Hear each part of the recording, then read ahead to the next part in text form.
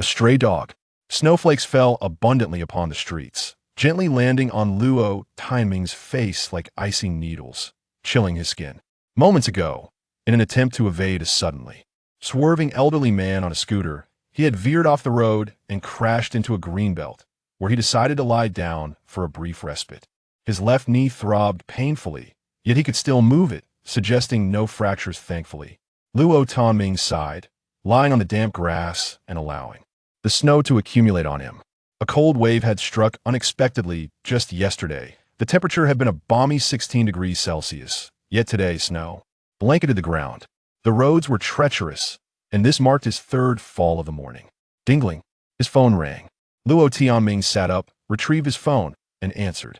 "Hello, why aren't you here yet? Do you not realize you're about to be late?" A woman's irate voice echoed through the receiver. "Apologies. The roads are slick due to the snow. Please wait another 10 minutes. That's unacceptable. The food will be spoiled by then. I refuse to accept it. Prepare for a complaint." The woman shouted angrily. "Wait. Hello? Hello?" The call ended abruptly. Furrowing his brow, Luo Tianming had no chance to call back when a notification appeared on his delivery app his customer was requesting a cancellation. He shook his head and typed a message to the vendor, informing them that he would purchase the meal himself. At worst, he could take it home for lunch given the dismal weather. He would not be accepting any more orders that afternoon, as he was merely a gig worker. When he glanced at the back of his electric scooter, he discovered the delivery box ajar and the meal missing. Scanning his surroundings, he noticed a bush of wintergreen a few meters away, from which protruded a fluffy tail. In an instant, Luo Tianming sprang to his feet, disregarding the pain in his leg, and rushed forward. Oh! A large black and white dog emerged from the brush, growling fiercely at Luo Tianming, baring its teeth in a menacing display.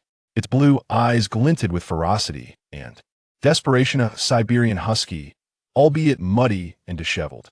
The dog was ravenous. Its fierce gaze was tinged with hopelessness. Just as Luo Tianming stood there, bewildered, the dog dove back into the thicket and emerged with a red non-woven bag, bolting away with it. The bag bore a long paper note. It was indeed the missing meal. "Stop!" Luo Tianming shouted, giving chase. The man and the dog raced through the greenbelt, and suddenly the dog dashed onto the road. Screech bang! A white Benz 260 screeched to a halt, but it was too late. The car collided with a husky, sending the dog flying 2 meters before it crashed heavily onto the pavement. Luo Tianming's heart sank as he disregarded the scattered meal in the snow and approached the injured dog. After all, it was a life. Oh! The husky howled in agony, struggling to rise, but its body swayed as if its lower half were paralyzed. Luo Tianming frowned, feeling utterly helpless. "Hey, can't you see?" A young woman rushed over, her heels clicking sharply against the ground. Dressed in a silver-gray mink coat, her complexion was fair, and she was reasonably attractive, albeit with prominent cheekbones and an air of arrogance. "What's wrong with you? Why did you rush into the road? It's snowing. Why are you driving so fast?" If this were an elderly person or a child, the consequences would be dire. Luo Tianming replied coolly, glancing at her heels. Her expression darkened. "Nonsense. You've scratched my bumper. Pay for my car. This is not my dog. You need to find its owner, but it's likely a stray. If it weren't for you chasing it, the dog wouldn't have run into the street. Look at you, pathetic. Transfer me 10,000 now, and we'll call it even, or I'll report you." The woman insisted, her tone relentless. Luo Tianming frowned. She was unreasonable and attempting to extort him. She appeared to be in her 30s, exuding an aura of wealth, yet her demeanor was shockingly venomous. Not wishing to prolong the confrontation, he suppressed his anger and said, "Enough of this. Go ahead and report me. Driving in heels is already a violation, and in this weather, you should have controlled your speed and paid attention." Just my luck. "Am wasting time with someone from the lower strata of society. I earn in an hour what you make in a day." "How unfortunate," the woman scoffed, dismissively turning to leave. "Stop. The police aren't here, yet you still have a chance to report to your insurance to run," Luo Tianming shouted, holding up his phone. She jumped into her car and sped away, leaving him behind. Luo Tianming lowered his phone. Reviewing the video he had just recorded, this was evidence. He was not typically a petty person, but her harsh words warranted a lesson. Just because she drove a small Benz she thought she was above others. When he had not been bankrupt, he had driven a 300. Hello, ID like to report a Hitandran Luo Tianming dialed. The road conditions were dire, the city was congested, and accidents were rampant. The operator informed him that the system was busy, advising him to preserve his evidence and wait for further instructions, or he could upload his documentation through the app. Approaching the husky, he heard it whimper softly, its icy blue eyes locking onto him with a mix of vigilance, and was that a plea for help? Luo Tianming removed his gloves, massaging his temples in frustration. He had contracted the flu 2 months prior to his third bout. This was not unusual, it was a common affliction worldwide, and people had grown accustomed to it. However, upon recovery, Luo Tianming discovered he could seemingly comprehend the expressions of animals. Perhaps it was a neurological issue, or perhaps it was related to swelling or some injury. He had felt anxious for several days, but was relieved that no other symptoms had manifested. He had since avoided contact with animals, fearing he might go mad or end up in a hospital. Now, however, contact with this creature was unavoidable. Luo Tianming sighed and murmured, "Don't move, I won't harm you. I'm here to help." "Oh." The husky lifted its snout, sniffing the air, and then nodded slightly. Did that mean it agreed? Luo Tianming believed he understood. He reluctantly shook his head, deciding to no longer evade his peculiar ability. "Don't bite me. I need to check your injuries." He observed the dog's gaze for several seconds before extending his left hand, inching closer to its head, and then he patted it gently. The husky did not resist. Instead, it stared at him, then closed its eyes, surprisingly compliant. Luo Tianming placed his hand on the dog's head once more. A peculiar sensation surged through him, akin to an electric jolt, reminiscent of holding a girl's hand for the first time. It was similar, yet decidedly different. There was something else. Luo Tianming felt dazed for a few moments, as though the husky transformed before his eyes into a pitiful puppy. He sighed, contemplating the gravity of his mental state. Yet at that moment, it seemed this dog would not bite. His hand moved down its neck, trailing along its spine. The dog's vertebrae protruded oddly, as if broken or dislocated. "Let's hope it's not a fracture. Stay here. They'll drive to get you," Luo Tianming instructed. The husky tilted its head, appearing to understand. He dared not fully trust his intuition. After all, this was the first time. He stood up and returned to his scooter, maneuvering it closer to the dog. "Hey, buddy, I'll give you 100. Sell me this dog. It's cold perfect for a hot pot." A man on a tricycle called out, unabashedly. "Get lost, this dog is not for sale." Luo Tianming retorted, "200? After all, it is not your dog." The man persisted, alighting from his vehicle, clearly intent on a forceful seizure. "Get lost," Luo Tianming bellowed, picking up a stone from the ground. "If you're not selling, then what's with the hostility?" The man leapt onto his tricycle, spat on the ground, and pedaled away. Luo Tianming gently lifted the husky and placed it on the footrest of his electric bike. The dog whimpered softly in pain, but offered no resistance, its eyes glistening with unshed tears. What a pitiful stray, rather reminiscent of himself. Luo Tianming mounted his vehicle, cautiously searching for the nearest veterinary hospital on his phone before carefully starting the engine. The road was a quagmire, and the heavy snow continued to fall, enveloping the world in a shroud of confusion, as if heralding the arrival of a harsh winter. Winter has come. Luo Tianming rode his bike, blending into the swirling snowstorm. Amidst the swirling snowflakes, dear viewers, recent reports have indicated that an unprecedented cold wave is imminent, potentially leading to hazardous weather conditions. Now, let us invite meteorological expert Mr. Meng to provide an analysis of the forthcoming weather. Thank you, host. Esteemed viewers, while you prepare your warm clothing, rest assured that the mountains stretching thousands of miles to the north of our city will serve as an effective barrier against the frigid air. Furthermore, should a southerly wind arise, temperatures may swiftly rise again, so there is no need for alarm. The television on the wall is broadcasting local news. With the formidable cold wave dominating the discussion, Luo Tianming approaches the water dispenser, fills a paper cup with hot water, and sips slowly. The biting cold has plunged the temperature from a balmy warmth yesterday to a chilling -6 degrees, yet he remains clad in a Green Rider's uniform. Designed to resist wind and water, but offering little in terms of warmth. This is a pet hospital, where 2 staff members in white coats are attending to a Siberian husky. After downing 3 cups of hot water, Luo Tianming finally feels some warmth return to his body and sets down the cup, moving towards the operating table. Friend, this dog's spine is misaligned, but we have successfully realigned it through manual techniques. Including the costs for x-rays, deworming, and rabies vaccination, the total comes to 3,800 yuan, payable via QR code. The masked veterinarian explains. Is that so expensive? This is a stray dog. Luo Tianming furrows his brow. This is already quite a discount. The dog has a microchip. You can contact the owner for reimbursement. We have transparent pricing, Xiaowan. The veterinarian calls out, turning to shout, print the billing details. You are responsible for this gentleman's payment. All right, no need to shout. Luo Tianming shakes his head, visibly displeased. The veterinarian seems overly concerned about him fleeing, displaying a rather superficial attitude. What does it matter that he wears a green uniform? The assistant, Xiaowan, approaches, removes her rubber gloves, and after a few clicks on the computer, prints a lengthy invoice. Handsome, we offer a complimentary bath for the dog. Would you like to take advantage of it now? The female assistant inquires cutely, tilting her head.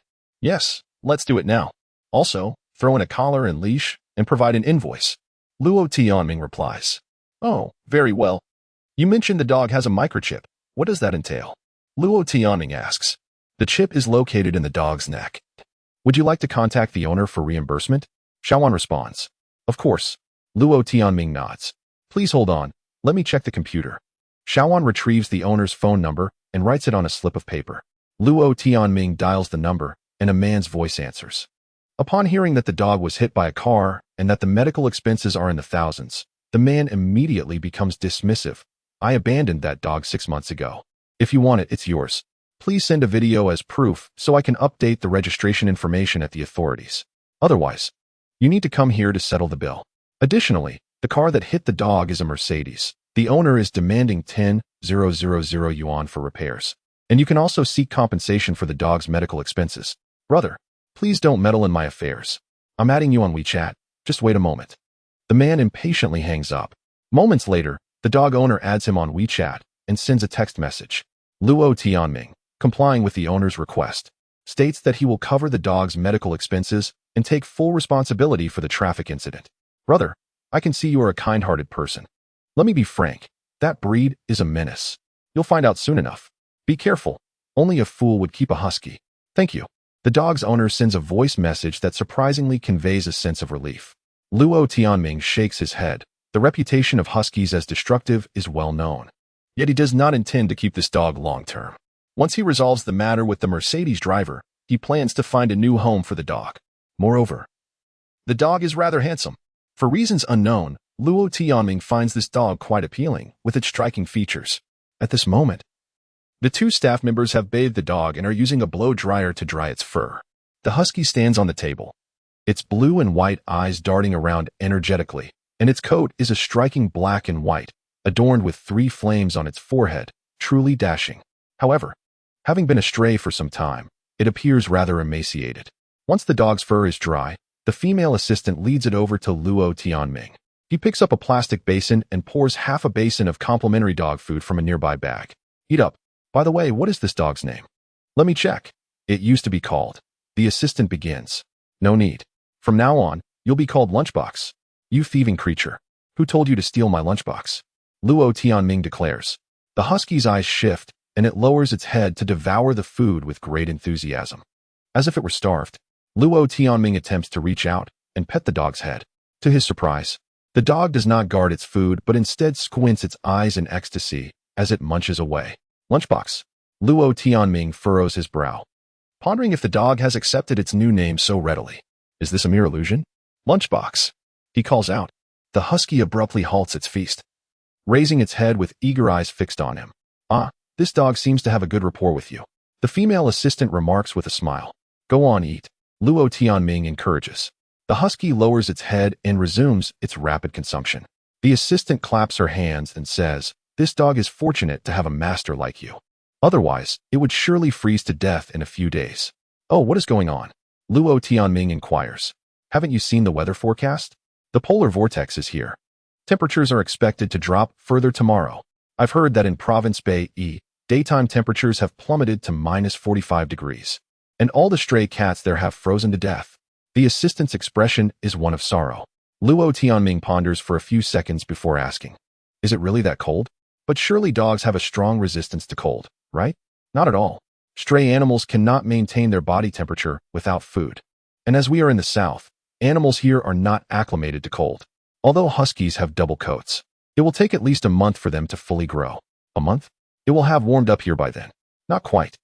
Experts predict a potential mini ice age. Temperatures may drop to -30 degrees and last for a month. For a month, all stray animals will freeze to death."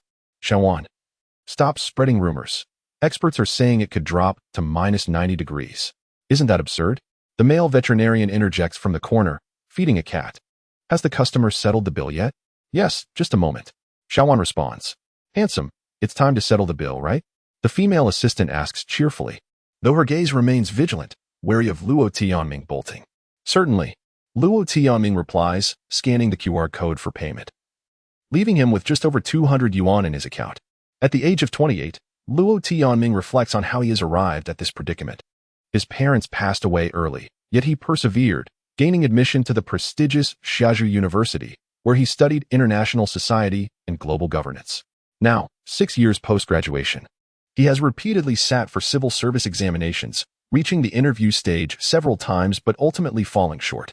Perhaps he lacks that final stroke of luck. Later, he humbled himself and joined a foreign trade company in Xiacheng City as a salesman, initially thriving until the company unexpectedly collapsed. Subsequently, he ventured into entrepreneurship with an overseas e-commerce business, only to face a large-scale account purge on the platform, resulting in his own account being mistakenly banned, leaving him without recourse. It was not feasible to fly abroad to litigate for years, leading to a loss of all his investments, even selling his car. Recently, as job opportunities dwindled, he resorted to becoming a writer, hoping to earn quick money to weather the storm. Luo Tianming exits the pet hospital, leading the dog outside. He believed himself to be invincible, capable of rising again. Suddenly, a notification chimed from his phone, interrupting his thoughts.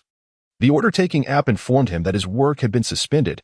He was required to apologize in person and seek forgiveness from the client, or he would be unable to accept further orders. Damn it, Luo Tianming couldn't help but curse. Once the client canceled the order, there was no option to file a complaint, unless one made a special call to report the issue. The other party was relentless, intent on shattering his livelihood as a delivery rider. Yet, there remained a chance for redemption. He could appeal, explain his situation to the platform, or humbly admit his mistake. Luo Tianming gritted his teeth and tossed his work uniform to the ground. Once one bows down, they become worthless. To hell with it. I refuse to compromise any longer. With tears welling in his eyes, he stared at the bustling street, desperately clinging to his resolve. Faced with yet another dead end, what lay ahead for the future? Heavy snow fell, heralding the arrival of a bitter winter. Chapter 3.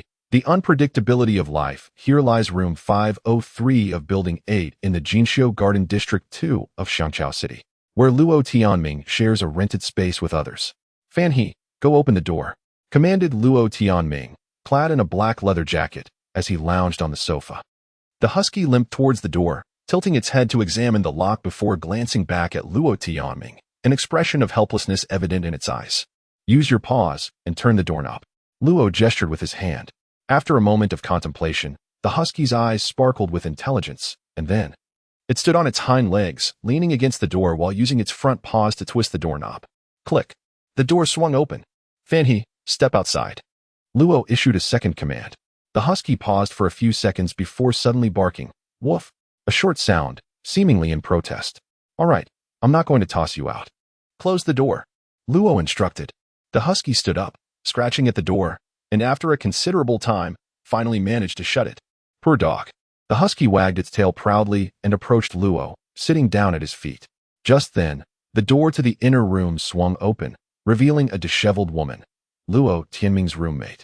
Shui Lu, a woman from the north in her late 20s. "Ah Ming, you finished work so early?"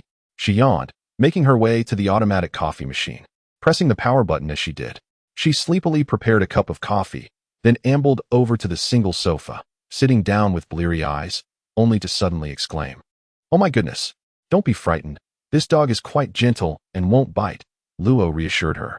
Shui Lu, clutching her chest with one hand, hurriedly replied, "I'm not afraid of dogs. I'm just startled by fluffy things. That really woke me up. This dog was found on the street, injured by a car. I couldn't bear to leave it, so I took it in temporarily. I planned to. Luo paused, a sudden reluctance washing over him. He didn't want to give the dog away after all. Moreover, this husky was remarkably clever, showing no signs of destructiveness. Why had it been abandoned?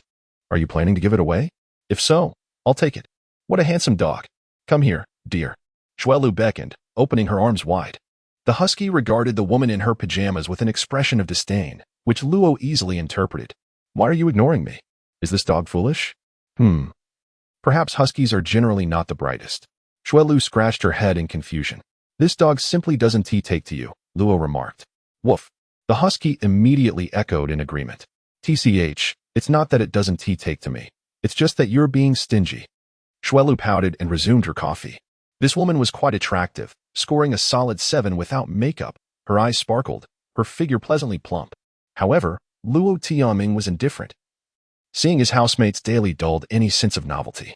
Previously, she had worked as a kindergarten teacher but had recently lost her job and transitioned into becoming a game streamer. Though her skills were lacking, her beauty attracted a following, yet it was hard work, often keeping her awake until the early hours of 3 or 4, only to rise around noon the next day. At this moment, she wore pink pajamas, her hair a tangled mess, and her face unwashed, giving her a rather disheveled appearance. In terms of age, she was a few months older than Luo, though she often called him Ming with a hint of authority, a fact he didn't mind. The apartment was a 3-bedroom unit, with another tenant named Bao Zihan, an emotional streamer who appeared quite young, only showing her face without revealing her figure, drawing viewers with her tales of heartache. Despite sharing the space, the two women maintained a somewhat distant relationship, occasionally clashing, while Luo found it easier to converse with them, albeit only in passing. In reality, cohabiting with women often lacked the romantic allure. It consisted merely of two struggling individuals sharing a roof to save costs. Luo rubbed his chin, feeling a prickly sensation. It was time for a shave. Time had carved away his youth, leaving only the remnants of experience, those spirited days. He sighed silently. He held no romantic notions towards his two female roommates. A man of integrity, how could he indulge in romantic pursuits? Moreover, once one has tasted the vastness of the ocean, they should not thirst for it without a material foundation. Presently, Luo Tianming's singular ambition was to earn money, to escape his current predicament, to ascend to the zenith of life, to soar like a dragon in the sky. Ming, what are you thinking about? By the way, why aren't you working today? I must remind you, it's almost time to pay the rent, Xuelu mentioned as she sipped her coffee. At that moment, the sound of a key turning in the lock was heard, followed by a click as a petite girl in a black down jacket entered.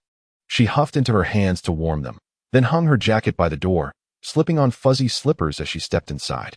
Oh, why is there another dog? She inquired. I found it on the street, injured. It's already been to the pet hospital. It's flea-free and has received its rabies vaccine. In a few days. I'll send it away, Luo replied hurriedly. This girl was Bao Zihan, a fellow alumnus from Luo's university, who had majored in psychology and had graduated just a year and a half ago. Small and delicate, with a doll-like hairstyle and gold-rimmed glasses. She appeared youthful yet exuded a cold demeanor, often exhibiting obsessive-compulsive traits, looking down on others with a haughty air. Oh, Bao Zihan rubbed her hands together, seemingly cold. She gazed at the sitting husky, warning, you need to be cautious. The landlord will have issues with this. This genuine leather sofa costs 20,000 yuan. If it gets chewed up, you'll definitely have to pay for it. The rental agreement is very clear. No furniture or items can be damaged, not even scratches. Any damage will be charged to me. I'll take full responsibility for any damages, Luo assured her. I'm merely giving you a friendly reminder. Are you wealthy enough to cover damages? Bao Zihan scrutinized Luo, her gaze piercing. This junior was 5 years younger, yet Luo felt uncomfortable under her scrutiny. Senior Luo, have you given up your delivery job? Bao Zihan queried. How did you figure that out? Luo replied, slightly breathless. Well, there is no sign of your uniform at the door. You must have fallen on the way, lost the food to this dog, and ended up with a cancelled order and a complaint. Luo chuckled lightly. It's for the best. Being a delivery person leads nowhere and tarnishes our school's reputation. Bao Zihan sneered coldly. Luo felt a wave of discomfort wash over him. He had been navigating the world for several years. Life was bound to have its ups and downs.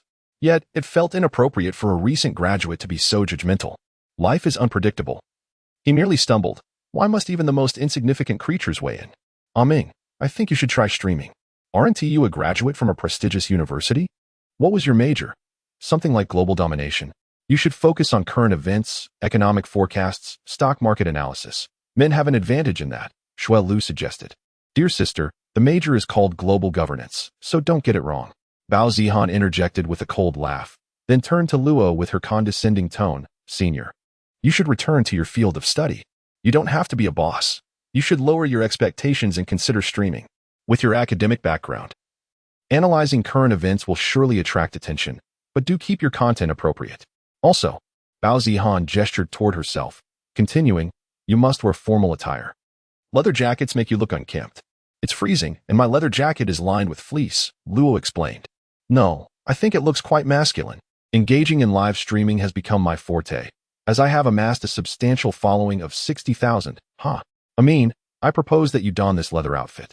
It appears to be of the hunting style, does it not?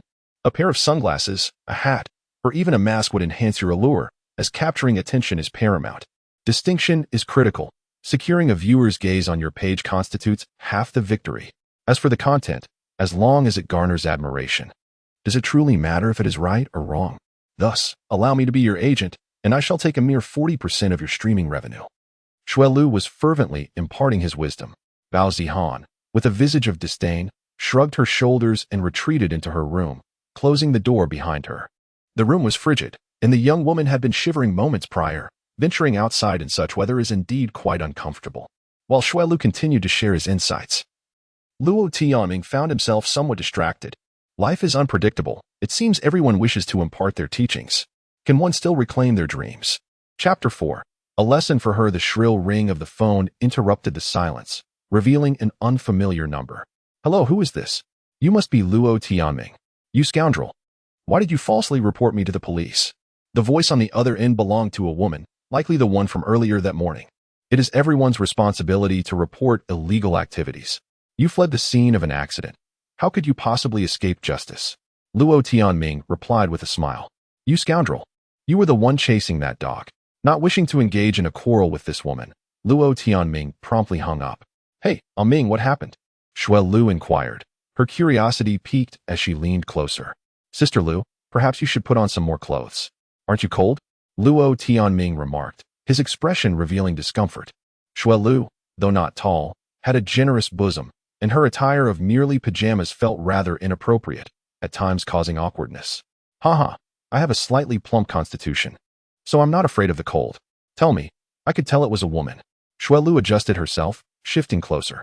Luo Tianming frowned in distaste, but refrained from making further comments. Woof woof. The husky, having been quietly seated beside them, suddenly barked twice. Its sharp and powerful barks seeming to warn the woman to keep her distance. Oh dear, I almost forgot about you. You bad-tempered little dog. How dare you bark at me? Lu bared her teeth at the dog. Luo Tianming cast a surprised glance at the husky, astonished that it would defend its owner. The phone rang once more. After a brief pause, Luo Tianming finally answered. You scoundrel, how dare you hang up on me? The woman's voice was filled with fury. He silenced the call, muting it, and opened a news application instead. The woman continued to call repeatedly, but he ignored her. Undeterred, she tried again and again until he eventually blocked her number. After a while, a notification from WeChat appeared, indicating a friend request from someone named Hilda. With a message that read, please accept, I'm sorry. It seemed somewhat sincere, so Luo Tianming approved the request. The video call was initiated, and he accepted it. Can you stop hanging up on my calls? The woman's tone remained reproachful. I will warn you just once. If this continues, our conversation will cease. Luo Tianming replied firmly. The woman fell silent, her expression turning dark. In the video, her phone appeared to be mounted on a stand, revealing a woman clad in a light blue suit, sitting upright in a large office chair.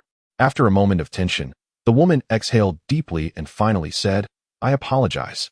I understand now. Please be more cautious in the future. You cannot drive in high heels, and you shouldn't speed in snowy conditions. This time you were fortunate to have only hit a dog. What if it had been a person, and you fled the scene? Luo Tianming spoke earnestly. I appreciate your advice. However, I did not flee. My lawyer friend informed me that hitting a stray dog and leaving does not constitute a hit and run. This is not a stray dog. It has an owner. It has a chip in its neck. Look. Luo Tianming turned the camera towards the husky on the ground, commanding, bark. What woof? The husky complied. Turning back to the camera, Luo Tianming smiled silently. You scoundrel. You actually took the dog away. The woman was about to erupt again. If you utter another insult, we shall never converse again. I will send the video evidence to the traffic authority. What was the name of their software again? Wait, that dog is not yours, she exclaimed. Nodding with a smile, Luo Tianming replied, I took the dog to the veterinary clinic for treatment, spending thousands of dollars. The owner was extremely grateful and decided to give me the dog. He sent over text and video as proof, so legally, I am now the owner of this dog. Moreover, he paused for dramatic effect, continuing after a few seconds, the original owner transferred the rights to handle this traffic incident to me as well. So, what else do you wish to say? The woman's expression became vacant, as if her phone had frozen. However, the slight tremor of her body indicated that this was not merely a still image. After a lengthy silence, the woman finally murmured, You must have come to set me up on purpose, didn't you? Who sent you to do this? Before she could finish, a hand appeared in the frame, patting her shoulder and silencing her. Luo Tianming frowned, suddenly alert. This woman let something slip. There must be another reason she needs to resolve this matter, and the person behind her could very well be a lawyer. We have discussed everything necessary. I have no further demands. Simply transfer the dog's medical expenses to me. I will now send you the invoices, itemized bills, x-rays of the dog's fractured bones, and the chip information as evidence. You can negotiate the rest with the traffic department. I hope you learn from this experience and exercise caution in the future. Luo Tianming stated, maintaining an impassive demeanor. The woman nodded, all right. Also, remember not to be so arrogant, tossing around insults like poor and social underclass, as it only reveals your lack of refinement. That little Benz 260 of yours is a low-spec model, right? I used to have a high-spec 300, a vehicle worth 300,000 to 400,000. What is there to flaunt? Goodbye. Wait. Before she could finish her sentence, Luo Tianming ended the call and promptly sent over the pile of evidence. Moments later, the woman sent a transfer of 5,000 yuan, which Luo Tianming unhesitatingly returned. Beside him, Shuelu, having been eavesdropping for a while, could no longer contain her curiosity. Ming, why did you return the money? Wasn't he at 5,000? That could cover a month's worth of takeout. Aren't you going to pay the rent? Oh, right. Shuelu suddenly exclaimed, her face lighting up with realization. I get it. She fled the scene. You want to extort her for a hefty sum, don't you? How much do you want? Luo Tianming ignored her and continued scrolling through news on his phone. After a moment, the woman sent a message asking, How much do you want? Luo Tianming pondered. Things had become complicated, and he could easily be accused of extortion if he wasn't careful. Ming, say something. How much do you intend to ask for? This is none of your concern. And could you please put on some clothes? Aren't you cold? Luo Tianming frowned. Humph, what a miser. Shuelu huffed, then hurried into her room. She returned wearing a white down jacket, plopping down beside Luo Tianming, causing the sofa to shake slightly. Aru? The husky barked in discontent, then yawned widely. Ming, how do you plan to respond? That's money we're talking about. You can't just let it go. Shuelu pressed impatiently. Luo Tianming shook his head, typing as he spoke. I'll ask her to transfer only 3,800 yuan. It's a matter of professionalism. Once he sent the message, he opened the traffic authorities app, inputting the report number and video information, typing an explanation before clicking upload. The woman quickly sent over the 3,800 yuan, and Luo Tianming immediately accepted it. He was in dire need of funds, so every penny mattered. Ming, why act so coy? Why not ask for a bit more? Shuelu lamented. A lesson is sufficient. Besides, I did once possess a Benz. Luo Tianming set his phone down, placing his feet on the coffee table. Humph. Keep pretending. You went to a prestigious university, acting lofty. No wonder you're broke. I bet you'll never make it as a streamer. I've seen plenty of people like you. All you do is boast. I don't believe you could afford a Benz. Shuelu scoffed. Luo Tianming smiled, but chose not to respond. For those whose paths diverge do not conspire together. Suddenly, the door to the inner room swung open, and Bao Zihan emerged, wrapped in a cozy blanket. Luo Tianming quickly placed his feet on the ground. Bao Zihan approached the small sofa, gracefully seated herself, and haughtily remarked, I intend to earn money while standing, am I not? And you, Shuelu? She abruptly raised her voice, her eyes reflecting a blend of pity, disdain, and a profound understanding of the world. Please be mindful of your choice of words. Whether as a host or a broadcaster, refrain from using the term do. Chapter 5. extraordinary abilities. The pleasantly plump Xue Lu meticulously adorned herself before stepping out for lunch, as it was rumored that a friend had traveled great distances to see her. In contrast, Bao Zihan simply ordered takeout, retreating to her own room and shutting the door behind her. Luo Tianming was somewhat restless, absent-mindedly caressing the lid of his lunchbox while contemplating his plans for the coming days. The news today was rife with discussions about how the cold wave might incite extreme weather events, and the frequency of such reports was increasing. Previously preoccupied with delivering takeout, he had scarcely paid attention to these matters, but now, upon leisurely scrolling through the news, he immediately sensed an unusual atmosphere. Global temperatures were plummeting, and several high-latitude countries had already declared a state of red alert. Although the domestic situation remained stable, television broadcasts were advising residents to stockpile supplies in preparation for the impending winter. Most experts predicted that this would merely usher in a minor ice age lasting approximately 2 to 3 years before conditions returned to normal, provided that adequate preparations were made. However, a faction of scientists suggested the possibility of entering a major ice age. Should that occur, the world would be engulfed in a super winter lasting millions of years. Ice sheets would blanket the polar and temperate regions, oceans would freeze, and the planet might enter a snowball state, succumbing to global frost. One could only hope that a major ice age would remain a statistical anomaly. After contemplating this for a moment, Luo Tianming shifted his focus to surviving the winter. Today's dramatic temperature drop was forecasted to reach a chilling -30 degrees Celsius, potentially lasting from a week to a month. Preparations were imperative. The amenities in his apartment were quite decent, with air conditioning in every room and a design that could be classified as light luxury. Altogether, including shared utilities, his monthly expenses amounted to about 1,000 yuan. Now, devoid of employment, he was left with merely 4,000 yuan in cash, and debts loomed large.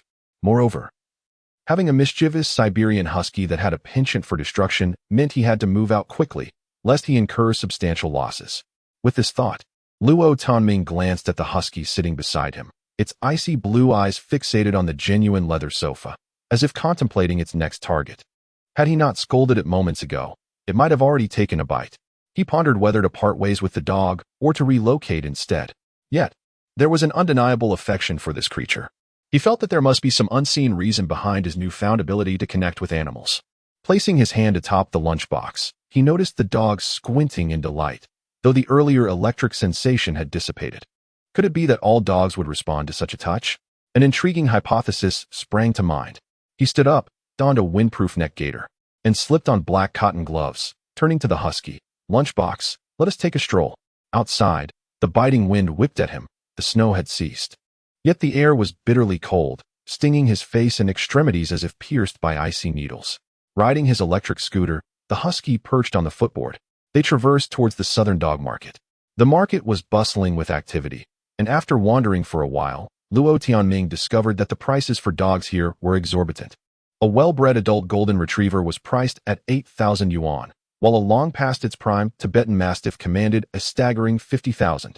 Puppies, on the other hand, were relatively inexpensive, but given their naturally clingy nature, he felt inclined to seek out a dog with a more irritable temperament for experimentation. His special ability likely lay in taming animals, and he vaguely sensed that once he managed to domesticate a dog through contact, it would surely be his to take.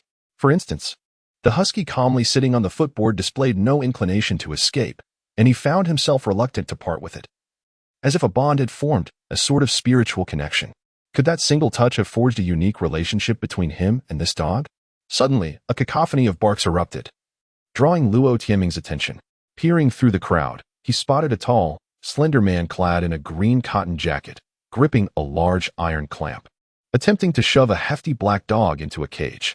Nearby, an electric tricycle was parked, its rear compartment housing 5 large cages. One contained a sizable dog, while the others were filled with puppies of various breeds. This man was likely a dog dealer. The black dog struggled fiercely, causing the cage to rattle ominously, and the dealer struggled to maintain his grip, nearly losing control. "Someone help. This black dog is too strong. If it escapes, I won't pay," the dealer shouted in desperation. "Get in there." An elderly man kicked the dog from the side. The large black dog fought even harder, panting heavily, its eyes wide as saucers, blood trickling from its eyelids. Luo Tianming maneuvered his scooter closer and inquired, "Whose dog is this? Are you selling it for meat?" My dog. This beast has bitten my entire family. It must die today. You get in there. The old man retorted while delivering another kick. How much for the dog? Luo Tianming asked. 800 yuan, do you want it? This is a Tibetan Mastiff. The old man replied. What is wrong with you? I've already reserved this dog. The dealer interjected loudly. How can such a large Tibetan Mastiff only cost 800? It's worth more than that in meat. Luo Tianming protested. Nonsense. This dog is a mixed breed, not worth a penny, and it's nothing but bones, barely weighing 100 pounds. The dealer exclaimed, eyes bulging. I'll offer 1,000. This dog is mine, Luo Tianming said, parking his scooter with a grin. Nonsense. Are you here to cause trouble? Come on, here, take it. The dealer thrust the iron clamp toward Luo Tianming, pulling the black dog's head from the cage. The dog bared its teeth, foam bubbling at the corners of its mouth, consumed by rage. Luo Tianming took a step back, smiling at the dealer as he said, Don't do this. I won't let your efforts go to waste. If I buy this dog, I'll also purchase the large dog in your vehicle, and you'll make a profit. All right. The dealer paused, a cold smile creeping across his face. That sounds good. But do you have the ability to take this Tibetan Mastiff? I deal with dogs daily and can't control it. Just look, it's ready to eat a person. The black dog howled furiously. Suddenly, the husky joined in, leaping off the footboard to stand by Luo Tianming's side, barking defiantly at the black dog. You step back? Luo Tianming waved his hand. The husky wagged its tail and scampered to a distance, still barking at the black dog in defiance. The black dog continued to roar, yet its gaze shifted slightly, becoming less menacing, transforming into a mere warning. Taking a deep breath, Luo Tianming leaned in closer, extending his palm toward the black dog. Amidst the gasps of onlookers, his hand landed on the dog's head. Oh my! Bite him, bite him! What is happening? A faint yet distinct current surged through his palm, and for a moment, Luo Tianming felt disoriented. Suddenly, the black dog fell silent. After a few seconds, it shook its head, ceasing its growl. Luo Tianming withdrew his hand and locked eyes with the dog for a moment. The fierceness in its gaze evaporated, replaced by a sense of warmth and confusion. The dog appeared bewildered. Luo Tianming reached out again, gently stroking its head. Don't be afraid. I am your master. Today, no one will harm you. To his astonishment, the black dog let out a soft whine. Wow. Incredible. This person seems to have an affinity with dogs. An elderly gentleman exclaimed, adjusting his glasses. The dealer loosened his grip on the clamp, which slipped from the dog's neck. Heavens! Back away, don't get bitten. Someone else shouted in alarm. Luo Tianming slowly picked up the dog leash from the ground and tugged gently. The black dog hesitated for a few seconds before finally taking a step forward. Luo Tianming exhaled in relief and glanced at the elderly man selling the dog. 1,000 yuan. Hand me your phone for the payment. No, it's your word against mine. The price is actually 1,002. The old man suddenly retorted. Ha ha. The dog dealer nearby erupted into laughter. The old man retrieved his phone, input the amount of 1,002, and then displayed the payment code. Without a moment's hesitation, Luo Tianming scanned the code and completed the transaction.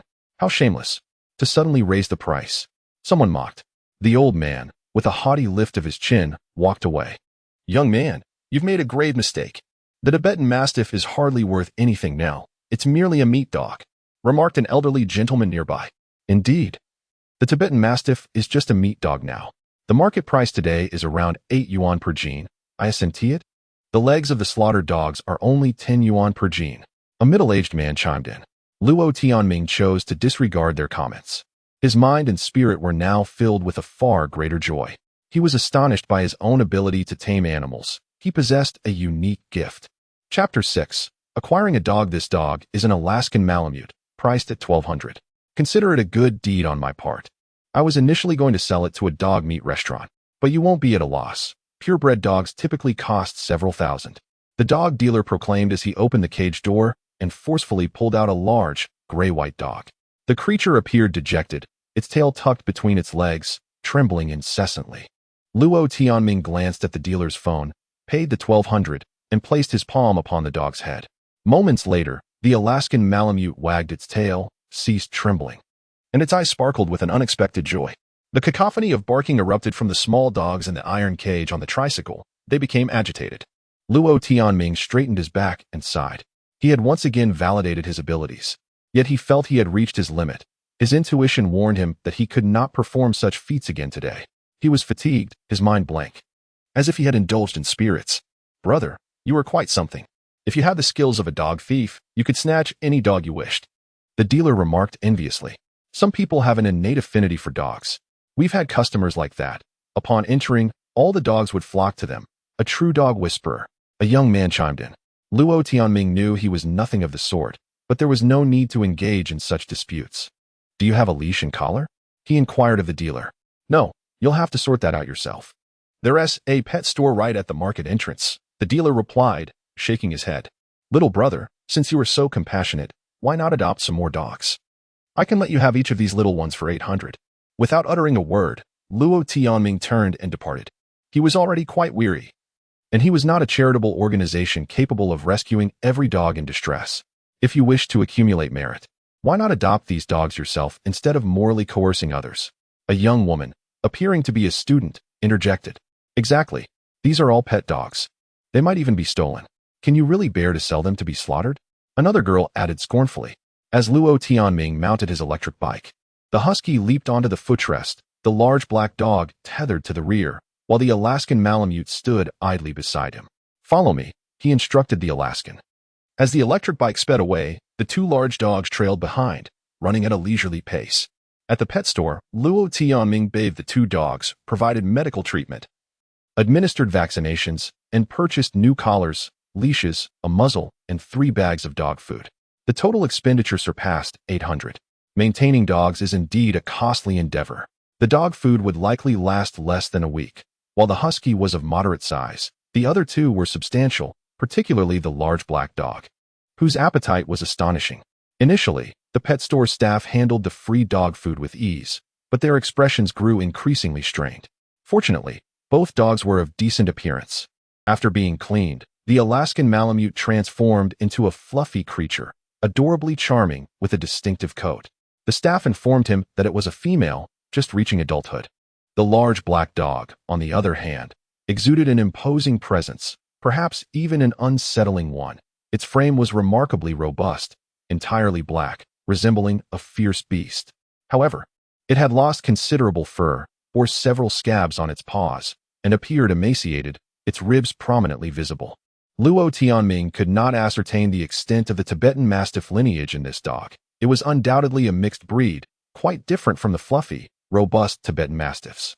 Its muzzle lacked the excess skin, instead featuring a pronounced square shape, and its eyes radiated a fierce intensity. Even with a muzzle on, it emanated an air of menace. As he exited the pet store, Luo Tianming felt a mixture of elation and melancholy. Where should he go? These dogs had formed a bond with him during their domestication, making it difficult to part with them. Abandonment was not an option. The cold winter loomed ahead. Should he sell them? After a moment of hesitation, he resolved to wait until tomorrow. His rented accommodation was in the northwest corner of the city, at the Jingsua Garden community.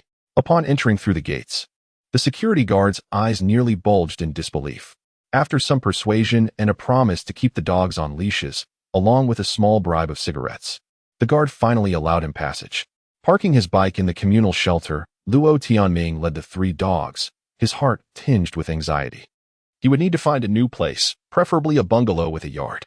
He sensed his collection of animals would only continue to grow. Stop! A woman's voice suddenly rang out. Woof! Woof! Simultaneously, the large black dog began to growl. Goodness! Have you lost your mind, keeping so many dogs? The woman's tone dripped with reproach, her face frosty, clad in high heels and a fur coat. It was indeed the binge-driving woman he had encountered earlier. Luo Tianming frowned but ignored her, tightening his grip on the leashes. Ligia, let me handle this.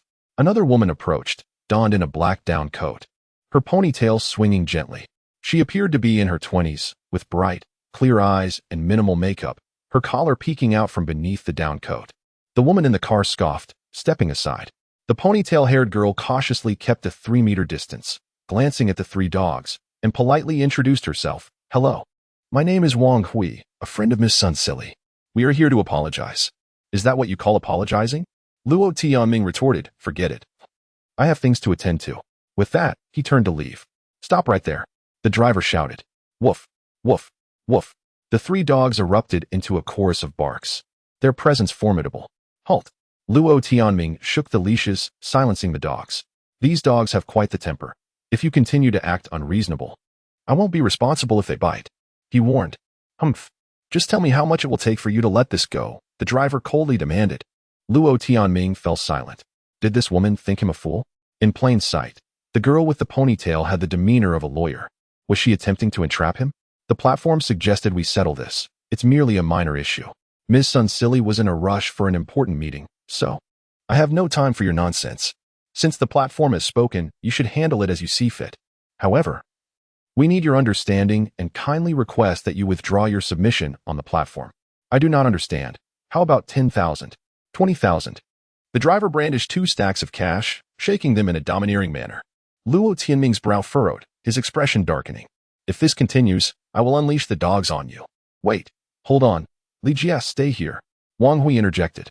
Luo Tianming led the dogs into the building, opting for the stairs rather than the elevator. His apartment was on the 5th floor, and taking the elevator with 3 dogs, especially the large black one, was a recipe for complaints. After all, he was merely a tenant. Upon reaching the 5th floor, Wang Hui surprisingly followed him, albeit maintaining a 5-meter distance. Stop following me. I want nothing to do with this matter, Luo Tianming stated. All right. However, I think these dogs are splendid. Would you consider selling one to me? Wang Hui smiled, her eyes gleaming with interest. Chapter 7. Keeping dogs at the villa. Moments later, Wang Hui led away the Alaskan Malamute. This woman was remarkably efficient, not uttering a word about reconciliation, but instead expressing her desire to purchase the dog. She suggested that Luo Tianming record a video on his phone to prove that this was merely a pet transaction. She mentioned a neighbor-esque golden retriever, which was exceptionally intelligent, and how others had offered 50,000 but it had not been sold. Thus, the price of pets could always be deemed reasonable ultimately.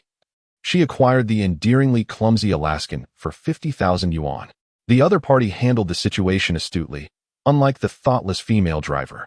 Luo Tianming closed the door, seated himself on the living room sofa, yet his mind remained unsettled for an extended period. The 50,000 yuan transferred to him was already in his possession, and the other party had remarked, "The dog is adorable. It was a pleasure doing business." Luo Tianming opened his phone to retract the report he had filed. The other party insisted on reconciliation, and Luo Tianming acquiesced, as he was in need of funds. Thus, this matter could come to a close. However, selling that dog left him with an inexplicable sense of loss, which only began to fade after half an hour. So that was it. Luo Tianming gazed at his 2 dogs and gleaned some insights. Woof! The large black dog suddenly barked. The door creaked open, and moments later, Bao Zihan entered, carrying several bags. Woof woof! Don't bark. It's a familiar face, Luo Tianming said, patting the black dog on the head to quell its barking. While the husky remained composed, quietly sitting, Bao Zihan paused upon seeing the black dog. I'm currently searching for a house, and will be moving out soon, Luo Tianming stated. Bao Zihan said nothing, her expression rife with disdain as she cautiously maneuvered past him and retreated to her room. Luo Tianming opened his phone to seek rental information. There were no suitable properties nearby. Either they were industrial lands or entire buildings with exorbitant rents. However, Luo Tianming suddenly stumbled upon a villa within the Jinxiu Garden community, which required annual rental payments of 20,000 yuan, with the landlord covering the agency fees. This was quite perplexing. According to the information on the agency site, this villa was located at No on the left bank, deep within the community, adjacent to the back mountain. Luo Tianming had previously delivered takeout to that area. It was a cluster of standalone old villas, and such an affordable price seemed implausible. Intrigued, Luo Tianming thought it wouldn't hurt to give it a try, so he dialed the contact number. The call was answered by the agency, which candidly stated that the property was still available, non-negotiable, unfurnished, and merely a shell of a house. Chickens were not permitted, and if one were to reside there, they would need to furnish it themselves. It had only basic water and electricity installed, lacking gas, internet, or television connections. Luo Tianming promptly arranged to view the property. Although he had lost his job as a delivery driver, Luo Tianming felt confident he could earn money, especially with his newfound abilities. Moreover, the villa was within the same community, allowing for a convenient move. Having lived in this community for nearly 2 years, he was well acquainted with his surroundings, making it ideal to remain here. Half an hour later, the agent arrived downstairs, a young man clad in a thin suit, wearing a down vest. His nose reddened from the cold. Luo Tianming, with both dogs in tow, followed the agent for over 10 minutes until they finally arrived at No. 23 on the left bank. This three-story building nestled at the end of a row of structures, separated from the neighboring villa by a concrete wall, with a hillside mere meters behind it leading up to wild mountains. This location was on the outskirts of the city, somewhat remote. The agent opened the gray iron gate and gestured inside, stating, "This is it. Only a concrete wall has been constructed. There is nothing else. The previous tenant raised chickens here. Leaving the upper floors dirty, you'll see remnants of chicken droppings shortly. Well, you can keep dogs here. You'll need to handle the broken glass and damaged doorknobs yourself, all right?" "What is the landlord's situation?" Luo Tianming inquired. "The owner has several villas, but she has gone abroad. The purpose of renting it out is to prevent damage or squatting. If you rent long-term, you should be fine for 3 to 5 years. You can plant vegetables or store some goods. Living here is permissible, by the way. There is no garage, so cars must be parked on the street. You can take a look outside. It should suffice." The male agent rubbed his hands together, shivering from the cold. "All right, I'll rent it." Luo Tianming nodded. Had it not been for his failed business venture, he could have bought such a villa, but a wise man does not dwell on past glories. The agent worked swiftly, guiding Luo Tianming through the process of electronic signing on the app. After a brief phone call with the landlord, whose surname was Sun and who was an elderly lady, she completed her signature on the app as well. Luo Tianming then transferred the payment, and within 10 minutes, the contract was finalized.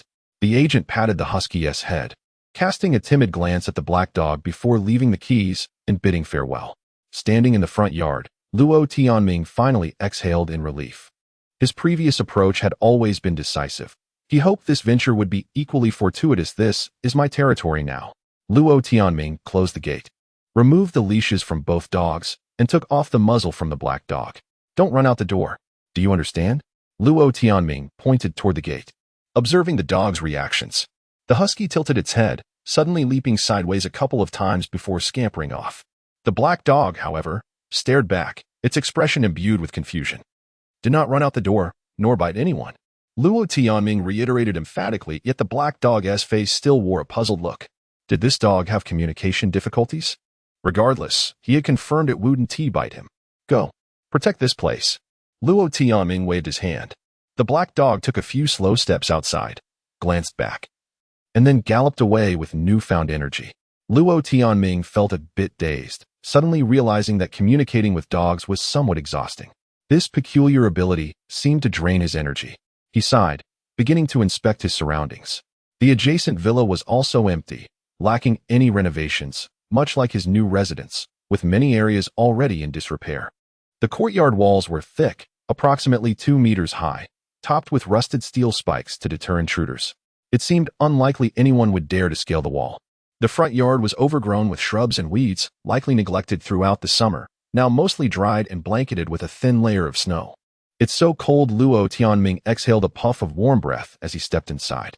Unlocking the door revealed an empty space with a concrete floor, indeed somewhat grimy, with remnants of chicken droppings still lingering in the corners. Next to the stairs was an elevator shaft, stark and barren, with cold air pouring in from above. Ascending to the second floor, he found the bathroom at the corner had been renovated, but only a squat toilet had been installed. The third floor contained 2 empty rooms, and continuing up the stairs led him to the rooftop. The rooftop was flat, perfect for a garden, but the wind was fierce and snow had accumulated. Woof woof. The 2 dogs barked outside, the husky gleeful, while the black dog seemed still a bit uncertain. Luo Tianming exhaled a cloud of breath, feeling as if the wind might penetrate him. He had rented this villa primarily out of necessity to accommodate his dogs. However, he certainly intended to make it his home as well, for winter was approaching. How would he survive the cold months ahead? Chapter 8. The warmth and cold of humanity. Ming, have you really brought home another dog? Xuelu's eyes widened in disbelief. Yes, it was a coincidence, but the dog isn't staying here. I've already found a suitable place. Luo Tianming replied as he packed his belongings. Leaning against the doorframe, Xuelu feigned reluctance. "So, are you moving today? I will miss you." "Haha, thank you. I'm not leaving just yet. The other place is completely bare, just a shell of a house with a yard where I can keep the dog," Luo Tianming explained. He couldn't take Xuelu's words too seriously. She had just met with friends, was well fed, and claimed the meal was sumptuous. Luo Tianming had no time to dwell on such details. Although Xuelu was quite affectionate towards him, their connection was fleeting, merely a chance encounter. Time passed swiftly, and before long, dusk descended. The two dogs were still wandering about the empty villa. Luo Tianming gathered dog food, a water bucket, and a plastic bowl, then hurried to the villa, anxious that the dogs might be starving or thirsty enough to leap over the wall, especially the large black dog, if it escaped. It could spell trouble. Upon arriving at the villa, he was greeted by the cheerful barks of the dogs. His heart finally settled. Once inside, he filled the plastic bucket with water and placed the food in the bowl, prompting the two dogs to devour their meal eagerly. Both were male dogs, with the larger black dog asserting its dominance by pushing the husky aside. However, after a few reprimands, they ceased their squabbling and began to develop a preliminary understanding. Big Black, you shall be called Dahe. Luo Tianming attempted to pat the black dog's head. The creature raised its head warily, but did not bite. Your name is Dahe, he repeated. Wong. The black dog barked, its eyes seemingly sparkling with newfound recognition. Eat up. You will stay here tonight. And do not venture outside. Luo Tianming instructed them, surveying the villa. The night had nearly enveloped the surroundings. Although the villa had basic wiring, it lacked any lighting, leaving the interior shrouded in darkness. The night breeze whistled through the cracked windows, chilling the air. The building covered at least 200 square meters. Accommodating anyone would require considerable effort, which explained the low rent. Upon returning to apartment 503, he ordered takeout and hastily finished his meal before devising a shopping plan. He didn't have much luggage, as the place was intended for immediate occupancy, but moving to the villa meant he would need to purchase everything anew. The room needed light fixtures, the cheapest bulbs would suffice, and the yard required installation as well. He needed to buy a roll of electrical wire, a voltage tester, and various tools. Although he still had 34,000 yuan in cash, it was diminishing rapidly, necessitating frugality. He needed to buy a sofa set, a fabric one would do, along with a bed, tables, chairs, and bedding. Perhaps sleeping bags would be more portable, allowing him to take them when he no longer rented. He also required kitchenware, utensils, a new lock for the front door, and tools like shovels, axes, and hammers for the yard. Gradually, he added numerous items to his cart, and within an hour, the total exceeded 5,000 yuan. This was merely for basic living necessities, and Luo Tianming had chosen all affordable options. He was T1 to deliver it. Once he made a decision, he placed the order, using his credit limit for payment. The dogs required a doghouse, and the kitchen needed a stove, and he thought, could he perhaps install a fireplace in the living room? A spark of inspiration struck him, and he resolved to build it himself. He found a vendor that could deliver quickly and ordered 3,000 bricks and 5 bags of cement, all for just over 4,000, including shipping. After all, the landlord was abroad, and since he had paid a full year's rent, he could consider some long-term plans. The sound of a television filled the living room, blaring loudly, seemingly broadcasting news, interrupting Luo Tianming's thoughts. Come out and look. Shuelu called from outside. It was already past 8 in the evening. Why was this woman not focusing on her live stream? Luo Tianming rolled out of bed and opened the door, immediately greeted by the overwhelming volume of the television. Breaking news. The crisis escalates. A super cold wave has suddenly hit Dwalin and Aslaga, and the entire northern hemisphere is facing a new wave of rapid temperature drops. The predicted lowest temperature could reach -70 degrees. It is expected to hit our country in the next 2 days. We now connect with our correspondent overseas. Could you please keep it down? Bao Zihan emerged from her room, covering her ears in complaint. All right. Shuelu signaled her agreement and lowered the volume, nervously adding, I called you out to see the news. Oh my, you must look. The screen displayed scenes of a blizzard, with darkness engulfing the sky and numerous sheep lying lifeless on the ground, even the dogs frozen like sculptures. The text below read that this was near the Arctic Circle, highlighted in red showing a chilling -79 degrees. Truly alarming. Humph, that's abroad. What's so frightening about it? They're making a fuss. Bao Zihan shook her head. Lowering the volume to a whisper, Shuelu grabbed her phone and stepped aside to make a call. Luo Tianming pondered. Sister Lu is from the northern province. The cold wave will reach there tomorrow. Oh, I'm sorry, Sister Lu. Please have your family take care, Bao Zihan chuckled. Luo Tianming shook his head, perplexed by this junior's insensitivity, whether intentional or simply lacking emotional intelligence.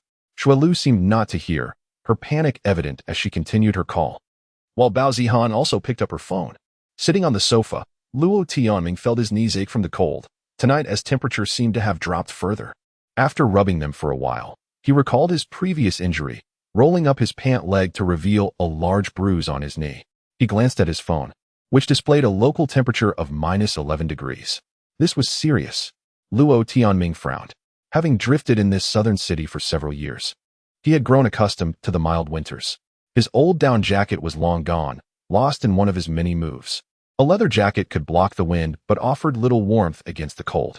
If the cold wave swept southward into this small city, it might indeed plummet to -30 degrees.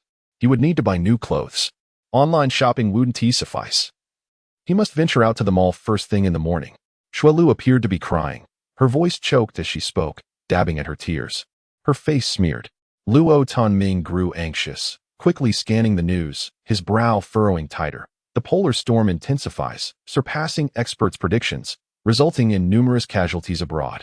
Several high-latitude countries are urging citizens to migrate to tropical regions to evade this unpredictable disaster. Some scientific institutions have even proposed the term extinction-level crisis. A multitude of scientists are calling for an emergency meeting of the International Alliance to address the impending glacial crisis. The glacial crisis.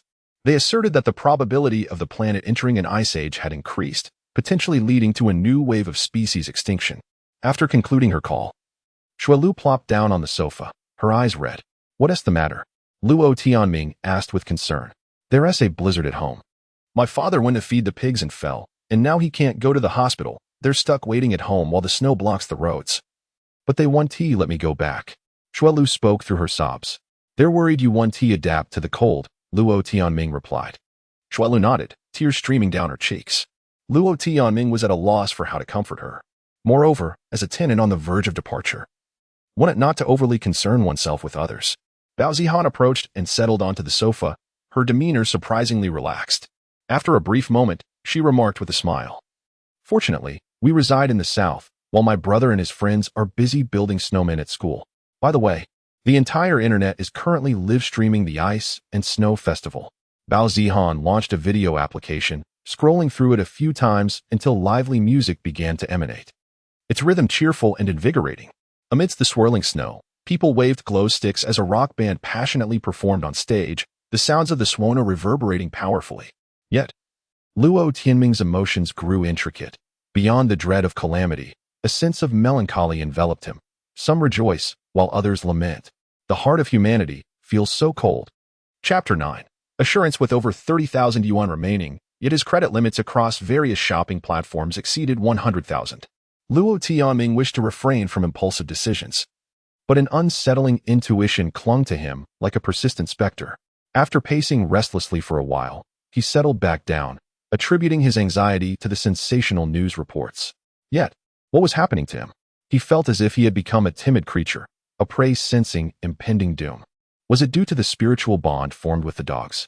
This instinct felt akin to an animal's primal intuition. After a moment of contemplation, Luo Tianming resolved to heed this instinct, at least partially.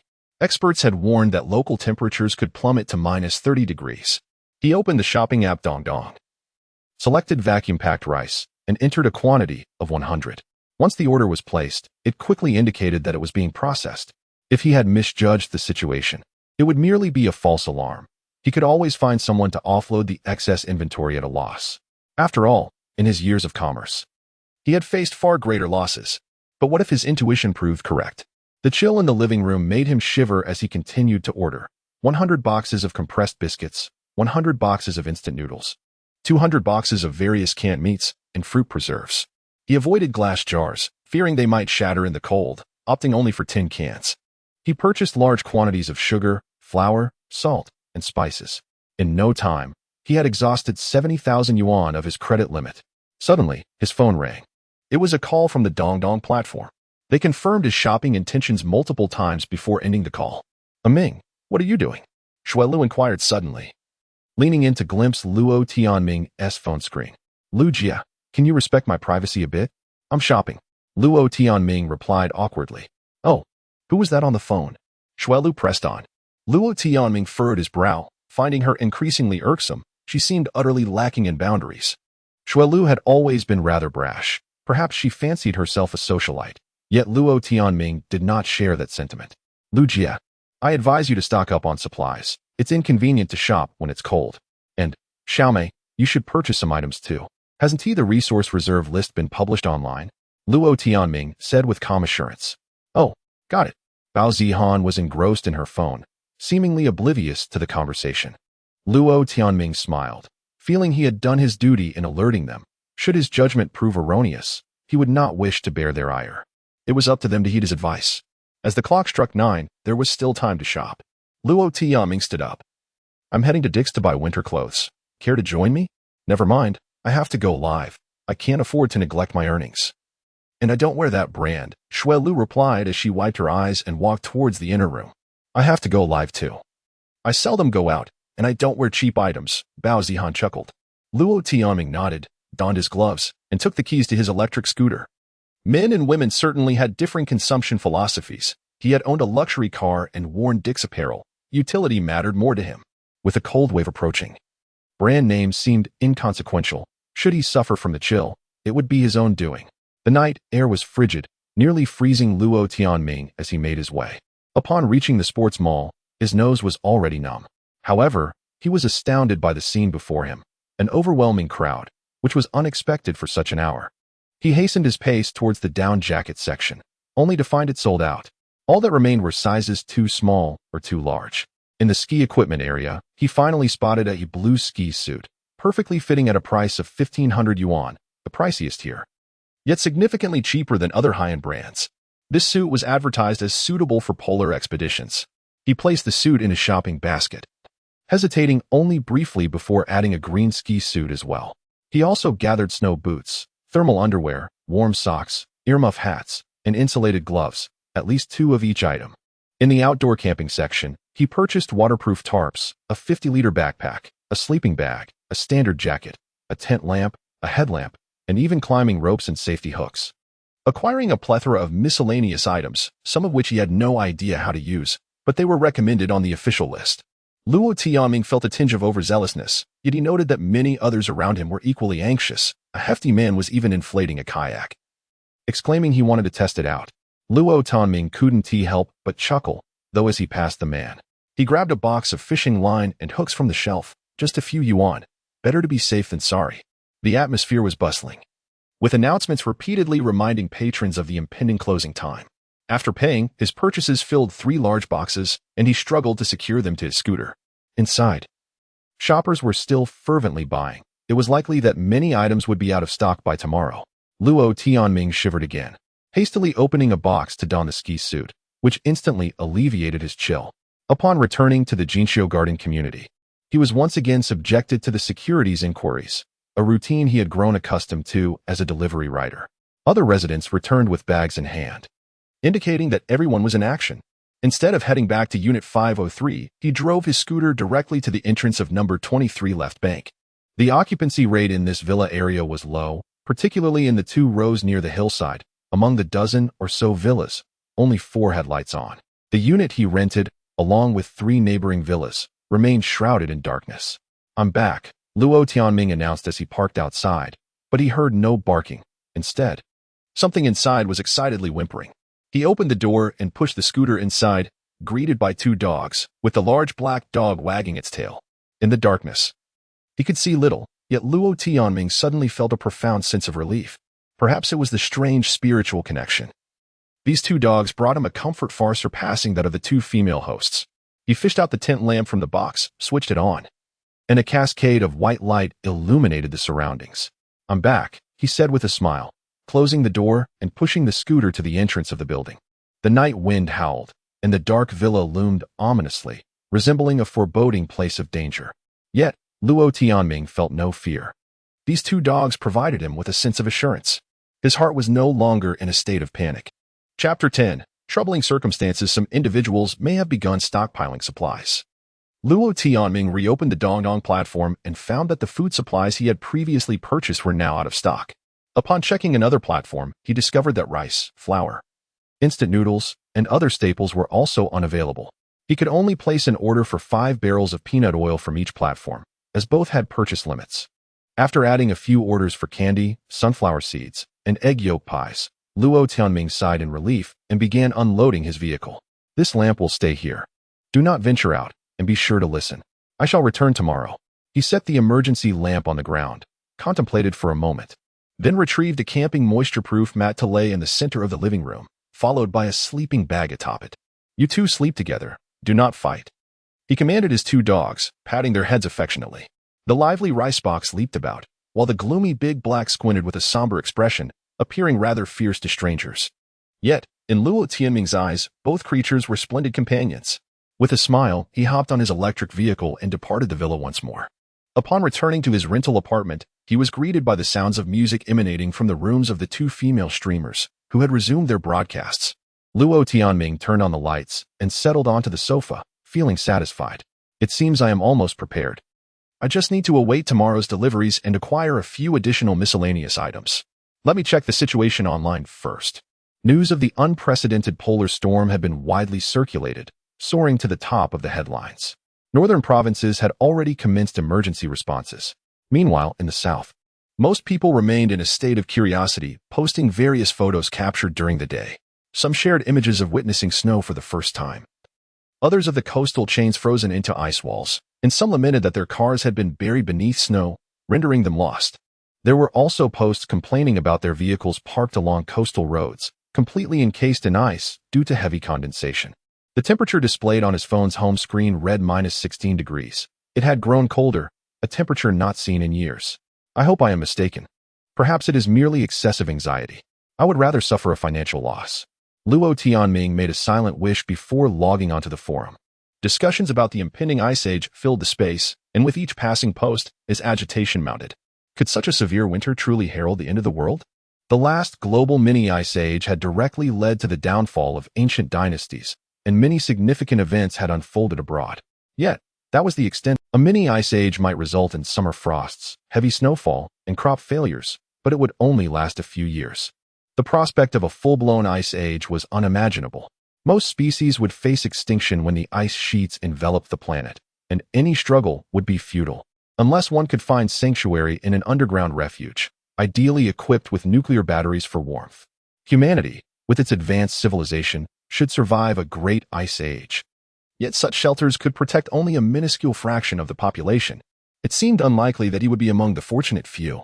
Luo Tianming felt a pang of discontent.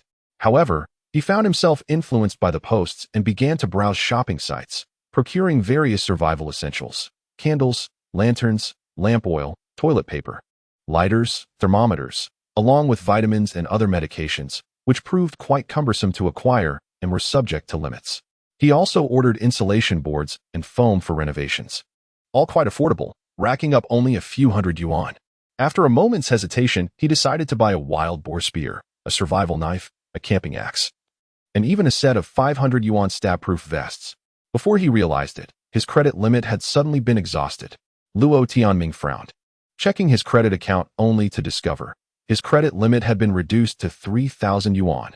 Not only that, but limits on several other platforms had also been lowered, all to 3,000 yuan. Yet, he had already purchased items exceeding 100,000 yuan, leaving him with no available credit. What was happening? Was this a personal attack? After pondering for a moment, Luo Tianming opted to complete his purchases using the cash he had on hand, determined to acquire the items he had set his sights on. A post on some forum suggested stockpiling dehydrated vegetables and tea. He proceeded to place a few more orders. Suddenly, the door to the inner room swung open, and Xue Lu emerged, her face etched with displeasure as she plopped down onto the sofa. Luo Tianming remained silent, continuing to search for the necessary supplies. Damn it!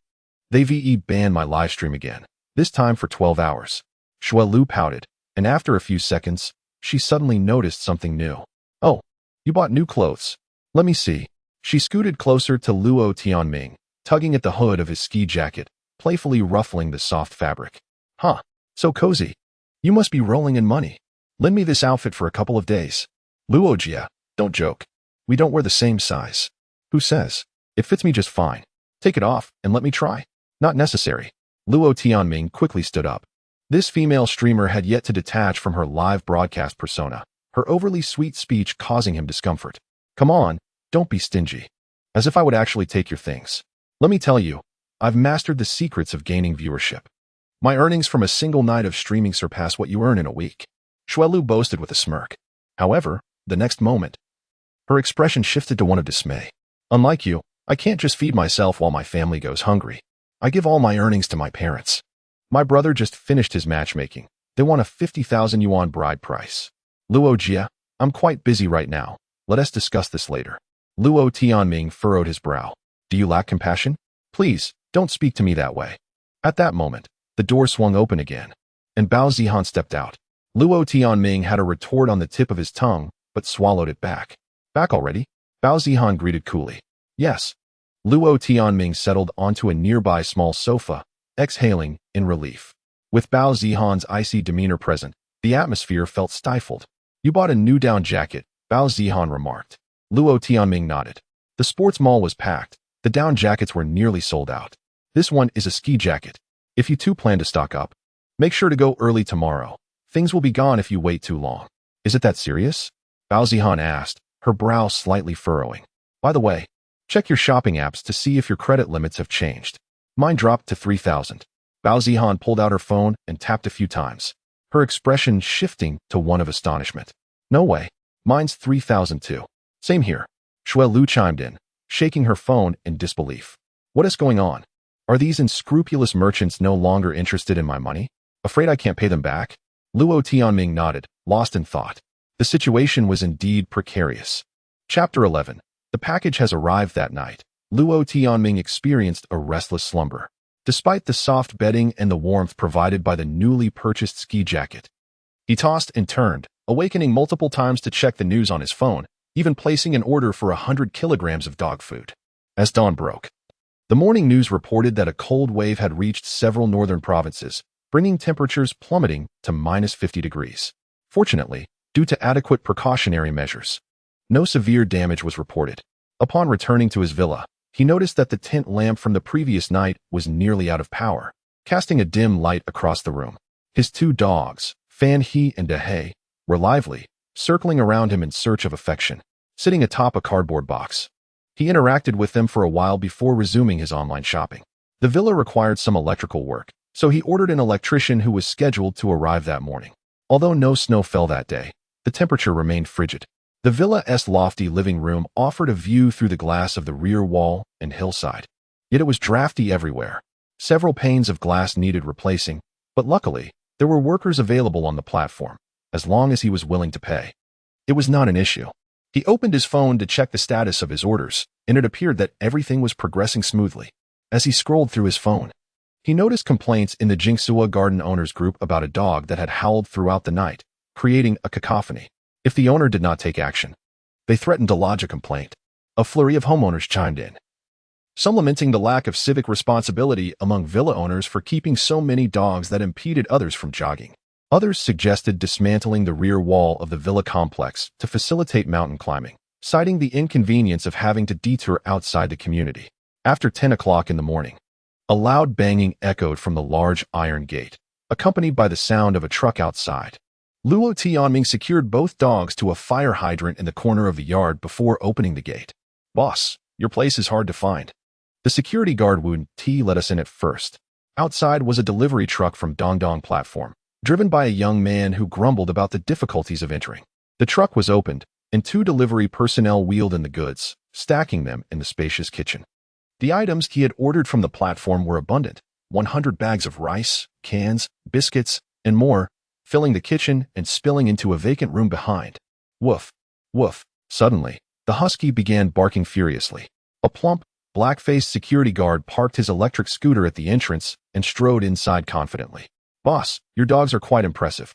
The guard cast a sideways glance at the dogs before assessing Luo Tianming. What is the matter? Luo Tianming replied with slight annoyance, busy helping the delivery personnel. The guard had entered without permission, making him uncomfortable. Boss, this villa has been vacant for quite some time. Are you planning to move in? Yes. Some homeowners have complained about barking dogs, and I'm here to verify whose dogs they are, the guard stated. There are many dog owners in this villa complex. If you ask each household, you might find out. I'm quite busy here. Could you lend a hand with the unloading? Luo Tianming asked with a smile. Haha. No thanks, you carry on. The guard scanned the interior briefly before turning and riding away on his scooter.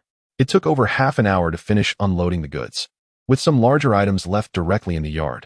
Luo Tianming barely had time to check the inventory before expressing his gratitude and sending the delivery personnel on their way, promptly shutting the gate. There were too many curious onlookers outside, and one could never tell if someone harbored ill intentions that could lead to trouble. Among the long cardboard boxes was a modular sofa. Luo Tianming opened the box, dragged the sofa into the living room, and began assembling it. In just a few minutes, he completed the simple fabric sofa, which, though modest in size, suitable for 3 people, was quite comfortable for resting. He decided against purchasing a bed for the time being, opting to sleep on the sofa in the living room. If the temperature dropped to minus 30 degrees, he would certainly need to set up a fireplace or a heated bed, as he couldn't very well endure the chill upstairs. Luo Tianming opened several more boxes. Retrieving an electric kettle, he filled it with water at the bathroom faucet, relieved that it was still dripping and hadn't frozen yet. However, he suddenly realized there were no power outlets. The entire villa's electricity relied solely on a few loose wires from the circuit breaker. He shook his head and settled back onto the sofa to rest. A few minutes later, there was another knock at the door. The electrician had finally arrived. The morning had turned busy, with the glass installation workers also showing up, followed by a steady stream of delivery personnel. Fan He, who had been barking incessantly, eventually lay quietly in the corner of the yard, his ice-blue eyes observing the comings and goings of people, while Dehe remained sullen and silent, ever vigilant with his head held high. It wasn't until 4:30 in the afternoon that the villa finally quieted down. 2 wall-mounted outlets were installed in the living room, and an outlet and ceiling light were added in the upstairs bedroom. Luo Tianming felt this was sufficient for now. As a mere tenant, there was no need for extensive electrical renovations. Functionality was all that mattered. He boiled water in the electric kettle and ordered takeout, then resumed his online shopping. He needed a coffee table. He couldn't keep placing the kettle and cups on cardboard boxes. Should he buy chairs? For now, he would not invite anyone over, but with the spring festival approaching, perhaps he should gather with a few old classmates and friends from the market. After a moment's hesitation, Luo Tianming ordered 2 single sofas and 6 folding chairs. He also added tea sets and cups to his cart, considering a drip coffee maker priced at just 89 yuan, along with 2 packs of coffee beans. A few business ideas swirled in his mind, which he planned to pursue after the new year, knowing he would need to seek investors by then.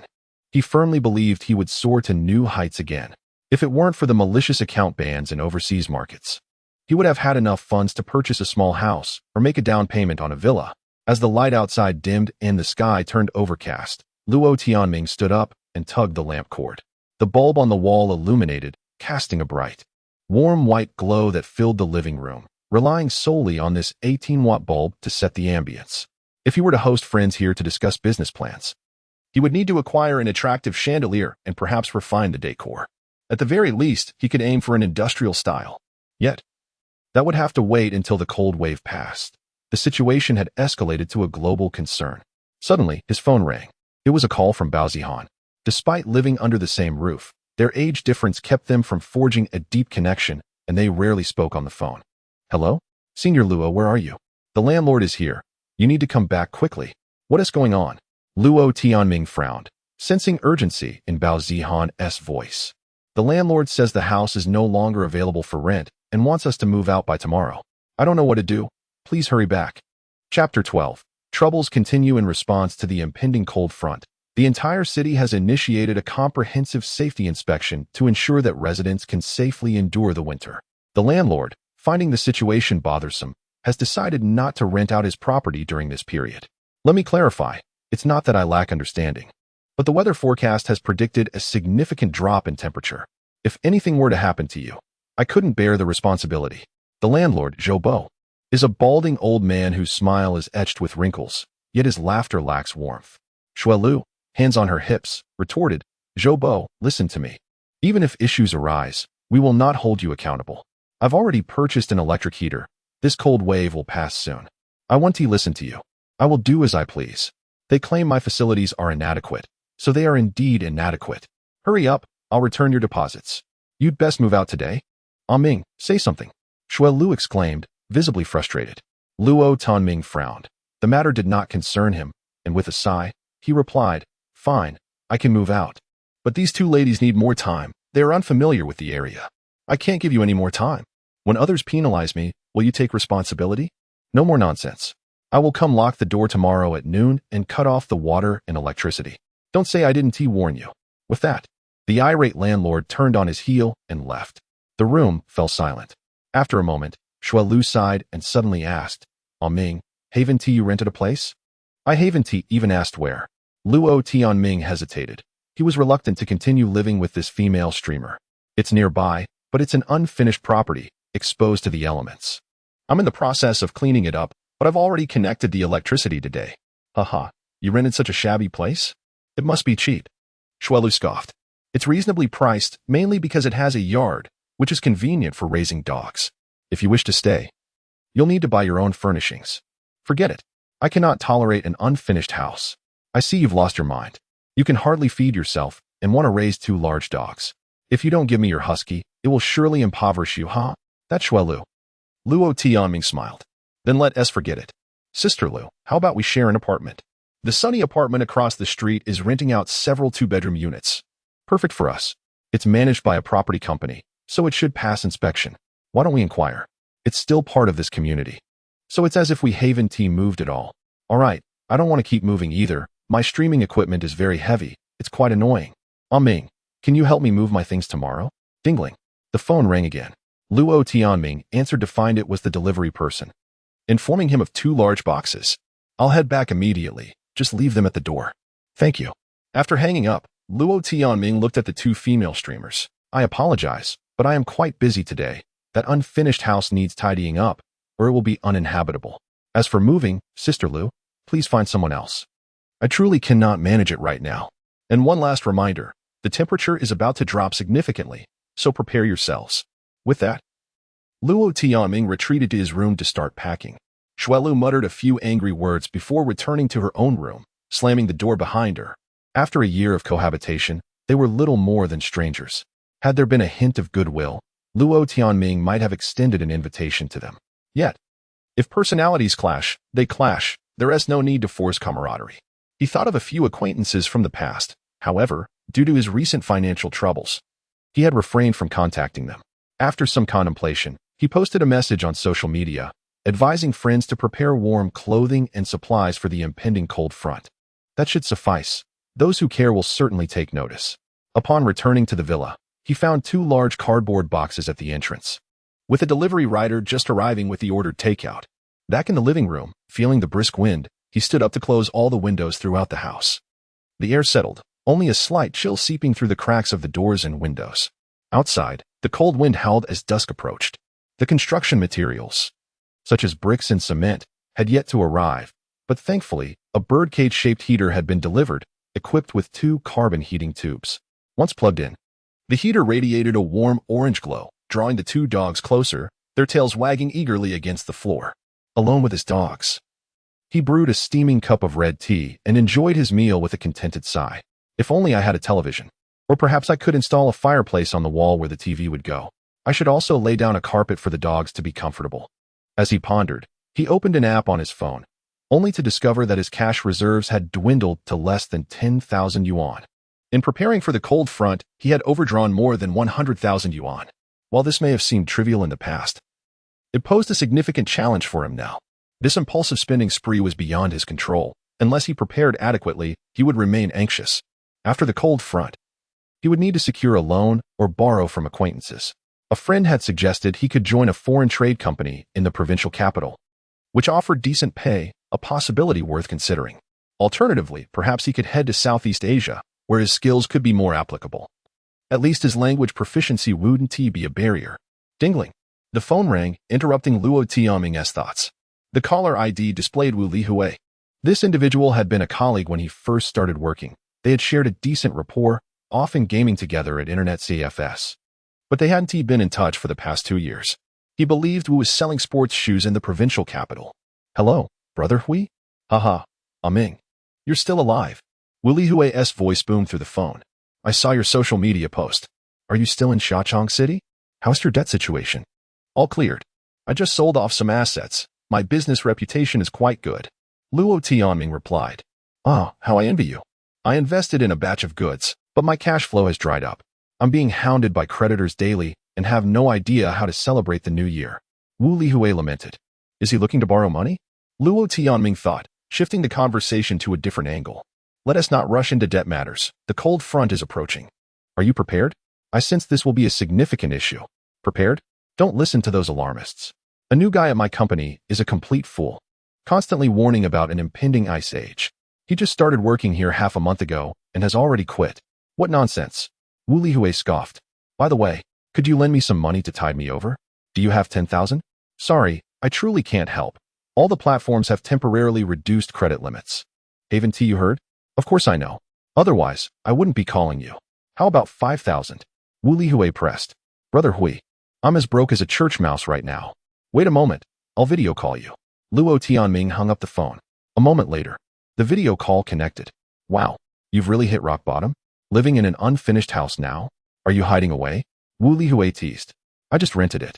It's still unfurnished. I'll sort it out after the new year. I don't even have tables or chairs yet. Enough with the small talk. I get it. I won't ask you to lend me money. Was there a dog earlier? Yes, one is a stray, and the other was rescued from a dog meat cart. They are both quite lovely. Luo Tianming pointed the camera at the two dogs lounging beside the electric heater. Goodness, that dog is enormous. In the video, Wu Lihui audibly swallowed. Brother, I will be on a business trip to Xiaochang City the day after tomorrow. Let us celebrate with a grand feast. Do you have hot pot there? That big black dog looks promising. It could yield at least 50 pounds of prime meat. You must treat me to a sumptuous meal. Chapter 13. The firewood crisis. Luo Tianming suppressed his fury and resolutely declined Wu Lihui's request. The young man must have a screw loose, after 2 years of absence. His first approach was to ask for money, and then he was possessed by some bizarre notion of consuming his dog. At that moment, Dehei began to bark furiously. After hanging up the phone, Luo Tianming took a moment to soothe his canine companion, calming Dehei's agitated state. The dog seemed to be experiencing some stress. Upon hearing someone mention eating dog meat, its eyes instantly reddened, baring its teeth as if it would shatter the phone in anger. Luo Tianming did not harbor any aversion towards those who consumed dog meat. After all, in this vast world, who hasn't he indulged in various foods? However, one must discern the appropriateness of the occasion. To suggest feasting on another's dog upon meeting was not only a display of low emotional intelligence, but also a profound disrespect. Such individuals were not worth cultivating relationships with in the future. Furrowing his brow, Luo Tianming downed 2 cups of hot tea, allowing the flames of his anger to subside. He moved to the corner of the room, rummaging through the unopened parcels until he quickly unearthed a long rectangular box, nearly 2 meters in length. Upon opening it, he discovered a sturdy wooden stick, the thickness of a chicken egg, which the website claimed was made of Qinggang wood. Inside the box was also a cloth cover, containing a metallic spearhead of a dull gray color. Luo Tianming affixed the spearhead to the wooden stick and, with a few strikes against the concrete floor, fashioned a complete wild boar spear. Such an item, during times of peace, was certainly not meant for the outside world, but could serve as a means of self-defense within the confines of his home. As darkness enveloped the outside world, heralding yet another frigid night, he stood at the door, gripping the wild boar spear, and spoke authoritatively to his 2 dogs. Fear not, no one shall consume you. Woof. Dehei let out a low bark in agreement. A woo. Ah, suddenly, the husky lifted its head and howled, the sound echoing for several seconds. So it's you. Luo Tianming approached, propping the wild boar spear against the wall, and gently patted the husky's head. Cease your howling. Such loud noises at night may attract complaints, and being taken away would be unfortunate. Woof. The husky barked briefly, its eyes wide with fear. Moreover, while I am away, do not engage in loud bickering. Be discreet. Understand? There are many ill-intentioned individuals in society. Luo Tianming's words seemed to weave a game of distraction. He chuckled softly, not expecting the dogs to fully comprehend. As time passed, he continued unpacking, extracting tools, daily necessities, and kitchenware. All food items were piled into the kitchen, which had yet to be renovated, with a dry floor suitable for storage. Later that night, Luo Tianming, wrapped in a sleeping bag, drifted into slumber on the sofa. Waking in the middle of the night, he found solace in the sight of his 2 large dogs resting beside the electric heater. However, at 5 o'clock in the morning, he was jolted awake, this time by the biting cold. -21 degrees? How could this be? Rubbing his eyes, he glanced at his phone screen, where the -21 displayed glaringly, accompanied by the words blizzard. No wonder messages had been flooding in. Luo Tianming, still wrapped in his sleeping bag, began to sift through the notifications, all of which were disaster alerts from various provincial and municipal departments. Today, temperatures were set to plummet to -30 degrees. A chill ran down Luo Tianming's spine as he became fully alert. Xiangchang City was a small southern town, never having experienced such frigid temperatures. Could they truly be entering an ice age? Opening a video app, he was greeted by a plethora of shivering videos. Numerous streamers mocked the sudden onset of extreme cold, with some venturing into their yards to perform antics in the dark snowy expanse. After scrolling through videos for a while, the foreboding sensation within Luo Tianming intensified. Things were taking a turn for the worse. He opened a shopping app to check on his order of 200 kilograms of charcoal, only to discover that it had been halted. The website stated that due to weather conditions, shipping was impossible and refunds had been arranged. This was dreadful. Luo Tianming massaged his temples, realizing the situation was even worse than he had anticipated. Hastily, he searched for local suppliers, eventually finding a direct sales factory for firewood. The product page indicated whole tree segments, merely sawed but not split, priced at 700 yuan per ton. Without hesitation, Luo Tianming placed an order for 5 tons. Around 8 in the morning, his phone rang. It was the lumber factory. A man on the line stated, "Boss, we can't deliver the wood. The price has changed. Please cancel your order." "What is the new price?" Luo Tianming inquired, maintaining his composure. "Delivery within the city is now 1,500 per ton, with half paid in advance." The man hesitated before replying. "Bring it over immediately. I'll transfer the money now." Luo Tianming decisively responded. He had already made his gamble. It was time to go all in. An hour later, the sound of an engine echoed outside as a blue truck came to a halt.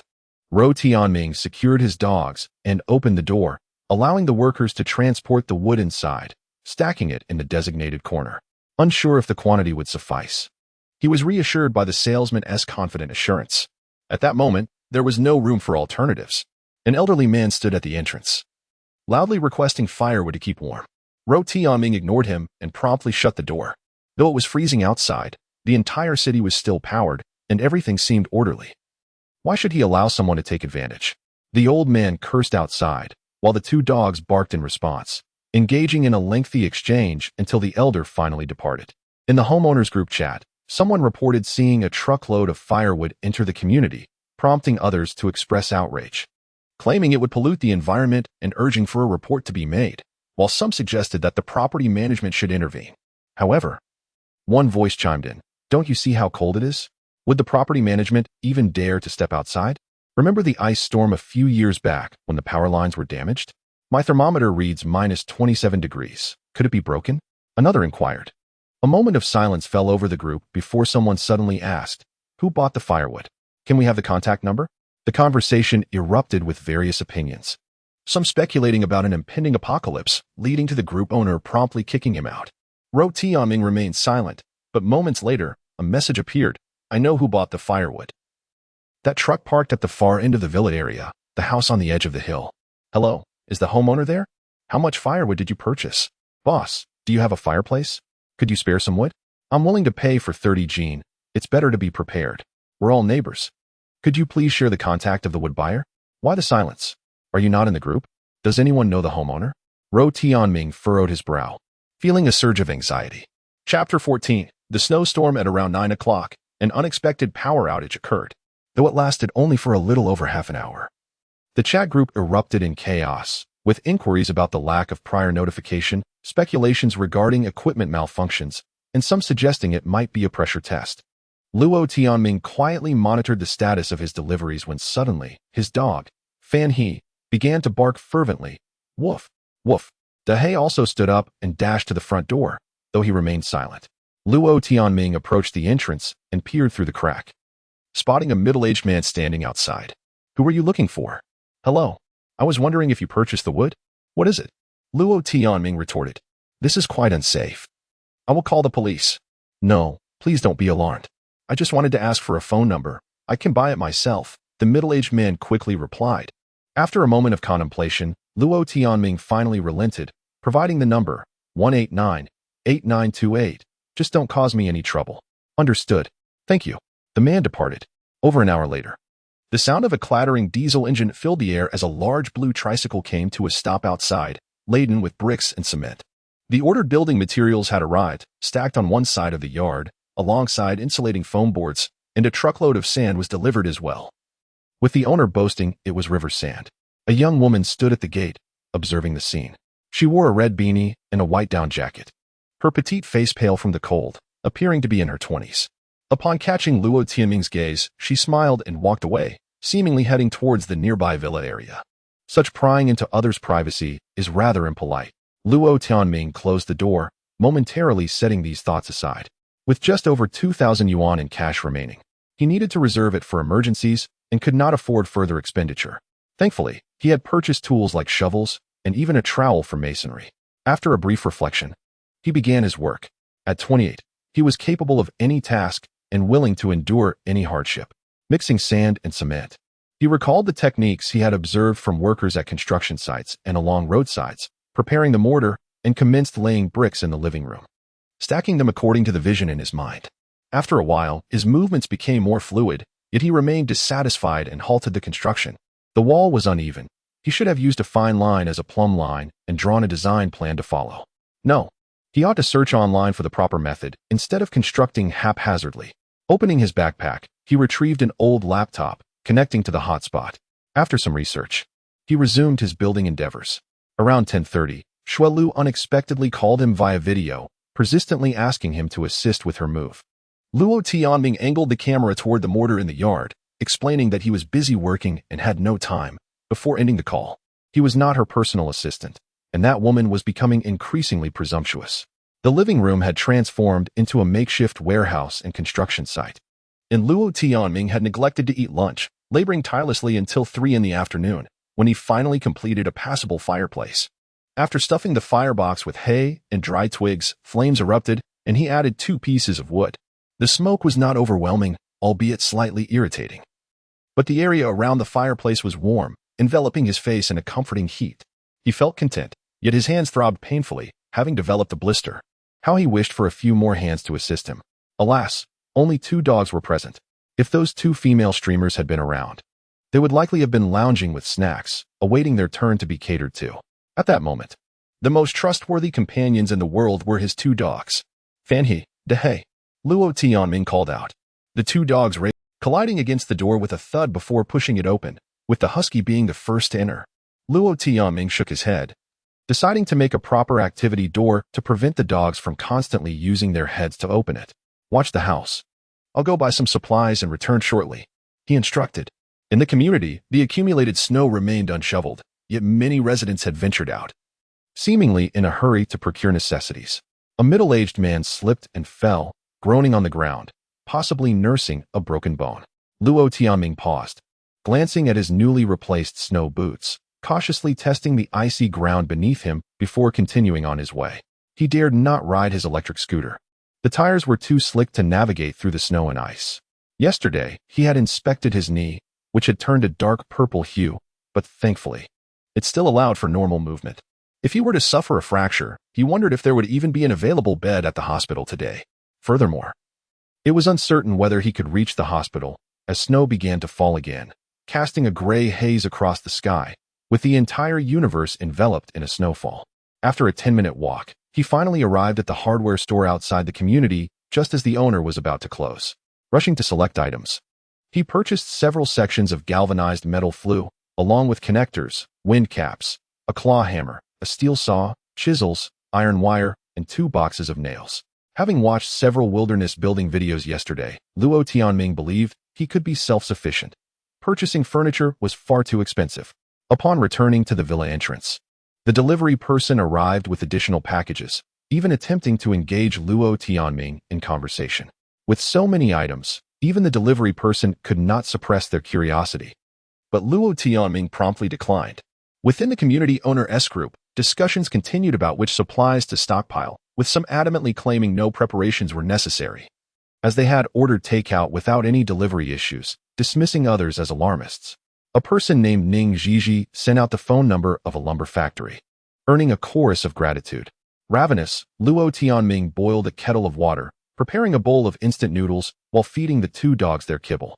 Leaving an opening atop the fireplace, he installed the metal chimney, running it through the corridor to the back of the villa, extending it outdoors through the designated ventilation hole, complete with a wind cap. This process took over 2 hours, leaving his fingers sore and his leather jacket dirty. However, the fireplace was finally completed. Sitting on the sofa, facing the fireplace, The galvanized chimney gleamed silver gray, flames roared, and the air was fresh, with only a faint scent of smoke. Another night fell. The news suddenly conveyed a sense of urgency, as many highways were temporarily closed and several cities activated emergency shelters for those caught in the unexpected cold snap. Luo Tianming settled back onto the sofa, the fireplace casting warmth and light. Glancing to his right, he observed the snowflakes transforming into white lines, densely swirling past the window. Just at 5 o'clock, darkness had already descended outside. Had the snowstorm arrived? Luo Tianming stepped to the door, struggling to comprehend the scene before him. Chapter 15. The Glacier Crisis. Urgent notice. All residents must remain indoors. Unnecessary outings are prohibited. An intense cold wave is rapidly advancing southward and is expected to reach our city within 3 hours. The anticipated temperature will plummet to -38 degrees Celsius. A red alert has been issued for our city. On his phone, various warning messages flooded in. Luo Tianming was momentarily stunned, then began rummaging through the pile of packages. There were too many unopened parcels to discern which was which. After unboxing a dozen or so deliveries, he finally found a cardboard box containing 2 thermometers, the red liquid column hovering at the 7-degree mark. Sitting on the sofa with one of the thermometers in hand, he observed it rise to 13 degrees after a few minutes. The indoors remained frigid. Stepping to the doorway, he could see his breath forming white clouds. The community chat was abuzz with activity. Many lamented their lack of groceries, while others tagged Sister Qian, the proprietress of a nearby fresh produce shop, inquiring about home delivery. Some sought cold medicine. A user named Wan Jia, with a frog avatar, was organizing a group purchase, offering a batch of vegetable packs for 299 yuan each, limited in quantity and urging prompt orders. Luo Tianming hesitated, choosing to remain silent. He already had several boxes of dehydrated vegetables that had arrived. Given the current situation, it was sufficient to ensure his own sustenance. Fresh produce could be set aside for now. Moreover, he possessed only a little over 2,000 yuan in cash. Dingling. His phone rang, an incoming call from Xue Lu. What did this woman want?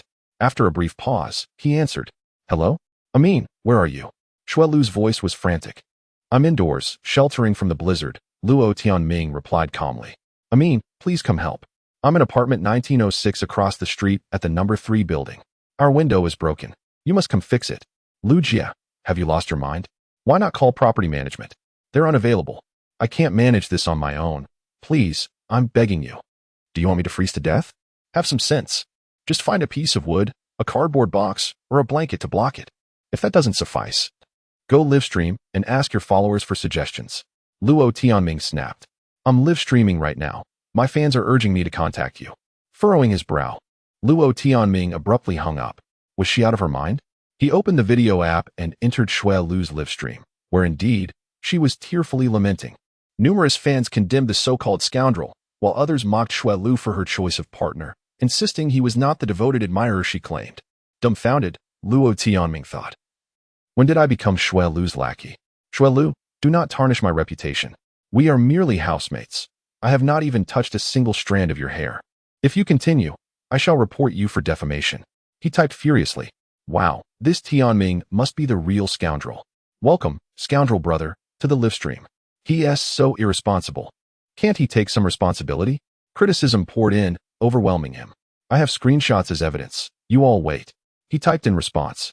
Once again, I declare, I have no relationship with Xue Lu. Amin, please come help. Xue Lu pleaded, sounding pitiful. To hell with you. Luo Tianming typed in anger. But it was censored into a series of asterisks. Exiting the live stream, he searched for Bao Zihan, who, as expected, was not broadcasting. He wondered what she was up to, likely still with Xue Lu. The husky beneath him whimpered, seemingly affected by Luo Tianming's frustration. It's all right. You all continue to rest, he sighed. Relieved he hadn't taken in that troublesome woman. After watching a bit more video, he noticed discussions online about why the cold snap had intensified so suddenly. Some rejoiced at their timely escape, having boarded flights to tropical islands, while others cried for help, trapped in the mountains by heavy snowfall, lost and out of supplies. Tagging numerous organizations for urgent rescue.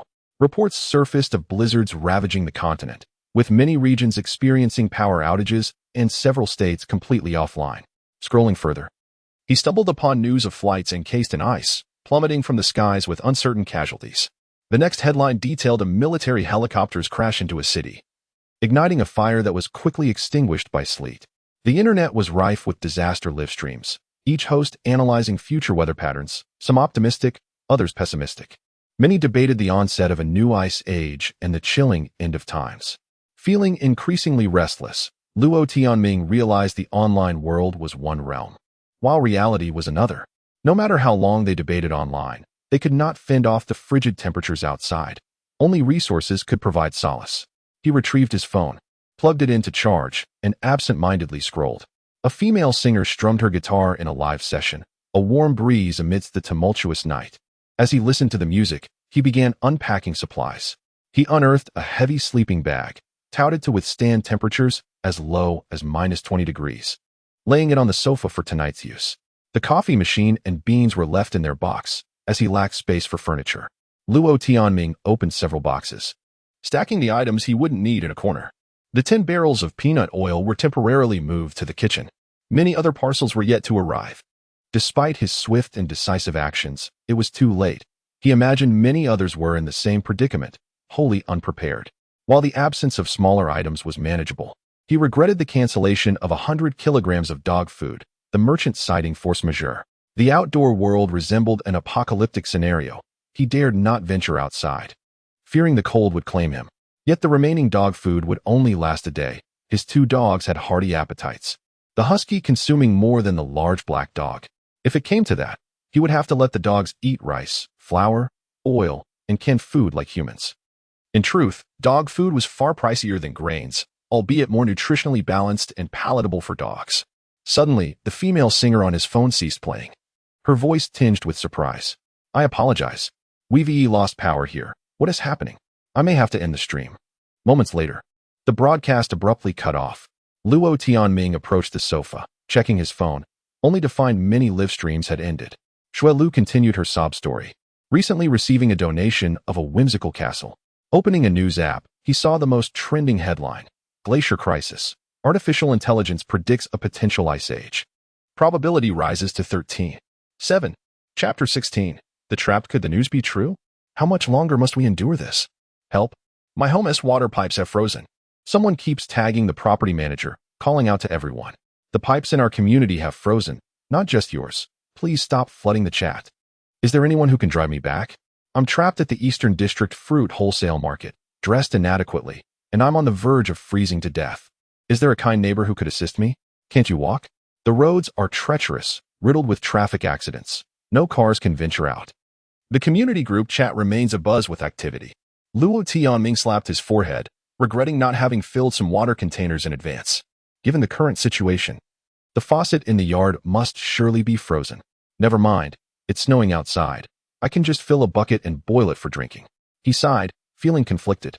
If conditions deteriorate further, and this continues for a month, his recent shopping spree will prove worthwhile, perhaps even allowing him to share some supplies with others. But if this calamity persists for a month, surely there would be fatalities?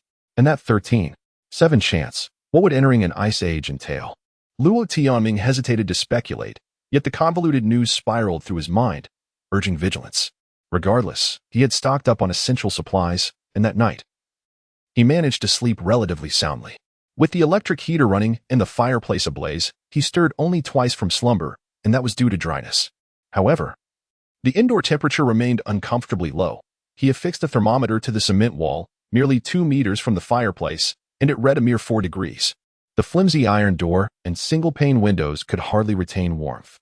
Around 7 in the morning, Luo Tianming rose early, fed his dog, and prepared a packet of instant noodles. Opening 2 cans of beef, one for himself and one for his dog. The cold intensified the body's craving for fat, the moment the oil melted in his mouth. It was a comforting sensation, utterly satisfying.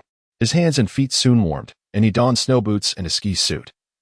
Traversing from the living room to the kitchen, then upstairs to check the windows and doors. He should get some cotton curtains to separate the living room from the other areas. Unfortunately, this thought came too late. Ordering blankets or curtains now would likely yield no deliveries. Upon browsing shopping sites, every option displayed unable to deliver. How long would these services remain suspended? Would they vanish forever?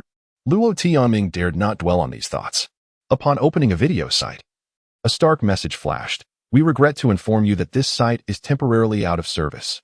Stunned for a few seconds, he switched to a news site where updates poured in, mainly about the severity of the situation, urging everyone to take precautions, avoid going outside, and await the end of the cold wave. One particular headline caught his eye: an international alliance convening an online meeting to discuss climate reversal strategies. Clicking in revealed a shocking assertion: an impending ice apocalypse. The planet is on the brink of entering an ice age, with the probability soaring to 14. Unlike the earlier news about AI predictions, this announcement specified an imminent ice age. A scientific consortium proposed feasible solutions with a significant chance of averting this catastrophe: detonating large volcanoes. Exploding numerous volcanoes could rapidly warm the planet and reverse the climate. The situation had shifted alarmingly fast. Overnight, the discourse transformed from the duration of the cold wave to the means of saving the world. Luo Tianming stood in disbelief for a while, struggling to accept the words before him. Once he regained his composure, he opted to explore some optimistic forecasts. Many scientists asserted that this cold snap was temporary. Polar vortexes could not persist indefinitely, and respite would come, likely within a month or even a week, allowing the temperate regions of the globe to warm swiftly. As the situation evolved into a disaster, contemplation proved futile. After a brief period of confusion, Luo Tianming calmed himself. I have done well. I have stocked up on supplies and acted swiftly. Suddenly, his dog barked, as if in agreement with his thoughts. Sitting on the sofa, he allowed himself to relax. It dawned on him that he was rather fortunate. His two dogs possessed cold-resistant genes. The husky, a member of the sled dog trio, and the Tibetan mastiff, a descendant of snowy terrains, even if the latter's lineage was somewhat diluted and its coat less dense. These dogs served not just as companions and guardians. Should the cold weather persist, their utility would be immense. Regrettably, he had sold that Alaskan. If only he had been bolder, insisting on the settlement fee despite potential future complications. Regret surged within him, and Luo Tianming instinctively grabbed his phone. Locating Wang Hui's WeChat, sending a message: Ms. Wang, how's my dog? If you're done with her, please return her. Thank you. This was a request. He had sold the dog for money, and asking for its return could be perceived as a gift from the other party. Surely, that woman would not be ungrateful. Heavens. At this moment, you're still thinking about that dog? I'm nearly freezing to death. Help. Wang Hui promptly replied. This did not sound like the tone of that female lawyer. Luo Tianming hesitated for a few seconds, preparing to continue typing when the other party abruptly initiated a video call. Assessing the cement wall behind him, he found no flaws and accepted the call. The screen flickered, revealing Wang Hui's face. She looked haggard, her eyes wide with anxiety, though the image was somewhat blurry. Where is my dog? Luo Tianming inquired. Oh my gosh. You're asking about the dog first. Do you have any humanity left? A woman's voice echoed, but Wang Hui remained silent. It was the female driver. Luo Tianming furrowed his brow, remaining silent for a few seconds. Enough with the chatter. Where's my dog? Mr. Luo, I apologize. We are trapped in room 1818 of the Times Trend building, and we've been here since last night. We can hardly hold on. It's freezing in here. The building has lost power, and the elevator is out of order. Wang Hui explained. You can use the stairs. I'll ask one last time. Where is my dog? Your dog is here and can be returned to you at any moment. Mr. Luo, the isolation door in the corridor has malfunctioned and won't open. The building's security is off today. We worked late yesterday. Could you come to rescue us? We will ensure you are well compensated. Wang Hui said, her voice tinged with urgency. You should contact the building management or call public rescue services. It's nearly minus 40 degrees outside, and a blizzard is raging. Going out is likely to be fatal. Luo Tianming advised. The property management refused to help, telling us to figure it out ourselves. Public rescue is overwhelmed, and the lines are constantly busy. We can't get through. The entire city is shut down. Wang Hui wiped her eyes with the back of her hand, tears brimming. What about your friends and family? We came from Nanzhou City to negotiate a business acquisition project, so, you understand. It was unavoidable for Sister Lee to leave the accident site. Enough with the small talk. How much do you want? The female driver's voice interrupted, and the camera shook as her sharp, cutting face filled the screen. Luo Tianming decisively ended the call. Sending a text. Find some combustible materials to start a fire for warmth and await official rescue. Perhaps the weather will warm soon. No one will risk their life for a bitter woman. A minute later, the other party sent a voice message, but before Luo Tianming could even tap on it, the message was retracted. It was quite disturbing. The other party sent just 3 words, and then there was no further response. What does this mean? Is it a case of feigned indifference? Do they think I am susceptible to soft tactics, but impervious to direct approaches? Luo Tianming let out a cold laugh and tossed his phone onto the sofa. Chapter 17. The Stay-at-Home Plan After a While. Luo Tianming picked up his phone and began to browse through his social media feed. From the content shared, it was evident that Wang Hui was indeed a lawyer. She had posted a distress signal the previous night. Their conversations were scant, consisting mainly of transfer records and a few brief exchanges. There was no camaraderie between them. It was purely a transactional relationship. That female driver was quite bothersome. In such inclement weather, only a bond forged through life and death experiences could compel one to venture out to rescue others. Moreover, how could two fully grown individuals become trapped in an office building? Did they lack a fire axe? Could they not take matters into their own hands? Had they lost their wits? Relying on others to risk their lives due to one's own incompetence or lack of initiative was best avoided. However, it was a pity about that Alaskan dog. Had he known, he would have insisted on returning her on the spot. For some reason, Luo Tianming could not shake thoughts of that goofy dog, perhaps due to having trained her himself. Yet, the weather outside was lethal. He hoped the food in the office building was sufficient. They were remarkably foolish. How could they not manage to open a door? After pondering for a moment, Luo Tianming dismissed the matter from his mind. The firewood in the house was running low, and he needed to take measures for insulation. Luo Tianming dressed appropriately and, mustering his courage, opened the door. Whoosh. A biting gust of cold air struck his face like a knife, causing his skin to sting. Woof. The husky barked and promptly squeezed through the crack of the door. Lunchbox. Luo Tianming opened his mouth, only to have a mouthful of cold wind rush in, settling in his stomach. Battling against the wind, and he dashed into the yard, swiftly picked up 3 substantial logs, hurled them inside, and then dragged a large cardboard box filled with foam insulation into the living room. After shutting the door behind him, he finally exhaled in relief, feeling as though he had been frozen to the bone. "Where are the dogs?" he exclaimed. Both dogs had vanished.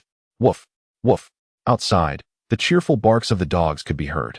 Through the glass, he could see the lunchbox and the big black dog rolling around in the yard, where the snow was a foot deep. Were these 2 dogs completely impervious to the cold? After hesitating for a few seconds, Luo Tianming decided to ignore them. He added a log to the fireplace. This one was thick and hefty, likely to burn for 2 hours. He retrieved the survival knife he had purchased, opened the box, and took out a piece of foam insulation. This foam was quite lightweight, approximately 5 to 6 centimeters thick, with one side coated in silver aluminum foil, which should provide some insulation. Luo Tianming placed the insulation against the window, measuring the dimensions and determining that he needed to cut a section off to fit it snugly in the window frame.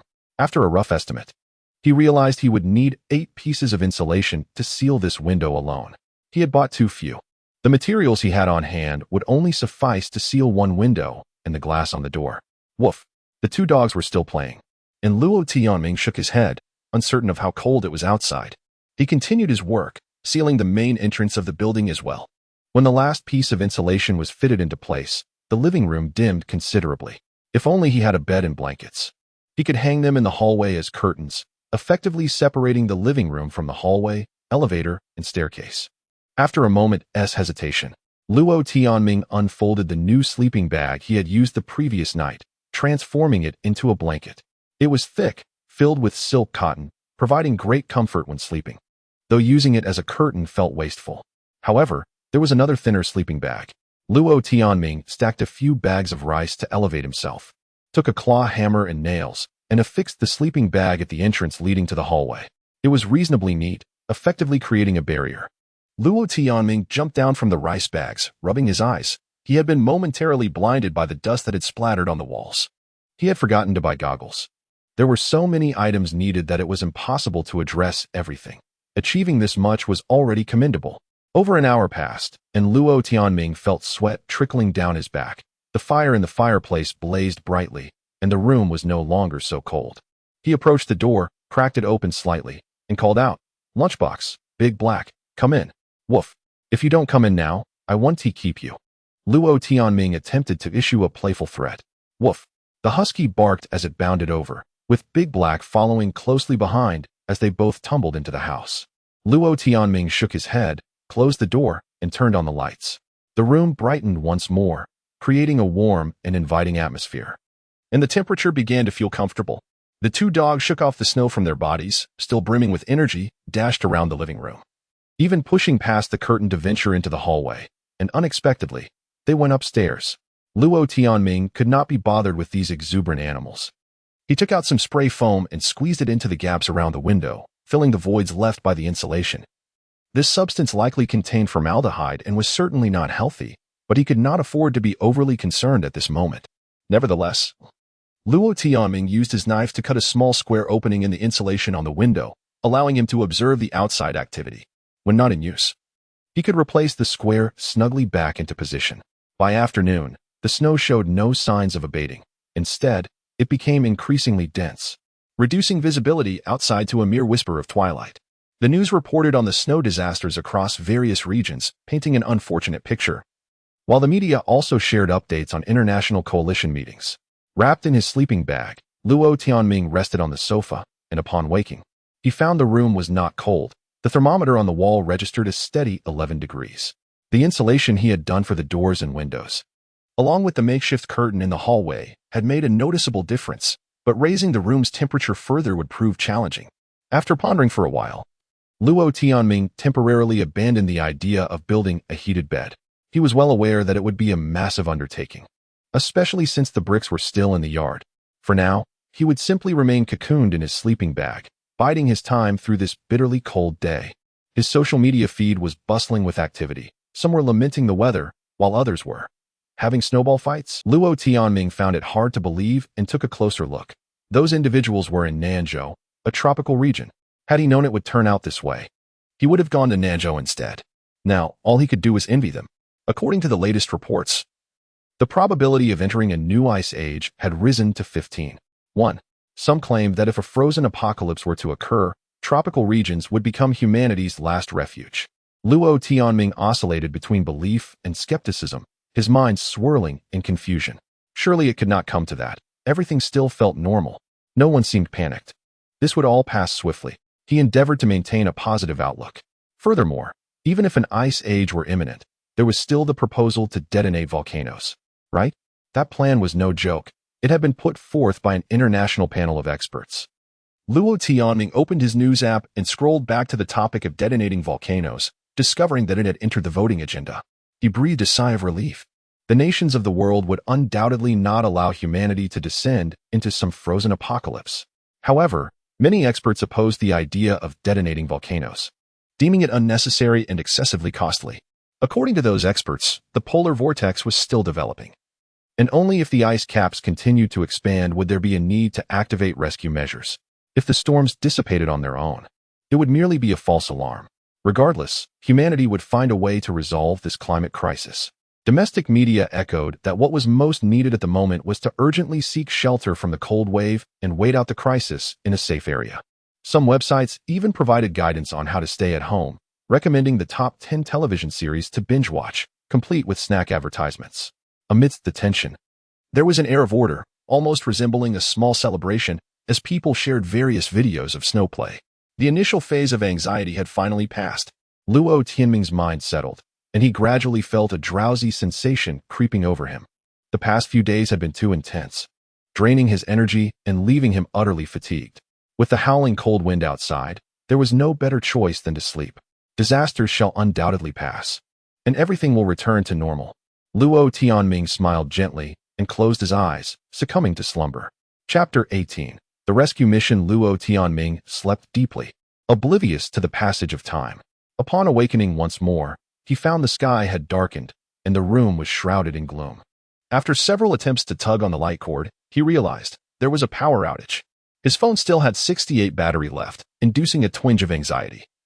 He wished he had kept it charging. When would the electricity return? Luo Tianming muttered to himself. Two dogs lay by the fireplace, having descended from upstairs at some point. Luo Tianming recognized the bond he shared with these two creatures. It was already 6 in the evening. He opened the homeowners group chat, which was filled with lamentations. Nearly everyone complained of the unbearable cold, with some even resorting to lighting their gas stoves. Some expressed gratitude for having purchased 200 pounds of firewood, while others pleaded for a share, willing to pay a premium. A video circulated showing someone burning textbooks for warmth, accompanied by comical music. In his friend circle, His post from yesterday garnered a dozen likes, though one individual, Wu Lihue, left a snarky comment. Luo Tianming chuckled and promptly blocked him. Others he once knew were sharing snippets of their lives, mostly hiding indoors for safety. Wang Hui posted several photos depicting her burning furniture, lighting candles, watching the snow from her window, along with a screenshot of her location. One photo featured her cuddling a large dog, an adorable Alaskan Malamute, its tongue lolling out in a silly manner. Luo Tianming frowned and closed the friend circle. The power had yet to return, and his phone's battery dwindled to 54. He switched his phone to power-saving mode. Suddenly, a loud banging echoed from the heavy iron gate outside. Barking ensued from the dogs, who stood alert. Eyes fixed on the door. No barking, stay quiet, Luo Tianming instructed. The dogs wagged their tails and settled down. In such weather, it was unlikely that a delivery person would be making rounds. The authorities had announced an emergency work stoppage the previous night. The banging persisted. Yet the person outside remained silent, which felt rather ominous. Luo Tianming glanced at the wild boar spear by the door, feeling surprisingly untroubled. The banging continued for several minutes before finally ceasing, leaving the outside in silence. Do not bark loudly. If there's something, communicate softly, understood? Softly, Luo Tianming reiterated to the dogs. The husky wagged its tail, seemingly comprehending, though its expression bore a hint of skepticism. Luo Tianming believed he could communicate with them. Yet the husky often wore an inscrutable expression. As for Dahei, the other dog, it was naturally quiet, a trait Luo Tianming had come to discern over the past few days. Dahei was sullen and reticent, which perhaps explained its tendency to bite. After a while, the dogs returned to the fireplace, visibly relaxed. Their calm demeanor indicated that all was well. The person outside had departed. In such frigid conditions, no one would wish to linger in the biting wind and snow. If there was an urgent matter, they would have spoken out long ago. Forget about them. Any ill-intentioned person daring to linger at the door will find the cold wind to be a formidable teacher. Time passed swiftly, and after a night of tranquility, morning arrived. At 6 o'clock, the indoor temperature stood at a bearable 8 degrees. To his surprise, the snow outside had accumulated to over knee height. Fortunately, the snowfall had ceased, and the wind had calmed, though the sky remained ominously overcast, as if harboring secrets. Luo Tianming opened the door to bring in a few logs, only for the two large dogs to dart outside, joyfully racing between the front and backyards. Luo Tianming retreated indoors, resuming his warmth by the fireplace, before opening a can of beef and boiling a pot of noodles. After a while, the dogs began scratching at the door, with the husky barking eagerly. Luo Tianming opened the door to feed them. On his phone, the news page still displayed yesterday's headlines, while the video streaming sites were offline, and forums had shut down, citing power outages at the data center. Life was safe yet somewhat dull. As he surveyed the living room, his gaze fell upon the cardboard box that had contained a sofa, wrapped in a layer of protective padding made of wooden boards. With a few modifications, this could easily transform into a makeshift sled. One could even call it an ice cart. Luo Tianming felt a surge of excitement. He had been toying with this idea since yesterday. In his youth, he had crafted ice carts by nailing thick iron wires beneath wooden boards, allowing them to glide over ice and snow with exhilarating ease. He recalled a thrilling moment when he had ridden down a snow-laden slope on an ice cart. A rush of adrenaline coursing through him. Naturally, using angle steel for the runners would be more professional, but after all, it was merely a toy. With tools and materials readily available, and even sled dogs at his disposal, the temptation was irresistible. This was not merely a whim of childlike nostalgia. The current environment was far too enticing. With the wind calmed and the snow settled, the outdoor world transformed into a winter wonderland, complete with sled dogs. Few men could resist such temptation. Moreover, the notion of dog sledding held significant promise. Another compelling factor added weight to his resolve. Wang Hui had once again posted a distress message in her friend circle. She painted a dire picture of her situation, claiming to be starving and freezing, with everything in her office burned to ash, and she was on the verge. The Times Trend building was not far from here, located in the same district, but the snow piled too high for any vehicle to traverse. Yet, dog sleds could glide effortlessly over the snow. Luo Tianming sighed. Regardless of whether he would go to rescue her, he simply had to construct that sled. Thankfully, he had all the necessary materials, and by 7:30, the sled was complete. It was a rectangular board, over a meter long and about half a meter wide, with two longitudinal wooden strips on the bottom, using iron wires as runners. He summoned his loyal dogs, tethering them to the front of the sled, explaining the plan, and then opened his phone to find videos of dogs sledding for the animals to observe. Do you understand? When I say go, we go, and when I say stop, you must halt immediately. Woof, woof, woof. Both dogs responded enthusiastically, the husky bouncing around indoors, eager to burst through the door. Let us go rescue them. Free them from the building, and then it's up to them. Luo Tianming mused aloud as he picked up his phone to call Wang Hui via video chat. A few seconds later, the call connected. Mr. Luo, hello? Wang Hui smiled at the camera, but suddenly she broke down into tears, covering her face with her hands. Are you still there? Luo Tianming inquired. We're still here. We can't open the door. Sob, sob, sob. Stop crying. Your social connections seem rather poor. Don't you have any friends willing to help? What about those negotiators? Yes, we can only trouble you. There are countless people trapped everywhere, and the internet says there will be a heavy snowfall. But it's only a temporary lull. Don't say such things, or he won't dare to come. A female driver's voice chimed in from off-screen. Luo Tianming frowned. Wang Hui glanced nervously to the side before returning her gaze to the camera. I'm sorry. Lijia can't speak. Could you possibly? Just wait. I can't guarantee anything. Luo Tianming ended the call. The female driver was far too harsh. Her words cutting and cruel. Helping such people seemed to compromise his principles. Yet, Luo Tianming had already made up his mind to set off. First, to rescue his dogs. And second, to test the sled. Saving Wang Hui was merely an afterthought. Whether it succeeded or not would depend on her fortune. Chapter 19. I am here to rescue the dog. The sled emitted a faint creak, yet it remained sturdy enough not to fall apart. Through multimedia instruction and my effective communication as a dog trainer, the two dogs swiftly mastered the art of pulling the sled, running with joyous abandon. Their paws kicked up snowflakes, showering Luo Tianming with a flurry of icy powder. The snow was too loose, and the low seating of the sled left him no choice but to pull his windbreak neck gaiter up to the bridge of his nose, squinting against the chill. After a few hundred meters, he finally found his rhythm. It was akin to swimming or running, requiring careful attention to breath control. He had to synchronize with the dog's pace, inhaling deeply when their paws touched down and holding his breath as they lifted off. Goodness, what are you doing? Having quite the fun, aren't you? At the entrance of the community, a security guard, clad in a bulky down jacket resembling a black bear, rushed out from his booth. Open the gate. A friend is trapped. I need to go save him. Luo Tianming shouted. The guard retreated to his booth, and moments later, the barrier rose but then emitted a strange noise, getting stuck. Luo Tianming yelled, forward. The husky dashed out ahead, nearly toppling the sled, while the large black dog lagged slightly behind. His phone battery had plummeted to 44, much faster than he had anticipated. The road was blanketed in thick snow, and the parked cars along the roadside had become mere mounds, yet the absence of vehicles in the middle of the street allowed the sled to glide freely. The two dogs grew increasingly exhilarated, while Luo Tianming struggled, his face coated in snowflakes, the air biting and frigid, each breath a torment. The sled raced down the center of the road, where humans could be seen on the sidewalks, all waving and shouting with even greater excitement than the dogs. After over 20 minutes of running, the dogs were panting heavily, their bodies steaming like two miniature steam engines. 2 dogs were still insufficient.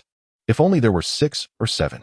Prior to departure, Luo Tianming had researched and learned that 1 dog could pull an adult, but for sustained travel, ideally, 6 or more dogs were needed.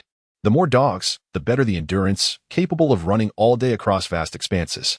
Fortunately, the Era Trend building was close, just around the corner. Stop. We've arrived. Luo Tianming called out. The dogs halted, and he rolled off the sled, drawing an axe from his waist. Looking at the dogs, stay here and watch the sled. Do not wander off. Wait for me. Understood? Woof, woof. They barked in response. With a surge of intense joy, he thought, his special ability was indeed effective. The glass door of the building was tightly locked. Luo Tianming struck the corner of the glass with his axe, shattering it entirely. After all, the power was out, and even if he faced repercussions later, it was for a noble cause. Perhaps this could be deemed an emergency escape? Upon entering the building, he confirmed the absence of electricity and began to ascend the stairs. Clad in heavy layers, climbing was arduous, and he soon found himself breathless. Drenched in sweat by the time he reached the 18th floor. It was unbearable. While his body perspired, his face and hair remained coated in ice and snow. In the middle of the corridor stood a blue isolation door. Luo Tianming approached, shouting, Wang Hui, I'm here. A woman's voice echoed back. Someone rushed toward him from the other side of the door, and through a small observation window, he glimpsed the excited woman. He twisted the doorknob forcefully, but it was locked. He struck the observation window with his axe, leaving only a few white marks. Was this bulletproof glass? What was the purpose of such a door in an office building? Woof, woof, came the barking from the other side, as an Alaskan Malamute scratched at the door. A warmth surged in his heart. Everyone step aside. I will break down the door. Luo Tianming stepped back a few meters, gathering momentum before bang. His body collided with the door, and for a brief moment, he saw darkness. Yet the door remained unmoved. Try again. Did you forget to eat? Came the voice of the female driver from the other side. Shut up. Luo Tianming could no longer contain his frustration. This woman was utterly unreasonable. Was she asking for a beating? It was foolish of him to come to her aid. He turned to leave. Mr. Luo, I'm sorry. Wang Hui called out anxiously from behind the door.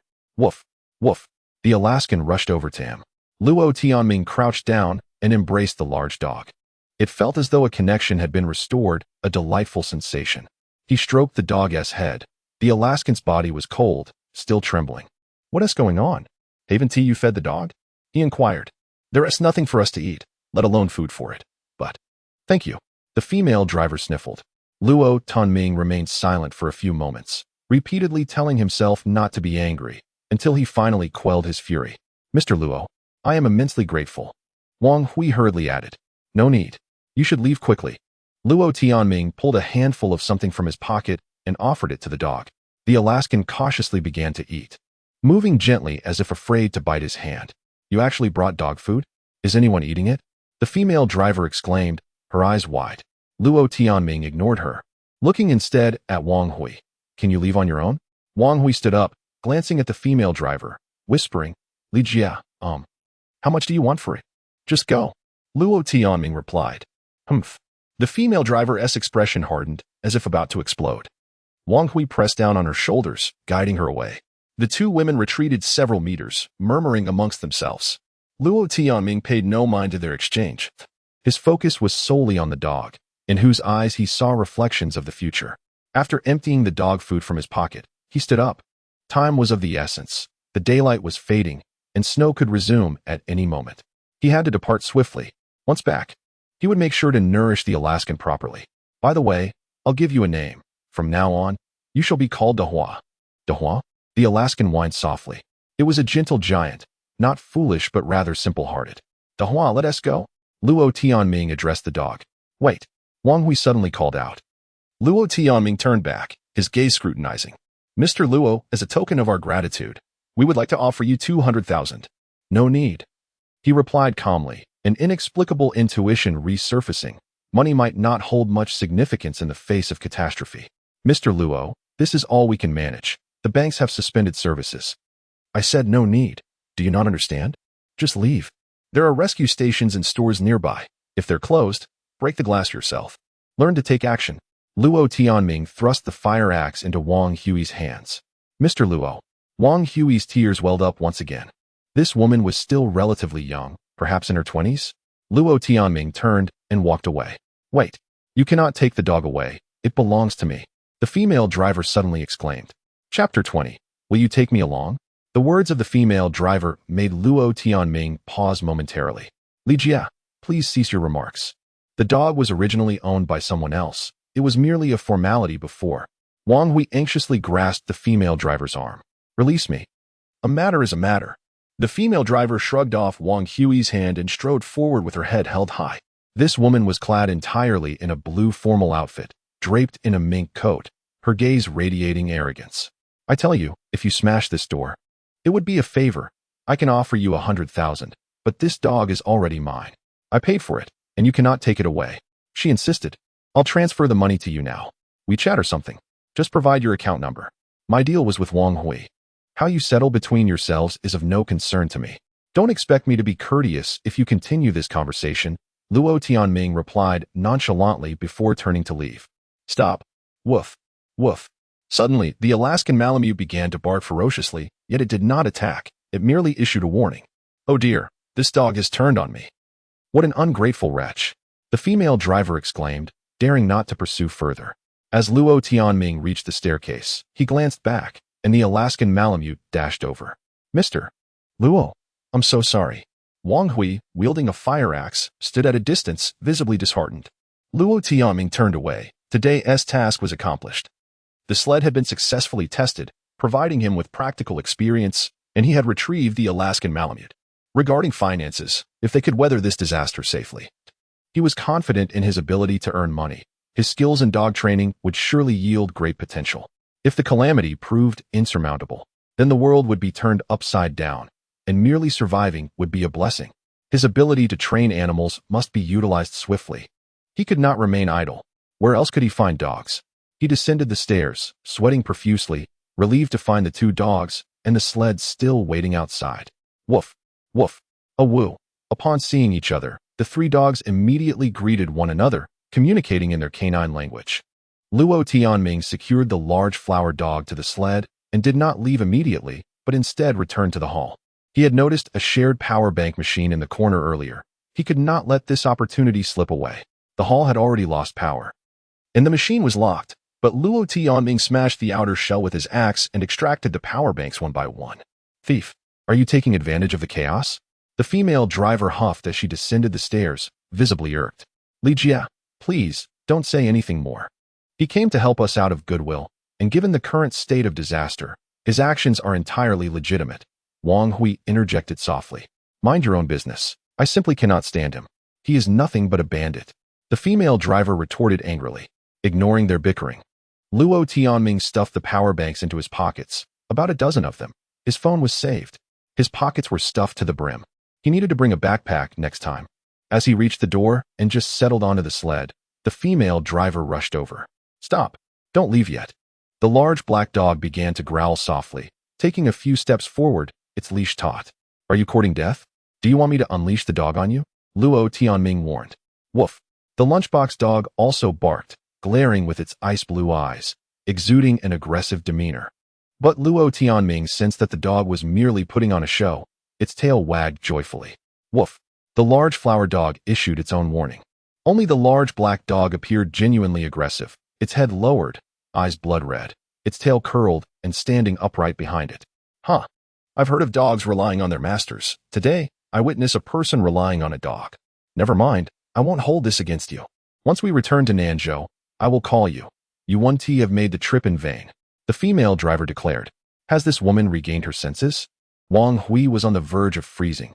Did she not have any awareness of her situation? Luo Tianming gestured behind the female driver, saying, Don't waste my time. If you have a conscience, then let your colleague wear the mink coat. Rest assured, I will start the car, and warmth will soon follow. This wretched place is far too cold. Nanzhou is much more pleasant. The female driver proudly approached the square, only to come to a sudden halt. The parking lot was filled with snowdrifts, dense and numerous, perhaps 40 or 50 in total. Shall we? Where did we park our car? Oh dear, I wish we had parked in the garage. Luo Tianming sighed. This person was as good as useless in a crisis. The female driver's loud complaints were not particularly troublesome, but the young lawyer appeared pale, her neck pulled in, hands shoved into her pockets, looking utterly dazed. Just moments ago in the hall, she was able to speak, yet now she had lost her ability to articulate. Was she not a lawyer? Perhaps the excessively slender form truly could not withstand the cold. Luo Tianming rose from the sled and tugged the female lawyer along. What are you dragging her for? The female driver exclaimed in surprise. Leave me alone. Hurry and find your vehicle. Can't you see others are on the brink of freezing to death? Luo Tianming snapped. Thank. Wang Hui managed to stammer through clenched teeth. A gust of wind swept through, sending snowflakes swirling, blurring his vision. Luo Tianming blinked vigorously, vowing to acquire a pair of goggles. The young lawyer's arms were exceedingly thin. She was clad only in formal attire and thermal underwear? Perhaps a wool sweater lay beneath. Luo Tianming hauled her for over 20 meters. Snatching the fire axe from her grip and swung it at the glass door of a nearby store, boom. The tempered glass shattered, fragments scattering across the concrete steps, resembling a field of diamonds. Inside was a clothing store, appearing rather upscale. Luo Tianming pulled a long down jacket from the rack and draped it over the young lawyer, then led her on a quick tour of the shop. Thank you. Wang Hui stammered, her teeth chattering uncontrollably. Do you possess no common sense? Failing to wear proper winter attire could lead to frostbite in an instant. Moreover, you must keep moving. You should not have lingered there, Luo Tianming chastised. Then grabbed a knitted hat from the side and placed it on Wang Hui's head. In truth, he was not entirely knowledgeable himself, but it felt gratifying to lecture others, especially since she currently lacked the capacity to dispute him. Enough, find your own clothes here. Choose the thickest ones, along with gloves, scarves, and insulated boots. If you don't know what you're doing, then freeze to death. Luo Tianming delivered a harsh statement.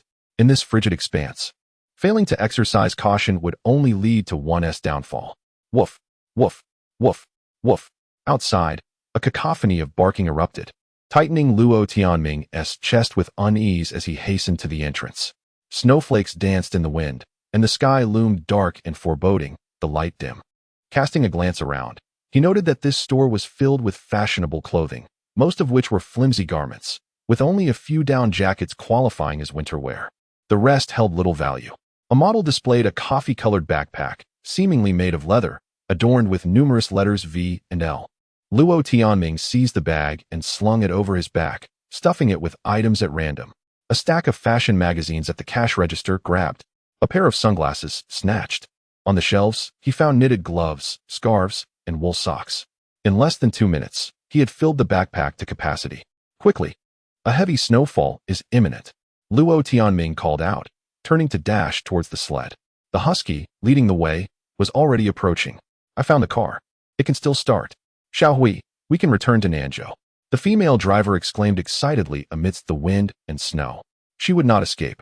It was all too easy for a vehicle to get stuck on the road. She ought to seek shelter at the rescue station. If she continued to be foolish, even the mink coat would not save her. Luo Tianming settled into the sled, offering one last reminder. Wait a moment. Mr. Luo, could you possibly take me along? The young lawyer suddenly implored. Chapter 21. Bringing people home accompanying Sister Li placed my life in jeopardy. Could you possibly provide me refuge? I am willing to pay any price. I implore you. Wang Hui beseeched. Luo Tianming hesitated momentarily. Logically speaking, had Wang Hui boarded that vehicle, she would have been enveloped in warmth almost immediately, able to endure several hours without issue. Yet, being under the care of the female driver diminished her chances of survival. That woman was problematic, likely possessing a confrontational personality. While her nature may not be inherently malevolent, her demeanor was undeniably poor, and she exhibited a degree of selfishness. This petite lawyer, however, was reasonable and capable. Bringing her back might prove beneficial, and if they could survive the calamity, it could be deemed a noble deed. Wang Hui's appearance was also quite delicate, with an oval face and rosy lips, though her visage was now pale from the cold, suggesting she was also quite famished and utterly exhausted. You must explain to her that the sled is too small to accommodate that young lady. Thank you. I shall return promptly, Wang Hui declared, clumsily making her way forward, only to stumble. Merely 2 minutes later, she returned breathless. It's fine. She has her own plan and has no desire to join us. She is more pleased with my departure. She has a large jar of butter cookies in her car. Wang Hui said with a bitter smile. Come sit behind me. How long has it been since you last ate? Luo Tianming inquired. Since yesterday afternoon until now. She insisted on working overtime to finalize a contract, and as I am still an intern, I had no choice but to comply. Even though we are not from the same department, Wang Hui replied, shivering as she squeezed into the back. Spread your legs and hold on to my waist. Luo Tianming softly instructed before calling out, Dogs, let's move. Go. Woof, woof, woof. The lunchbox howled excitedly before setting off. Dehei promptly joined in. While the Alaskan Husky trotted alongside the Siberian Husky, their coordination seeming innate, as if sledding was a skill they were born with. The swirling snow was disorienting and stung the eyes. Regrettably, the sunglasses lay buried in the backpack, leaving Luo Tianming to endure the discomfort. Beep. In the distance, a horn blared. It was the female driver honking. The world was shrouded in a haze, visibility reduced to mere meters. This wretched weather could change in an instant, leaving little time to react. Despite the addition of one person, the 3 dogs exerted minimal effort. The sled sped along. Fortunately, the petite lawyer weighed very little. However, the wind howled fiercely, and the sled overturned 4 times along the way. Luo Tianming uttered no words of complaint. He simply picked himself up each time and continued onward. The snow fell heavier, engulfing the world in a tempest. The path vanished from sight. To make matters worse, his phone screen went black, no matter how he pressed the buttons. There was no response. Had the battery died? Lunchbox, Dehei Dehua, we are going home. Understand? We shall retrace our steps. Luo Tianming called out. The dogs seemed to possess a telepathic connection with him. Even if they could not comprehend human speech, they should be able to sense their owner's emotions. At least, one could hope. Though it was still before noon, the day had grown dark, resembling twilight. Damn, venturing out is perilous, Luo Tianming muttered. He had always been poor at navigation, and now, surrounded by the swirling snow, he had lost his way.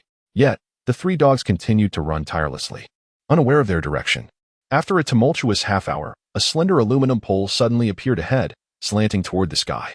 Luo Tianming blinked in astonishment for several seconds before realizing it was the entrance to Jingxiwa Garden Community. When they left, that pole had been broken. We have returned. Let us exert ourselves. Home awaits. Luo Tianming cheered. The three dogs struggled through the snow, their bodies steaming with warmth. After another 10 minutes, the sled came to a halt. Woof, woof, woof. The lunchbox wagged its tail, joyously barking and jumping. Before them stood a large iron gate. And as Luo Tianming fumbled through his pockets, his keyring slipped from his grasp. Removing his gloves, he searched through the snow with bare hands.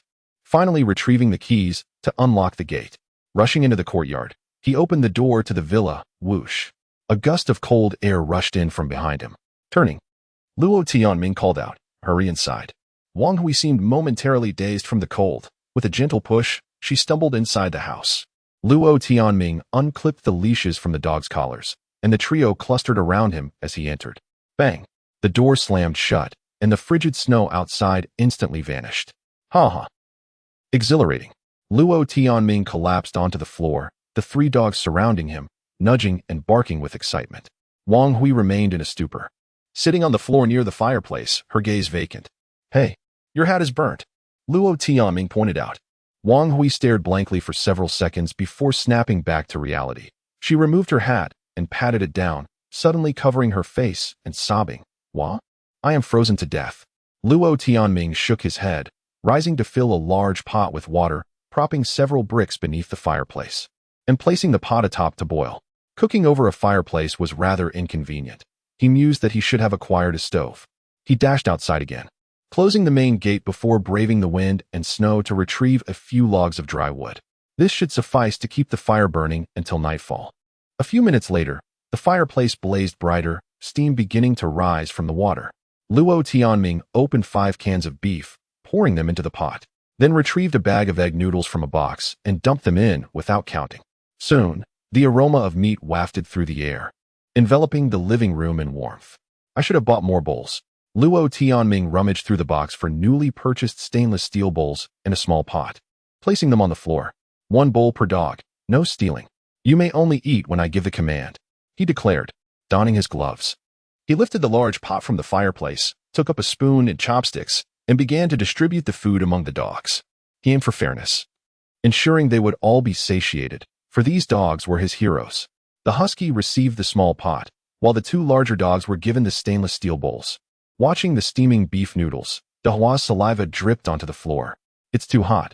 We shall wait until it cools before eating, Luo Tianming chuckled. The husky paced back and forth, snorting eagerly, while the hay sat still, exuding calmness.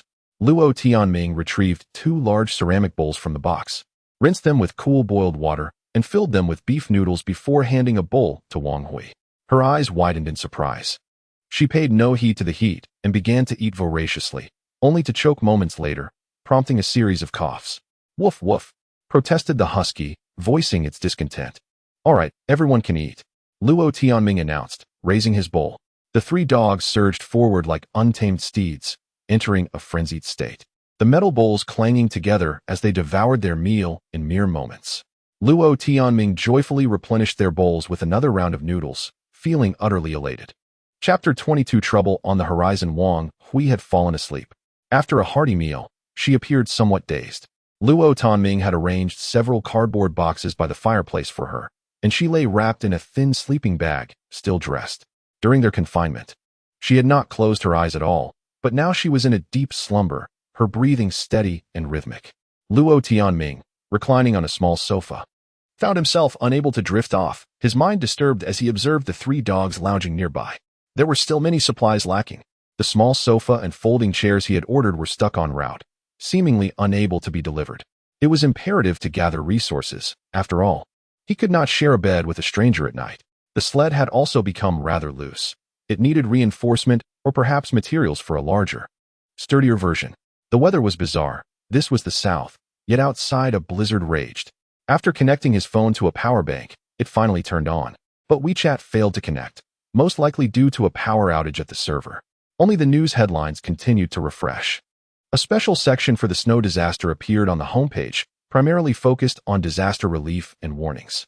The International Alliance's disaster relief meeting was still ongoing, and there had been no resolution regarding the proposal to trigger a volcanic eruption.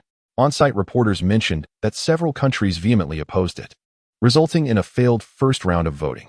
The vast majority of self-media outlets had ceased updates, likely due to internet access issues. The few that managed to post echoed sentiments of being trapped and in need of rescue, or lamenting their unfortunate circumstances. No one seemed to be showcasing the beauty of the snow or engaging in snowball fights. The probability of entering a glacial period had risen again. It now stood at 18. This trend was frightening. Was an ice age truly upon them? Luo Tianming sighed, hoping for a swift response from the international community. If detonating a volcano could save the world, then let it be done swiftly, regardless of the cost. Exhausted in body and spirit, he bundled himself tighter in his clothes and began to doze off. After what felt like an eternity, his phone chimed incessantly. New messages. Luo Tianming rolled over, picked up his phone, and discovered that WeChat had finally connected. In the class group and colleague group, someone was tagging everyone to share the latest disaster updates. The blizzard had caused widespread power outages, and emergency repairs were underway. Numerous provinces and cities had activated civil defense measures to provide temporary shelter for residents stranded on the streets. Photos of bulldozers clearing roads were shared, and many expressed their approval. Others cautioned against injuries and frostbite, noting that hospitals were already overwhelmed. In the community owner group, the atmosphere was far from harmonious. Cries of despair echoed and curses were hurled. As Luo Tianming scrolled through the messages, he noticed that when Jia was still organizing group purchases, having posted several photos showcasing a mountain of supplies. Her phone boxes were stacked high, almost reaching the ceiling. Each box of vegetables was priced at 500 yuan. There were also other supplies for sale. A 20-kilogram sack of potatoes for 500 yuan, a sack of unknown weight cabbage for the same price, and a 5-kilogram bag of rice, also priced at 500 yuan. Luo Tianming felt a strong temptation, but the prices were exorbitant, and his funds barely exceeded 2,000. Just as he hesitated, he continued scrolling and discovered that all those supplies had already been snatched up. When Jia repeatedly announced in the group that everything was sold out, urging others not to knock or, even worse, break down doors. The subsequent messages devolved into a shouting match when Jia claimed to have called the police, warning that anyone attempting to break in would face his wrath. Others accused him of price gouging, demanding he share the supplies. While some shouted that greedy merchants deserved to be punished, others called for mutual assistance to weather the storm, yet then offered to pay a premium for food. Luo Tianming continued to scroll, astonished to find people discussing the purchase of firewood. I can't get through the door. There's a house in the last row of the villa area with several tons of firewood. I saw them unloading. They urged others to join them. At this time, no one has the right to hoard so much wood. If you want to go, sign up. I'm in Building 8, Unit 403. We demand our share of the firewood. How alarming. Everyone, don't act impulsively. Stealing is a crime. Can we chop down the trees in the community? Haha. I'm already burning them. The trees in the community are wet. The smoke is immense. I'm burning furniture. What a shame about my ashwood chair. Woe is me. When will this end? Why is the gas also cut off? This is terrible. Someone must be punished. If the snow stops this afternoon, we'll head to the villa area to find that firewood supplier. Those willing to join, sign up. Someone in Building 9 also bought firewood. Can we have some? Big brother from Building 9? Sorry, I only bought one bag of wood, and it will be gone in 2 days. Liar. I saw a blue truck parked at Building 9. Don't be selfish. The snow might stop tomorrow. There are elderly and children at home. If anyone comes looking for trouble, don't blame me for being ruthless. Thank you for understanding. Go to hell. Who doesn't have elderly or children at home? As he continued scrolling, the last message timestamped at 13:50, just 2 minutes ago. WeChat disconnected again, and no new messages came in. Luo Tianming contemplated for a moment and muted the group, ensuring that he would be alerted to any new messages immediately. The situation was dire. It appeared that someone was plotting against him. He counted There were 14 individuals who had expressed interest in causing trouble. The ringleader was someone named Zheng Biao, whose profile picture depicted a muscular man lounging on a bed, a popular meme. Luo Tianming pondered as he stood up. After dressing appropriately, he opened the door, braving the wind and snow to drag the sled inside. He then dashed to the woodpile in the yard, selecting a few longer logs to bring into the living room. "Mr. Luo, are you going out?" Wang Hui had awakened, still wrapped in her sleeping bag, her face weary. "Yes, trouble is brewing, while there's still time. I must venture out to find some supplies." Luo Tianming retrieved the handsaw he had purchased, selecting a log over 40 centimeters long, attempting to saw it into planks. His fingers stung. He donned wool gloves and resumed sawing. "What kind of people are they? Is there danger here?" Wang Hui asked, her voice tense. As Luo Tianming worked, he recounted the group's discussions to her. "It's a bit troublesome. Calling the police now would be futile. They might forcefully take what they want. Should we give them some wood?" He paused, looking at Wang Hui, and after a few seconds, he replied, "Are you really that naive? In a community of over 3,000 households, if we give one person wood, everyone will come to loot. Are you still sleeping? If not, come help." "Oh, my apologies." Wang Hui quickly stood, adjusting her clothes before approaching. Her down jacket was of considerable value, yet its warmth was dubious, merely a product of its brand. In truth, Luo Tianming could manage the sawing alone, but it was crucial for this woman to understand the gravity of the situation. She could not remain idle like a princess. After spending a little over 10 minutes, Luo Tianming transformed the log into a pile of planks. He measured them and secured the boards to the sled, reinforcing it with a layer of wood and nailing 4 diagonal boards for support. The creaking sound diminished. The sled had become sturdier. Luo Tianming stood up, exhaling a sigh of relief, and called for the 3 dogs. "Mr. Luo, please be careful outside. Come back quickly." Wang Hui smiled as she urged him. Luo Tianming shook his head. He saw through her little ploy. "Quickly, put on your clothes and come with me. You cannot stay here alone." "Huh?" Wang Hui gasped in surprise, her mouth agape. Chapter 23. Fate unyielding, do not refuse. I wish to avoid unnecessary words. Will you come out or not? After a series of desperate pleas and explanations from Wang Hui, Luo Tianming finally grew impatient and issued his ultimatum. "Mr. Luo, I. Wang Hui's eyes brimmed with tears, nearly on the verge of a breakdown. Outside, the world was shrouded in darkness. The woman had entered the room frozen and dazed, perceiving the outside as a hellish realm. Yet, Luo Tianming resolved not to show weakness. This woman was quite shrewd. If he relented even slightly, she would seize the opportunity. What if he opened the door and she locked it from the inside? That would spell trouble. And what if she called for help? Perhaps that female driver? If someone knocked, would she answer? "You are an intelligent person. You understand my predicament. If you are unwilling, I can escort you to the nearest shelter, which seems to be open. Now, I will count to 3. 1, I agree." Wang Hui interjected immediately. Luo Tianming nodded, emptied his backpack onto the floor, and proceeded to the storage area, retrieving a woolen hat from a box and tossing it to Wang Hui. "Remember, this is my territory. Do not squander my time or presume to command me. You may leave at any moment." With that declaration, Luo Tianming opened the door. Outside, the sky was a tumultuous gray, the wind howled fiercely, and the snowflakes struck his face with a stinging sound. This time, he donned a thick-knitted scarf, pulling it down beneath his eyes, and secured his hat and gloves before stepping into the blizzard. His phone was connected to a power bank, and the battery had risen to 51, which should suffice. The navigation software was set for the Xiachang City Animal Rescue Center, located 8 kilometers away in another district. Luo Tianming desired dogs, larger and more numerous, the better. The 3 dogs, having rested, had mostly regained their strength, yet Luo Tianming remained anxious. The snow was too deep, and the temperature was perilously low. This journey was exceedingly arduous. The biting wind rendered him nearly breathless. "Oh my, save me." Suddenly, the sled lightened. Wang Hui had vanished behind him. Luo Tianming turned to see the woman buried in a snowdrift, nearly obscured. "Stop!" he shouted repeatedly, and the 3 dogs halted. Luo Tianming rushed over and pulled Wang Hui up. "Hurry, we cannot stop. I can't breathe, woo-woo." Wang Hui sank to the ground, weeping. Luo Tianming glanced at the dogs standing in the swirling snow. If they paused, the fervent dogs might succumb to the cold. "Hurry, if you don't move, you will remain here." "I truly cannot." Luo Tianming released Wang Hui's arm and turned to leave. "Wait for me, please," Wang Hui cried, sprinting after him frantically. Within seconds, The sled resumed its advance.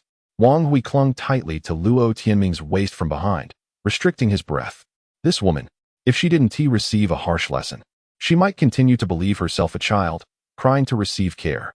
The blizzard intensified. Luo Tianming realized that this expedition might be a death wish. Yet he had no choice but to gamble.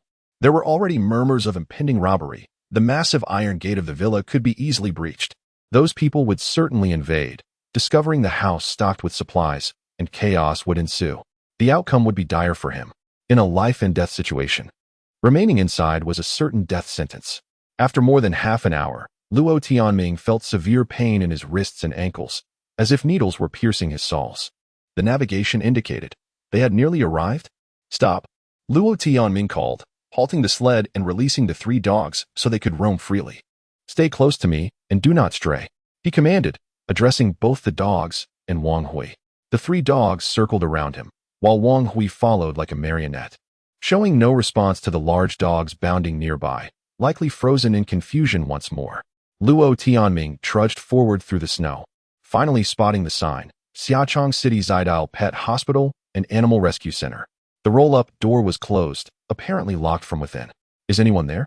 Luo Tianming shouted, striking the door with his axe, producing a loud clang.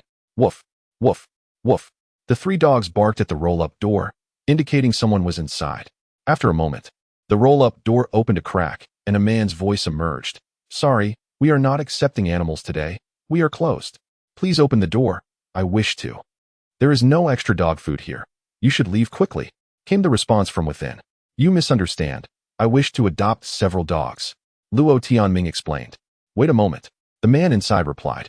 With a clatter, the roll-up door rose halfway, allowing the 3 dogs to dart inside, and Luo Tianming bent to follow. The man who opened the door was a young man wearing black-rimmed glasses and a military green coat, his face pale from the cold. Once Wang Hui entered, the man quickly lowered the roll-up door and secured the glass door. Hello. It's remarkable that you ventured out in such weather. These dogs seem quite spirited. The man stomped his feet to warm himself while observing the 3 large dogs, then looked up. Did you just say you want to adopt a dog? Yes. Do you have any large dogs? Luo Tianming inquired. The man nodded. We have several. Come and see which one you prefer. Luo Tianming followed the man into an inner corridor. These are all available for adoption. Some here are about to be euthanized due to insufficient food. Luo Tianming halted in front of a pen.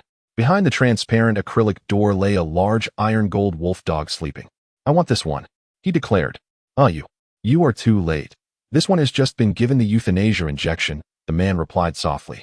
It's not that we arrived too late. It's that you acted too quickly. Wang Hui chimed in from behind. The man did not dispute this but nodded, appearing resigned. It is an unfortunate necessity. We are about to evacuate, and animals left behind are better off passing peacefully than freezing or starving. After a moment's thought, Luo Tianming asked, can this dog be saved? It received a sedative. We can administer a reversal drug, but you could easily choose another dog. Reviving an animal can be complicated. Enough. Save it immediately. Aside from this dog, I will take all the large dogs. Quickly, please. Luo Tianming insisted. The man stood in shock, his eyes wide. Quickly, stop dawdling. Wang Hui urged, sniffling.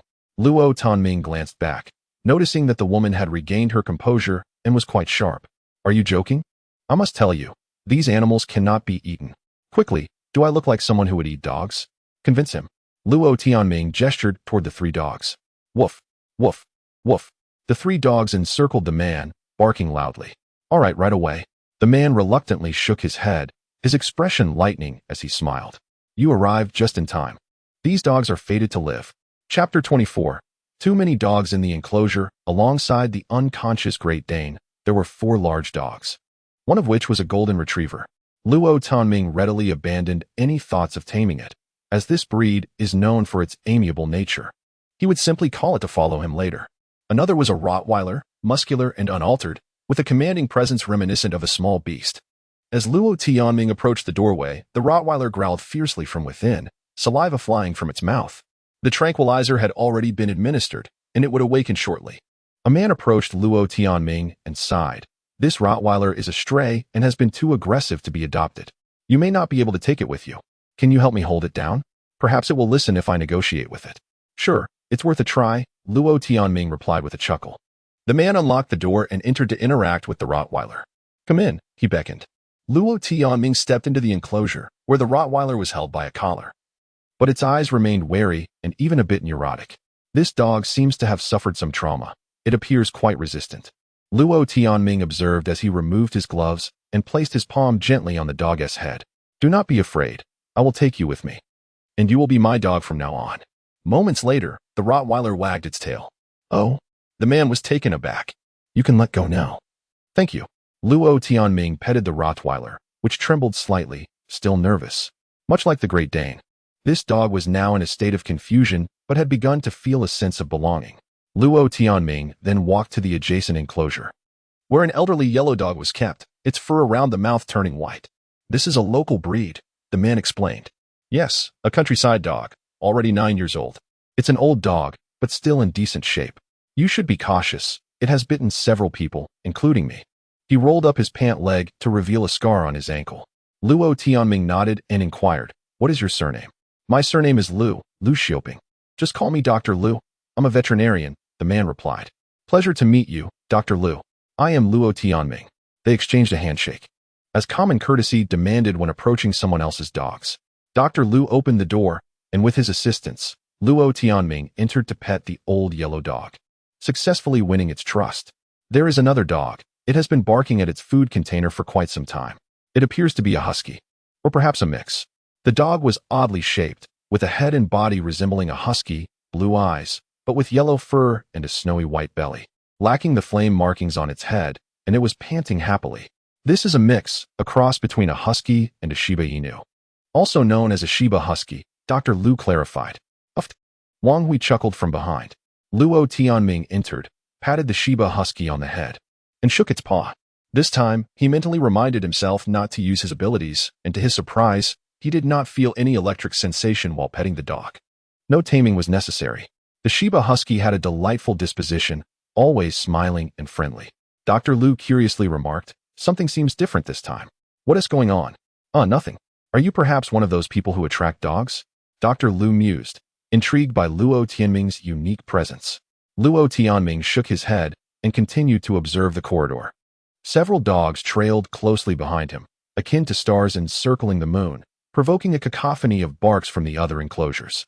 Some small dogs desperately clawed at the door, eager to escape. Are you planning to adopt these small dogs, too? Dr. Lu inquired. Actually, not too many, only 36. He chuckled sheepishly at this admission. Luo Tianming shook his head in silence. Despite his newfound abilities, he was no savior. He could not adopt every dog he encountered, or he would find himself in dire straits. In his mind, a vague image of the future began to form, one that did not include small breeds. If the crisis passed, and he were to take in numerous dogs of all sizes, he would face financial ruin. It was better not to adopt at all. Dr. Lu, what are your plans for the remaining dogs? And what about that room next door, which must contain cats? Wang Hui asked. We have arranged for a vehicle equipped with snow tires to come before dark, but our resources are limited, and we cannot sustain all the animals. We may have to euthanize a few. Dr. Lu replied. This statement sounded like moral coercion, but Luo Tianming was unconcerned. He was focused on which remaining dogs still possessed fighting spirit. I must ask, what is your intention in adopting these dogs? Is there a policy for this? Doctor, Lu inquired. I have a villa, and my purpose in keeping dogs is for defense. I have enough supplies to last 2 weeks. Managing a few large dogs will not be a problem. Oh, 2 weeks, you say? Do you think this cold wave will pass quickly? Luo Tianming paused for a moment, reluctant to lie. I don't know. It might take a while. You should prepare yourself. I share your sentiments. A few friends and I have purchased a farm, intending to spend the winter there. That sounds wonderful, Luo Tianming praised. Wang Hui, intrigued, suddenly asked, where is your farm located? Do you have sufficient supplies prepared? Hee. We are in the suburbs. If you're interested, you can add me on WeChat, Dr. Lu suggested. Sure. Wang Hui pulled out her phone. Currently, there is no signal. Please jot down my number, Dr. Lu replied. Luo Tianming stepped forward, not wishing to interrupt their conversation. If Wang Hui chose to leave, he would not object. After all, he now had dogs, and in greater numbers. This was a small shelter, and after looking around, he could not find a suitable option.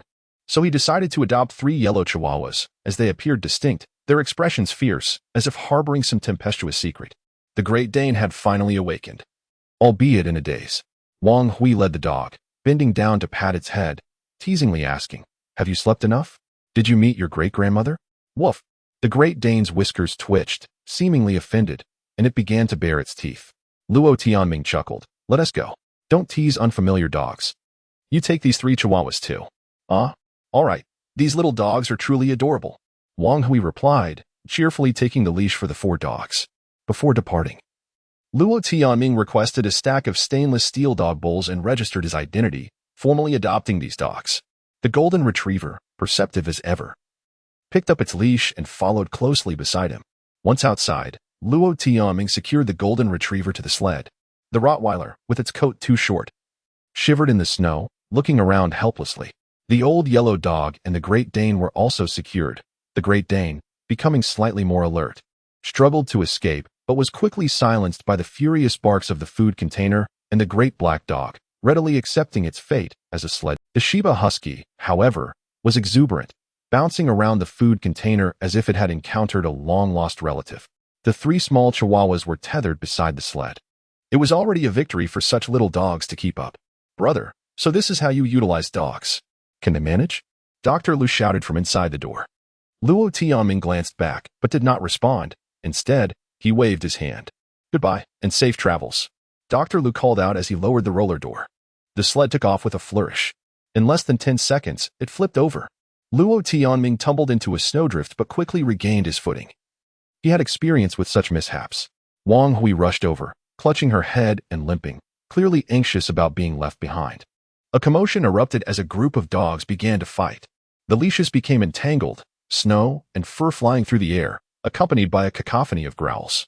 3 chihuahuas barked excitedly nearby, offering their support. Luo Tianming stood dazed amidst the swirling snowflakes. The abundance of dogs, it seemed, was not entirely a blessing. Chapter 25. The need for training. The battle lasted less than a minute, and order was swiftly restored. Luo Tianming discerned some new patterns. The trio comprising the lunchbox, the large black dog, and the spotted one were undoubtedly allies. Even the recently tamed Rottweiler and the old yellow dog had joined their ranks. The rebels were the large wolf dog and the golden retriever, while the husky wavered like a fence-sitter, attacking both sides. As they continued to pull the sled, they flipped over 4 times and engaged in 2 more skirmishes before the pack finally stabilized. Wang Hui, shivering from the cold, clung desperately to Luo Tianming's waist. The 3 chihuahuas, fiercely resolute, trotted alongside, seemingly unfazed by the biting chill. "Mr. Luo, can we go back now?" Wang Hui's voice trembled as she leaned against his back. "We must make a stop along the way to gather some supplies," Luo Tianming called back. He had to turn around to speak, lest he be met with a mouthful of wind.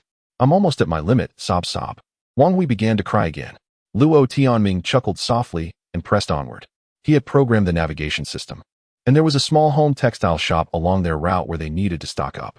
Upon arriving, he was taken aback to find the door ajar. The roll-up door remained open, and through the glass window, he could see lights and people moving about inside. Leaving the dogs outside, he led Wang Hui into the shop, discovering several patrons perusing the merchandise. The proprietor, a robust man in his 30s with a buzz cut, was clad in a down jacket, his ears reddened from the cold. "Take what you need. All items are at tag price. Offline payments are disabled. If you have no cash, come back later to pay. Don't hesitate. Just help yourselves," he called out as soon as he noticed their entrance. Luo Tianming hesitated momentarily before approaching the nearest shelf. The tag prices were not exorbitant. A blanket was priced at 98 yuan. Its texture was soft and substantial. A quilt, labeled as made from long staple cotton from the northern border, was only 268 yuan and quite heavy. "Feel free to take it. You can pay later," the owner reminded him. Luo Tianming smiled and inquired, "What do you mean by that? Aren't you worried about incurring losses?" Once these goods are sold, they're gone. It's only a few thousand yuan in total. Whoever takes them will certainly use them. And in this weather, one could easily freeze to death. I consider it a charitable act." The owner urged, "Hurry and take what you like. Supplies are limited." "Very well." Luo Tianming nodded and turned to Wang Hui, saying, "You choose for yourself." "Okay." Wang Hui nodded enthusiastically, quickly grabbing a bag of blankets, and after a moment's thought, she took another. "Owner, what time do you close?" Luo Tianming asked.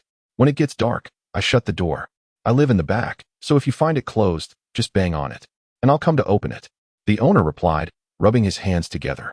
The shop was quite chilly, likely due to the abundance of textiles. There was no stove, though a small heater sat in the corner, currently without power. "Don't you fear the cold?" Luo Tianming asked. "Thank you for your concern. I was a soldier before, so I can manage. I've made a fire bed in the back to keep warm. Just need to go chop some wood." Haha. It's usually illegal, but with this snow disaster, I can chop freely. As long as the weather improves and I'm not held accountable later, the owner chuckled. Luo Tianming nodded in understanding, choosing a thick quilt and 2 blankets. Wang Hui's arms were filled with their selections, all blankets and quilts. The sled was too small. After securing their supplies, their center of gravity rose significantly, leading to 3 more tumbles along the way. The large dogs began to bicker, engaging in 2 more skirmishes. The golden retriever, resembling a battle god, was covered in blood, leaving Luo Tianming speechless. Fortunately, they arrived back at the villa unscathed. After unloading their supplies and securing the gates and doors, Wang Hui collapsed by the fireplace in tears, her face smeared with snot and tears.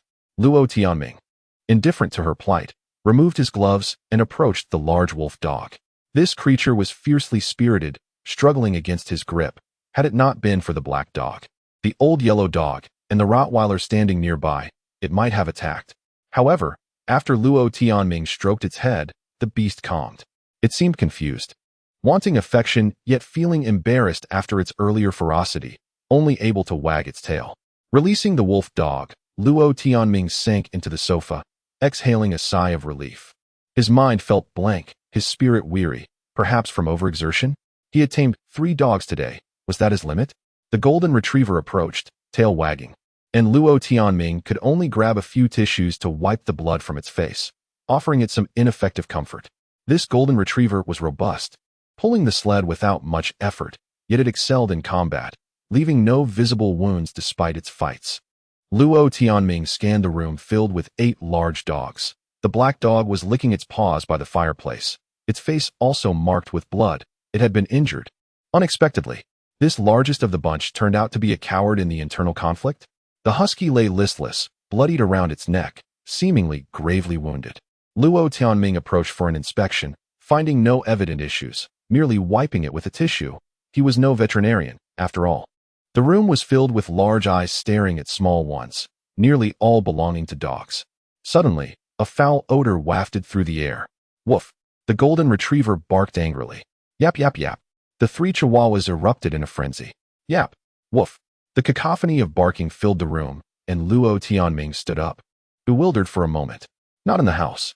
He opened the door, shooing the 3 little dogs outside. The husky seized the opportunity to slip out, squatting in the corner of the snowy yard as if to relieve itself. After several minutes of commotion, Luo Tianming retrieved 2 small branches from the yard to scoop up the mess, allowing the frigid wind to sweep in. At last, the living room was freshened, though it now resembled an ice cellar. He took some charcoal ash from the fireplace and covered the spot where the chihuahua had relieved itself, yet his irritation only intensified, growing more palpable. There were too many dogs, and the chaos was overwhelming. Listen up.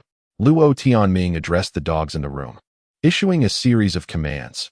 No relieving themselves indiscriminately, no excessive barking, and no fighting. The dogs exchanged glances. Only the golden retriever, the husky, and the 3 chihuahuas had yet to be trained, and it seemed only the golden retriever understood. One chihuahua began to whimper. Luo Tianming's heart tightened. He quickly opened the door, and the little dog darted outside, only to bark wildly a minute later, necessitating another door opening to let it back in. Clearly, the issue of canine relief needed immediate attention, otherwise, they would face a life steeped in foul odors. Wang Hui continued to sleep on a makeshift bed of boxes, 2 blankets underneath and a quilt wrapped around her, having discarded her thin sleeping bag to the side. It appeared that both dogs and humans required a measure of training. Chapter 26. Reasoning with them on the ground floor of this villa, aside from the bathroom and kitchen, there lay a layout of 2 bedrooms and a living room. Currently, Luo Tianming resided solely in the living room. Seated on the sofa, he drew back the curtain, revealing a corridor with 3 possible directions. To the left was a room with a view of the backyard and a slope beyond the wall. Upward led to a staircase ascending to the 2nd and 3rd floors, and straight ahead was a larger main room, separated from the living room by a television wall, with windows overlooking the yard and the main gate. Luo Tianming resolved to allow the dogs to inhabit this spacious room. "Come in, all of you," he called out. The dogs surged into the room. Even the bewildered puppies were swept along by their companions, accepting their new arrangement in a daze. After addressing the pack, the old yellow dog was the first to leap into the largest cardboard box, asserting its position. The large black dog hesitated, but eventually chose a sizable box as well. A husky scampered to the window, standing on its hind legs, seemingly eager to venture outside.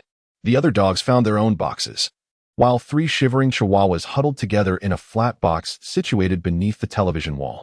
Luo Tianming approached, touching the wall, which felt pleasantly warm due to the adjacent fireplace. The room wasn't particularly cold, likely above freezing. Suddenly, he realized that perhaps he need not overly concern himself with keeping the dogs warm. If the environment were too cozy, these dogs might struggle to develop thick fur. He had researched on his phone and learned that dogs possess remarkable resistance to cold. For instance, a German Shepherd could comfortably sleep outdoors in frigid conditions, and Huskies are true creatures of the snow. Only the Rottweiler, being a short-haired breed, lay shivering in a shallow box. "You come here." Luo Tianming beckoned to the Rottweiler, which promptly stood and trotted over. He patted its head, hesitating momentarily, ultimately deciding against naming the dogs just yet. There were too many to keep track of, and only those that distinguished themselves deserved a name. He couldn't help but chuckle at his own whimsical thought. "Fetch the cardboard box." The Rottweiler dashed back and dragged the box over. Luo Tianming placed it against the warm wall, a half-meter away from the 3 chihuahuas. "You will sleep here from now on." "Woof," the Rottweiler barked in response, squinting its eyes and wagging its tail, causing the adjacent box to rattle as the chihuahuas bared their teeth in protest. Luo Tianming laughed softly, squatting down to continue petting the Rottweiler.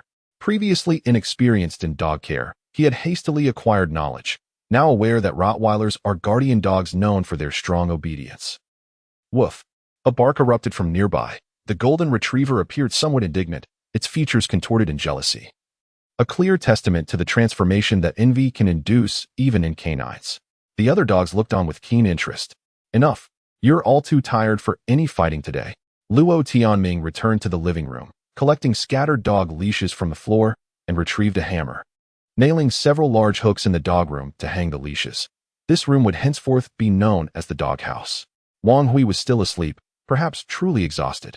He retrieved an online-purchased kettle from the box, stepped outside to fill it with tightly packed snow, and returned to place it by the fireplace. After a while, the kettle emitted a buzzing sound, signaling that the water had boiled. Luo Tianming brewed himself a cup of hot black tea, picked up a fashion magazine from the floor, and reclined on the sofa. At some point, a dog had settled beside him, leaning against the arm of the sofa. It was the golden retriever. Was this creature seeking to form a bond? Luo Tianming set aside the magazine, took a sip of the warm tea, and continued to pet the dog while glancing at the magazine, filled with images of fashionable women, each a paragon of elegance and allure. A yawn escaped him, and he drifted into slumber. Woof, woof. A cacophony of barking jolted him awake. Upon reopening his eyes, he found all the dogs crowded before the fireplace, rousing Wang Hui from her slumber as well. "Shoo!" Luo Tianming gestured for silence. Woof. A chihuahua barked twice before being silenced by the golden retriever's paw, its eyes ablaze with hatred. "Everyone, keep quiet," Luo Tianming instructed. Bang, bang, bang. The sound of pounding on the door reverberated. "Stop hiding. Open the door. I can hear you in there," a voice shouted from beyond the courtyard wall. Luo Tianming approached the window, prying open a previously cut piece of insulation board to peer outside. The yard was pristine, but the door trembled with each thud, snow cascading from its surface. The force behind the knocks was substantial, echoing loudly, employing some hard tool rather than a hand. "Damn it," Luo Tianming muttered under his breath. "Mr. Luo, what's happening?" Wang Hui asked, sitting up in alarm. "I don't know, but prepare yourself. There may be a fight," Luo Tianming replied. Wang Hui's mouth fell agape in disbelief. What was the matter with her? She was usually sharp. Was she feigning ignorance now? Was her strategy to do nothing as long as she claimed to know nothing? Luo Tianming furrowed his brow, donning his ski suit, gloves, and hat. Seizing the wild boar spear from the wall, he surveyed the 11 dogs before him, 6 of which were trained. "Prepare for battle," Luo Tianming commanded. Woof. The large black dog emitted a low growl, its eyes gleaming menacingly, its tail curling upward. Woof. The German Shepherd echoed the call. The Rottweiler remained silent, its tail thrashing against the ground, startling the nearby chihuahuas. Only the food container seemed perplexed, as if to say, "Are you serious?" With a swift motion, Luo Tianming flung open the door, a blast of cold air rushing in, extinguishing the warmth within. The dogs, both large and small, surged past him into the yard. The snow was deep, causing the chihuahuas to leap awkwardly, each landing a potential peril. To his surprise, the snow had given way to clear skies. Despite the biting wind, the sun shone brightly, illuminating the snowy yard. Bang, bang, bang. Open the door. We are the community owners. We are neighbors. We are the Mutual Aid Association, here to assess everyone's needs. Open up for registration. 2 male voices called from outside. Woof, woof. The 3 chihuahuas barked in response. Ha ha. Who says there are fierce dogs inside? That bark is clearly from a puppy, just like my own. One man laughed heartily. Luo Tianming raised a finger to his lips, signaling silence to the dogs. Remarkably, perhaps due to his unique abilities, the dogs seemed to understand. Only the chihuahuas continued their raucous barking. I don't need to register. You are not an official organization. Don't provoke me, or I want to hold back. Luo Tianming shouted. He had already pulled out his phone, tapping the record button and placing it on the windowsill, aimed directly at the door. Indeed, there are people. Open up, we're neighbors. Just here to discuss a few matters. You have plenty of wood in your yard. Why not share some and help everyone through this tough time? Rest assured, once the snowstorm passes, we will request a banner of commendation for you, rewarding your generosity. In these extraordinary times, we must uphold our values and assist those in need. No one should hoard. The voices outside clamored. Luo Tianming felt a wave of nausea. He had no desire to engage in futile conversation with these individuals. Instead, he turned to glance behind him. Wang Hui had dawdled for quite some time, but she finally emerged. Exhibit your skills and reason with them, Luo Tianming remarked to Wang Hui. Chapter 27. The battle between man and dog out there. You are suspected of trespassing and robbery, among numerous other illegal activities. If you do not leave immediately, the consequences will be dire. According to, damn it, I'm freezing to death here. Why do you have firewood? Have you hoarded food as well? Open the door. A man bellowed with a coarse voice. Bang.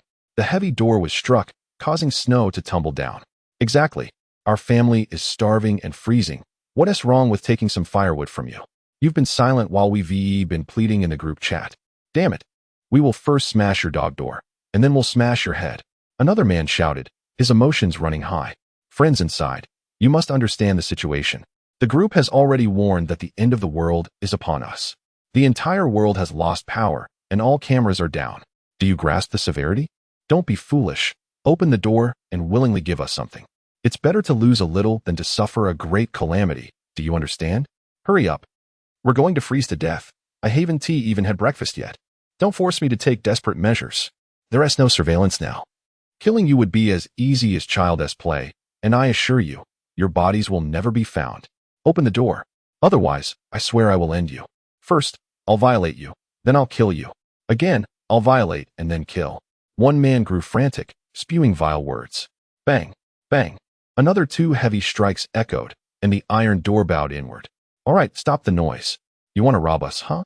I'll open the door, shouted Luo Tianming. There were about 4 men outside, and it was uncertain if there were any silent accomplices. However, they could not afford to wait for their door to be breached. Mr. Luo, we can't open the door. If we do, we're dead.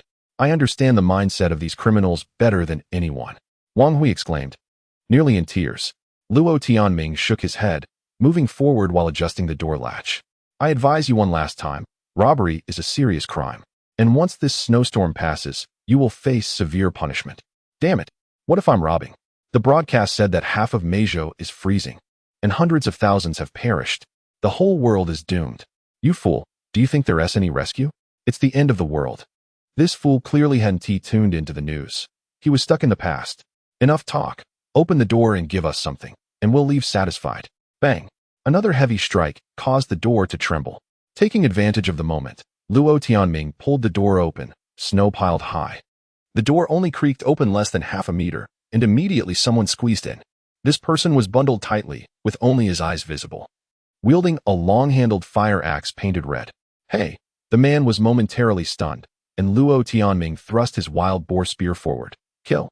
With a thud, The man was pierced through his down jacket. Luo Tianming yanked the spear back, sending a flurry of white fluff into the air. Woof, woof, arg. The dogs lunged forward, tearing at his arms and legs, dragging him inside. 3 chihuahuas jumped excitedly, biting at his ankles. A second man began to half lean into the doorway, but upon seeing the chaos, he tried to retreat, only to be caught by Dahe. The fire axe fell as the man stumbled forward, crashing to the ground. The pack of dogs surged forward, viciously tearing at the 2 intruders. Woof. The food box circled around, barking but not biting. The golden retriever ran about in confusion, even attempting to bite Dahe. Attack! Luo Tianming shouted again. Arg! The food box finally lunged, sinking its teeth into the man's groin. He screamed in agony. Suddenly, another man slipped through the door, brandishing a curved blade over a meter long. How terrifying! Boldly wielding a long knife in broad daylight. Did he dare act so brazenly? Kill him! Luo Tianming pointed at the knife wielder. The Rottweiler leaped forward, biting the man's arm, while Dahe released his grip on the ground man and lunged at the knife wielder. The man shrieked as the long knife clattered to the ground. Luo Tianming raised the wild boar spear, intending to stab the man, but suddenly, his arm throbbed with pain, nearly immobilizing him. Had he overexerted himself and pulled a muscle? Only then did he realize he might be a mere amateur in combat. Ordinary people were indeed weaklings. Of course, it could also be due to the biting cold. Yet, he was aware of his limitations. This was his first encounter with violence, but he was far from intimidated. He was ready to strike. Wang Hui trembled, her face devoid of color, too frightened to utter a word. This woman was utterly useless. Luo Tianming shot her a glance, stepped forward, and delivered a powerful kick to the jaw of the man on the ground. Whack. The man instantly fell unconscious. Stepping over him, he kicked the other man's head 3 more times, and he too succumbed to unconsciousness. Food box, bite him. Luo Tianming pointed at the ground. The husky was momentarily stunned, tilting its head to scrutinize Luo Tianming, before finally pouncing. Snap. It clamped down on the man's groin. He cried out, feigning death. Luo Tianming kicked him 5 or 6 times, causing blood to spurt from his nose, finally rendering him unconscious. The food box continued to gnaw at his groin, but he had lost all reaction. Kill them all, Luo Tianming bellowed. The pack of dogs surged out, and screams echoed from outside. Arg! One dog suddenly howled in distress. Luo Tianming's heart raced. Gripping the wild boar spear, he rushed outside, only to feel his thigh muscles ache severely. Was his leg cramping too? He could only slow his pace, limping as if half paralyzed out of the yard. Outside, in the snowy expanse, 2 men were grappling with the pack of dogs. One man in a green down jacket was hammering Dahe's head with a pickaxe, ringing loudly. Kill him! Luo Tianming pointed at the man. The other dogs charged forward. Standing 3 meters before Luo Tianming was a tall man clad in a fur-collared coat, wielding a fire axe, his arms drenched in blood, sleeves and pants torn. The dogs that had just bitten him all attacked another person. The man was momentarily stunned, turning to face Luo Tianming. His legs, cramped and painful, refused to move. So Luo Tianming could only tuck the wild boar spear under his arm and lunge awkwardly forward. The man moved his arm, striking Luo Tianming's spear away with the axe handle. Then he kicked Luo Tianming, tripping him. This was bad. This man was trained. Woof. Luo Tianming fell to the ground, his face colliding with something hard in the snow, causing the wild boar spear to drop. His vision blurred by snow, his head swam. As he rolled over, spitting out the snow in his mouth, he saw the enemy raising the axe. A shadow suddenly swept over his head. When Luo Tianming stood up, he found the earlier man had collapsed, with the Rottweiler savagely gnawing at his face. Help! The man shrieked, flailing his arms. The axe nowhere to be seen. The Rottweiler clamped down on his throat, shaking with all its might. The man could not utter a sound, thrashing in the snow. Come back, that! Luo Tianming attempted to call the Rottweiler back, only to realize he hadn't named the dog yet, leaving him with no choice. The Rottweiler, covered in blood, resembled a monstrous beast with a crimson head, growing even more excited. Another man was also knocked down, the pack of dogs attacking him. His fate unknown. Luo Tianming sat in the snow, his heart racing, feeling dizzy. After catching his breath, he rubbed his eyes and suddenly noticed a figure fleeing towards the exit of the villa area. Catch him! Luo Tianming shouted. The large yellow dog dashed forward, and within mere seconds, it pounced upon the individual from behind. Luo Tianming exhaled in relief, feeling a warm flush spread across his face. The golden retriever trotted over, extending its tongue to lovingly lick Luo Tianming's cheek, seemingly offering consolation. "Do not lick," Wang Hui called out, rushing over to shoo the golden retriever away. "Your nose is bleeding. Refrain from wiping it, so as to preserve the evidence. The network has just resumed. Should we contact the authorities?" Chapter 28. Solitude. A miraculous event transpired. The order seemed to be swiftly restored, as police vehicles arrived after more than half an hour. Astonishingly, in the form of a tracked cargo truck. The blue and white lights flashed frantically, and the sirens echoed throughout the community. 5 adversaries were apprehended, with the most severely injured one suffering from a lacerated face and ruptured neck vessels. After urgent bandaging, he was confined to the cargo truck, unconscious yet handcuffed like the others. "In principle, you must accompany us," the male officer mused, scrutinizing Luo Tianming's face. The female officer beside him inquired, "Your face is covered in blood. Do you require medical assistance?" "My head aches a bit. May I rest for a while before proceeding?" Luo Tianming replied, attempting to be agreeable. "Certainly. Given the current circumstances, we are short-handed. For your safety, we recommend you recuperate at home and provide additional testimony after the crisis subsides. We have taken the video evidence. Please preserve the original for future reference." The female officer smiled. "Thank you. You all have worked hard. It must be a busy day for you?" Luo Tianming asked. "Extremely busy. We will not tolerate acts of violence. For minor incidents like traffic accidents or neighborhood disputes, we suggest mediation. In these extraordinary times, we appreciate your understanding," the female officer responded. "Additionally, please ensure your dogs are secured. For any reason, dogs that bite must be put down. However, we currently lack the means to transport them, so you must keep them under strict supervision. If they injure innocent bystanders, the legal consequences are severe," the male officer cautioned. Nodding, Luo Tianming felt a surge of anxiety. "You should return to treat your injuries. You are not to leave the city without necessity. We will continue our investigation here for approximately half an hour. Feel free to reach out if any issues arise," the female officer advised before she and her partner departed. With a sigh, Luo Tianming limped back inside the gate. Prior to the officer's arrival, he had secured all the dogs indoors, fearing they might escape and be shot on the spot. The officer's words about euthanizing biting dogs weighed heavily on his heart, causing him great distress. In the living room, Wang Hui was packing. Luo Tianming was not at all surprised, merely nodding in acknowledgement. I'm truly terrified. Moreover, I can't be of any assistance here," Wang Hui said pitifully. "It's fine. The police vehicle is still outside. Please hurry," Luo Tianming urged generously. This woman had failed her test. She held no value. Even if she hadn't brought it up, Luo Tianming would have sent her away. He hobbled over to the sofa, poured himself a glass of water, and discovered it was already cold, refreshing him thoroughly. This was Luo Tianming's first encounter in battle. Exhilarating yet terrifying in retrospect. An ordinary man with mediocre physical capabilities and no experience with melee weapons, he could even cramp up from excitement. With around 10,000 residents in the community, many unprepared fools would soon find themselves in dire straits. Once faced with hunger and cold, they could easily spiral into chaos, becoming rioters. How had living here suddenly become so perilous? Thankfully, he had these dogs. Without them, he might have faced a grim fate today. The small lawyer he rescued proved utterly useless. She was merely a taker, always seeking to benefit at others' expense. Perhaps Luo Tianming's somber expression made Wang Hui uneasy. She halted her actions, her lips trembling as if on the verge of tears. "I'm sorry. I'm genuinely afraid of dogs, and I have irritable bowel syndrome. If I have an episode, I might have an accident." Luo Tianming could not be bothered to engage further. Instead, he walked to the nearby doghouse. At such a critical moment, dogs were far more reliable than people. Various dogs awaited command, the Rottweiler comfortably panting, while the big black dog sulked in the corner.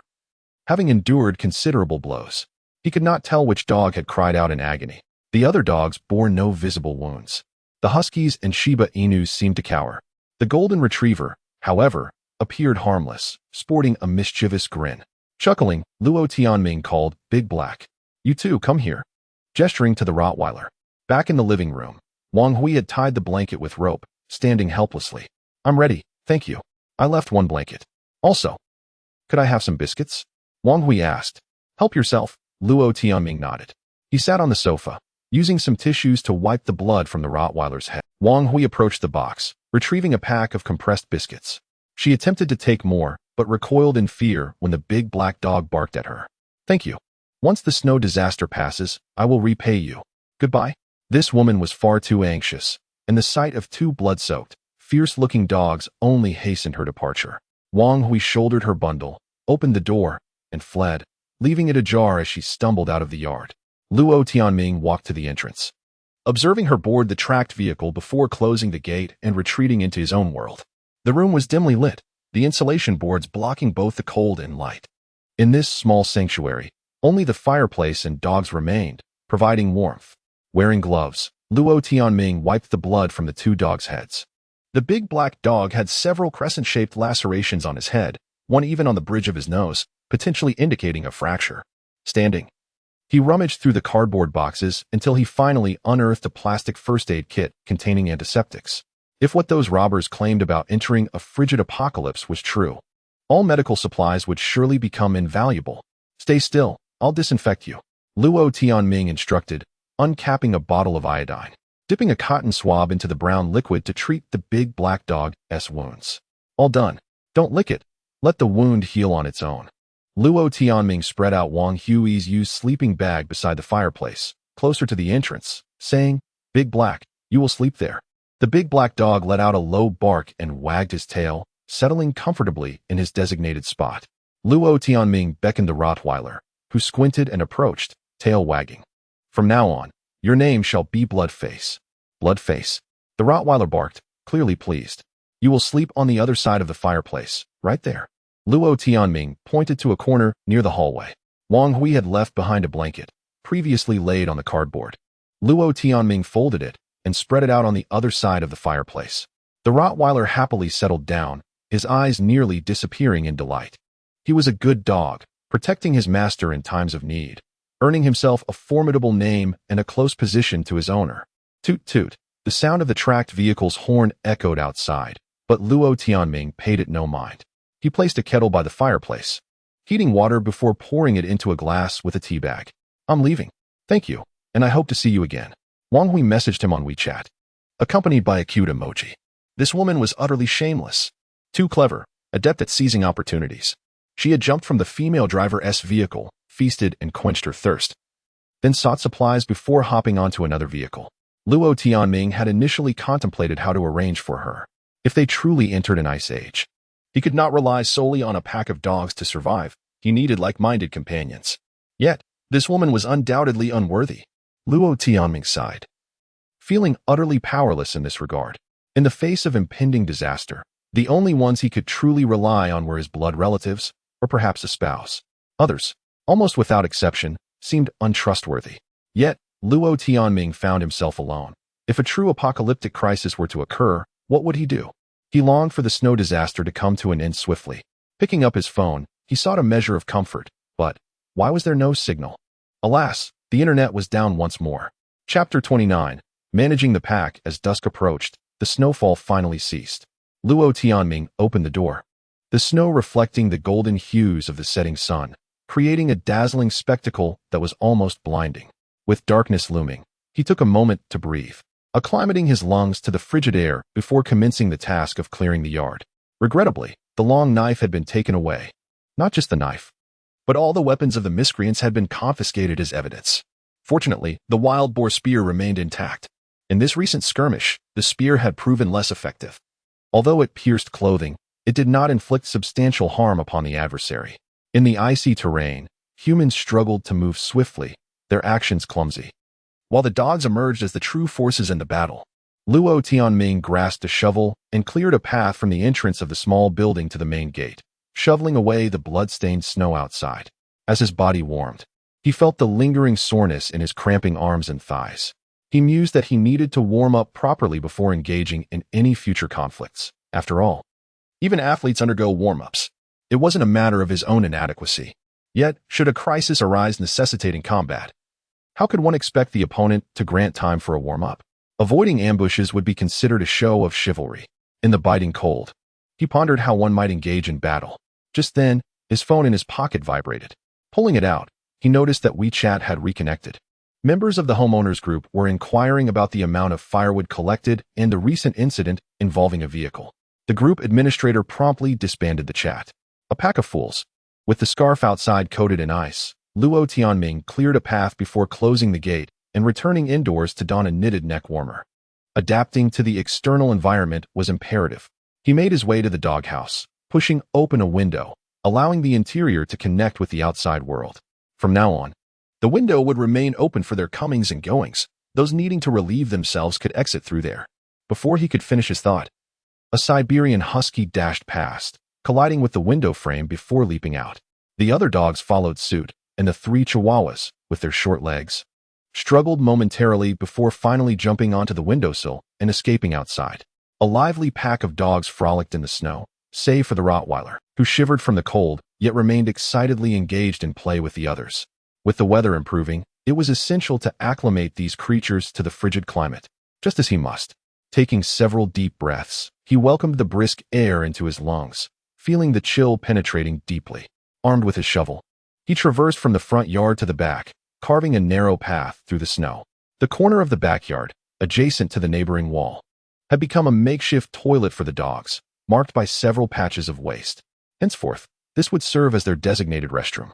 The wall stood tall, and beyond it lay a slope, where a small hole caught Luo Tianming's attention.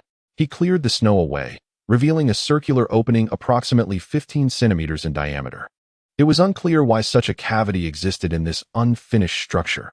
Indeed, the absence of walls would not seem out of place here. Intrigued, he considered transforming this hole into a dog door. If he could enlarge it, the dogs would have a means of entering and exiting freely. Should anyone arrive to handle the dogs, they could escape through this passage and retreat into the mountains beyond. Surveying the area, he regretted not having a fire axe. He had previously given one to Wang Hui, only for her to discard it carelessly. With no other option, Luo Tianming resorted to a small hatchet, laboriously working for a considerable time until he finally managed to enlarge the opening by a few centimeters. "Bring me a small dog," he called out. Woof! The pack erupted into a cacophony of barks, and within moments, the golden retriever appeared, tugging a chihuahua by its collar.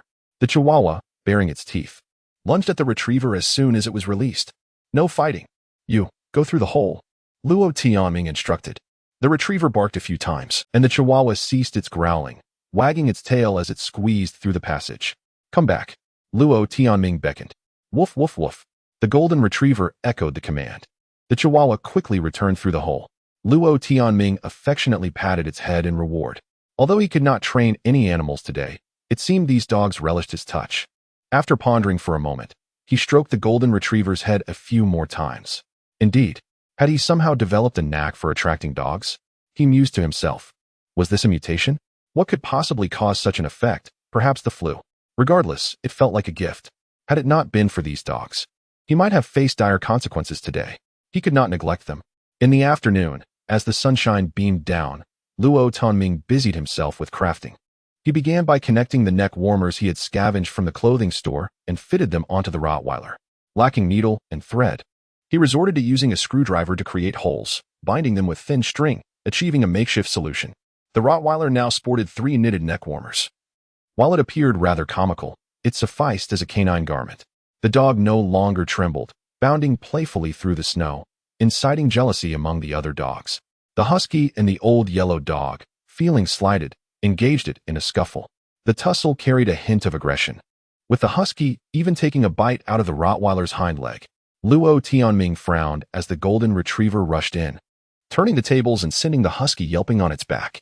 The cry sounded oddly familiar. Luo Tianming shouted a reprimand, prompting the golden retriever to release the husky and return to his side, prancing proudly. Each dog possessed its own personality and unique abilities. Currently, the primary contender for pulling sleds was the husky, endowed with a natural affinity for snow, capable of delivering lethal strikes in dire situations. The Rottweiler, though strong in combat and fiercely loyal, struggled with the cold, which was a pity. The German Shepherd showcased a splendid coat and an imposing presence, yet there was a hint of cunning in its demeanor. The old yellow dog was reliable and astute, capable of holding its ground in a fight. The Shiba Inu, while lacking in combat proficiency, possessed half-husky lineage and should be capable of pulling a sled. This dog remained untrained, Luo Tianming was reluctant to focus on training it for now, allowing the other dogs to manage its behavior. Training each dog required mental energy, and he sensed that his capabilities might have limitations, though he had yet to identify them. As for the golden retriever, this dog was possessive and eager to show off, often meddling in matters that did not concern it.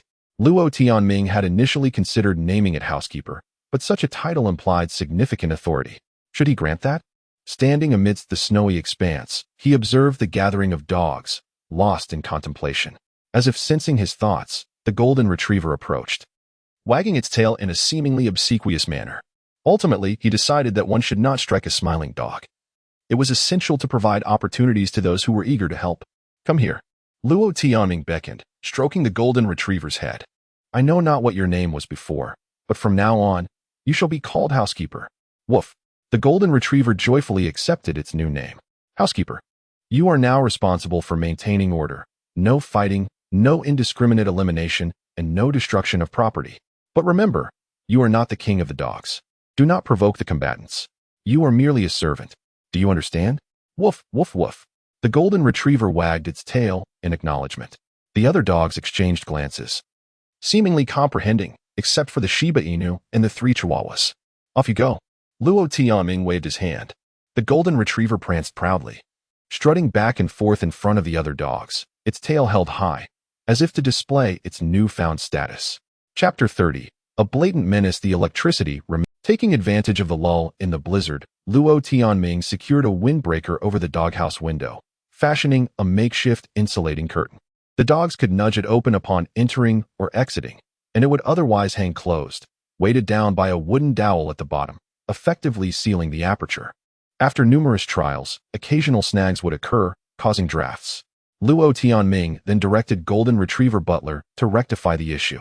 The canine learned swiftly and imparted the knowledge to the other dogs, proving to be an invaluable asset. Despite its obsequious nature, its utility was undeniable, hence the term lackey. As dusk descended, the wind picked up once more. Entrusting the management of order to the butler, Luo Tianming found himself with a moment of respite. After satiating himself and the canine pack, he reclined on the sofa, sipping tea while perusing his phone. The network signal was intermittent. The WeChat group exhibited minimal activity, perhaps due to widespread disconnections or a lack of charging facilities. He had amassed a collection of power banks, sufficient for several days at least. If the power outage persisted, he would need to procure a generating device. Some residences possessed solar panels. Several villas boasted photovoltaic arrays atop their roofs, even forming canopies. Such households likely enjoyed energy independence. Promotional materials claimed that solar panels generated an inexhaustible supply of electricity, even allowing excess energy to be sold back to the grid. However, blizzards and overcast skies would inevitably diminish power generation efficiency. Could one construct a wind turbine? Shopping websites offered everything imaginable, but placing an order now would be a futile endeavor. Could he fabricate one himself? He lacked the requisite skills. If the frigid conditions persisted, human society would face dire consequences. Luo Tianming glanced at the 2 mastiffs slumbering near the fireplace, his anxiety somewhat allayed. In any case, he possessed dogs, granting him a fighting chance even in an ice age. Nomadic peoples and Arctic nations subsisted in sub-zero environments of -50 degrees Celsius, enduring through generations. Their most essential companions were dogs, and of course, reindeer. If only he had reindeer. Luo Tianming recognized the whimsical nature of his thoughts. This was the South, devoid of reindeer, save perhaps in zoos. Zoos. A daring notion suddenly surfaced. Luo Tianming grew increasingly animated, promptly consuming a cup of tea to regain composure. This matter required careful deliberation, not haste. In the news, the International Alliance continued its deliberations, yet no positive developments had emerged. The American Federation vehemently opposed detonating volcanoes, asserting that it would impact half of their territory, and the Federation would not permit its hegemonic status to be undermined. The Whale Island also voiced strong objections. Their territory was diminutive, but their volcano was vast. Detonating it would spell their demise. The island nation's representative declared that even if the world transformed into a snowball, they would not detonate the volcano, for their nuclear industry was highly advanced. This statement resembled a veiled threat. Numerous journalists demanded clarification, but the Whale Island representative remained unresponsive. Several affluent Arctic Circle nations opposed detonating volcanoes, having already completed their evacuations, with their entire populations residing in nuclear-powered underground cities. They lacked the urgent need to detonate volcanoes. And furthermore, they possessed volcanoes within their borders. Other nations, numbering in the hundreds, offered various forms of compensation, even willing to cede territory in tropical regions for volcanic nations to relocate. During the conference, national representatives engaged in heated debates, poised to commence the second round of voting. Luo Tianming perused the news for a time before setting down his phone. These matters of international significance were beyond the purview of ordinary citizens. Worrying was futile. It seemed even major powers were unable to exert control. Faced with the glacial crisis, nations were not united. Some harbored ulterior motives, such as Whale Island. Detonating the volcano would warm the world, but Whale Island would vanish. Refraining from detonating the volcano would lead to global glaciation, resulting in a reshuffling of human civilization. Yet Whale Island would endure. Moreover, they might even capitalize on their advanced technology, rising to become the new hegemon of the Ice Age. Human nature, magnified to the scale of nations, became even more ruthless. Luo Tianming, as a mere spectator, could only observe the spectacle. He hoped the world would not enter an ice age. Fortunately, some positive news existed. Many experts in the Xiaoder country remained optimistic. The probability of entering a major ice age remained at 19, without further increase. Thus, humanity faced a high-stakes gamble. Doing nothing still yielded an 81 chance of success. However, taking action, i.e., detonating the volcano, would mean the world had already lost 20, and some nations would perish. Very well, he would maintain an optimistic outlook. Nevertheless, the situation was dire. Many had already suffered frostbite, or even death. Experts urged the public not to panic while also advising residents to stockpile supplies and take precautions against the cold. But now, it seemed somewhat late. At least for the residents of this city. Heavy snowfall blocked roads, and supermarkets had long been emptied. The WeChat group was filled with people seeking to purchase food at exorbitant prices. His own stockpiled supplies, if brought outside, could fetch hundreds of thousands. But only a fool would sell them. The entire internet was abuzz with discussions about a potential doomsday crisis. People had finally realized the gravity of the situation, albeit belatedly. Ding dong. His phone chimed. Upon opening it, he saw that someone named Niu Zhongling, of Niu Food Stall, had invited him to join a group called Jinxiu Garden Disaster Relief Mutual Aid Group. He accepted. Someone instructed everyone to immediately change their names, adding their room numbers, or else they would be removed. Luo Tianming changed his name to 2nd District, Building 8, 503 Luo, hoping the landlord wouldn't notice. The old man rarely used WeChat anyway. Members gradually joined, the group admin being Niu Zhongling, the owner of a restaurant near the entrance of the complex, and also a resident. Luo Tianming had dined there a few times before. Interestingly, Lu and teacher Zihan had also been invited, their names appended with Apartment 3, 1906. Attention, everyone. This group strictly prohibits discussion of illegal matters. The previous owners group has been closed. Please cherish this opportunity for communication. Any special requests should be handled privately. Violators will be expelled from the group, and serious offenders will be reported to the police. Niu Zhongling announced. The group's membership soon exceeded 300. Many were seeking assistance, requesting firewood, food, warm clothing, medicine, and purified water. Someone complained about the ineffectiveness of the street's disaster relief efforts and was promptly removed by the admin Canada. A North Pole nation has already declared a state of doomsday. No nation can withstand such a massive disaster. Stop blaming fate. Any further violations will result in immediate expulsion. The admin issued another warning. The crowd flooded the screen with messages, expressing their support and thanking the admin for their hard work. Some continued to lament their plight and seek assistance. Lu and Zihan were among them. Lu even posted a selfie, soliciting someone to take care of her. Someone inquired if any residents of the villa district were present and why the villas had electricity. Someone explained that many villas had solar panels installed on their roofs. The wealthy owners had ample resources and stockpiles of supplies filling entire rooms. Then, someone mentioned the events that had transpired during the day, warning everyone to be wary of the aggressive dog at 23's one. The rich are heartless, someone declared, followed by a barrage of voice messages, denouncing the villa residents. The admin did not expel him, but merely issued a warning, advising him to handle matters privately. This was intriguing. Luo Tianming suspected that the attempted robbery was not over, and that some people remained undeterred. They were targeting not only him, but also other villa owners. Perhaps they would shift their focus? After all, he had emerged victorious today, and they should have known when to quit. A man named Jack proclaimed that dog meat is a popular delicacy, extremely beneficial for enhancing one's vitality, claiming that consuming it would render one impervious to the cold. He even tagged the group leader, inquiring whether his food stall offered dog meat. Some remarked that dog fur blankets are exceedingly warm, suggesting the abundance of stray dogs outside, and pondering whether to organize a dog hunting team. The conversation inexplicably shifted to the topic of consuming dog meat, with someone vociferously calling for the establishment of a dog hunting group. Luo Tianming frowned. This was an overt threat. Chapter 31. The southern wind blows after a while. The chat group became quiet, and discussions about the villa district and dog meat ceased. However, this was not a good sign. Luo Tianming surmised that they must have created a new group. He contemplated this and privately sent a friend request to Jack, with a note stating that he too desired dog meat and requested to be included. Yet, after more than half an hour, he received no response. In the Disaster Relief Mutual Assistance Group of the Jinxiwa Garden, members were engaged in discussions about the impending ice age.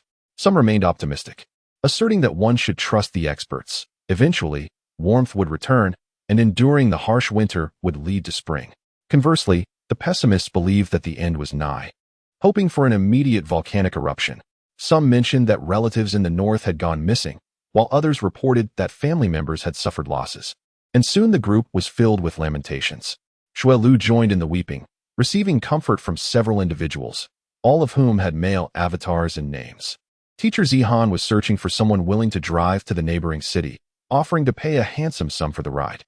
Someone cautioned her against being foolish and endangering others, insisting that no one should drive in such weather lest they freeze on the road. A user named Fei Yu shared a plethora of survival materials within the group, including manuals like the Barefoot Doctor's Handbook, the Smart Person's Survival Guide, and Mastering Wilderness Construction, all in PDF format, earning the gratitude of many. Luo Tianming clicked on Fei Yu's profile, discovering that she was female, with the suffix indicating she resided in Building 2. Unit 3. She did not specify her unit, yet the group administrator had not removed her. Luo Tianming also modified his information, omitting his room number, displaying only as Luo from Building 2, Unit 8. After all, the owner of the Nyo Nyo barbecue should recognize him.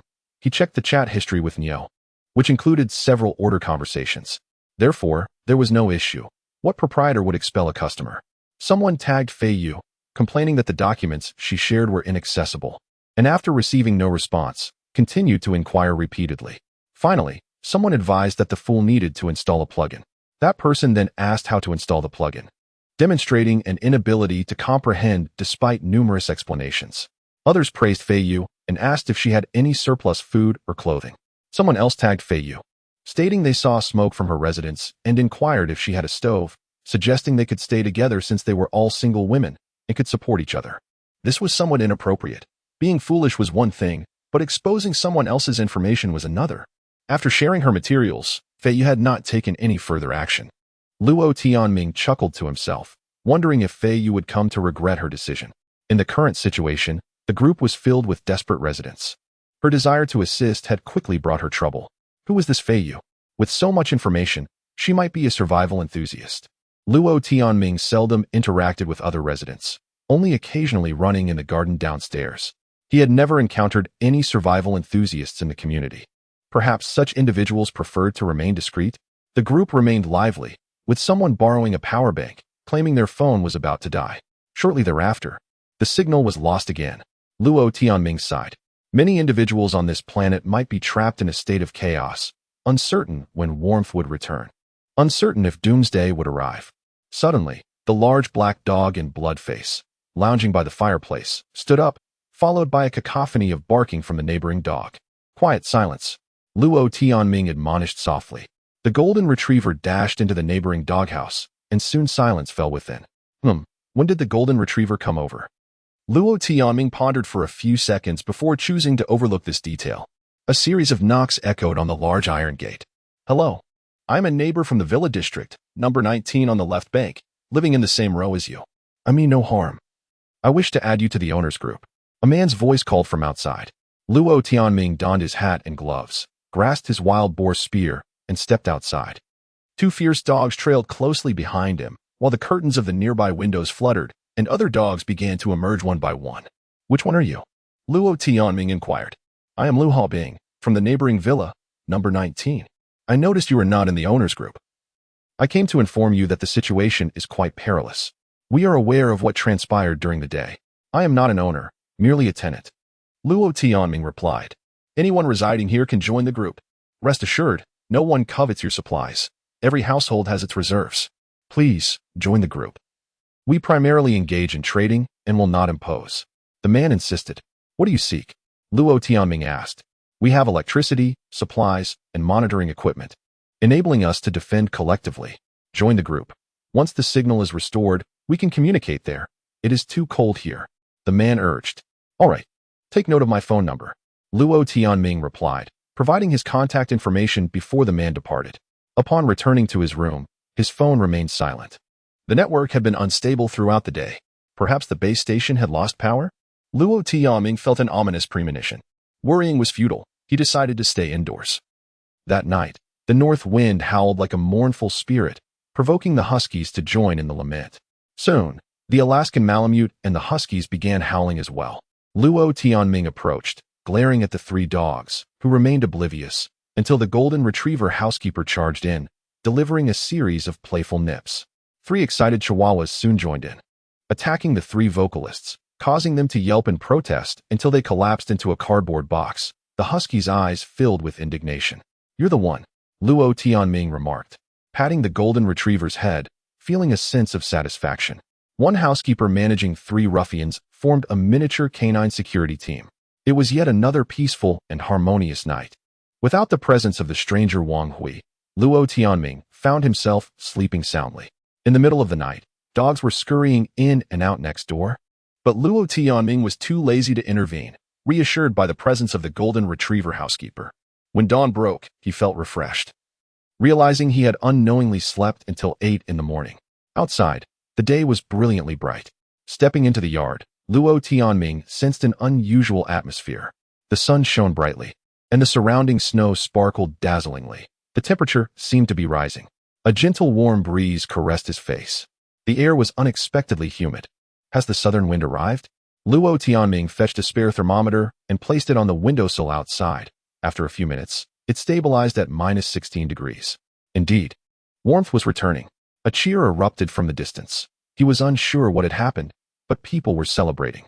Luo Tianming leaned his wild boar spear against the entrance and strapped a Mora survival knife to his waist before opening the yard gate. For safety, he leashed the large black dog and Bloodface, leaving the other dogs inside the villa. Before stepping out, he reminded the golden retriever to maintain order, prohibiting any ruckus or barking. Locking the main gate behind him, Luo Tianming used a scarf to cover half his face, cautiously making his way through the community, aware of the slippery snow beneath him. The southern wind has arrived. Warmth is here. Several individuals cheered from the roadside. More cheers echoed. Warmth has returned. Hooray! The southern wind is blowing. The cold wave has ended. We can return to our hometown. Hooray! Chapter 32. Not good people as people flocked outdoors. The community was filled with joyous residents. Laughter and tears of joy echoed throughout. In the villa area, 2 groups of children engaged in a snowball fight, giggling and showing no signs of hunger or cold. These individuals were well prepared. "Wow, that dog is enormous," a small boy exclaimed as he ran over. "Stay back. Be careful of bites," a woman, bundled up from head to toe, cautioned.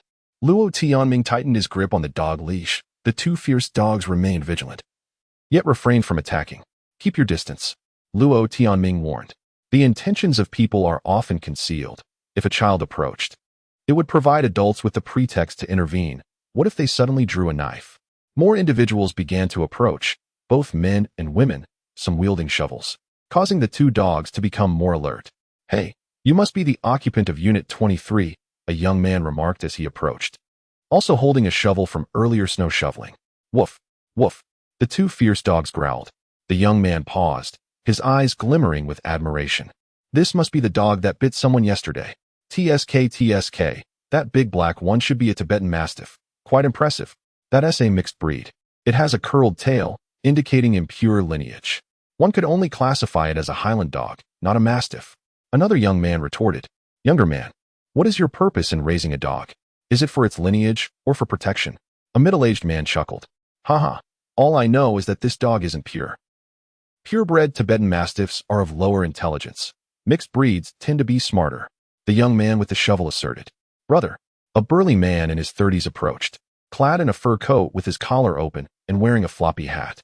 Brother, are you selling the dogs? I want both. Name your price. The robust man exclaimed. Luo Tianming shook his head. Ha ha ha. Rongge, what are you doing? I haven't even named a price yet. You're too impatient. The young man with the shovel laughed. What impatience is there? The burly man turned to glare at the young man before focusing back on Luo Tianming. 2 dogs for 20,000. How about it? There's no signal. I can give you cash. Before Luo Tianming could respond, the man pulled out 2 stacks of cash from his coat pocket and waved them. Look, 20,000. You could buy a dozen dogs at the flower and bird market. I'm not selling. Luo Tianming continued walking. Brother, wait. I can raise the offer. How about 30,000? 30,000. The burly man shouted from behind. Rongge, stop shouting. It's clear he isn't interested in your money. The young man chuckled. Do you think others are fools? These 2 dogs are like bodyguards. If they were mine, I wouldn't sell them for $1 million. By the way, what's happening at Sun's place? Why was there a commotion in the middle of the night? Don't mention it. After the signal was cut last night, someone scaled the wall and entered. My dogs barked fiercely, but I dared not go outside. Should we go check it out? Wow. Let us hope nothing serious happened. Let us go see. Upon hearing this, Luo Tianming also paused, standing by the roadside to observe. The group moved toward a distant villa, and soon after, gasps filled the air as many turned and fled, some tumbling into the snow with cries of dismay. Several women weeping in fright. A murder has occurred at that villa. Panic ensued as someone shouted, claiming there were several corpses in the yard. To make matters worse, there was still no signal and phone calls were impossible. Hey, can we talk for a moment? Someone nearby whispered. Luo Tianming turned to see the young man with the shovel standing 5 meters away, hesitant to approach. My surname is Deng. You can call me Xiao Deng. I genuinely wish to buy one of your dogs. Please, sell me one. You can set any price, as long as it's a guard dog. The young man pleaded, clearly agitated. I cannot part with them. They are fully grown dogs and only recognize me as their master, Luo Tianming replied. It's fine. Just hand the leash to me, and we can exchange payment simultaneously. Dogs can understand. I prefer large dogs. They don't cause damage to the house, and I have plenty of experience. Plus, my home has air conditioning, making it comfortable for the dog. How about 10,000 for this mixed Tibetan Mastiff? The young man seemed earnest. But Luo Tianming shook his head. Friend, be rational. You are overly frightened at the moment, and there's no need for panic. I am rational. Damn, I'm terrified. Didn't you see how tragic it was at Sun's place? His family was wiped out. Please, help me. Sell me a dog. The young man trembled as he removed his watch. This Daytona is worth 200,000. I'll trade it for your 2 dogs. I don't have cash at home, but this watch is a solid currency. I truly will not sell my dogs. There are many dog owners in the community. Perhaps you should look elsewhere. But your dogs fight fiercely. Please, help me out. Consider it a friendship. The young man persisted. Luo Tianming shook his head and turned to leave. Not only did he wish to avoid being pestered, but a group of dangerous individuals was also approaching. They wielded weapons, such as wooden clubs, axes, and machetes, along with a few boar spears. Given the situation, should he not flee, trouble would surely find him. Fortunately, the group did not pursue. Luo Tianming reached the edge of a flower bed, standing behind a large tree to observe, while the 2 dogs lay silently in the snow. The group congregated in the center square of the community, growing in number, now exceeding 30. They were all masked, some speaking, though their voices were too faint to discern from afar. After a while, the gathering raised their weapons and began chanting. Mutual assistance for survival, humanity conquers nature. Mutual assistance for survival, humanity conquers nature. Mutual assistance for survival, humanity conquers nature. One individual raised a loudspeaker, and after a jarring burst of static, a clear voice echoed through the community. Residents, we hereby announce the official establishment of the Jingsua Garden Survival Assistance Association. Long live the establishment. A cheer erupted. The speaker continued, I now declare that this community will implement temporary regulations, strictly prohibiting any illegal activities. We will register owner information and establish effective communication channels to protect everyone's safety. In the face of disaster, we must unite and overcome this challenge. We will surely conquer natural calamities and endure until rescue arrives. Mutual assistance for survival. Humanity conquers nature. Mutual assistance for survival. Humanity conquers nature. Mutual assistance for survival. Humanity conquers nature. Another round of cheering ensued. Luo Tianming's brow furrowed. These individuals displayed such audacity?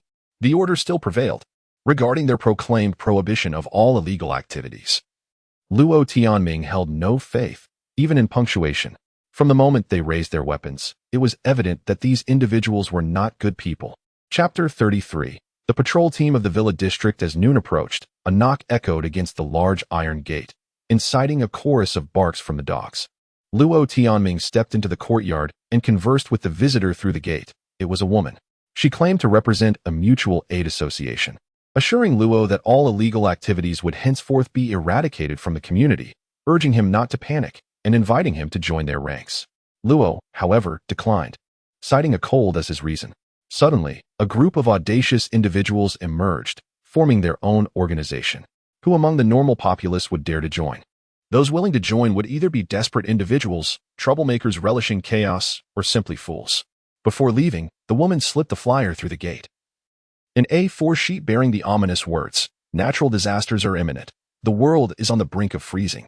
The Mutual Aid Association will lead the residents of the community in survival during the apocalypse." The subsequent content outlined 10 rules, demanding compliance from all residents. This was sheer folly. Not half an hour after the woman departed, another knock resounded at the door. It was Lu Hongbing, the man from Villa 19. The same row as Luo.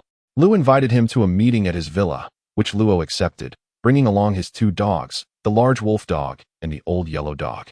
These 4 dogs would serve as his main line of defense.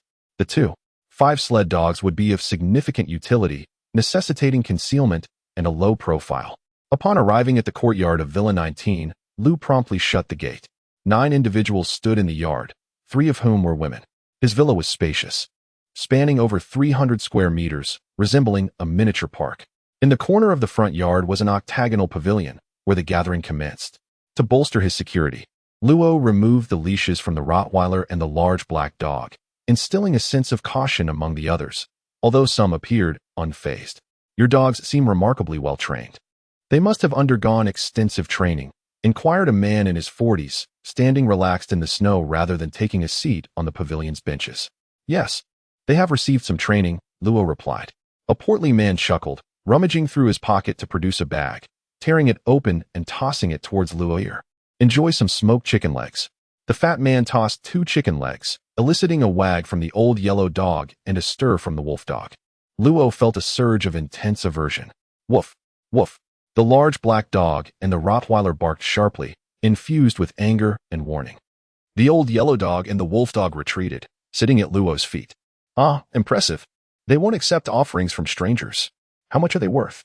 "I want them," the portly man exclaimed, his face alight with surprise and unabashed admiration for Luo's dogs. Previously, Xiao Deng, who had contemplated purchasing a dog, emerged from the pavilion. Leaning against a crimson column, gazing longingly at the dogs. "Brother, for the 2 dogs, a flat price of 300,000. What do you say?" "I can pay in cash," the portly man smiled, adding, "The weather will warm up. Tomorrow the municipality will come to clear the roads, and everything will be back to normal. You deliver takeout, right? We all know that selling these dogs would save you the toil of running around for 5 or 6 years. Once this opportunity passes, it may never return." The middle-aged man beside him cast a disapproving glance at the portly fellow. Luo suppressed his rising irritation and replied coldly, "Is this why you sought me out? I'm giving you a chance to profit." Previously, Highland Mastiffs fetched astronomical prices, but times have changed. Even purebred Highland Mastiffs are merely meat dogs now. "My offer is already quite generous," the portly man insisted. "Silence. Speak again, and I shall unleash my dogs upon you." Luo smiled menacingly. "Ugh. Awoo. Awoo. The large black dog was the first to roar, with the Rottweiler rising to its feet. As Luo loosened his grip, the old yellow dog and wolf dog joined in, beginning to growl and adopt an aggressive posture. "Brother, don't go this route. We can still be civil. I mean no offense." The portly man stood up nervously. A woman nearby grasped his arm. "Boss Huang, kindly refrain from sudden movements. If the dogs go wild, it will endanger us all. Please, keep calm." Her voice was melodious and youthful, her face mostly obscured by a white scarf and woolen hat. Luo's heart stirred. It was the very woman who had previously spied on him near the entrance. Luo Tianming cleared his throat. Xiao Luo, please maintain composure. Keep your dogs in check. We need to conduct our discussion. Luo's expression darkened. Was he being admonished? Enough. You all are exceedingly disappointing. The middle-aged man suddenly sighed, speaking gravely. Let us postpone the dog discussions. We face an imminent crisis, and everyone is busy. I have no leisure for haggling here. And you, Lu, is this your organizational prowess? If this is how it shall be, we might as well disband. I shall take my leave. Indeed, everyone is busy. Other matters can wait, exclaimed a woman next to the portly man. This fellow, Huang Chenglong, resides at number 8 on the right bank, across from the scenic river. Anyone wishing to confront him can do so after the meeting. Very well. Time is of the essence. Today's matters are of utmost importance. This young Luo brother, let us commence our meeting. Lu, step aside. I shall take over, the middle-aged man stated. Luo furrowed his brows, remaining silent. The middle-aged man continued. Today, we have 2 crucial updates to share. Due to the lack of signal, we cannot communicate in our group and must convene this small meeting. In the future, if conditions permit, it is advisable to avoid face-to-face meetings. They attract trouble, and a few individuals with a bit of wealth tend to become arrogant, which will lead to complications later. At this juncture, the man's expression grew increasingly somber. The first matter, I have a channel for the latest news. The current warming trend is merely temporary. Extreme global cooling is a prevailing trend. Unless there is volcanic eruption, it cannot be reversed. Therefore, do not let your guard down, nor deceive others. We all reside here and must stand together in the future. I do not. I genuinely thought. The portly man interjected, only to be silenced by the woman's firm grip on his shoulder. The second matter, an illegal organization called the Mutual Aid Association has emerged in the community. They number around 30, predominantly young adults, and their ranks are growing. Do we choose to resist or to join? Each of you has stockpiled supplies. Even Xiao Luo has made provisions. If we join that Mutual Aid Association, we possess far too much. Our belongings would be impossible to safeguard, and we might even lose our homes. In such a case, we would be forced to follow others' orders. I cannot accept this. What about you? I cannot accept it either. You all saw the flyer they distributed, which clearly indicates their intent to prey on the affluent. We possess wealth and influence. Why should we allow those living in pigeon coops to dictate our actions? Our mindsets are simply not on the same level. Exactly. Our supplies, utilities, and other assets were not prepared for them. How did it come to this? Had I known, I would not have settled here. What do we do now? We cannot take our belongings with us. Is it possible to ignore them? Surely they wouldn't dare to act. No, that group is exceedingly radical, already initiating apocalyptic measures. It is quite terrifying. The crowd buzzed with apprehension regarding the Mutual Aid Association. We cannot hide, and if we choose to resist, how shall we respond? The middle-aged man stated solemnly. We can unite, as we possess ample resources, far surpassing those of ordinary households. Thus our stance is unified. As long as we mobilize our resources, we can recruit manpower and establish a patrol team. Luo Tianming stated. A man who had previously remained silent spoke up. His voice was hoarse, revealing his elderly status. The villa area has excellent geographical conditions. A wall can be constructed at the intersection with the residential buildings, achieving physical isolation within 2 days. Simultaneously, we can hire individuals to stand guard and patrol day and night, ensuring our security. Certainly, funding is not an issue. I support the establishment of a patrol team. The woman beside the stout man remarked. I can contribute as well. We can connect with a total of 30 homeowners. And as long as we organize, we need not fear that group. Count me in. Gradually, more individuals raised their hands in agreement. Xiao Luo, you only need to lend your strength. You have 8 large dogs, right? We plan to gather all the dogs and hire several professional dog trainers. If you're interested, you can participate, and the salary will be considerable. You won't labor in vain. The middle-aged man said. Luo Tianming crossed his arms and smiled, inquiring Xiao Luo. Although you are merely a tenant, we do not exclude you. The fact that we are inviting you to this meeting signifies that you are not regarded as an outsider. Once the difficulties pass, any one of us here will be willing to assist you, and you shall rise. I tell you, such opportunities are rare. Do not let them slip away. The stout man also chimed in cheerfully. If you are unwilling to sell your dogs, then serve as our security, patrolling daily with your dogs, and we will offer you a salary of 8,000. Does that sound acceptable? Should we enter a frigid period, you will not have to worry about food and drink with us. If you prefer not to work, a one-time transaction is also feasible. You can sell your dogs to our patrol team for a flat price of 500,000. What do you think? The young woman asked. That's insufficient. At this moment, we need to demonstrate some sincerity. I will settle for 1 million. The middle-aged man declared. Chapter 34. The super cold wave. After the middle-aged man finished speaking, the others exchanged glances, some whispering to each other, but ultimately they all nodded in agreement.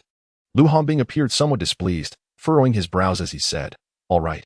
We will jointly invest 1 million to purchase Xiao Luo's dog and then gather the other dogs. Xiao Luo, you may continue to reside here, and if you wish to join the patrol team, we will offer you a salary of 10,000. Just stick with me. And no matter the circumstances, you shall always have a meal." The discussion ceased, and everyone turned their gaze towards him. Luo Tianming, suppressing his inner fury, managed a smile. "Sure. Have you all calculated this well? But you have no right to decide whether I stay here or not. We are strangers to one another, and there is no need for camaraderie. Keep your distance, lest you provoke me. This is my only warning." With that, Luo Tianming turned on his heel and left, followed by the 4 large dogs barking a few times. "Xiao Luo, wait a moment. Oh, the youth is too impulsive," someone lamented. "What is the big deal? Just a tenant. Can't you be a bit more polite?" "He is neither your employee nor has he rented from you," another woman complained. "Damn it. All you know is to cause trouble. Why did you call me here? I can protect myself just fine." Someone else shouted. "Who are you cursing? You damn fool." A voice boomed from the back. The commotion escalated, and Luo Tianming pushed open the door and walked out. These people are too arrogant. Perhaps some are contemplating whose favor to curry. Yet in Luo Tianming's eyes, they were merely refugees, possessing little more than money. "Damn it," Luo Tianming suddenly halted. Glancing at the large yellow dog and the wolf dog trailing behind him, he felt an urge to kick the 2 foolish dogs. The dogs, uneasy, tucked their tails between their legs, their faces displaying a sense of grievance. "Do not accept anything from others." Luo Tianming raised his foot as if to kick them, but ultimately refrained. Once back in the villa, it took him a while to calm down. There was no need to engage with those fools. Ignoring them would suffice. The air was thick with moisture. After entering the courtyard, he glanced at the thermometer and noted that the temperature had risen to -11 degrees. This was ostensibly a good omen, yet Luo Tianming felt restless. After lunch, he rummaged through a box and retrieved a bag of coffee beans, crushed a handful, placed it in a pot to brew, and added several spoonfuls of sugar. After downing half a pot of hot coffee, he felt a pang in his stomach, his mood still fraught with anxiety. The temperature had risen. Yet there was still no electricity. He couldn't fathom why. Boom! Suddenly, a dull explosion echoed from outside, sounding quite distant. Yet the dogs remained silent. Stepping outdoors, Luo Tianming observed that the sky had darkened, and the cold wind began to whip around him. Boom! Another series of loud noises followed. It turned out to be thunder. How could there be thunder in the dead of winter? This peculiar weather. Luo Tianming gazed skyward, his mind swirling with questions. Moments later, tiny objects began to fall, pattering against his face. He spread his palm to inspect the white ice pellets resembling grains of rice. This meteorological phenomenon seemed to be called sleet. Bang! Suddenly, something struck at his feet. Luo Tianming's heart raced, and he quickly retreated to the doorway. In an instant, hailstones the size of pigeon eggs cascaded from the sky, assaulting the entire world. "All dogs, remain inside," Luo Tianming shouted. Woof woof woof.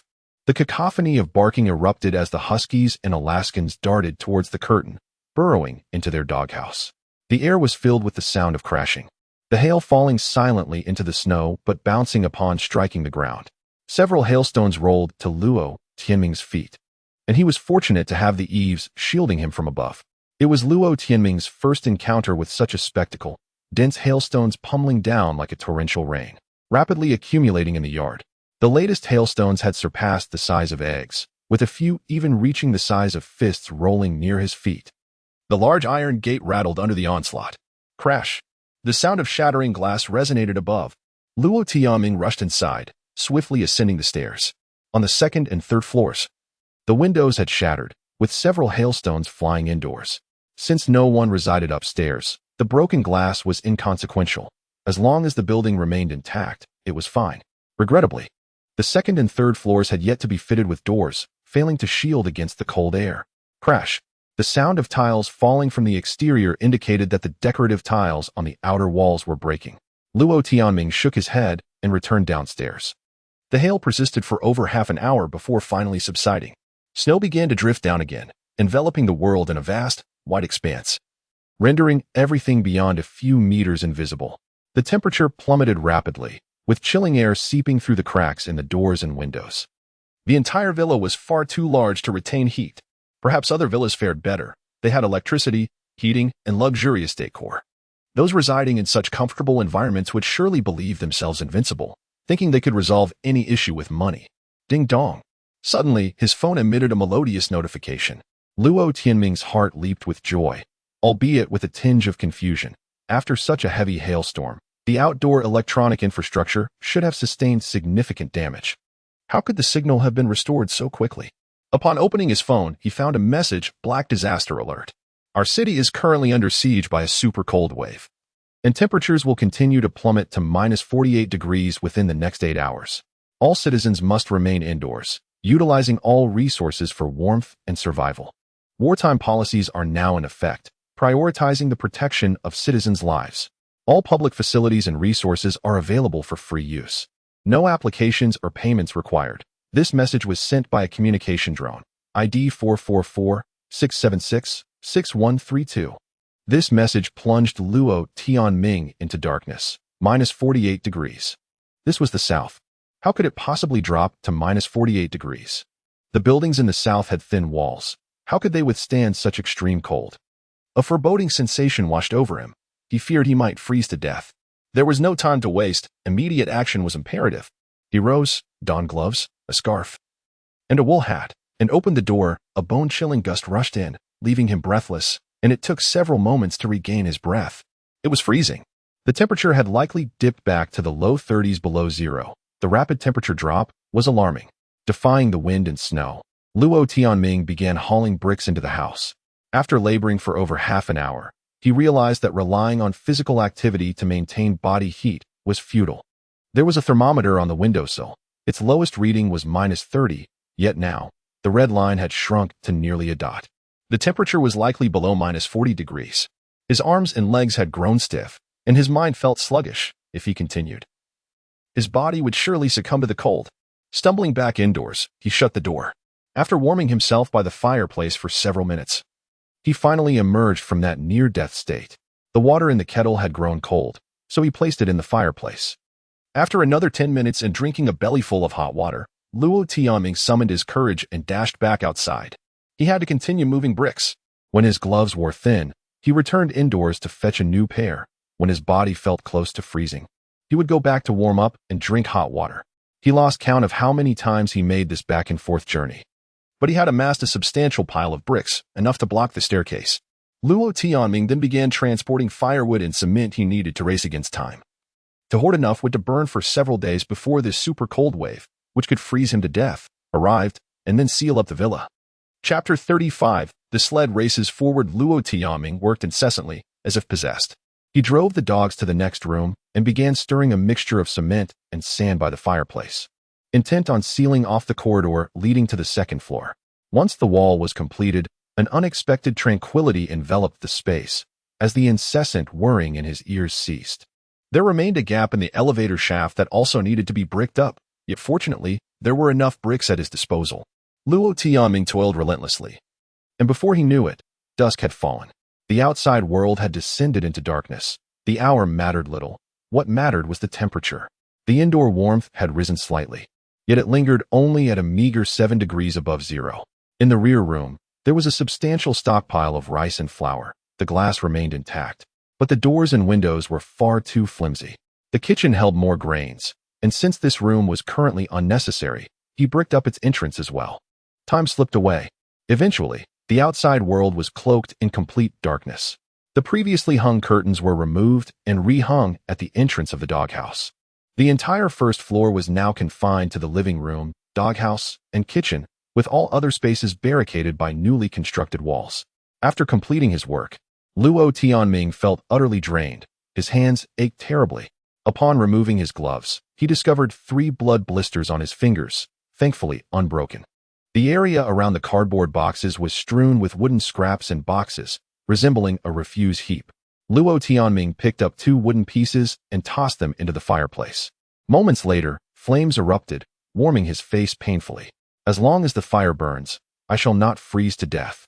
He muttered to himself. If he could build a heated bed, survival conditions would improve, but he lacked sufficient bricks and dared not venture outside to fetch more. In his current state, he risked succumbing to the cold outdoors. Moreover, constructing a heated bed was a skilled task. Luo Tianming possessed no knowledge in this area. Thus, he moved the sofa closer to the fireplace, leaving only about a meter of space between them for warmth and easy access to fuel. As night deepened, after satisfying his hunger and feeding the dogs, Luo Tianming arranged the sofa, wrapped himself in a blanket, and drifted into slumber. Two fierce dogs lay on either side of the fireplace, providing a sense of security. In the middle of the night, he reached out to touch the large dog resting against the sofa, its fur warm from the fire. Surely it was the golden retriever. When he awakened again, the clock on his phone read 7:11. The long, dreary night had finally passed. He had already exhausted his fourth power bank. In the extreme cold, their charge dwindled precariously. What if power never returned? Would civilization come to an end? Luo Tianming felt a sudden pang of panic. The indoor temperature held steady at 7 degrees, yet the air felt stifling. Thankfully, the doors and windows allowed for ventilation, preventing carbon monoxide poisoning. He had eaten and drunk well, resting until 10 in the morning before finally opening the door. Snow continued to fall in a swirling flurry, blanketing the world outside in a vast expanse of white. Fortunately, there was little wind. The snowflakes floated gently, each one substantial, a true winter wonder. Luo Tianming breathed cautiously, allowing his mouth and nose to gradually adjust to the frigid air. It was undoubtedly colder than the previous days. His nostrils felt instantly chilled, and that piercing sensation in his lungs took several minutes to acclimatize. He strolled about the yard, the snow crunching beneath his feet. A layer of about 10 centimeters of snow blanketed the hailstones, making the ground exceedingly slippery. "Dehei, Fanhe, Dehua," Luo Tianming called out. 3 cold-resistant dogs came to his side, trotting through the snow. Bloodface rushed over as well, shivering despite its 3 neck scarves. "You go back and keep watch." Luo Tianming patted Bloodface's head, sending the loyal dog back indoors. The golden retriever wobbled over. Luo Tianming hesitated momentarily. "You go get that husky. The one that looks like it." He pointed towards the food container.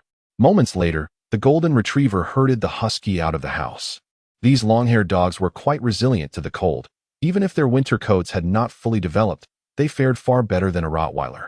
After warming up for about 10 minutes in the yard, he grabbed a leash, pulled out the sled, and secured the 4 large dogs to it. With his backpack slung over his shoulders and instructing the golden retriever and the others to guard the place, Luo Tianming set off on the makeshift sled. Outside, not a single figure was in sight. After circling the villa area, Luo Tianming confirmed his suspicions. The photovoltaic panels on the rooftops had all perished.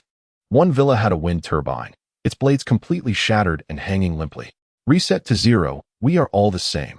Luo Tianming felt a twinge of schadenfreude. He knew this sentiment was morally questionable, yet he cared not. After all, they had treated him poorly yesterday. As long as he was happy. "Hey, Brother Luo, lend a hand."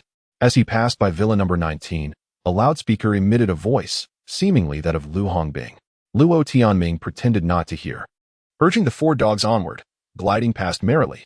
After meandering around the villa area for several minutes, Luo Tianming halted the sled, bouncing on the spot for a while to get his blood circulating.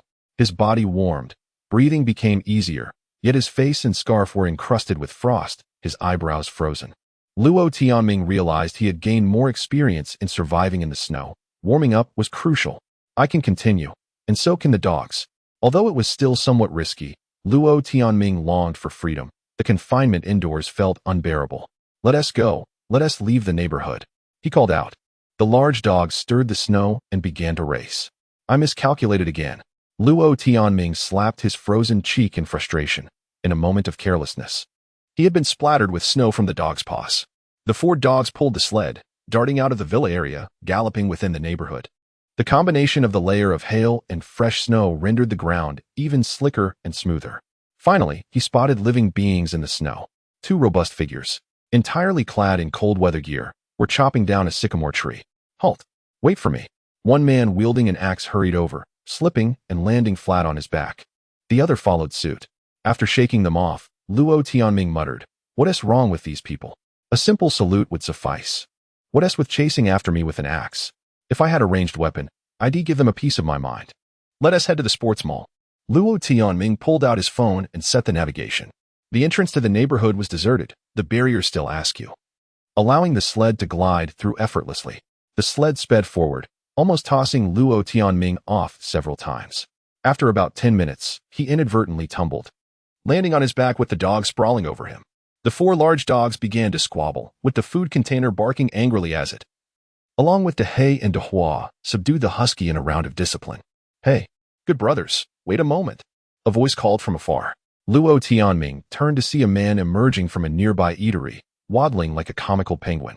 Then 4, 5, 6, 7 men streamed out, all rushing towards him. Oh no. Luo Tianming quickly mounted the sled and shouted, "Run, enemies are coming. Quick, run." The sled surged forward, leaving the pursuers far behind. At such a time, having 7 or 8 people chasing after him could only mean ill intent. Sweet words would not suffice. Chapter 36. The sports mall. As the sled raced forward, Luo Tianming felt the biting cold, yet after the recent fright, his adrenaline surged, and he found himself less affected by the chill. Fortunately, he did not encounter any more obstacles on the way, though a few dazed individuals clumsily ambled along the roadside, unable to react as the dog sled sped past them. The continuous snowfall and hail had elevated the road by nearly half a meter. Cars were completely submerged, leaving only snowdrifts visible. Shops along the roadside were also half buried, many of their doors and windows ajar. It seemed that one could enter and take items without payment at this point. However, Luo Tianming was eager to reach the sports mall. If he find some windproof goggles soon, his eyes would surely suffer from the snow spray. He halted at the side of a small supermarket, unable to resist the temptation. He jumped off the sled and staggered into the store, where the shattered windows revealed that it had been ransacked. The floor was littered with various items, all buried in snow, and upon digging, he found nothing of value, just worthless cardboard boxes, with shelves completely bare. Who would brave such frigid conditions to scavenge for goods? The broken windows allowed a substantial amount of snow to drift in, forming a thick layer on the ground. After rummaging through the snow, Luo Tianming finally unearthed a blue glass bottle, white liquor, 52 degrees. He twisted off the aluminum cap only to discover it was entirely frozen inside. He tucked the bottle into the inner pocket of his ski jacket and pressed on. Half an hour later, he finally arrived at the sports mall. The roll-up door was still open, while the glass entrance had shattered, leaving a scatter of tempered glass on the concrete steps. The entrance gaped darkly, exuding an eerie atmosphere. Luo Tianming pulled out the liquor bottle from his ski jacket and found that it had melted slightly, yielding only a few drops. He tilted his head back and managed to take a couple of swigs. It wasn't tea that he craved alcohol, but rather that he was too cold, and his mind was beginning to fog. While drinking would accelerate heat loss, it would also stimulate blood circulation, invigorating his body. This was crucial. He shoved the bottle back into his jacket and loosened the dog leash, leading the 4 dogs into the ominous mall. The alcohol took effect swiftly, warming his blood and sharpening his mind. Luo Tianming surveyed his surroundings. There was no electricity, and the mall was dimly lit, yet he could still discern the outlines of objects. It appeared that the place had been partially looted, with only about 10% of the merchandise remaining. Even so, it was sufficient for Luo Tianming's needs. He first sought out the section that sold goggles, sifting through the options until he found a pair with soft, sponge edges. He tried them on. They felt quite comfortable. He grabbed several more pairs, including one with anti-glare features, stuffing them into his backpack. With plenty of space left, he filled his pack with thick wool socks, fleece gloves, and various warm items, even discovering a shelf with thermal hoods. He selected the thickest one and donned it. Covering almost his entire head except for his eyes, it made him look rather fearsome, yet it provided ample protection. With this base layer, along with a neck gaiter, windproof goggles, and a warm hat, he felt more confident braving the snowy terrain. The down jackets and ski gear were completely stripped bare. What a pity. Luo Tianming was unwilling to give up and stuffed a few coils of climbing rope into his backpack, along with a large handful of expensive aluminum carabiners. There was a display of bows and arrows on one shelf, but after a moment's hesitation, he chose to forego them. He figured that the bows in a sports store were likely mere toys. Even if they had any lethality, he lacked the skill to use them. He had heard that archery was quite difficult to master, and in temperatures plummeting below -40 degrees, which sane person could draw a bow? If only he could find a firearm. Suddenly, the large black dog barked, prompting the other 3 dogs to join in the cacophony. What was happening? Luo Tianming's instincts kicked in as he seized a flashlight from a shelf and switched it on. The beam swept through the mall, revealing no foes. The dogs raced ahead, and Luo Tianming followed closely. At the far end of the mall, the dogs were barking incessantly in front of a blue door. "Is anyone there?" Luo Tianming called out. He was certain there was a living being inside, perhaps even some kind of animal. After waiting for several seconds without a response, he kicked the door lightly. "Is anyone there? If you don't respond, I'll break the door down. Please don't." A faint voice emerged from within. It was a woman. "Wait. I'm afraid of dogs. Please keep them restrained. My dogs are very well behaved. Don't worry, I'll make sure they won't bite you." Luo Tianming reassured her. He commanded the dogs loudly, "No biting. Stand down a bit." After a moment, the blue door opened a crack. "You promise they won't bite?" A soft voice inquired. "Rest assured, look, they aren't even barking. They're good dogs." Luo Tianming replied confidently. "All right, I'm coming out, but you must keep an eye on the dogs." A woman clad in a white down jacket awkwardly stepped out. She was bundled up, revealing only a pair of beautiful eyes, likely in her 20s or 30s. "Who are you? Why are you here?" Luo Tianming asked. "My name is Kai Yongmei. I'm a staff member here. A few days ago, my supervisor asked me to man this post, but with the heavy snow, the door broke and wouldn't close. So, I had no choice but to stay here." Her voice was soft, suggesting youth. "I'm Luo Tianming. I came here to find some supplies." Luo Tianming felt a twinge of unease. He hadn't paid for the items he had taken. "Take whatever you need. After all, we can't make any purchases now." Kai Yongmei glanced around and added, "Just don't cause any damage. There are cameras." Luo Tianming chuckled softly. The girl was somewhat naive. Power had long been cut, and the cameras were useless. Do you have any sleds here? This is a southern city. We don't sell sleds, but there are plenty of snowboards over there. Take your pick." She gestured toward the distance, seemingly eager to retreat back inside. Luo Tianming hesitated. It was freezing like an ice cellar, and he should probably leave. But the woman before him piqued his curiosity. "How have you survived?" he inquired. "I lit an outdoor stove in my room. There are 2 more stoves in the camping supply section if you want them. The store still has some high-energy food left, like energy gels and bars. Would you like some? I can only give you half. I can't afford to starve." Kai Yongmei explained. Luo Tianming remained silent, torn between his thoughts. The previous encounter with that little lawyer had left him uncertain. Kai Yongmei observed him for a moment before finally pulling the door open wider. "This is the staff room. Supplies are on the shelves. Take what you need quickly. My stove is about to go out." This shop attendant was rather foolish to so readily share supplies with others. Luo Tianming felt no concern about potential traps. His 4 large dogs were not to be trifled with. However, her courteous demeanor made him feel somewhat guilty. He had barged in to scavenge supplies, yet she treated him like a guest, even offering to share half of her provisions. Having secured the goggles, he had already accomplished his primary objective. Given the dire conditions, it was essential to focus on his own survival and not overextend himself. Yet, a small thought lingered in the back of his mind. Chapter 37. Wish her luck. The employee dormitory was rather modest, occupying merely a dozen square meters, with 2 shelves positioned against the wall. One shelf was filled with daily necessities such as cups, water bottles, and tissues, while the other held 4 open cardboard boxes containing energy bars, protein cookies, fruit puree, and a canister of protein powder. To his surprise, there were also several boxes of sparkling water and coconut water. Luo Tianming felt a pang of curiosity.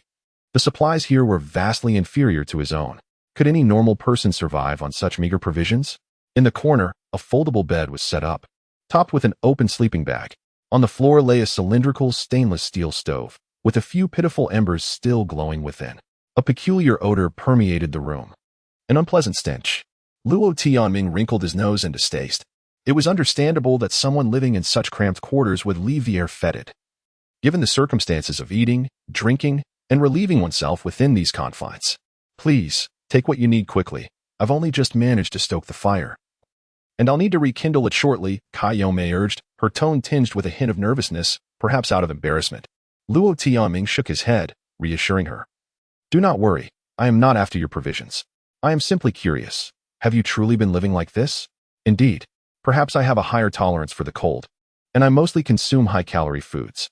You might want to try this fruit puree," she replied, retrieving a tube of toothpaste-like substance from the box. "Thank you." Luo Tianming smiled. His body no longer felt as frigid, and his thoughts began to clear. He resolved to rescue this young woman. It was an act of kindness. It was not wise to invite complications into his life, but remaining here could lead to her demise. This woman had lovely eyes and a melodious voice. It would be a shame for her to perish from the cold. He decided to take her with him, perhaps to a shelter. He could not simply stand by and watch her suffer. With determination, he asked, "How long do you plan to stay here?" I'm not sure. Perhaps just a day or two longer. I want to hold out until my supervisor arrives," Kai Yongmei replied innocently. Luo Tianming rubbed his temples, suppressing a laugh. "Are you truly this optimistic? Have you not ventured outside these past few days?" "I've gone out a couple of times, but it's far too cold." "I understand your concerns. The news has reported everything, but experts say that warmth will return. I believe this cold snap will pass. After all, this is the South. You should try to be optimistic too."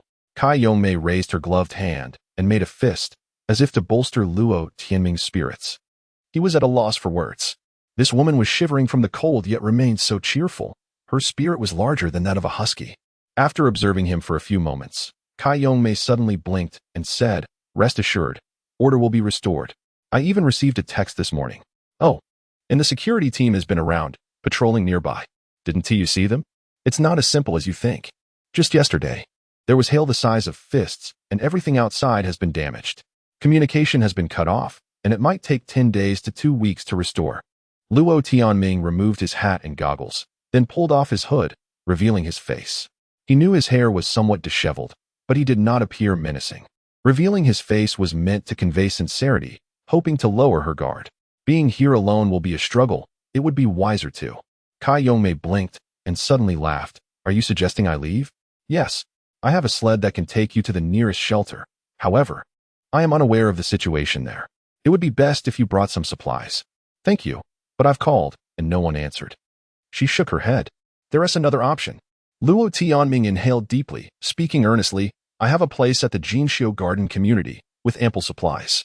However, Luo Tianming was not usually one to struggle for words, but he found himself hesitating. Wang Hui was a cautionary tale, having dampened his enthusiasm for recruiting allies. If he invited this woman, he would need to vet her again. If she proved unfit, he would have to dismiss her. "Thank you. I can see you are a good person, but I can wait. A call might come in soon. I have survival skills, so you need not worry. Additionally, my colleagues will come at any moment. I've already informed them of the situation here," Kai Yongmei explained.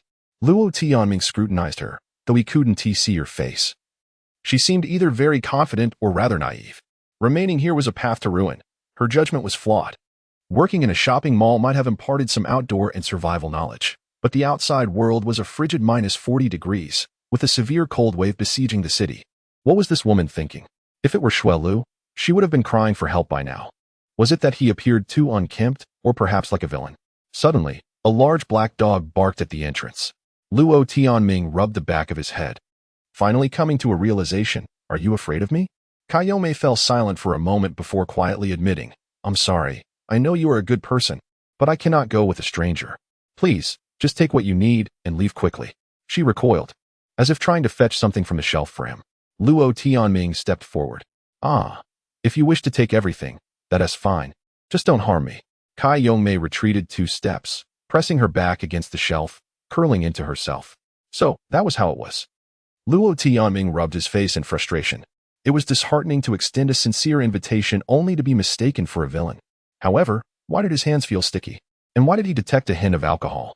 After a moment's confusion, he realized he had just drunk. The scent of liquor lingered on his breath. Glancing down at his clothing, he noticed bloodstains on his chest and sleeves from a previous altercation. His pant legs and snow boots were also smeared with blood from kicking someone. Great. Given this appearance, it was no wonder he was mistaken for a bad guy. "All right, I shall take my leave." Luo Tianming retreated 2 steps, casting another glance at the woman cowering beside the shelf. She was small and bundled up in her oversized down jacket, resembling a clumsy little penguin. "I'm sorry, I did not mean to frighten you. I only wanted to wait here. Someone said they would come to rescue me, but I truly appreciate your kindness. Please don't be upset," Kai Yongmei nervously explained. "I understand. Farewell." Luo Tianming turned and exited the small room. "I'm sorry, take what you need." The woman quickly shut the door behind him. Luo Tianming felt a twinge of disappointment. This shop assistant had navigated their conversation with caution, displaying remarkable politeness, only to view him as a threat. It was understandable. After all, the power was out. The surveillance was down, and there was no signal. It was as if the heavens had turned a deaf ear. As he walked away, he began to gather supplies into his bag. The portable stove was quite useful, small enough to boil water and prepare meals, saving him the trouble of constantly fitting cooking utensils into the fireplace. He took 2 more stoves, filling his backpack to capacity. Most of the items here were storage tools. One wall was adorned with numerous backpacks. He seized a 50-liter mountaineering pack, picked up 2 sleeping bags from the corner, and grabbed an inflatable pillow. He wished he could take everything, but greed could be fatal, and his hands and feet were already growing cold. With a regretful shake of his head, he pulled out a bottle of liquor from his pocket and took a couple of swigs. The recently thawed spirit was potent, chilling like snowmelt, with an invigorating aroma that filled his senses. As he passed by a full-length mirror, Luo Tianming halted in his tracks, startled by the reflection staring back at him. How could he possibly look this way? Dried blood smeared across his face in a chaotic array of colors, predominantly black, red, and gray. His visage resembled that of a theatrical mask or a clown's makeup, with only a pristine circle around his mouth. It was both comical and terrifying. The figure in the mirror not only bore a ghastly expression but was also disheveled in appearance. His clothes and trousers were stained with blood, cement, and soot. His eyes, however, were wide open, distinctly contrasting in black and white, radiating a certain vitality. Damn it all, why hadn't Wang Hui given him a heads up? That day, after he had fallen and bloodied his nose, she had urged him not to wipe his face. Subsequently, he had become so engrossed in his task that he completely forgot he hadn't washed his face for several days. This visage would only be acceptable to his dog. Had he known, he would not have removed his headgear. First impressions, utterly shattered. Well, time to move on. Luo Tianming adjusted his headgear, donned his goggles, secured his hat, and pulled up his scarf, resolutely stepping outside. The female shop assistant could only last a week at most. Perhaps she had some unique survival tactic? If so, he wished her the best of luck. Chapter 38. The fire. Upon returning to the quaint villa, Luo Tianming sat by the fire for a while, allowing his body to recuperate. The temperature outside plummeted below 30 degrees Celsius, yet he managed to endure it, which was of utmost importance. Others were also active on the road, all gathering resources. The sooner one took action, the more abundant the supplies would be. According to the news prior to the internet outage, even without the onset of an ice age crisis, the frigid weather could persist for up to a month. Luo Tianming harbored skepticism towards the notion of warming. Just yesterday, the temperature rose briefly only to be followed by a hailstorm that wreaked havoc on outdoor equipment. Many houses had shattered windows, and the open carport in the community had collapsed. When he passed by, he looked for his electric bike, now buried and lost. Now seated indoors, he warmed himself by the fire while retrieving a stainless steel outdoor stove from his bag, splitting some firewood with an axe to feed the flames. Soon, flames erupted, hissing and roaring. No wonder this contraption was called a rocket stove, Luo Tianming marveled. Nearby, his golden retriever barked in agreement, adept at flattering him. He placed a kettle on the stove, and shortly thereafter, the kettle whistled as steam billowed forth. The water was boiling. One stove remained indoors for cooking, while the other was packed away for warmth during breaks on the road. Luo Tianming felt his experience with the ice and snow had grown. In future outings, he resolved to carry not only the rocket stove but also pre-split firewood and dry grass or paper for kindling, along with some provisions. He regretted not acquiring a thermos from the sports store earlier. In the haste of preparation, he overlooked the necessity of a water bottle, and the order he placed online had yet to arrive. He could search for one later. After all, today's trial proved he could withstand the cold. The danger remained considerable. Earlier today, while traversing the road, he felt on the verge of freezing, prompting him to take a few swigs of alcohol, leaving him somewhat lightheaded. Not only humans, but the dogs also returned looking weary, unsure if it was fatigue or a cold, with the husky sneezing several times. After resting until afternoon, he awoke to find it was already past 3 o'clock. He muttered to himself about needing a watch, and continued to ponder while nestled in his blankets. Suddenly, a faint knocking sound reached his ears from outside, as if someone were striking a gong. Luo Tianming sat up, and the dogs in the room remained still. After several lessons, they had learned not to bark unnecessarily. He donned his attire and stepped into the yard, where several dogs wagged their tails in accompaniment. The wind had calmed, and the snowfall had ceased, creating a temporary peace. However, a dark plume of smoke loomed in the distant sky. Outside, people were banging on pots and shouting loudly. After a moment's contemplation, he ordered his Rottweiler to guard the home and took the large wolf dog and the old yellow dog with him. It was imperative to have the dogs accompany him. He had been chased several times earlier, leaving him somewhat anxious. Upon exiting the gate, he noticed a multitude of onlookers, all bundled up tightly. To his surprise, the sun was shining overhead, reflecting off the ground snow and creating a blinding glare that forced him to squint. As he stepped beyond the villa community, he could see the site of the incident, a tall residential building near the community entrance. Thick black smoke billowed forth, and flames licked out from the windows. The fire appeared to originate from the 11th and 12th floors, swiftly spreading upwards, with cries for help emerging from the windows. Before he could approach, he heard desperate screams. "Help! Please, someone! My front door is frozen shut. I can't open it. Is there anyone from the mutual aid group? I'm a member. I've paid my dues. Please, save me." Suddenly, gasps erupted from the crowd. Someone leaped from a window, landing in the snow with a resounding thud. The snow was deep. Yet the individual did not rise, struggling briefly before becoming still. Another person jumped from the fiery window, crashing onto a rockery in the courtyard below, blood gushing forth. That courtyard was an illegal structure, meant to be public green space. "Don't jump. There's something in the snow. Don't do it." Someone shouted from below. "What can we do? There's no water to help," lamented another. "It's already spreading to my home. This is the end. Where's the property management?" "The property management isn't working. They're all on strike. We can only rely on ourselves. The entire world is in this situation," someone interjected. "Quick. Call the mutual aid group. Didn't they promise to ensure everyone has safety? This is a natural disaster. They can't be held accountable," scoffed a middle-aged woman. "Exactly. Didn't they say they would unify resources? Do they expect to take everything for free?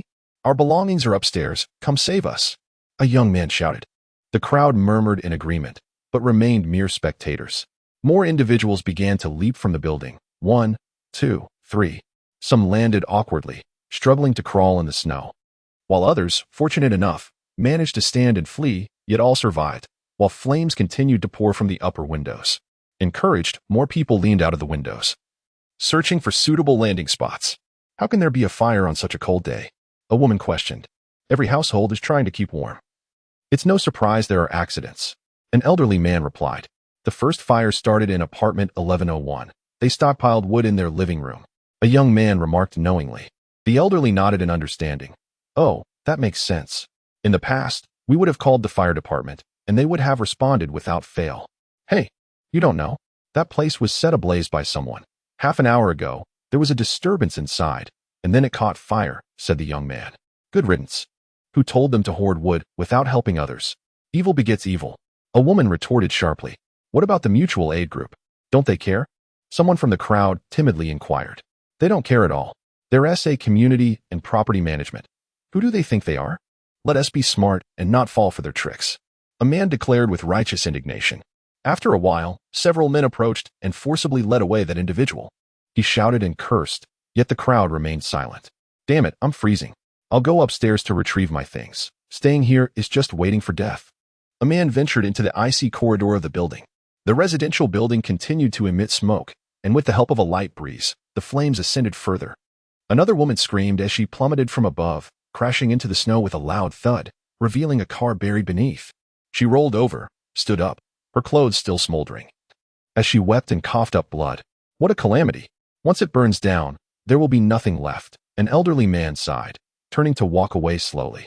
Chapter 39. The food crisis. After the fire spread across 4 or 5 floors, it finally dwindled, leaving only thick smoke billowing from the windows, likely due to the depletion of fuel. The frigid weather made the spread of the fire less rampant. More and more people gathered outdoors as the snow ceased and the sun shone, with residents seizing the opportunity to venture outside. Many wielded axes, kitchen knives, and other tools to chop wood, while several others walked their dogs. Among them was Luo Tianming, who blended in seamlessly, temporarily unrecognized. Most of the dogs were small breeds. But after some observation, Luo Tianming spotted 2 larger dogs. One was a golden retriever, plump and waddling, seemingly with a hind leg issue.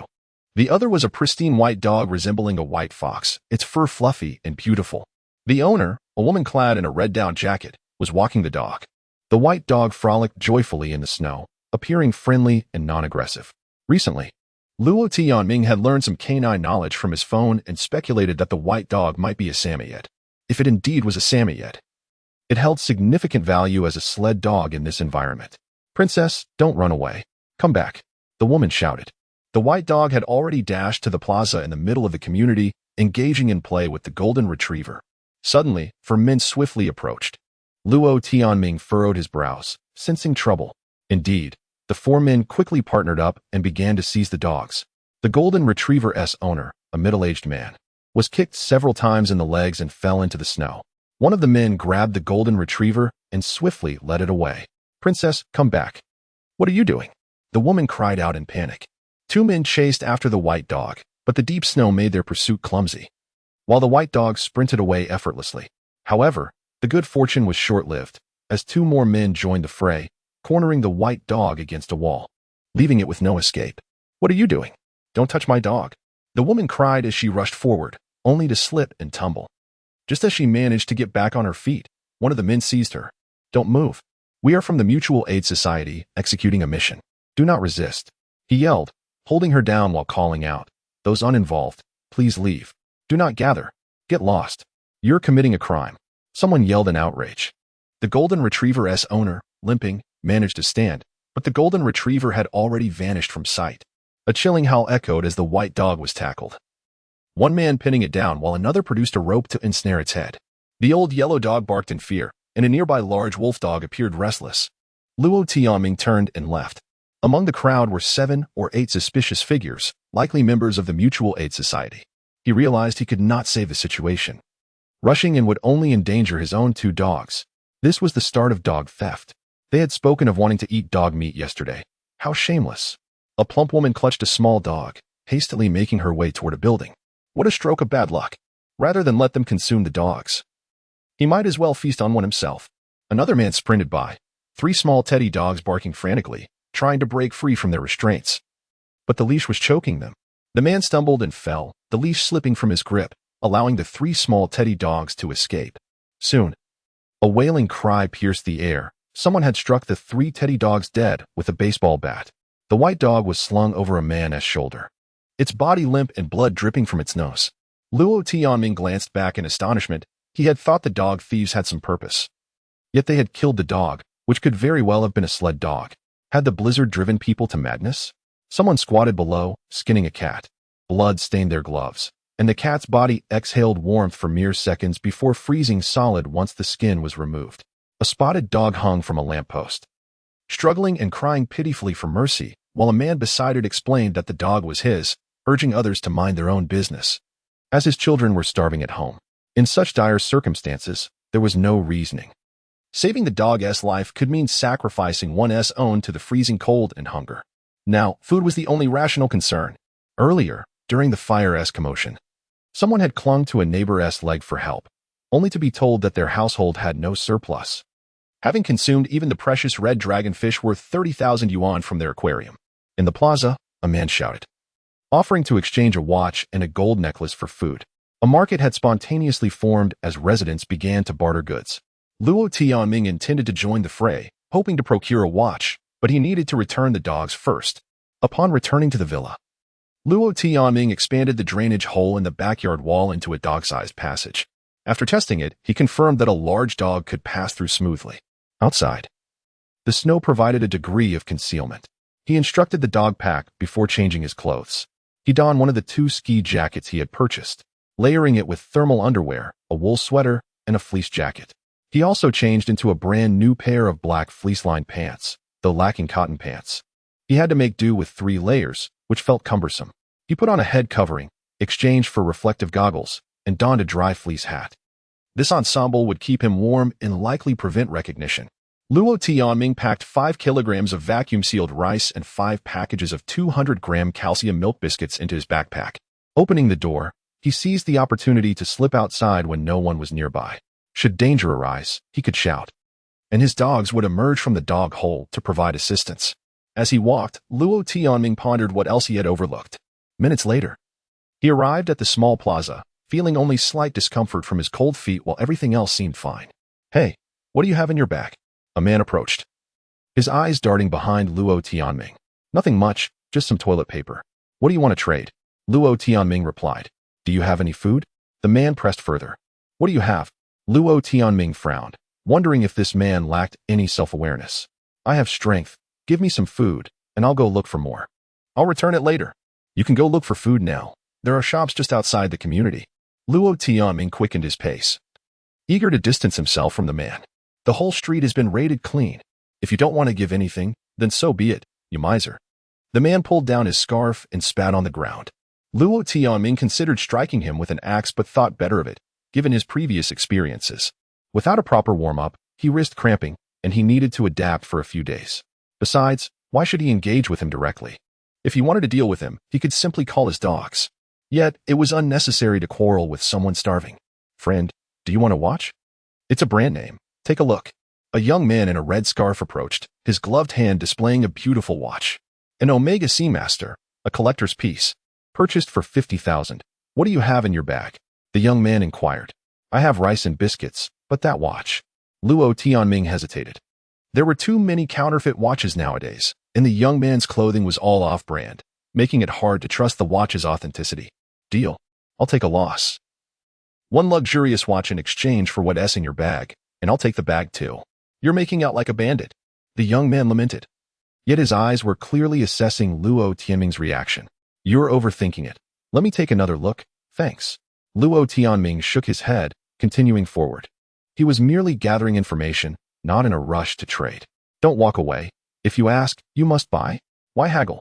Do you suspect my watch is fake?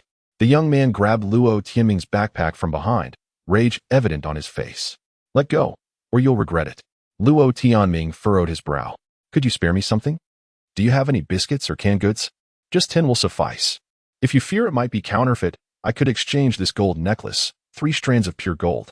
The young man trembled as he fumbled a delicate gold chain from his pocket, clearly a woman's piece. Let go. If you persist, I shall not hold back. Luo Tianming admonished. The young man's eyes reddened, and he shook with fear. After a considerable pause, he finally released Luo Tianming's backpack. Taking a few steps forward, Luo Tianming glanced back to see the young man standing despondently in place, one hand extended, still showcasing the watch and necklace. The weather had turned frigid. Snow and ice barricading the roads, leaving everyone trapped. Food had become the true currency. Luo Tianming was in need of money and yearned to seize the opportunity to trade for precious metals, hoping to convert them into cash once the calamity had passed, thereby offsetting his losses. Yet, everyone was desperately seeking food, offering up once cherished necklaces and rings. It seemed many had been overly optimistic and unprepared. The food crisis had emerged with alarming swiftness. Luo Tianming was reluctant to exploit others' misfortunes, nor did he wish to appear foolish. He harbored concerns for the future. Perhaps it was best to wait and observe. Chapter 40. The Spontaneous Market Brother. Do you have anything to eat? I have money. A portly woman inquired. Bank investment gold bars, all in original packaging, 5 grams each, in exchange for a bag of rice. Other items are also acceptable. A man brandishing a handful of plastic containers shouted out. Cold medicine, antibiotics, ibuprofen, trade for food. Come quickly if you need it. A woman stood by a flower bed, her open sports bag at her feet. A man clad in a black coat approached, rummaged through her bag, and picked up a box of medicine. They exchanged a few hushed words before he produced a small package from his coat and handed it to her. The woman nodded, quickly tucking it into her pocket. Seemingly a pack of biscuits. Luo Tianming found this intriguing. Could medicine really be so inexpensive? He hurried over. The woman's bag contained an array of medications, predominantly antibiotics. How do you make the exchange for this? Luo Tianming pulled out a box of azithromycin, produced by a state-owned factory, which previously cost over 70 yuan. 1 box of medicine for 4 compressed biscuits, or 2 cans, or 2 kilograms of rice. What do you have? She asked. This indeed seemed a bargain. Perhaps this person was not in need of medical supplies. Are you from a pharmacy? Luo Tianming inquired. Yes, do you want some? The pharmacies outside have been emptied. The Mutual Aid Society has taken over all the shops on this street. No one is allowed to touch them. I still have some stock. The woman replied quietly. Luo Tianming took 4 boxes of antibiotics and 1 box of ibuprofen, saying, I'll give you a bag of rice, 10 kilograms. Great. The woman turned and waved to a young man in a green military coat who approached. Luo Tianming set down his backpack, opened it, and pulled out the bag of rice. Pleasant cooperation. My name is Chen Xiaoling. I live in this building. Just shout downstairs and we'll hear you," she exclaimed excitedly. The young man picked up the rice and turned to leave, inciting some commotion as others rushed over, clamoring for a share. Chen Xiaoling sighed and asked, "Pleasant cooperation. Do you need anything else?" She glanced at Luo Tianming's backpack, her eyes filled with reluctance. "We can talk later. You did give me your contact information." Luo Tianming placed the medicine into his backpack and turned to leave. He felt fortunate that the medications he had ordered had not yet arrived. At least he now had emergency supplies. These few boxes of medicine should suffice for a month, and perhaps the cold disaster would soon pass. A man was setting up a stall, seated on a small stool with cans of milk powder arranged between his legs, flames and white smoke emanating from them, creating a rather comical sight as if he were roasting himself. In front of him lay a red cloth adorned with a camera, a lens, wooden bracelets, walnuts, and 2 bundles of pu'er tea cakes. Next to him was a person clad in a yellow down jacket, entirely bundled up so that it was impossible to distinguish their gender. They appeared quite young, perhaps still a minor, their feet encased in basketball shoes, stamping them against the cold ground in confusion. Who wears sneakers in this weather? Before the young person also spread out a red cloth, upon which lay a dozen pairs of sneakers, all brand new with curved hooks and tags. "Come take a look. Limited edition, all brand new. They used to cost thousands. Now they're incredibly cheap, selling for 3 days only. Once it warms up, they want to be available. Don't miss this opportunity." The youth in the yellow down jacket called out, his voice ringing clear, youthful exuberance evident. A cough from the nearby man interrupted, perhaps feeling shy to shout. Luo Tianming passed by, continuing on his way. A slight man leaned against a lamppost, a sign at his feet stating, "Custom-made cotton jackets and pants, all-inclusive service. Xiao Zhao from Building 5, Room 403 at your service." This person wore a colorful cotton jacket, pants, hat, and gloves, all hand-sewn, exuding a rustic charm, likely intended as self-promotion. He exposed his face, appearing relatively warm, only occasionally moving his limbs. Luo Tianming felt a spark of interest and approached. "I want to make a cotton jacket. What is the price, and what is the quality like?" "Hello. All made with northern long staple cotton, 3 pounds for the jacket, 2 pounds for the pants. We have all colors of fabric. As long as you're willing to pay, we're willing to provide the materials." "Who are you making it for?" "For a dog." What do you mean, man? I'm quite busy and not in the mood for jokes. I'm serious. It's for a dog, about this size." Luo Tianming gestured the height and length of a Rottweiler. The man paused for a moment, then nodded eagerly. After some discussion, Luo Tianming agreed to have 5 dog vests made for the price of 5 packs of biscuits. While there was a high demand for dog clothing, it could not compare to food, and given the simplicity of making small garments, Xiao Zhao did not overcharge, not wanting to bring his dog out for measurement. Luo Tianming approximated the dimensions from memory. Xiao Zhao took out a pen and notebook to jot down the measurements, agreeing to deliver the items the next day if it didn't snow. Luo Tianming handed over 5 packs of calcium milk biscuits, eliciting a grin from Xiao Zhao as he picked up his sign and departed. Afterward, there was little else of interest. Most stalls were set up by residents selling mostly useless items. Some even displayed gaming consoles, televisions, and computers, though power was currently cut off. A few brightly dressed women stood at the edge of the square, lined up beneath a building, unveiling their faces when someone approached. Luo Tianming shook his head. Had it only been a few days, was it truly necessary? If the cold snap ceased and everything returned to normal, he wondered how these individuals would face their neighbors. Someone was loudly proclaiming that the Ice Age was imminent, asking if anyone was willing to team up to evacuate to the South Sea Islands. A sense of pessimism permeated the small square, and Luo Tianming wished to avoid contagion, hastening his return. 2 suspicious individuals trailed behind him. They had been nearby when he purchased the medicine. Luo Tianming quickened his pace, and the 2 shadows quickened theirs as well. He veered around a green space, only to find them following suit. This was troublesome. He was being watched. His heart raced, adrenaline coursing through him.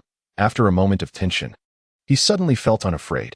It was not the first time. Worst case, he would confront them resolutely. Luo Tianming chose not to return to the villa, but instead meandered along the community's edge toward a secluded corner. Behind the villa, there was no wall. To the right lay a slope, though it was too steep and covered in ice and snow. After several attempts, he could not scale it and had to abandon the idea. Continuing onward for over 100 meters, the slope finally flattened out, revealing a snow-covered path winding toward the back mountain. Out of the corner of his eye, he observed that the 2 men were still trailing him, refusing to relent. Frowning, He proceeded slowly up the path. The cold rendered his legs clumsy. He dared not walk on the path itself, instead stepping on the snow at the sides where there was grass, making for less slippery footing. After a strenuous climb lasting several minutes, he finally reached a high point from which he could survey the entire villa area. His rented unit was merely 200 meters away.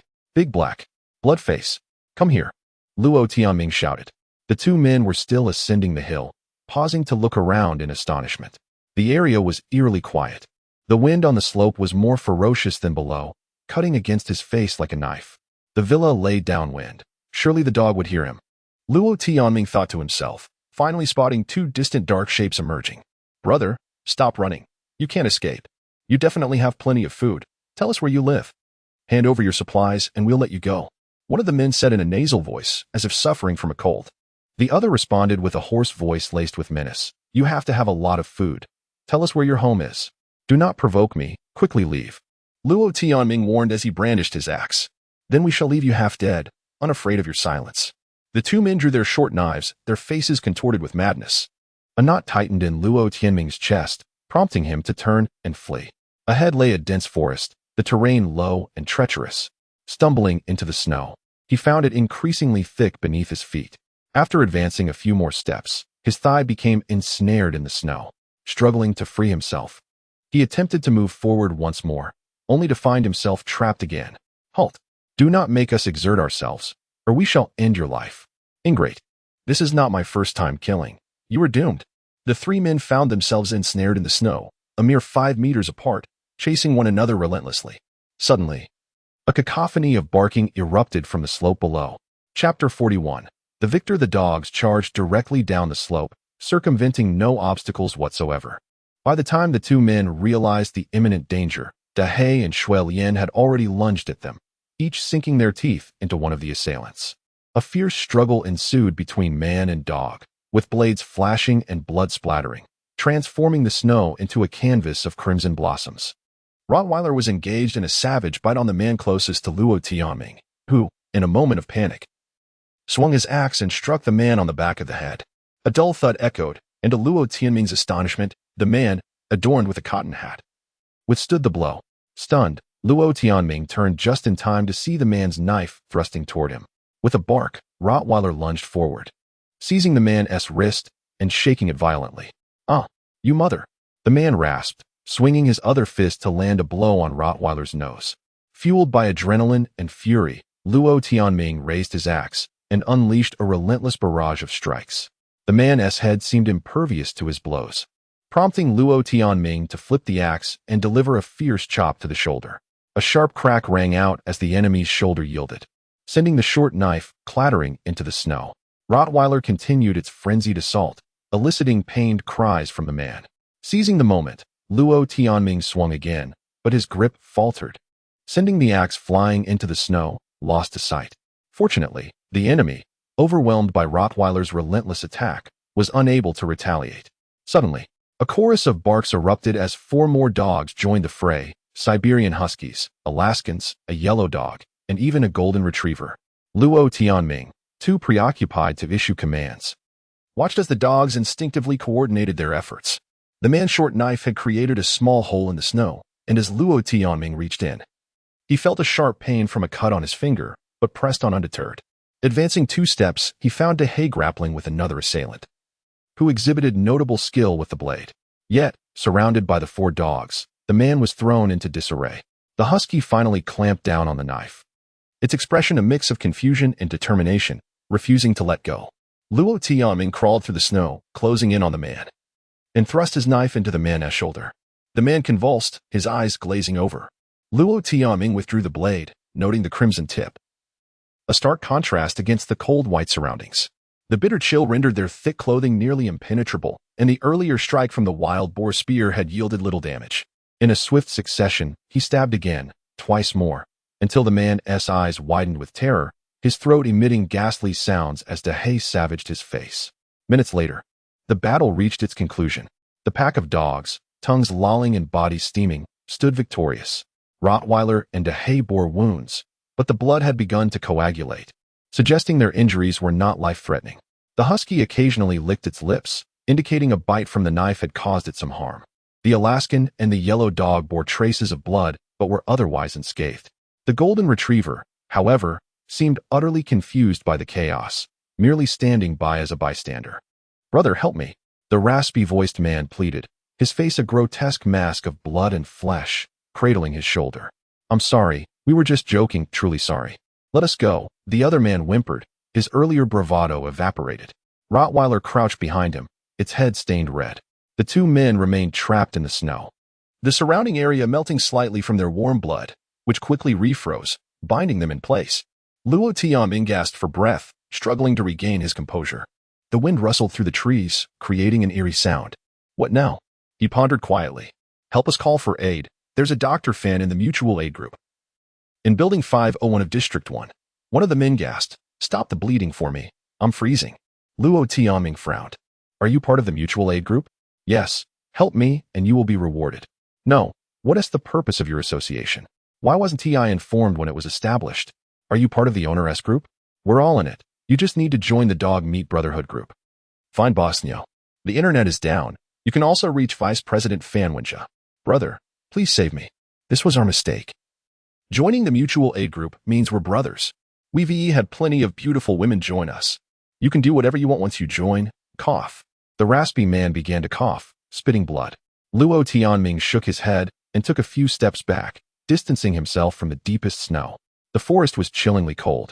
Situated in a low area where the villa district was obscured from view, but the distant high-rises should be able to see this place. Panic surged within him. His hand was bleeding, and his body trembled slightly.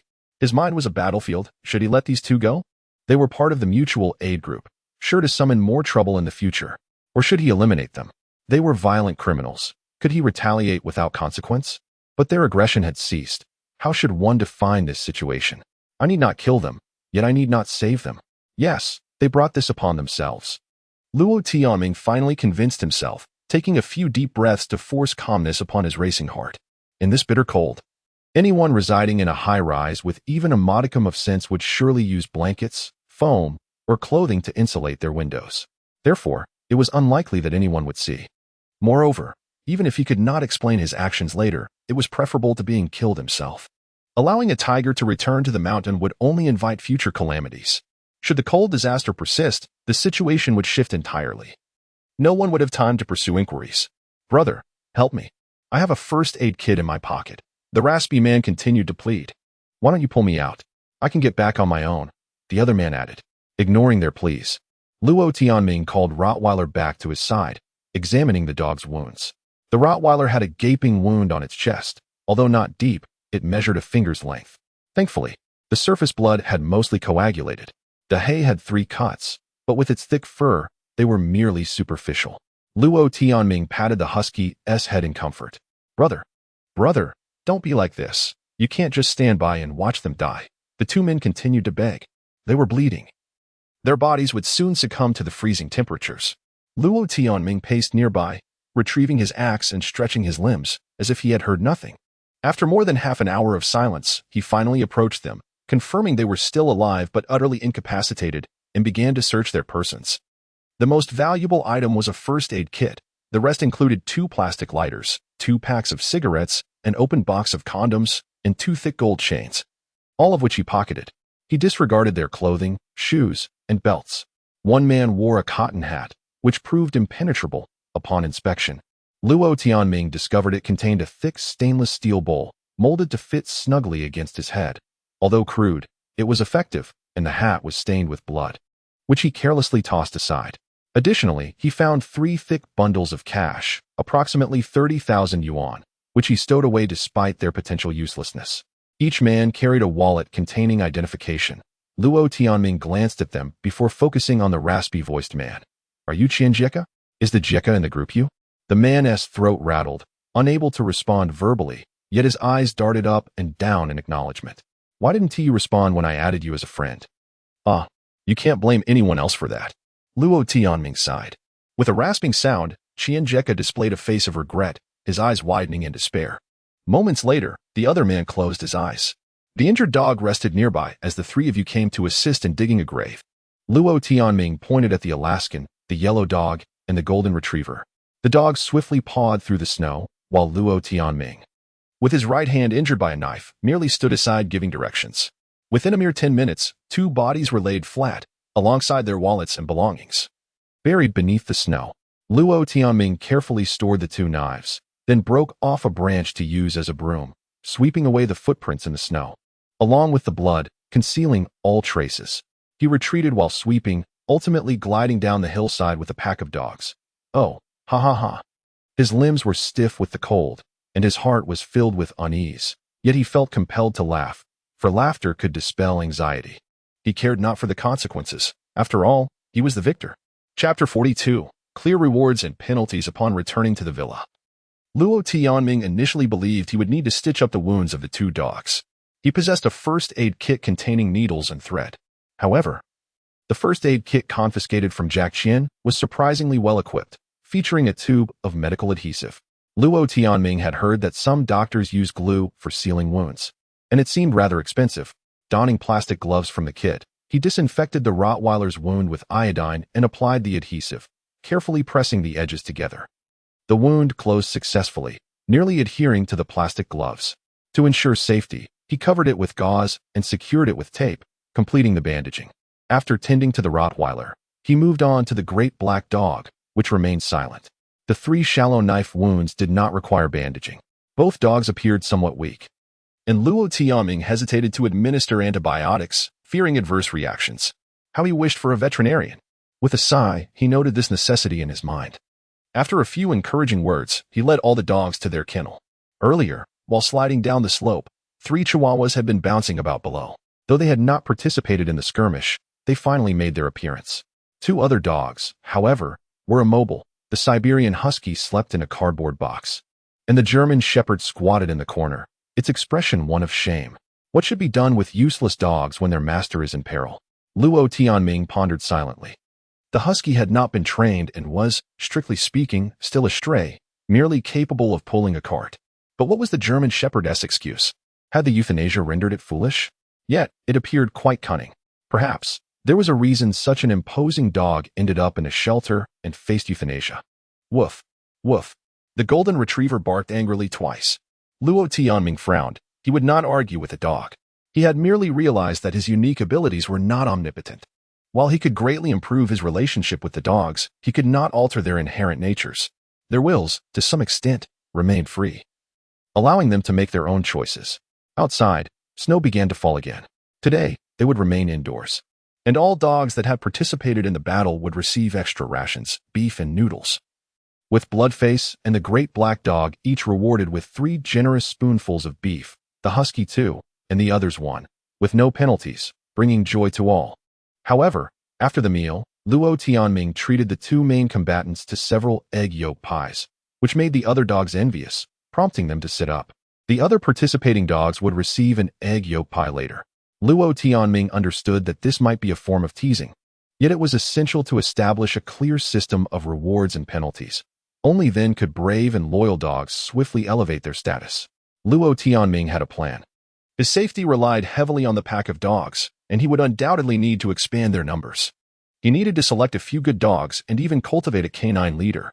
The following morning, the weather remained bitterly cold, with the thermometer's liquid nearly reduced to a mere red, indicating at least -40 degrees. Nonetheless, more people ventured outdoors than the previous day, gathering firewood and searching for food. Some individuals, unaware of the situation, took their dogs outside, only to have them brutally beaten to death, their carcasses seized without hesitation. Not only dogs, but stray cats that dared to forage for food were hunted down with arrows. In the community, not only the Mutual Aid Association but also ordinary residents searched for stray animals. Some individuals carried several stray cats on their shoulders. The situation was becoming dire. History has witnessed similar scenarios during human conflicts, besieged cities where all cats and dogs were consumed. This was not a matter of morality, but sheer survival. Luo Tianming mused that without his special abilities, without stockpiling resources, he might have joined the Mutual Aid Association, becoming part of the dog hunting brigade. He could very well have become like those 2 individuals from yesterday, brandishing knives at their own kind, only to be killed in turn, buried beneath the ice and snow. The harsh cold persisted, yet people had begun employing various means to survive. That tailor, Little Zhao, kept his promise and delivered the goods at the small square. Luo Tianming received the items and hurried back. The Rottweiler appeared a bit listless, and the great black dog was equally lethargic. Both needed time to recuperate. Upon his return, Luo Tianming distributed clothing to the dogs. All the dog coats were cotton vests, covering their necks and torsos while leaving their hind legs exposed, ensuring freedom of movement and ease of relief. The vests were made from camouflage fabric, durable and wear-resistant. The tailor claimed it was authentic American camouflage, a mix of green, black, khaki, and brown patterns still in use abroad. Clad in their camouflage vests, the great black dog and the Rottweiler appeared imposing, exuding a tactical aura.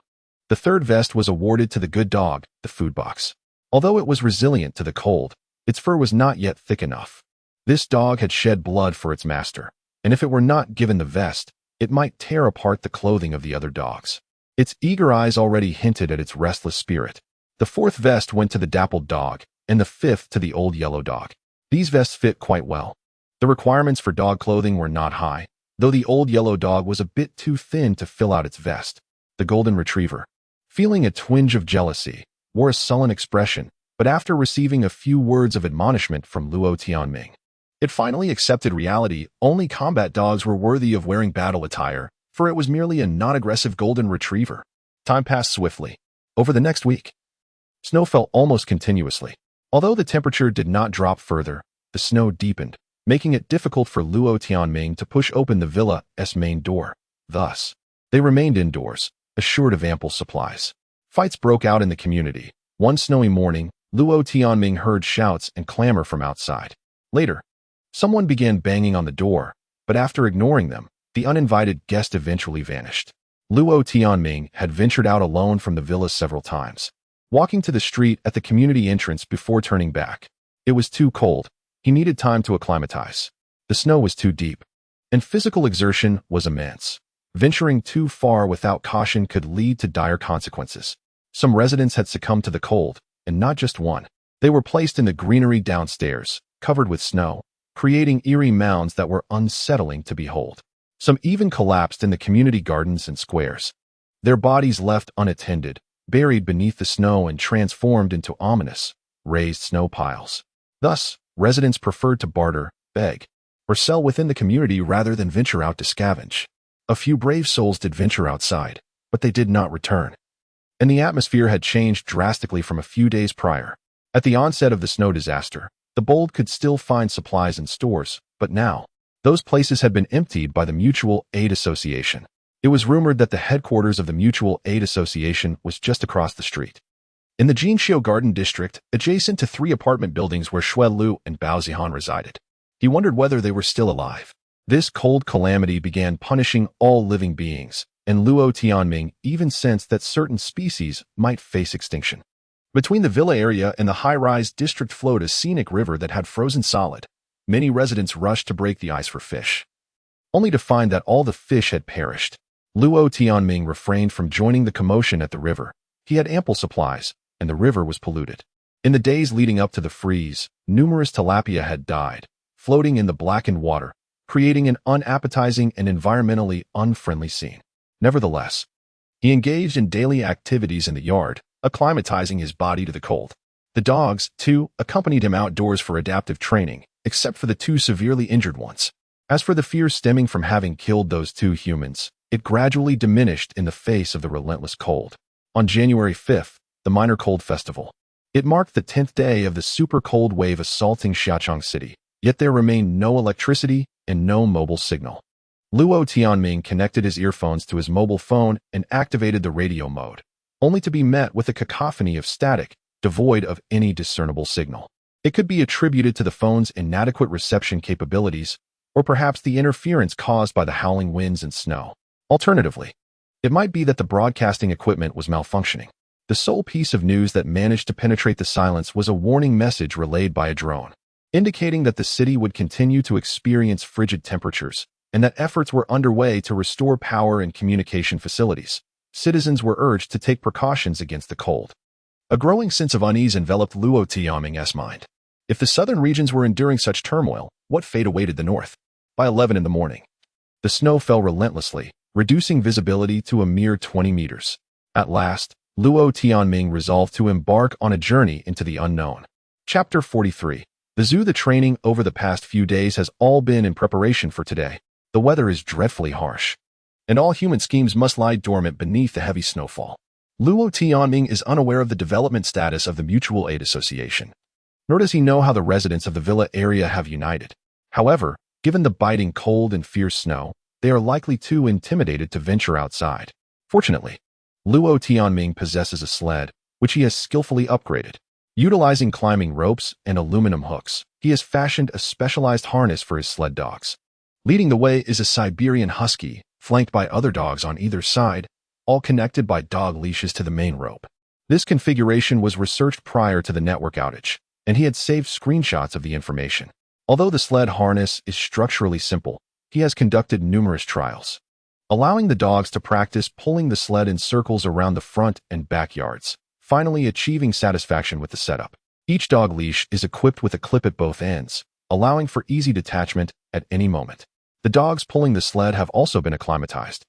Though the husky's combat effectiveness may not be optimal, its innate talent in icy conditions is unparalleled. The rear line consists of Alaskan Malamutes and Shikoku dogs, followed by a German Shepherd and a Yellow Lab. The 50-liter climbing backpack is no longer empty. It is stocked with a rocket stove, firewood, compressed biscuits, packaged egg yolk pies, a first aid kit, and other emergency supplies. It appears he is sufficiently prepared, taking a deep breath and sipping some white liquor. Luo Tianming sets his destination on his phone, King Yiling Zoo in Shachong City. The journey is fraught with snow and wind, yet with protective goggles, visibility has improved significantly, and he has only overturned 3 times over the 14-kilometer trek. On the third mishap, however, his head collided with a snowdrift, likely covering a car beneath, leaving him momentarily dazzled. It seems he will need to wear a helmet next time, though it may not offer enough warmth. The husky is remarkably perceptive, following commands diligently, yet as they approach the zoo, it stubbornly refuses to enter. With no other options, Luo Tianming dismounts and swaps the positions of the husky and the Alaskan Malamute. The large spotted dog appears somewhat anxious, perhaps sensing the presence of wild beasts within the park. Nevertheless, this gentle creature ultimately chooses to obey its master's command, leading the other dogs as they pull the sled through the entrance. The snow has accumulated to nearly a meter in depth, causing the zoo's archway to appear significantly lower. This is, in fact, a small zoo, devoid of large animals, and it seems many creatures may have perished from the cold. Continuing forward for 100 meters, Luo Tianming halts the sled and unhooks the 5 dogs from the main rope, allowing the other 4 to roam freely, while he holds the untrained Shikoku in his grasp. To facilitate commands, the mixed-breed dog has been officially named Shikoku. The Labrador and the large spotted dog are both visibly anxious, circling around Luo Tianming's feet, while the German Shepherd and Yellow Lab timidly follow behind. For reasons unknown, Luo Tianming feels a twinge of anxiety himself, perhaps stemming from not having brought his combat-ready forces. Surely, there can be no dangers here? Unless the zookeeper has lost his mind, it is improbable that any animals would be released. After advancing a few dozen meters, upon encountering the first animal enclosure, Luo Tianming's heart finally settles. No animals have been released. The enclosure's gate is securely locked, directly opposite the entrance. The first exhibit is the Monkey Hill, where all the monkeys have frozen to death. In the snow, several slightly raised mounds are visible, with the corpse of a large monkey lying beneath a thin blanket of snow, indicating it has not been dead long. A monkey's body is also hanging from the rocky hill, covered in snow, frozen solid, with red ice extending from its mouth, resembling a crimson icicle. What a pity! Had there been a living monkey, Luo Tianming would surely have attempted to tame it. Continuing onward, he traverses through frost-covered trees, and ahead appears a pond, marked by a sign declaring it to be Swan Lake. Yet not a single bird can be seen. All the swans have vanished. Further along, the ostrich enclosure holds a few snow mounds. Such tropical birds likely succumb to the cold earliest. Nearby, some giant cages, once home to various birds, now lie empty, filled only with thick layers of snow, suggesting the birds have all succumbed beneath its weight. Suddenly, the husky begins to bark vehemently, followed by the other dogs racing forward. Ahead, a fence comes into view, marked with 2 large red-painted characters, Tiger Mountain. Within, a living creature can be seen, presumably a yellow dog, adorned with stripes resembling a tiger. This dog is gnawing on the corpse of another, which appears to be another dog, its yellow and black fur still intact, yet its innards have been devoured, leaving its ribs exposed to the elements. Damn, Luo Tianming cannot help but utter a curse. In the struggle for survival, this dog resorting to cannibalism is a desperate act. Humans, too, have been known to consume one another in times of dire hunger. Yet, for reasons unknown, he finds it repulsive. The tiger dog within the enclosure howls a few times, its cries both peculiar and mournful, akin to a creature driven mad. Luo Tianming vaults over the fence, shattering the padlock with his axe, and pushes open the iron gate. Amidst the cacophony of barking from the other dogs, the tiger dog scampers away, tail between its legs. Proceeding further, the absurdity of the zoo becomes apparent.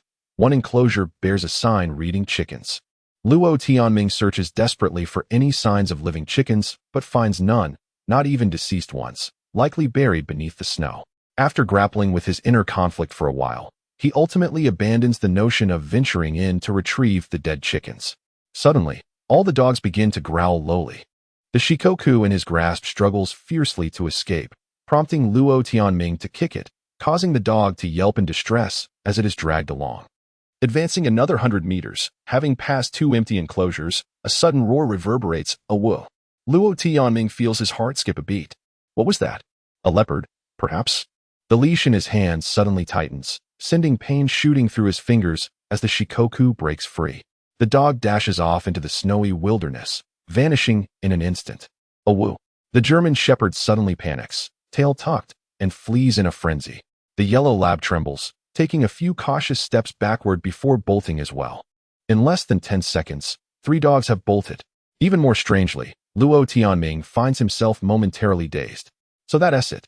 He realizes with sudden clarity, the spiritual connection he had with those 2 dogs has vanished. The clip at the end of the leash, which had been caught on his finger, was injured by the shikoku's pull, now throbbing painfully, though it is merely a minor strain. Not having one's own dogs tethered can lead to trouble sooner or later. This serves as a lesson learned. Yet the departure of the yellow lab and German shepherd brings newfound insight. He has severed ties with those 2 dogs. Accepting the loss of 2 dogs for this piece of knowledge is an acceptable trade-off.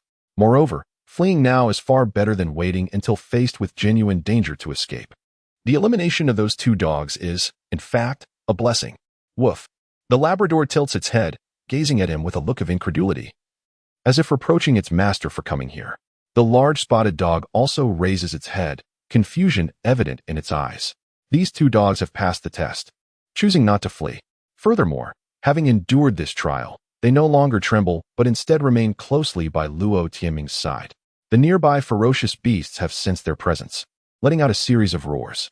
Although the connection with the 2 fleeing dogs has diminished, it seems the bond with these 2 remaining dogs has grown clearer. This strengthening feels akin to an upgrade. There was no time to ponder, for at last the target emerged before me, a large black cat perched atop an artificial hill within the steel railing, its piercing amber eyes brimming with fury. Goodness! Exclaimed Luo Tianming in astonishment.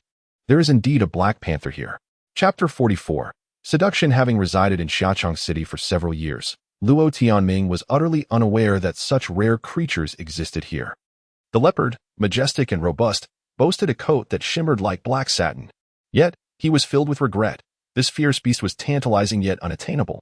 As he gazed at the black panther, the thought of taming it briefly flickered in his mind, only to be swiftly overshadowed by the realization that this endeavor was beyond his capabilities.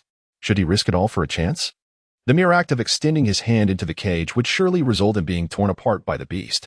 Even with assistance to restrain the panther, success seemed improbable. What a pity!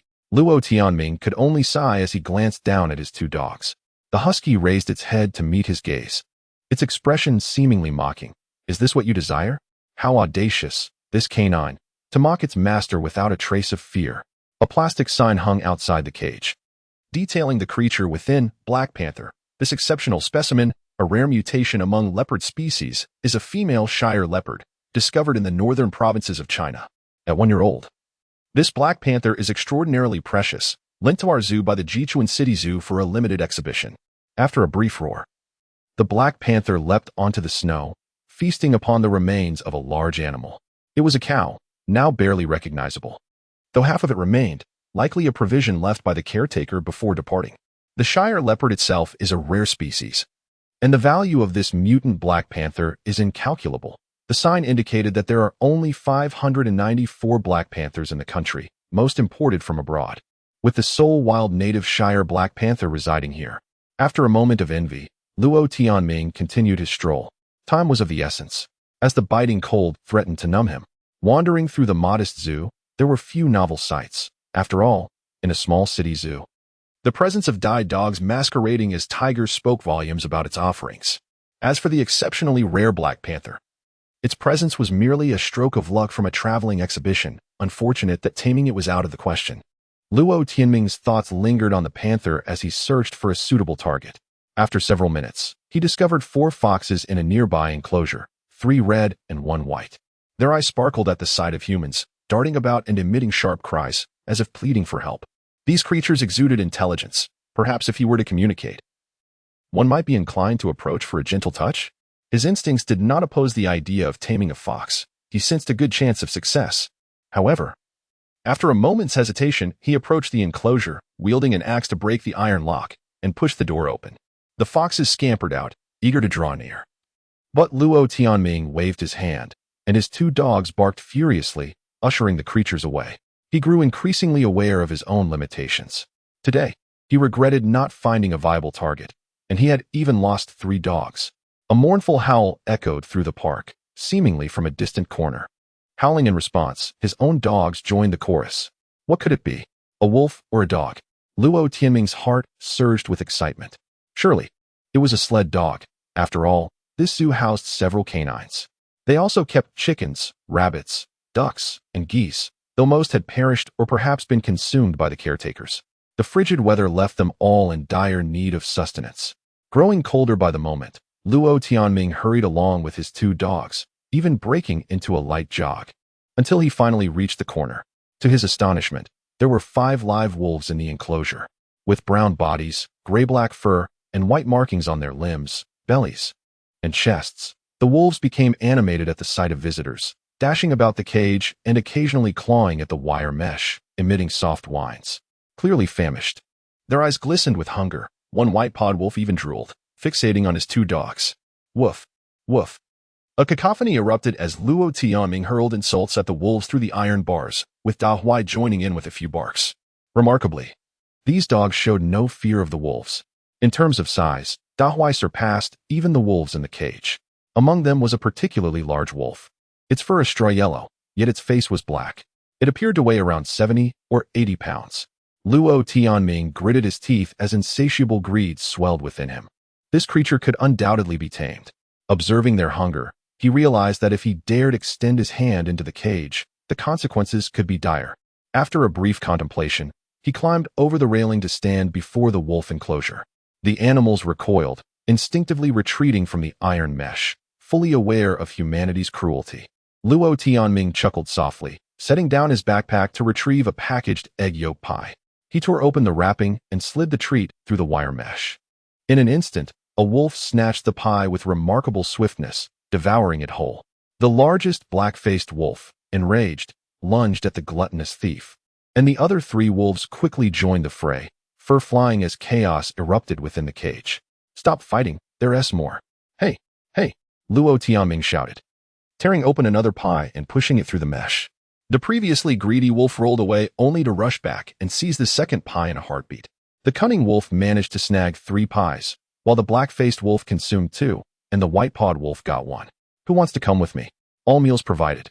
Luo Tianming smiled, but the wolves remained silent, statuesque in their stance, fixated on him.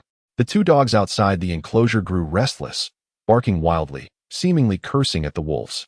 With the gaps in the railing wide enough, Luo Tianming removed his gloves and cautiously extended a hand through the opening. The wolves stirred, displaying signs of eagerness. Did they wish to consume him? Perhaps, or maybe not entirely. The black-faced wolf's gaze was complex, as if it sensed a hidden agenda. Luo Tianming too pondered. If he attempted to touch the wolves through the wire, he would be at a disadvantage. As the snowstorm intensified, his body heat dissipated rapidly. A few sips of alcohol were necessary to maintain his blood warmth. Yet drinking would hasten heat loss, a double-edged sword. Moreover, Luo Tianming was reluctant to let alcohol interfere with his senses. After a brief hesitation, he steeled himself, wielding the axe as he approached the iron gate. With a resounding thud, the The brass padlock was shattered, and he pocketed the remnants. Inside, several wolves widened their eyes, their expressions shifting dramatically. Luo Tianming retrieved the remaining 5 egg yolk pies from his backpack, tearing open the packaging and placing them at the threshold. He then pushed the iron gate open just a crack. A formidable howl erupted from the largest wolf, causing the other 4 to retreat a couple of steps. The food container and the large flower wagged their tails, slipping beneath the railing, seemingly eager to devour the egg yolk pies on the ground. These 2 mutts had never displayed such greed at home. Was this merely an act? Follow me, and your meals and lodging are guaranteed. Luo Tianming spoke in a cordial tone. He was uncertain whether untamed animals could comprehend his words, yet he felt it necessary to express them. After all, it might prove beneficial. He tossed the axe into the snow outside the railing and then opened the gate a couple of feet wide. Is there anyone bold enough? Luo Tianming felt a hint of seduction lacing his voice. Chapter 45. Taming the Beast. The door creaked open, and both parties faced each other in a tense standoff for several seconds. The astute wolf finally approached, pausing momentarily before cautiously extending its head through the opening. Luo Tianming felt a surge of nervousness. He stepped aside but kept one hand firmly grasping the door. The wolf, head bowed, remained on high alert. Both were apprehensive. The wolf feared an attack, while Luo Tianming was wary of a potential bite or the wolf's sudden escape. 2 dogs stood a meter away, their eyes fixed on the audacious wolf, effectively preventing it from fleeing. Suddenly, the clever wolf sprang into action, snatching a custard pie and retreating instantly. Take your time. There's no need to be afraid. Luo Tianming exhaled, his voice soothing. The wolf devoured the custard pie and, using the same method, consumed a total of 3. Luo Tianming cautiously extended a hand, ready to stroke the wolf's head. The wolf, keeping its gaze downward, rolled its eyes upward, seemingly aware of his intentions. It bared its teeth and began to growl softly. With only 1 custard pie remaining, the clever wolf could no longer contain itself and poked its head out again. In a flash, Luo Tianming touched the wolf's ear. The beast snapped its mouth shut with a loud crack. No rush, I just want to pet you. Luo Tianming chuckled, retracting his hand. The clever wolf seized the custard pie but did not retreat to its cage. Instead, it lunged forward. Luo Tianming had anticipated this and yanked the door shut, trapping its body. A woo. The clever wolf thrashed violently, trying to escape back into the cage. Luo Tianming pulled on the iron door with all his might, firmly pinning the wolf's head. A woo. Awo. The other wolves inside roared, but none dared to approach. The clever wolf clawed at the ground, twisting its body, shaking the iron door as it struggled to break free. Gritting his teeth, Luo Tianming exerted even more force. Feeling the wolf's neck creak under the pressure, he quickly grabbed the fur at the back of the wolf's neck. Awo! The creature bared its teeth, thrashing in an attempt to bite him. Luo Tianming quickly pressed the wolf's head to the ground. A sensation akin to electricity surged through him, causing the wolf to freeze for 2 seconds before it began to thrash even more violently. Had he failed? Luo Tianming jolted, realizing that he might indeed have failed. A woo! The large wolf let out a roar, eager to join the fray. Come help, guard the entrance. Luo Tianming shouted briefly. The 2 dogs rushed forward, blocking the door and barking threateningly at the wolves inside. The clever wolf twisted its neck and suddenly bit down on Luo Tianming's sleeve, causing pain to shoot through his wrist.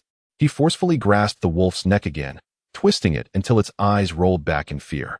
With his other hand, he pressed the wolf's head down once more, feeling the warm breath from its nostrils. Stay still. I mean you no harm. I am your master. A sharp pain shot through his head, but the wolf below him appeared dazed once again. However, within 5 or 6 seconds, it resumed struggling. Ow! Foam sprayed from the wolf's mouth onto his sleeve, and with a swift shake of its head, rip. His sleeve tore. Luo Tianming's heart raced, a pounding drum echoing in his mind, causing dizziness that made him feel nauseous. Had he failed again?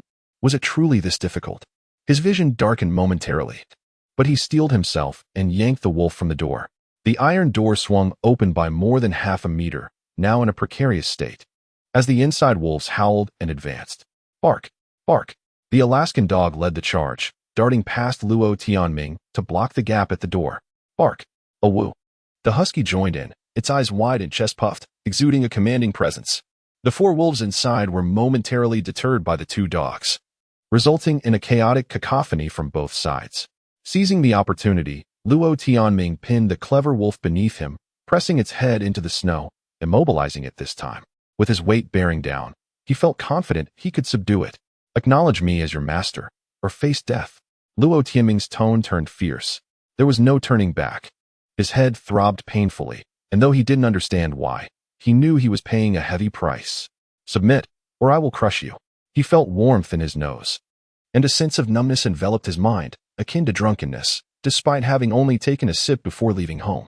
He pressed his entire weight down, even lifting his legs and elbows off the ground for a few seconds to exert maximum pressure on the wolf. If necessary, he would crush it. Oh, whoa. The clever wolf howled, rolling its eyes, its resistance waning. This is your last chance. Do not be foolish. Obey, or die. As time passed, the wolf was on the verge of succumbing to the pressure. Luo Tianming placed his palm on the wolf's forehead. His consciousness blurred, and after what felt like an eternity, the wolf beneath him suddenly relaxed, its struggle ceasing. Luo Tianming's head throbbed intensely. He eased his grip, realizing the wolf had become disoriented, but within his mind, something seemed to awaken. He rolled to the side and quickly stood to pull the iron door shut. The two dogs were already engaged in a fight with the wolves for flying in the snow, with the dogs clearly at a disadvantage. Come back, Luo Tianming shouted. The two dogs turned and dashed back, narrowly avoiding the door as they escaped. One of the white pod wolves attempted to follow, but Luo Tianming yanked the door shut, catching its neck in the process. The white pod wolf howled in terror and retreated, losing a considerable amount of fur in the process. The door slammed shut. Luo Tianming resecured the brass lock, finally allowing himself to breathe a sigh of relief. Outside the cage, the clever wolf crouched, having recovered but still not fleeing, merely panting heavily. Luo Tianming approached, picking up an axe and observing the creature. Had it truly been tamed? The wolf raised its head, gazing weakly at Luo Tianming, its eyes reflecting confusion and conflict, yet devoid of hostility.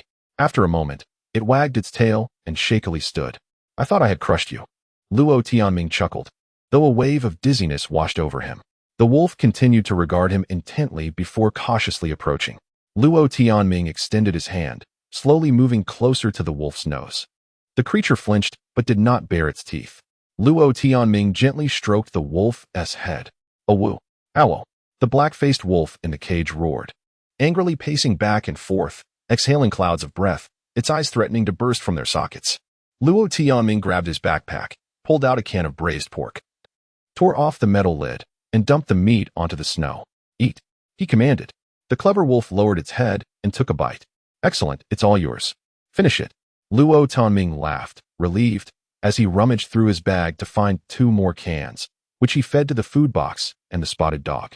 These loyal companions had proven invaluable. The frozen meat from the cans clattered as the wolf and 2 dogs devoured it hungrily. The wolves in the cage grew increasingly agitated, pacing restlessly, clearly driven to distraction by the scent of food. That's enough for today. Luo Tianming waved his hand dismissively. Suddenly, he felt a sharp pain in his nose, warmth accumulating inside his mask, as if liquid were seeping out. Wiping his hand across his nose, he discovered blood smeared on the back of his hand. Is it that intense? Luo Tianming sighed, his head pounding, his nose bleeding. The price of taming a wolf was unexpectedly steep. Chapter 46. The return through wind and snow. Indeed, the wolf had been tamed. When Luo Tianming named it Jiado, it let out a soft whimper, signifying its acceptance. As he prepared to depart, he called out, prompting the wolf to rise and follow him at a leisurely pace. The wolves in their cages roared and howled in a chorus of anger and despair, yet Jiado steadily distanced itself from them. Upon reaching the entrance of the zoo, an unexpected sight greeted him. The old yellow dog was waiting. Upon seeing Luo Tianming's return, it wagged its tail with delight. This cunning creature. Their spiritual bond had long since severed. What kind of relationship did they share now? Perhaps mere partners of convenience? Some dogs, difficult to raise, may indeed settle for such a superficial connection with their masters. Suddenly, Fan He raised its head and howled. Moments later, a yellow and white dog emerged from the snowy thicket, wagging its tail as it approached Fan He. It was a Shiba Inu. This little fellow must have long since become Fan He's subordinate. Such a partnership is quite agreeable. After a brief bout of howling, the Alaskan Malamute joined in, but the large wolf did not appear. In the midst of the swirling snowstorm, that dog vanished from sight. Luo Tianming secured the Shiba Inu and the old yellow dog to the main harness of the sled, while the wolf maintained its distance, remaining 5 meters away, never approaching the dogs. Let us go. Luo Tianming sat upon the sled, feeling a deep sense of fatigue. The day's exertion had taken its toll. The sled sped forward, and several times he glanced back, reassured to find the wolf trailing behind, not attempting to flee. A realization dawned upon him. Perhaps there existed a discernible pattern. Albeit possibly incomplete, tamed animals exhibit loyalty, likely influenced by their individual personalities. For instance, Shuelian possesses an innate protective instinct, leading to high loyalty once tamed. Similarly, De Hay, although somewhat brooding, also demonstrates commendable loyalty. The two sled dogs, while not particularly fierce, are remarkably loyal and had passed the leopard's test today. The Shiba Inu, for now, need not be tamed. Having become Fan He's subordinate, it would not stray. In the future, it could simply be utilized for pulling the sled. For it is timid in combat, and taming it would be a waste of energy. Should it flee in a critical moment, it would prove detrimental. As for the wolf, the investment was considerable, thus it was imperative to cultivate its loyalty. One cannot expect a wolf to possess a profound awareness. Innate protectiveness and love for its master are not in its nature. The method Luo Tianming employed to subdue it was not kindness, but brute force. Wild beasts may only respect the strong. Luo Tianming pondered. Regrettably, he was merely an ordinary modern human. A slight skirmish could leave him cramping.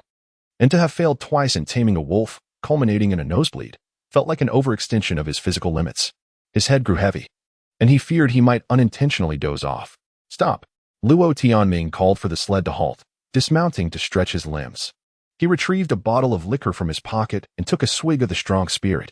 His spirits were flagging. He needed a jolt of stimulation. Anxiety gripped him. There remained at least another half hour on the return journey. It would be prudent to rest along the way. Surrounding him were flimsy metal factory buildings with damaged roofs. Where could he find refuge from the cold? Luo Tianming removed his gloves and swiped at his phone. Checking the navigation map, just ahead lay the Dicklong Sports Mall. He resolved to seek shelter there. Additionally, he could see if that woman was still present. Many days had passed since he last saw her. Her small room, situated deep within the mall, would be sheltered from the wind, allowing him a moment of respite. After approximately 10 minutes, the sled arrived at the mall. Luo Tianming released the dogs and glanced back. The wolf remained steadfast in the snowy tempest. Jiao, come here. It's safe. He beckoned, stepping through the gaping entrance. A few paces in, Fan He began to bark joyfully, racing ahead alongside other dogs. Luo Tianming, with his backpack, ventured further inside, only to find the dogs obstructed before a blue door at the farthest end. There were people inside. Shaking his head, Luo Tianming called out, "Everyone, come back. They are likely still there. Let us not disturb them." He sought a sheltered corner. Pulling out 2 picnic mats from the shelves and retrieving a rocket stove and firewood from his backpack, quickly igniting a fire. "Forget about that woman," he murmured to the dogs. The 4 canines lay on the mats, their heads exhaling warmth. Fan He, De Hua, and the old yellow dog wore camouflage vests, seemingly unbothered by the cold, while the Shiba Inu wagged its tail, showing no signs of shivering, evidence that its sled dog lineage was indeed beneficial. Luo Tianming pondered the necessity of clothing the dogs. Perhaps letting them endure the cold would hasten their fur growth, while excessive warmth might spoil them. It was reasonable for the Rottweiler to wear garments, as its coat was too short. After some contemplation, he produced compressed biscuits, offering a piece to each dog. The wild wolf Jiao approached, and he tossed it a biscuit, watching as the wolf retreated a few steps, settling on the icy ground and crunching the biscuit with its teeth. Despite the warmth of the fire, with the entrance wide open, the frigid winds howled, rendering the space still too cold. After resting for about 10 minutes, the throbbing in his head began to subside, and clarity returned to his mind. No longer in a drowsy stupor, Luo Tianming felt capable of safely returning. He rose, deciding to gather a few items before departing. There were liquid crystal sports watches, but their screens were entirely black, likely frozen and inoperative. He selected a metal sports water bottle, noting the thinness of the picnic mats, perfect for laying on the ground for the dogs, so he took a few stacks. In the fitness area, he found weighted vests, resembling bulletproof vests but with a smaller coverage area, and decided to take one. His ordered stab-resistant suit had yet to arrive, and perhaps this could serve as a substitute if some hard objects were stuffed inside. His snow boots were caked in blood and cement, but fortunately, there were more on the shelves. Only 2 pairs were available in his size. One to wear, one to take. He swapped his dirty pair for clean wool socks. On the shelves were skis, piquing Luo Tianming's interest. If properly trained, one could traverse the outdoors effortlessly with skis. Though he lacked the skill, selling them in the neighborhood would surely fetch a good price. However, should he sell them to them? They could pose a threat. After some deliberation, he pulled a shopping cart over and loaded 3 sets of skis onto it. Suddenly, the blue door several meters away creaked open. A figure peered out. "You. Hello?" The voice was soft and tentative. It was the woman from a few days prior, seemingly named Kai Yomei. "Hello," Luo Tianming replied, continuing to fill his cart with items. He had changed his clothes, donned a mask, and wore reflective goggles, so she might not recognize him. He preferred to remain a stranger. "Are you? Have you been here before? Your voice sounds familiar," Kai Yomei inquired cautiously. "Woof woof, woof." 2 large dogs wagged their tails, emerging from behind the shelves and charging directly towards Kai Yomei. "Oh dear, I remember you. Control your dogs," Kai Yomei exclaimed in surprise. Chapter 47. Encounter. This woman possesses quite an impressive memory. She even remembers the name Luo Tianming. However, after exchanging a few pleasantries, she remarked that he could choose whatever he needed, maintaining her polite yet cautious demeanor, clearly harboring no intention to seek assistance. When Luo Tianming inquired about the availability of down jackets, she informed him that they had all been taken, prompting him to allow her to return to the small room. Such is the nature of fleeting encounters, she had no desire for help. Summoning his dogs, Luo Tianming prepared to depart. He secured the items in his shopping cart to the sled, fastened the dogs, and was just about to leave when a few of the dogs began to bark. Amidst the swirling snow, 2 figures emerged, both tall men, likely around 6 feet 3 inches. One donned a black coat, while the other wore blue, and they approached with uneven strides. Feeling a surge of anxiety, Luo Tianming was ready to make his exit when one of them called out, "Friend, wait a moment." Although the man wore a thermal mask, his voice resonated with clarity and strength. "Your dogs are quite impressive. Where did you acquire them?" The man in the blue coat inquired.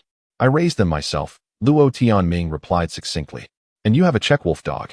Now that's a rare find," the man in the black coat remarked from several meters away, expressing admiration for the wolf. "Are you selling this dog? Name your price," the man in blue said, shifting his backpack to his side and opening it, seemingly preparing to retrieve something. A chill of danger coursed through Luo Tianming. He shouted, "Run!"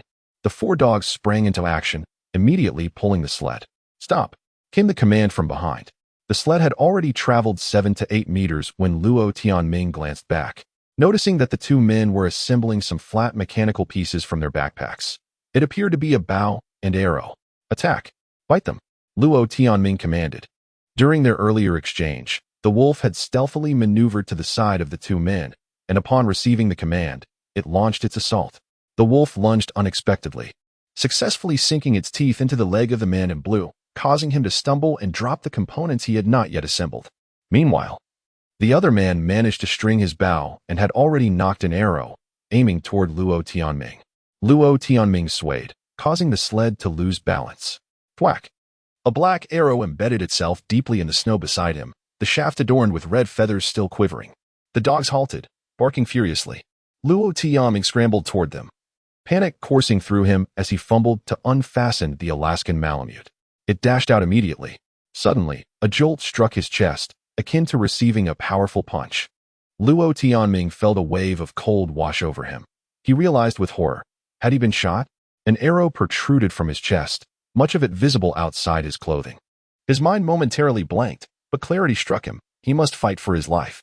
He unlatched the husky, which charged forward with a fierce bark. The 2 men, now under attack from the wolf and dogs, ceased their attempts to shoot arrows. Seizing the moment, Luo Tianming released the old yellow dog and the husky as well. Unfortunately, neither of them engaged in the fight. The husky, tail tucked, bolted into the shopping center, closely followed by the old yellow dog. "Damn it," Luo Tianming cursed. He had finally been cornered. The arrow in his chest inflicted a painful chill, growing numb with every passing moment. He dared not remove it, crouching to catch his breath, his heart racing with fear. His only hope lay with the 2 dogs and the wolf. Both adversaries were robust, their physical presence dwarfing the 3 canines. However, one had failed to assemble his bow, while the other was preoccupied, having his hand clamped by the husky, which caused the weapon to fall. The Alaskan Malamute had latched onto one man's leg, pulling fiercely.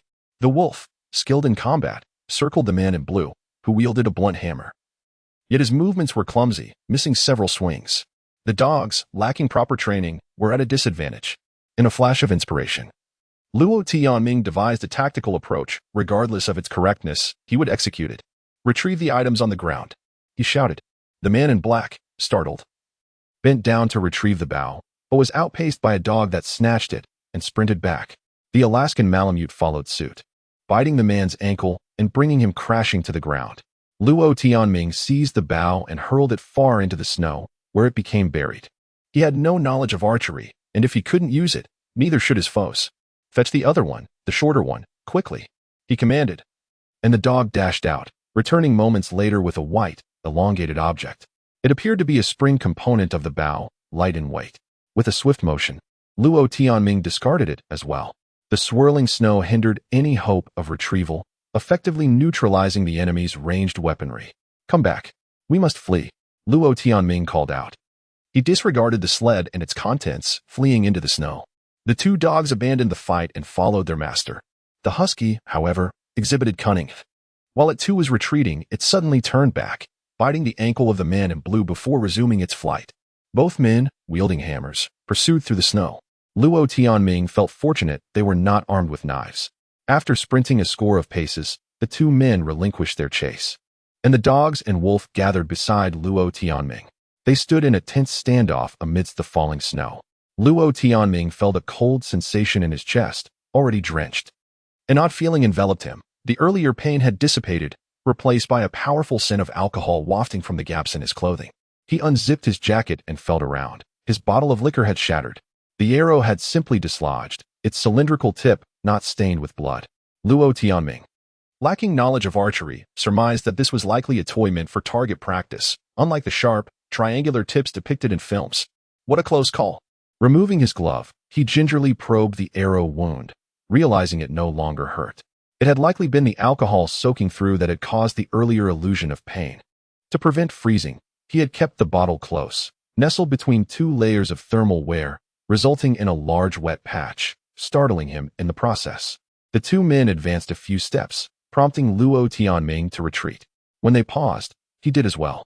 An awkward moment ensued, and the two robust men exchanged glances before turning to stride toward the entrance of the shopping center. Luo Tianming pointed decisively, though he uttered no words. His three pets comprehended the command and surged forward. This was an encounter.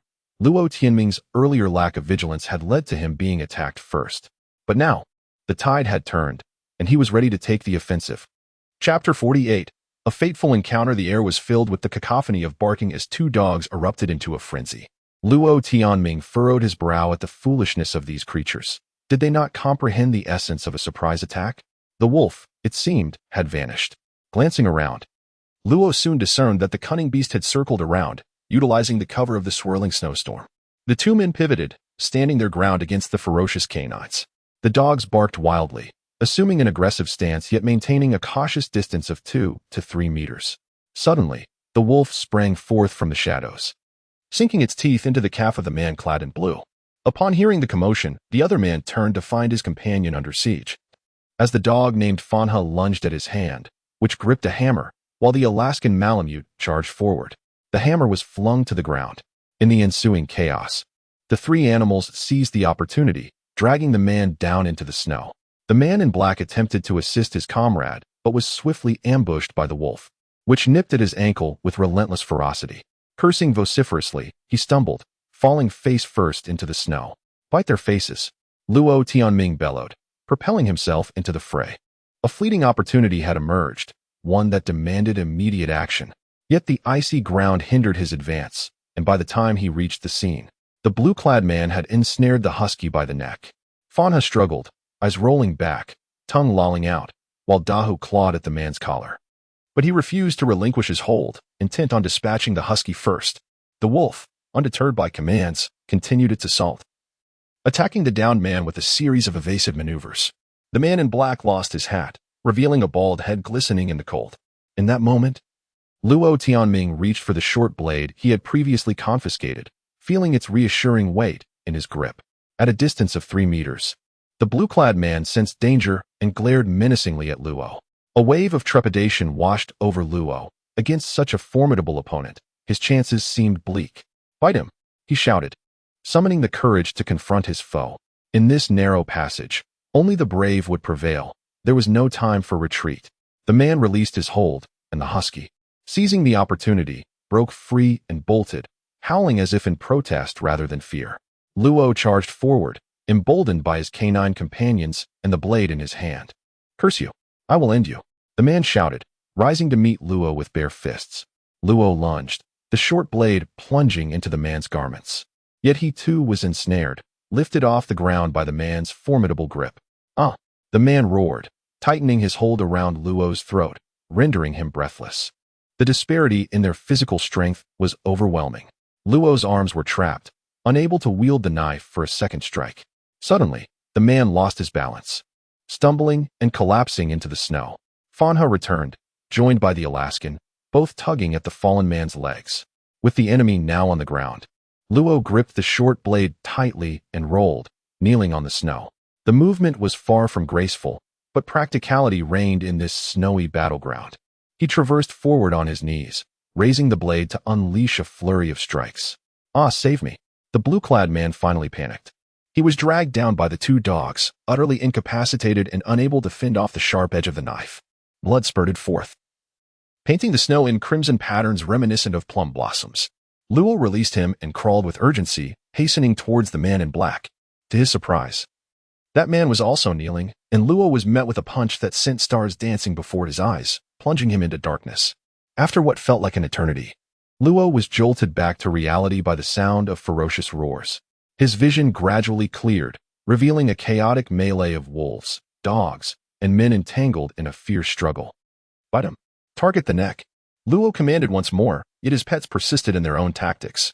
Amidst the haze of confusion, a realization dawned upon Luo. He should not micromanage. Why should he instruct these intelligent creatures on how to fight? They were capable of cooperating amongst themselves. "Bite him to death. Finish him," he urged, shifting to a results-oriented directive. No matter how they executed it, the singular aim was to eliminate the adversary. Blood streamed from his nostrils, soaking the mask he wore, which quickly turned cold. Time was a blur, perhaps 2 minutes? At long last, the scene came into focus. The blue-clad man lay sprawled in the snow, limbs twitching, surrounded by a pool of warm blood. The man in black was similarly prone, the wolf's paws resting upon his chest as it gnawed at his neck. Weak groans escaped his lips. The two dogs circled, their attacks having ceased. "Stop! Come here!" Luo commanded, and the wolf turned its gaze toward him, its muzzle stained with blood, a fearsome sight. "Cease your assault," he reiterated, and after a moment's hesitation, the wolf retreated, distancing itself by 5 meters. This creature possessed its own strategies. Luo pushed himself up, carefully approaching the fallen foes. A few swift kicks confirmed their incapacitation. Although they continued to breathe, without immediate medical attention, their survival was improbable. The wolf had been merciless, shredding the throat of the man in black, leaving a gruesome scene behind. "Damn it," Luo cursed vehemently, spitting blood into the snow, remnants of his own injury. A punch had struck him with considerable force, and now his face throbbed painfully, teeth loose within his mouth. How had it come to this? All because of a lack of surveillance? Because they sought to claim his dogs? Was it due to their possession of bows and arrows? Why did they abandon the law, plunging order into chaos? After a moment of contemplation, Luo dismissed the turmoil within him. Survival was paramount. To hell with the remnants of civility. Those archaic notions of politeness, mutual respect, and maintaining a safe distance were now obsolete. Were it not for that bottle, he would have perished today. The enemy's arrow had struck true, piercing his right chest, the location of his heart. The thrill of danger was intoxicating. Woof! Fanha barked suddenly.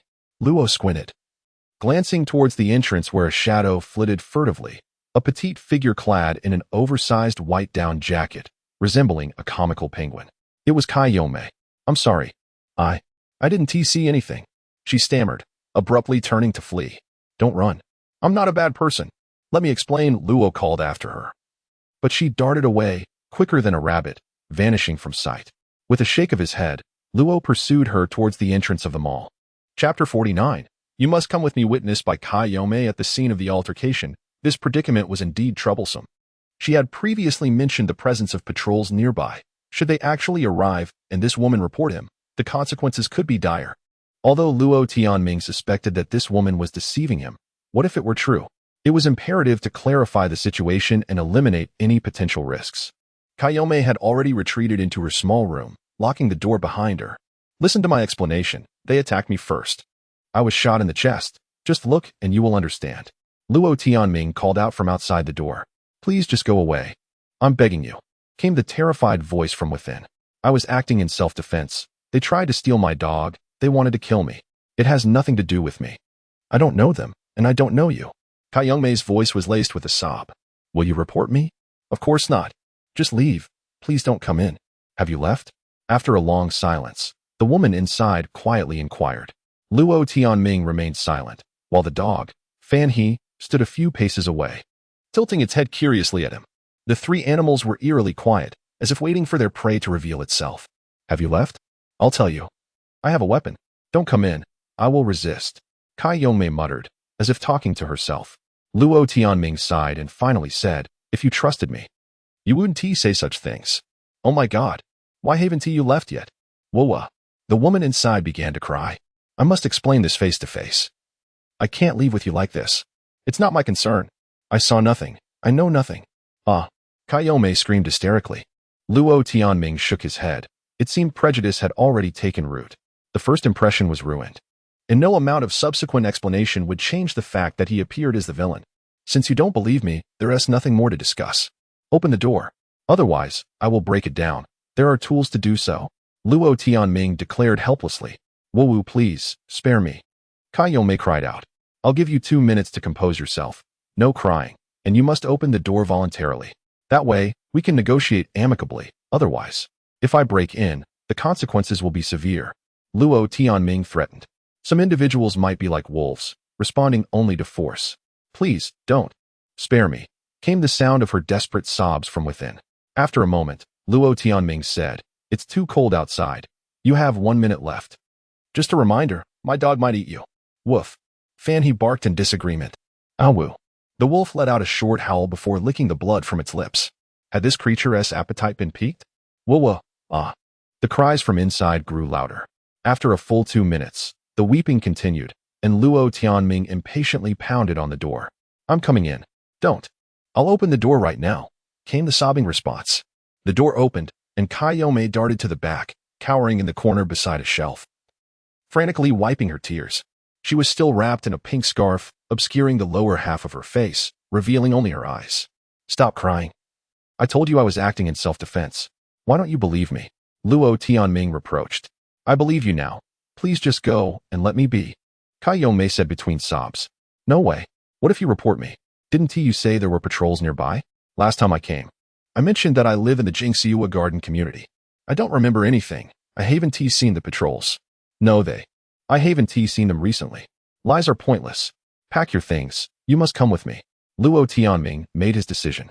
I'm not going anywhere. I'm staying here. Someone is coming to get me. Kayome pleaded. It's too cold. I must return immediately. There cannot be any living beings here when I leave. Luo Tianming let his voice sound colder. Please, I truly want to report you. Let me stay here. Look at that dog at the door. Doesn't it resemble a wolf? It eats people. Luo Tianming glanced back at the wolf at the entrance, sneering. Don't try to scare me. I've been afraid of dogs since childhood. If you don't come with me, let it eat you. I'll count to 3. 1. Don't. I agree, Wuwa. Kayome cried helplessly. Awu. The wolf growled angrily, licking its lips. Don't play tricks. Hurry up and pack. You have 3 minutes. Fan He. If she tries anything funny, bite her. Luo Tianming instructed. Though this woman appeared weak and helpless, who knew if she had any hidden tricks? What if she pulled out a knife or a gun? That would pose a threat to him, especially since this was a sports mall with an archery section. Archery. Luo Tianming sighed. He had severely underestimated the utility of a bow and arrow, having learned his lesson the hard way after being shot. Kayome, do you understand archery? Whoa, I can't use it, but I've had training. I know a little about the products. Please don't hurt me. Kayome had already stood up, clutching an empty backpack, yet she continued to weep. Pack whatever you want. I have plenty of food. Come to the archery section in 3 minutes and introduce me to the products. Be quick about it. Luo Tianming commanded. He stepped out of the small room, with Fan He guarding the entrance. There were numerous items in the archery section. As the snowstorm approached, people were only thinking about hoarding warm supplies. Other than survivalists or those seeking to cause chaos, normal individuals wouldn't consider stockpiling weapons. There were several types of bows available. Children's toy sets for 99 yuan. Practice bows for 399 yuan. Novice bows for 499 and 699 yuan. Up to adult bows costing 1,499 yuan, along with various accessories. Luo Tianming was dazzled by the choices and was uncertain about what to take. After a while, Cai Yongmei approached, holding a brown backpack, her tears still flowing. With the wolf following closely behind her, the dim lighting in the mall made the wolf's eyes glow an eerie green, creating a striking sight. Stop crying. Taking you with me is for your own good. In a few days, I will release you, and you will soon realize that I am not a bad person. Now help me decide what to take. I'm a complete novice. By the way, there are many bad people in my community. Luo Tianming briefly outlined his predicament. Cai Yongmei wiped her tears and helped him select bows priced at 399, 699, and 1499, also advising him to include a quiver, a bow bag, shooting gloves, and arrows. The list of items was astonishingly extensive. There were only 6 powerful advanced bows. To avoid future troubles, Luo Tianming took them all, along with 2 sets of the cheaper bows. Even the 99 yuan toys were hidden beneath the shelves. Carbon fiber arrows came in packs of 3, totaling just over a dozen boxes, all packed into the bag, with 2 archery bags filled with supplies and plenty of good items still remaining. Luo Tianming felt that the sled could no longer be pulled and had to abandon some. This place. He wondered when he would return again and felt an overwhelming urge to set it ablaze. Never mind, that would truly make him a villain. After further persuasion, Cai Yongmei finally ceased her crying and emerged from the mall with her belongings. In a few days, when you understand the situation, I will allow you to leave at any time. Standing outside the mall, Luo Tianming spoke while securing supplies onto the sled. As he began to rummage through the belongings of the 2 corpses, Cai Yongmei was once again overcome with fear and wept. Chapter 50. Truly captivating, the 2 escaped dogs sought refuge within the shopping mall, their plight revealed by the plaintive cries of a food container, prompting a flurry of scolding. For dogs were certainly capable of hauling the goods, yet the sled proved too diminutive, leaving 2 backpacks to trail behind, tumbling through the snow. The journey back was fraught with adversity as wind and snow assailed them relentlessly. The sled overturned 4 times, leaving Cai Yongmei in tears, even lying in the snow, unwilling to rise. It was only through a combination of pulling, tugging, and intimidation that Luo Tianming managed to get her back onto the wooden sled. The visibility along the route was perilously low, had it not been for the sled dog's innate sense of direction. Luo Tianming would have been compelled to seek shelter until the storm ceased. Alas, many shops bore shattered windows and doors, rendering them unfit for refuge. Prolonged exposure to such harsh conditions could easily lead to frostbite or worse. Despite the inclement weather, astonishingly, there were still humans braving the elements. Luo Tianming encountered 4 individuals laboriously transporting goods with makeshift sledges, relying solely on their own strength, advancing at a glacial pace. When Cai Yongmei spotted them, she audibly cried for help, inciting Luo Tianming's ire. To his astonishment, one man responded, rushing over, followed closely by his companions. In a flash, the dog, Giotto, pounced on him, while Luo Tianming released the 2 sled dogs, leading to a frenzied chase and scuffle in the snow. Terrified, the men abandoned their supplies, fleeing in disarray. These individuals risked freezing to death, and it was all due to her reckless outcry. Luo Tianming seized Cai Yongmei's slender arm, dragging the would-be runaway back, scolding her once more. Upon returning to the street where the splendid garden lay, they spotted more figures moving about. One individual, armed with a crude spear, burst forth from a dilapidated building. Giotto nipped at his leg, causing the man to crumple in the snow, shrieking in agony, while Giotto locked onto his throat, only releasing him when Luo Tianming called out. The enemy writhed helplessly in the snow, uncertain of his fate, for medical aid was scarce. Yet, Giotto, the wolf, proved to be quite formidable. Having been confined in a zoo, his battle instincts remained sharp. He patrolled the sled's perimeter, oscillating between quick and slow movements, a vigilant sentinel. However, his wild nature persisted. Despite forming a bond with Luo Tianming, he maintained a cautious distance, rarely straying closer than 5 meters. Luo Tianming harbored concerns about the wolf's loyalty. Should it flee, it would be a lamentable loss. Fortunately, the journey was devoid of further peril, and the sled finally returned to the villa district. Upon opening the door, several dogs rushed to greet them. Cai Yongmei, trembling, entered the yard, while the wolf observed cautiously before finally stepping inside. At long last, the wolf was home. With a sigh of relief, Luo Tianming transported the goods into the house. He fetched a new stainless steel bowl, pouring the last remaining bag of dog food into it, placing it beneath the eaves outside. Jiao refused to enter the house, perhaps fearing confinement once more, so Luo Tianming left him in the yard. The other dogs attempted to approach but were deterred by Jiao's fierce growls. Luo Tianming admonished the curious canines to maintain their distance, lest He, the large dog, provoke a confrontation. Jiao devoured the dog food ravenously, clearly still famished. Luo Tianming then repurposed a large cardboard box, positioning it against the fence in the front yard, lining it with a small piece of carpet. After a while, he returned to find the wolf curled up inside, finding a semblance of comfort. For the time being, the wolf had settled in. Luo Tianming finally felt a weight lift from his chest as he returned to the living room.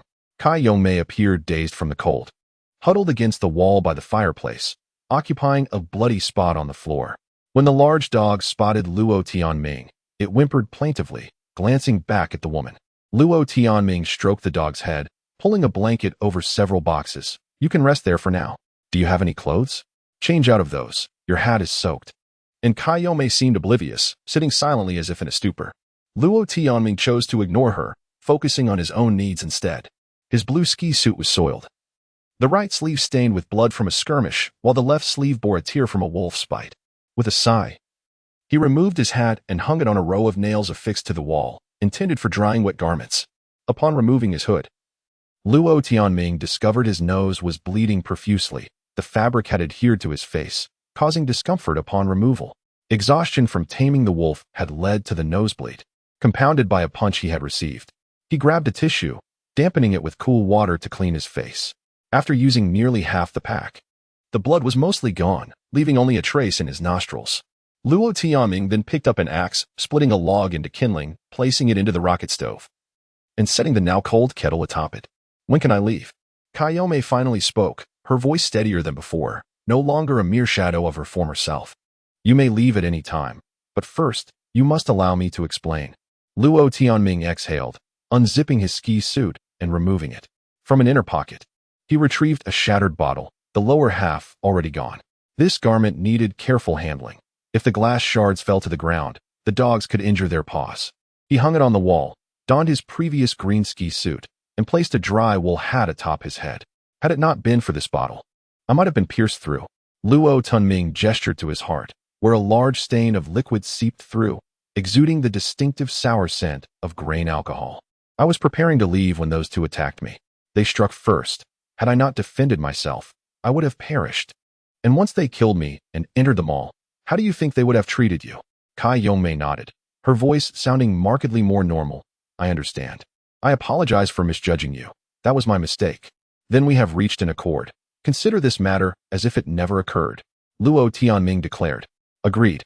I genuinely feel that way this time. Kai Yongmei's tone softened, yet Luo Tianming sensed a hint of insincerity. This woman appeared to be deceiving him once more. Luo Tianming furrowed his brow. In truth, if an ice age were to descend upon the world, moral considerations would become trivial, acts of violence and lawlessness would become commonplace. Though he could not access the latest news, residents of the community had mentioned that the likelihood of entering an ice age had surpassed 25. Even if the disaster were to pass peacefully, many would undoubtedly have committed transgressions to survive. In the future, they would likely be forgiven, for there would be few virtuous souls remaining. Thus, he deemed it unnecessary to dwell on whether she was lying. In fact, Luo Tianming harbored an ulterior motive. He wished to recruit this woman. Should an ice age truly arrive, as various media analyses had suggested, it would signal the end of civilization. In the face of apocalyptic threats, survival alone would prove exceedingly challenging. He had contemplated forming a survival team for several days. However, the residents of the Villa district treated him with disdain, lacking respect. Most were arrogant, perhaps due to their status as tenants. Aside from one charming middle-aged man and a woman, the few individuals who stood out could not alter the prevailing attitude of the group. Luo Tianming had no desire to join them. He sought leadership, for he possessed youth, insight, capability, and the ability to command animals. Deep within him lay a sense of pride. Some individuals, by their very nature, would never compromise their integrity as conditions worsened, if a coalition for survival became necessary. Luo Tianming aspired to lead it. However, at this stage, his strength is far too feeble. Inviting an unfamiliar man into the villa poses an immense risk. Before possessing overwhelming power, recruiting physically weaker women might indeed be a prudent choice. At the very least, they can assist with tasks, allowing one to conserve energy and time, and are easier to control. You are called Luo Tianming, are you not? Kai Yongmei suddenly inquired cautiously. Indeed, your memory serves you well, Luo Tianming nodded. Thank you, I completely understand you now. Might I be allowed to leave? I must return to the store, someone will be looking for me. Kai Yongmei said, her anxious gaze reminiscent of a startled deer. Luo Tianming found himself feeling a bit uneasy. Was this woman truly so one-track minded? Do you genuinely believe you can survive there? Luo Tianming asked. Kai Yongmei nodded, her tone almost pleading. I know you are a good person. In truth, you wish to help me. You have ample supplies here. Therefore, I actually have some secret provisions as well, including many survival candles, hidden in another concealed changing room, which most people would struggle to find. You are quite astute. Luo Tianming replied with a smile and a nod. To be frank, my boyfriend is coming to find me. He is coming from the neighboring Jiangqian city with several friends. They have motorcycles and have already changed to snow tires. Kai Yongmei paused, as if gauging his reaction. No problem. Luo Tianming smiled, though a sense of discomfort stirred within him. He had just been calculating his next move, and now this recruit would not come to fruition. The kettle emitted a sharp whistle. The water had boiled. Luo Tianming retrieved a tea bag and brewed 2 cups of hot black tea, offering one to Kai Yongmei. First, drink some hot water once the snow ceases. Luo Tianming scratched his forehead and said, after the weather improves, you may leave at any time. All right, thank you. You are truly a good person, Kai Yongmei exclaimed in delight. She had maintained her guard, but now she seemed to relax, at least on the surface. Luo Tianming smiled and chose not to say anything further. He did not wish to be overly aggressive, allowing fate to take its course. Last time, that Wang Hui was free to leave whenever she wished, and this woman would be the same. The world would continue to turn, regardless of who was absent. Kai Yongmei removed her damp woolen hat, revealing her chestnut-colored hair, which was hastily gathered into a messy bun atop her head. She pulled down her scarf, blew gently into the cup of hot water, and then eagerly took a sip. This woman finally revealed her face. Luo Tianming was momentarily taken aback. Kai Yongmei's face was small, her features exquisitely delicate like that of a doll, though somewhat dirty, likely having gone days without washing. Nevertheless, she was truly beautiful. Chapter 51. Cautiously, Luo Tianming now comprehended why Kai Yongmei always treaded lightly, perpetually concealing her face. She possessed a petite and exquisite figure, standing around 1.60 meters. With delicate features and a fair complexion, she was far more pleasing to the eye than Xue Lu, albeit of a different type. Luo Tianming lingered in a daze for a few seconds in his mind before swiftly regaining his composure, refraining from any unusual reaction. How had he failed to notice her during his previous visit to the sports mall? Perhaps it was due to their masks obscuring their faces. A beauty. Pursued by someone intent on taking her away, it was impossible for her not to feel fear. Nevertheless, since she was already there, Luo Tianming resolved to overlook Kai Yongmei's allure. He was no stranger to women. Moreover, in these times of calamity, beautiful women were the most vulnerable. Speaking of which, Kai Yongmei ought to be grateful to him. Breaking the silence, Luo Tianming handed a large red floral rational blanket to Kai Yongmei, saying, "You should use this blanket for now. Your down jacket is wet, so you should change out of it." "Thank you." Kai Yongmei nodded slightly. She removed her white down jacket, wrapped herself in the blanket, and returned to the small sofa, lowering her head to sip her hot tea. Luo Tianming picked up a hammer and drove 2 nails into the wall near the fireplace, hanging Kai Yongmei's jacket and hat to dry. In an effort to ease the awkwardness, Kai Yongmei lifted her head and smiled with her eyes slightly squinted. Luo Tianming quietly refilled her cup with hot tea and then went to the cardboard box area, retrieving several packets of egg yolk pies to place on the sofa. "Thank you. All I've eaten these days are sports foods. It's been unbearable." Kai Yongmei set down her teacup, eagerly tore open a packet of egg yolk pie, and stuffed it into her mouth, only to immediately choke. She quickly took a sip of tea to regain her composure. This woman had no grace while eating the egg yolk pie. Even a dog would shake its head. "Woof woof," the Rottweiler grumbled. Luo Tianming patted the dog's head, unable to suppress a laugh. "Excuse me, is my eating manner too unrefined?" Kai Yongmei asked softly. "No, It's just that this dog has an opinion. You took its spot just now. Luo Tianming offered a pie to the Rottweiler and pointed to the blanket by the fireplace. The Rottweiler took the pie and returned to its spot on the blanket. Kayome paused, still chewing on the cake, and mumbled.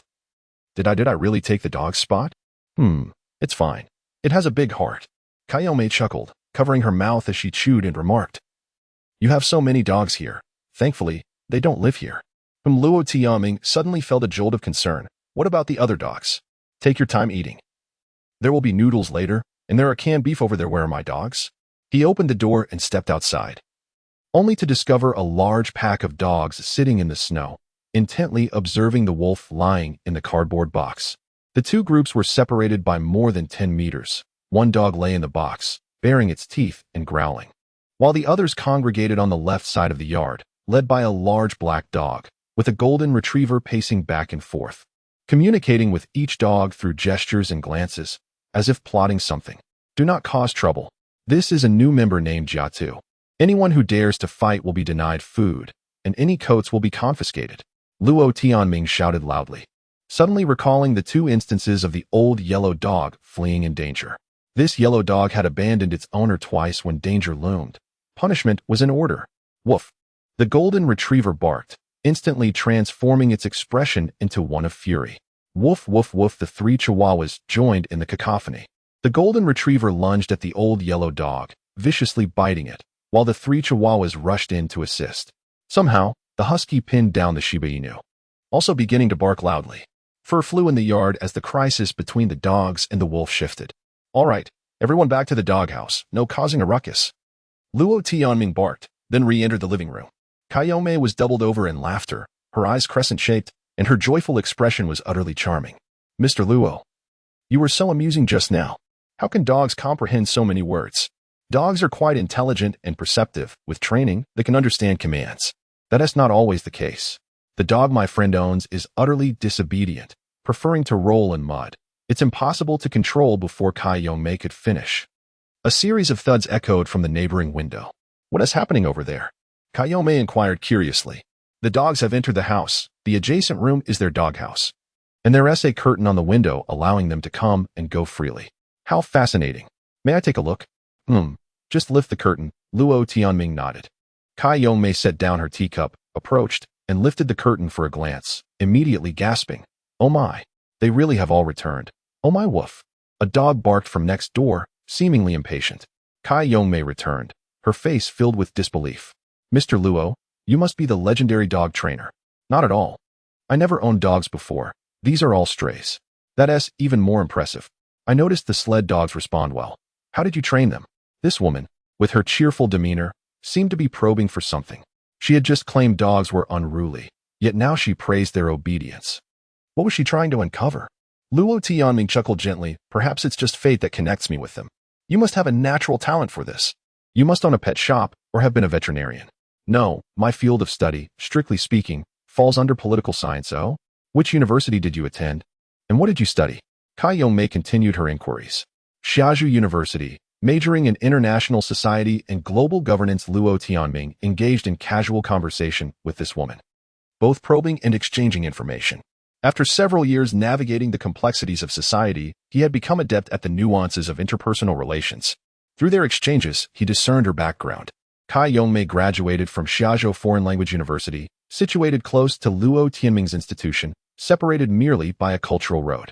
She had recently started working at the Diklong Sports Mall for 6 months and was still in her internship, and although her major did not align with her job, securing employment in the current climate was commendable.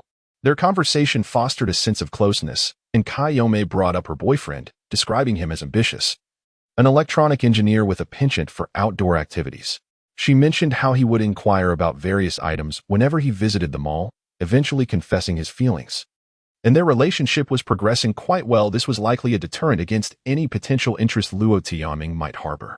Luo Tianming understood the underlying implications, but the unpredictability of life loomed large. The cold snap had escalated into a global catastrophe. Perhaps her boyfriend had perished in the freeze long ago? The small beauty continued to reminisce about her past and her predictions regarding the disastrous weather. She remained optimistic, believing that warmth would return and everything would revert to normal. Perhaps even at any moment yet, Luo Tianming found himself distracted. For reasons unknown, his mind felt unsettled, as if several threads were pulling at him, inducing anxiety and an insatiable restlessness. Could it be the mental strain from taming that wolf? Some of those threads felt solid, while others were ephemeral. Seemingly on the verge of vanishing, these threads might merely be figments of his imagination, a psychological indication of his fear of losing those animals. Mr. Luo? Hey, are you listening? Cai Yongmei waved her hand before him. Apologies, I was lost in thought, Luo Tianming remarked. Cai Yongmei smiled sweetly, as if a gentle breeze had swept through, causing even the flames in the fireplace to flicker. Mr. Luo, I would like to ask you for a favor.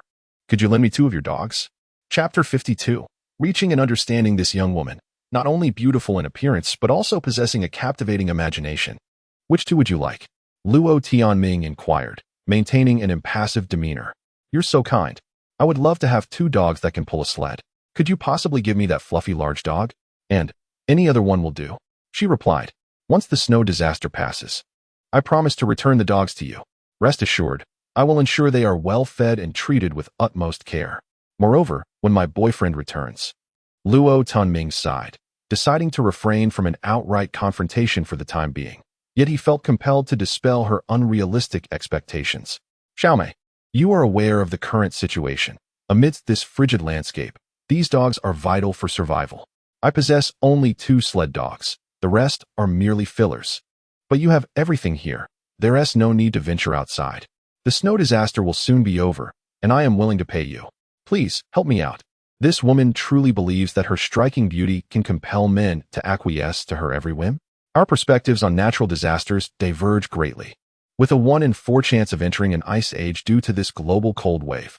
Forget it, you probably already know this. There's no need for me to reiterate, Luo Tianming stated. Cai Yongmei's expression dimmed, taking on a pitiable demeanor as she murmured, Did you not say you would let me go? The outside is covered in snow. How can I possibly leave? I can escort you back. Once the weather improves, I will take you to the mall to gather supplies, he replied. But not now. Today, I nearly froze to death. This weather is too perilous. However, Luo Tianming paused, noticing that apart from her apparent disappointment, there was no real surprise in her eyes.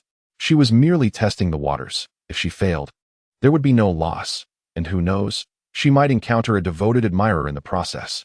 This girl is quite cunning. Luo Tianming chuckled, the slight unease he felt from denying the beautiful woman's request dissipating instantly. In anticipation of a potential Ice Age crisis, I intend to seek out suitable individuals to band together for survival. I have resources and am indeed proficient in dog training. Dahai, Luo Tianming called out. The curtain shifted, and the large dog rushed over. Return to your position, he instructed. Dahai obeyed, moving to the other side of the fireplace, picking up a backpack from the blanket and placing it aside before lying down on the blanket. That backpack belonged to Cai Yongmei, who had commandeered the positions of the 2 large guard dogs as soon as she entered. Cai Yongmei's eyes widened in astonishment. She seemed to possess enchanting eyes. Truly beautiful. I have certain techniques and medicinal methods to train adult dogs. In the future, I will equip team members with guard dogs and sled dogs. If humanity enters an ice age, these will be fundamental for survival. I apologize, but these dogs are not in surplus. They must be reserved for my future team members. Luo Tianming's tone was resolute and non-negotiable. Oh, my apologies. Cai Yongmei laughed awkwardly. Not at all. Please rest well. Once the weather improves, you will be able to leave. By the way, you can sleep over there. A woman previously rested on those cardboard boxes, and they are relatively flat, Luo Tianming suggested. Cai Yongmei raised an eyebrow and asked, A woman? Where did she go? She left. I rescued her from the blizzard, and once she recovered, she departed. There had been a murder in the community, and a police car arrived. She left with them. Before she departed, I even gave her some food, Luo Tianming replied casually. A murder? What happened? Cai Yongmei inquired, her voice tinged with anxiety. Did I not mention? There are many bad people here. They have formed a gang known as the Mutual Aid Society. Just a few days ago, they wiped out an entire family in a villa. And there have been robberies as well. The first building at the entrance was even set ablaze, destroying several floors. Just be cautious. Is that so? This place is terrifying. I want to go back, Cai Yongmei exclaimed, nearly in tears. It's the same everywhere. If I had fought back against those 2 men today, what would have become of you? Cai Yongmei bit her lip, her expression betraying fear. Luo Tianming shook his head and continued, Now, everyone is adapting to the harsh cold. Many are venturing out to gather supplies, and your mall is certainly a target. Do you wish to return to be a victim? It's possible, but do not waste my dogs. I brought back some snowboards. Can you ski? Kayome shook her head. Then do not rush. First, contemplate your situation and practice skiing when you have time. Before you leave, please inform me. I must secure the main door, as there have been attacks here, although they all ended in failure. Luo Tianming approached the injured dog and crouched down to examine its chest wound before moving to Dahai to inspect it as well. Do you see the wounds on these two dogs? They bear knife wounds and injuries from being struck with a hammer. They are quite formidable. After the massacre in the villa, everyone was terrified, and someone even offered 200,000 to buy my dogs. Luo Tianming shook his head and continued. They say the weather will not improve and will only worsen. Hence, these dogs are incredibly important. They are all vigilant. Without them, I might have perished thrice already. As you witnessed today's battle. I understand. My apologies and thank you. Kayome murmured softly. Luo Tianming's words also carried an underlying message, conveying that these dogs were indeed powerful and urging her to behave herself. Are you hungry? Luo Tianming asked this beautiful young woman. Shall we eat downstairs? Or perhaps cook some rice? Could you assist me? My hand is injured and not very convenient. Today at the zoo, the husky had hurt his finger, and it still throbbed painfully. Not a problem. I am quite adept at cooking. I have been craving rice for days. Kayome replied with a smile. This woman knows how to gracefully step down from a demanding situation. The rice is in the kitchen, just behind that curtain. Aren't you afraid of the dogs? He called out to the golden retriever. The golden retriever wagged its tail and approached, exuding a charming demeanor. The other dogs are in the adjacent room. If any dog bothers you, just call for the butler. It is responsible for maintaining order here. You are familiar with golden retrievers, I presume? Luo Tianming patted the golden retriever on the head. I know. This breed does not frighten me at all. Kayome smiled, albeit somewhat artificially, reminiscent of the golden retriever's endearing grin. Feel free to move about. If you need to relieve yourself, there's a makeshift shelter in the corner of the backyard. Apologies, but I have a headache. Those two strong men were quite formidable and knocked my teeth loose. I need to rest for a bit. Luo Tianming removed his ski suit and outer pants, wrapping himself in a blanket as he lay on the sofa. He was indeed fatigued, mentally drained, and physically injured. And this was also a chance to test this woman. This place is secure, just avoid provoking the fierce dogs. They're obedient and do not attack their own. By the way, the one that resembles a wolf has a bad temperament, so keep your distance. I understand. That dog is quite terrifying. It truly resembles a wolf. Kayome's voice quivered slightly. Whether her fear was genuine or feigned, both parties had reached an understanding, akin to interactions with other animals. Luo Tianming contentedly closed his eyes. Chapter 53. The Desire for Strength. Luo Tianming had a dream.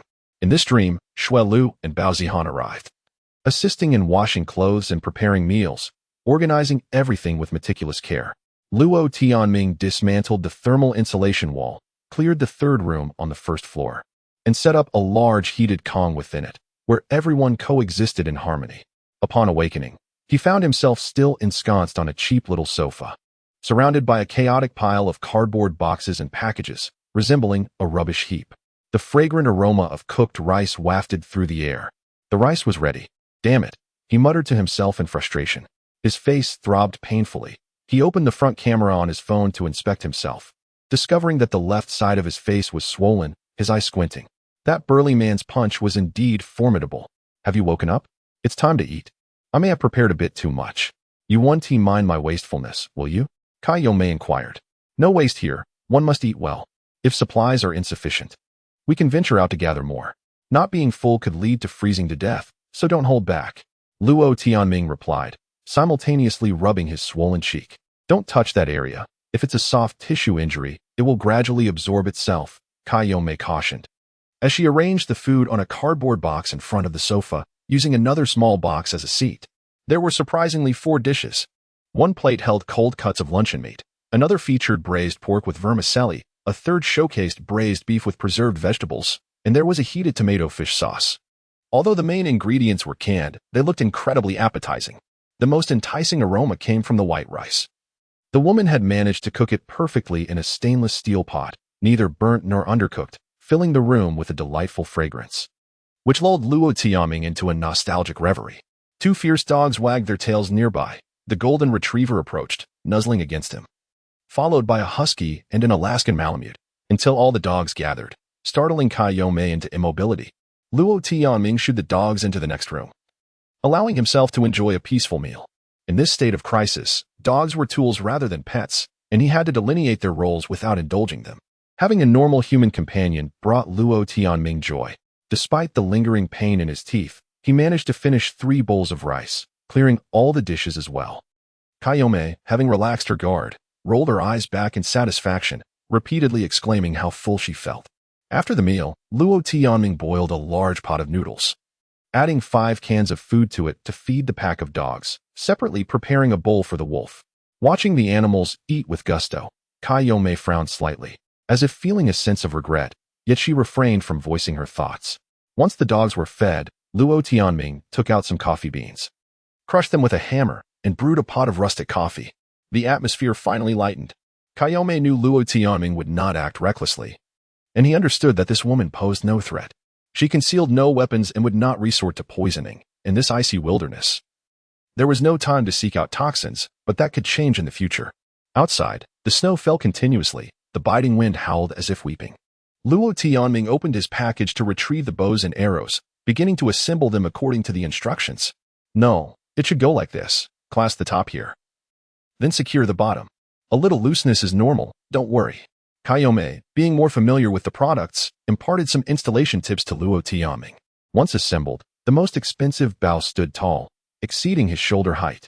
Luo Tianming tried drawing it back, feeling he could manage, though it was somewhat taxing. Kai Yomei suggested he start with the practice bow priced at 399 yuan, as it was lightweight, convenient, and easy to handle. Ideal for beginners to get a feel for archery. The carbon fiber arrows were all cylindrical tipped, not sharp like the arrow that had struck him. Kai Yomei explained they were called target arrows, designed specifically for target practice, with rounded tips to minimize injury and prolong the lifespan of the target. She also mentioned specialized hunting arrowheads, but dangerous accessories were prohibited in sporting goods stores. A harmonious society protects ordinary people. If dangerous weapons were easily accessible, nefarious individuals would become more rampant. Normal people prefer a peaceful existence, for when chaos reigns, human life becomes as cheap as grass. In the afternoon, Luo Tianming nailed a camping mat to the wall in the front yard, hanging a foam target on it before commencing his practice. The yard was approximately 15 meters wide, sufficient for training, though the cold was biting, compounded by the interference of wind and snow. After shooting 10 arrows, nearly all missed their mark. The arrows embedded themselves in the camping mat without loss, but 2 penetrated and struck the wall, damaging the shafts. Archery is a skillful endeavor, requiring proper stance, power application. Even the manner in which one draws the string with several fingers is significant, yet Kai Yomei could not articulate it, and Luo Tianming did not care much. With the conditions at hand, he would rely on his own intuition. In the frigid weather, his fingers felt as though they might freeze off. He needed to wear thick gloves, and if he could nock an arrow, draw the bowstring, and release it, that would suffice. It was especially cold, with temperatures surely plummeting below -40 degrees. After less than 20 minutes, Luo Tianming could no longer endure the chill and retreated indoors. After a brief respite, he ventured outside again to practice. Before dusk, he completed 4 rounds, achieving a mere 20% accuracy, yet his arms had grown sore and swollen. While he practiced, the wolf would emerge from its den, curiously observing from the sidelines, and the other dogs joined in as well. The golden retriever even retrieved arrows that had fallen to the ground. One arrow flew over the wall and landed next door, prompting the golden retriever to bark anxiously, seemingly distressed. As darkness fell, today's practice came to an end. Luo Tianming returned indoors, breathless, with soreness in his shoulders and back. "Brother Ming, you're so diligent. Practicing for so long despite your injuries, you're impressive." Kai Yomei praised with a smile. "It's all due to the environment. I was nearly killed today. Those 2 men were at least 1.90 meters tall. Grappling with them was exceedingly difficult." Luo Tianming shook his head. Today was particularly tough. Now utterly exhausted, the anger within him had yet to dissipate. He yearned to grow stronger. Only by becoming stronger could he face challenges with composure. Being beaten to a pulp was merely a Pyrrhic victory. If not for that bottle acting as armor, he might have been done for. Armor. An idea sparked in Luo Tianming's mind. He retrieved the weighted vest he had scavenged from the sports store, shedding his ski suit to try it on. discovering it could only cover his torso, specifically the area between his collarbone and waist. What could be inserted here? His gaze fell upon some magazines, and he took two, sliding them into the vest's compartments. It seemed to work. However, the magazines were a bit small, providing insufficient coverage. If only he could cut a piece of metal plate. But for now, it would have to suffice. Brother Ming, I feel you're overly tense. It's quite peaceful here, and I haven't seen any bad people. Kayome remarked. I've encountered a few. You're simply lucky to have met me first. Yes, you scared me with your dogs. She laughed. Just kidding. You were here to save me. Kayome smiled sweetly. This woman was audacious enough to joke. She was attempting to bridge the gap, which was not a bad thing. Luo Tianming chuckled, yet his thoughts remained focused on his previous idea. This vest was still too small for him. But he could have a larger one made. There was a tailor, Xiao Xiao, in the community. He could easily commission a custom piece. Even crafting protective gear for the dogs. As for the design, he could consult with him. Regarding how to enhance his strength, Luo Tianming had formulated a general plan, encompassing 4 aspects: armor, weapons, skills, and the pack of dogs. Except for skills, which required extensive practice, the first 2 could be rapidly developed. The dog pack already possessed combat potential. They merely needed to refine their experience further. 1 week. Luo Tianming murmured to himself. He aimed to achieve improvements in these 4 areas within a week. Brother Ming, are you saying that I should stay for another week? Kayome inquired. Luo Tianming chuckled softly, yet offered no response. Chapter 54. Increasingly dangerous. The snow ceased the following morning. Last night, Luo Tianming slept soundly, buoyed by a newfound purpose that lifted his spirits. After a night's rest, his face had largely returned to normal, the swelling subsiding and the pain in his teeth diminishing, though they remained somewhat loose. Kayome was also compliant and understanding, refraining from insisting on leaving immediately, as Luo Tianming had already stated that venturing outside was perilous, fraught with dangers from nefarious individuals. Thus, this woman remained in the villa, under the watchful eyes of the guard dogs. Though unspoken, she was essentially a captive. Luo Tianming enlarged the dog hole in the backyard, facilitating the dog's swift passage should they hear their master's call for help. It would be unfortunate if one were to get stuck. As the snow gave way to clearer skies, he donned a new hood and cautiously observed the area outside the door before swiftly exiting and locking it behind him.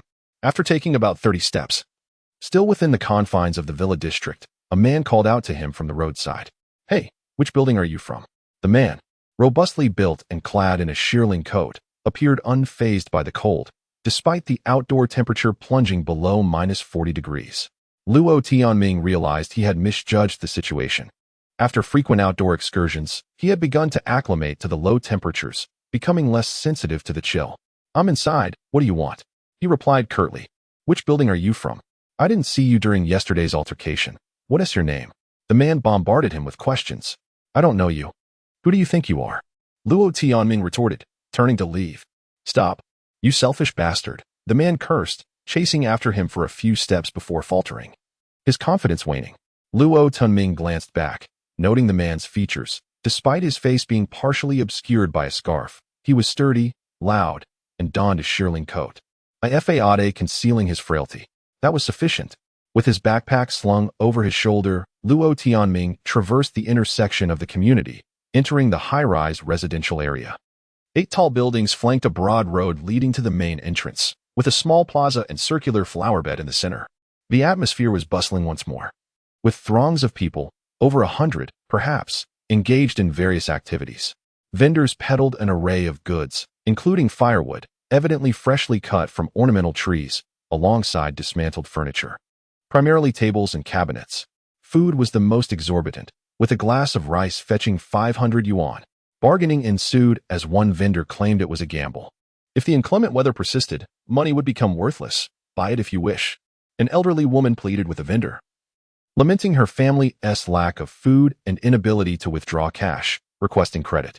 The vendor mocked her for being stingy, suggesting she trade her rings and necklaces instead. Luo Tianming chose to ignore these trivial matters, as peculiar individuals roamed the area, all young and strong, their left arms adorned with green cloth bands. These individuals were likely part of a mutual aid group. He observed discreetly, noting around 10 of them active nearby. The seamstress in a flowery cotton coat was still present, her feet resting beside a sign reading service from room 403. Luo Tianming approached her and exchanged a few words. Astonishingly learning that orders for protective clothing were already being placed, and the demand was substantial, with materials provided.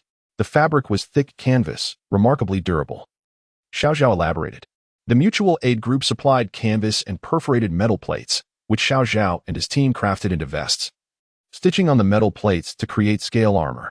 All the orders come from that group. They want to let me sell them elsewhere. The demand is quite high. My wife and 3 hired elderly women toil day and night, and even then, we can barely keep up. But they are miserly, providing us only 5 jin of rice a day.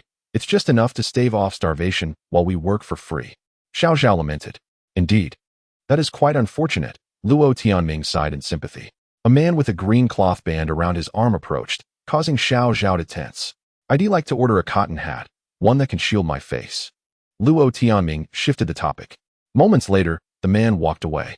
And Xiao Zhao exhaled, relieved. I want a full set of protective clothing. How much? 30 jin of rice. Xiao Zhao whispered. Luo Tianming frowned. That's exorbitant. Someone nearby is selling motorcycles for just 10 jin of rice. This is a risky business. Those thugs are capable of murder. Several residents of the community have already been killed by them. Did you not know? I'll endure a few more days, and if no one intervenes, I'll escape. It's as if I'm calling out to the heavens and the earth, and neither responds. Xiao Zhao covered his mouth with his hands, feigning a yawn. Continuing in hushed tones, besides the vests, we have leg guards, arm guards, and neck protection. It's a complete set. They only want vests, but my wife is skilled. She can craft a full suit of armor for you, cotton lined with iron. If this were ancient times, it would be contraband. They are still oblivious. Those metal plates were brought in bags, and they have no idea how many there are. Once they start counting, selling them secretly will be impossible. After a brief discussion, Xiao Zhao steadfastly set the price, and Luo Tianming ceased his haggling, instructing him to meet at the community entrance to the villa district at 7 that evening to collect the 10 jin of rice as a deposit. As darkness fell, snow began to fall once more, the wind biting through to the bone. Yet at the appointed time, Xiao Zhao indeed arrived stealthily. Clad in a black cotton coat from head to toe, he collected a bag of rice and agreed to return at the same time in 2 days for delivery before vanishing into the night. In the distance, commotion erupted. Seemingly from the southeastern corner of the villa district, where flickering flames and the clanging of metal echoed in the night sky. Luo Tianming did not rush back. He had 2 fierce dogs and a wolf accompanying him, ensuring his safety. During the exchange, his 3 pets had cleverly concealed themselves in the nearby shadows. Let us take a look. Luo Tianming whispered, leading the way. Moments later, he stood 100 meters away, observing a villa ablaze in the distance. Amid the flames, shadows flitted about outside the villa. At least 30 figures were scattered, wielding firefighting axes, spears, and hammers as weapons. The snow continued to fall as they relentlessly hurled Molotov cocktails into the villa, their arms adorned with cloth bands. Those inside the villa were equally defiant, launching fiery objects from the rooftop into the crowd below, which rolled along the ground. These were Molotov cocktails. Unfortunately, the snow was too thick, only a few bottles shattered, while most were picked up and thrown back. Flames spread across the villa's walls and roof, and suddenly a window shattered, a Molotov cocktail soaring inside, followed by cries of alarm.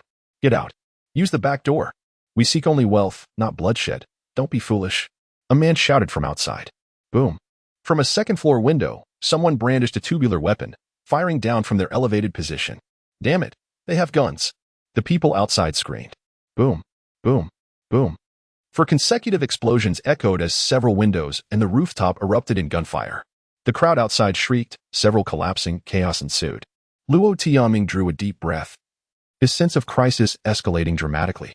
There were formidable individuals here, having somehow fabricated firearms, while the mutual aid group was producing armor. This faction within the villa district had managed to create guns. They were truly formidable. Residing here was becoming increasingly perilous. Chapter 55. As long as one lives. There is hope. The gunfire was deafening, the flames bright, and the weapon seemingly a shotgun or something akin to it.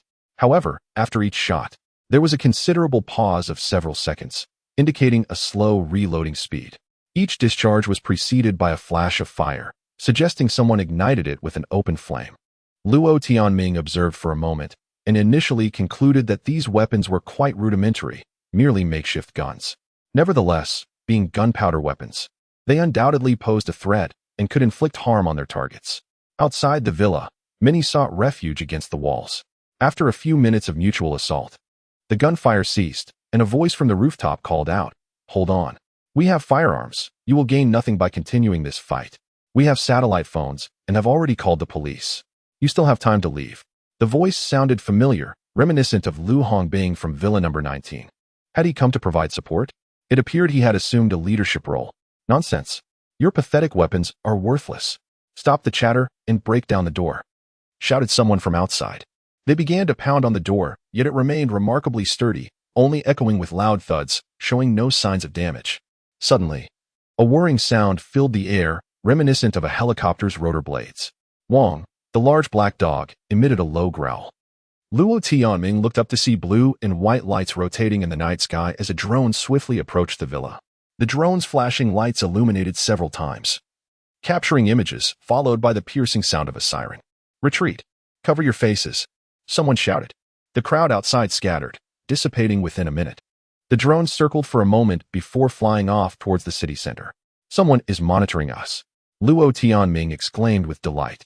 There were still individuals maintaining order, which suggested the city might not descend into chaos. There remained a chance for recovery.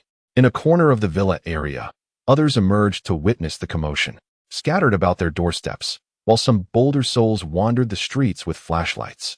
As Luo Tianming walked through the darkness, the snow crunched beneath his feet. Ahead, a figure stood by a villa, clutching an old-fashioned lantern and dressed in a sheepskin coat. The person clumsily stood in the middle of the road, hoarsely calling out, "Who goes there?" He fumbled in his pockets, seemingly searching for something. "Jiao, go bite him," Luo Tianming commanded softly. The wolf darted forward, and moments later, the person let out a startled cry. "Ah?" The lantern fell into the snow, spilling oil and igniting into flames. The wolf quickly returned, stealthily moving along the holly bushes.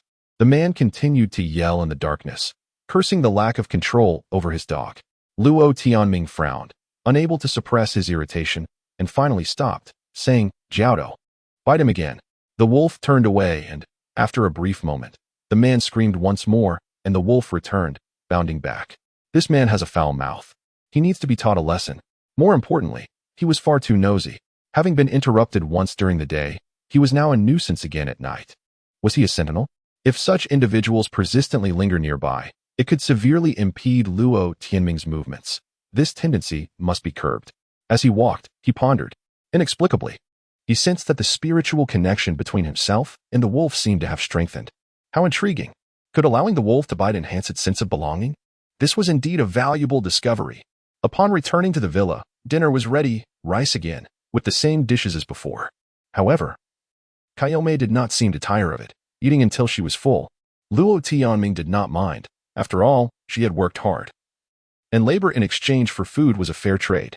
Moreover, she was a beautiful woman, a sight for sore eyes, which helped maintain a sense of mental well-being.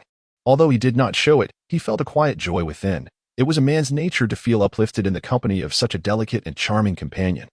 The biting cold had heightened everyone's nerves. The community was filled not only with cries of battle, but also with desperate wails. Along the scenic river, a row of iron street lamps bore witness to the tragic sight of people taking their own lives in recent days. Thus, emotional value is indeed significant, and maintaining one's composure in adversity is of utmost importance. Kayome also took on the task of preparing food for the dog. Yet whenever she added canned meat to the pot, her face reflected regret. The heavy snowfall had obscured all traces from the night before, and the following morning, the skies cleared after the storm. Luo Tianming ventured out to assess the situation. He was reluctant to take the dog with him, for the Mutual Aid Society members loitered in the small square, exerting their control. A foolish woman brought a black dog downstairs, only for several men to swiftly seize it with a rope. Luo Tianming found himself puzzled. Despite the scarcity of food, was the allure of dog meat truly that compelling?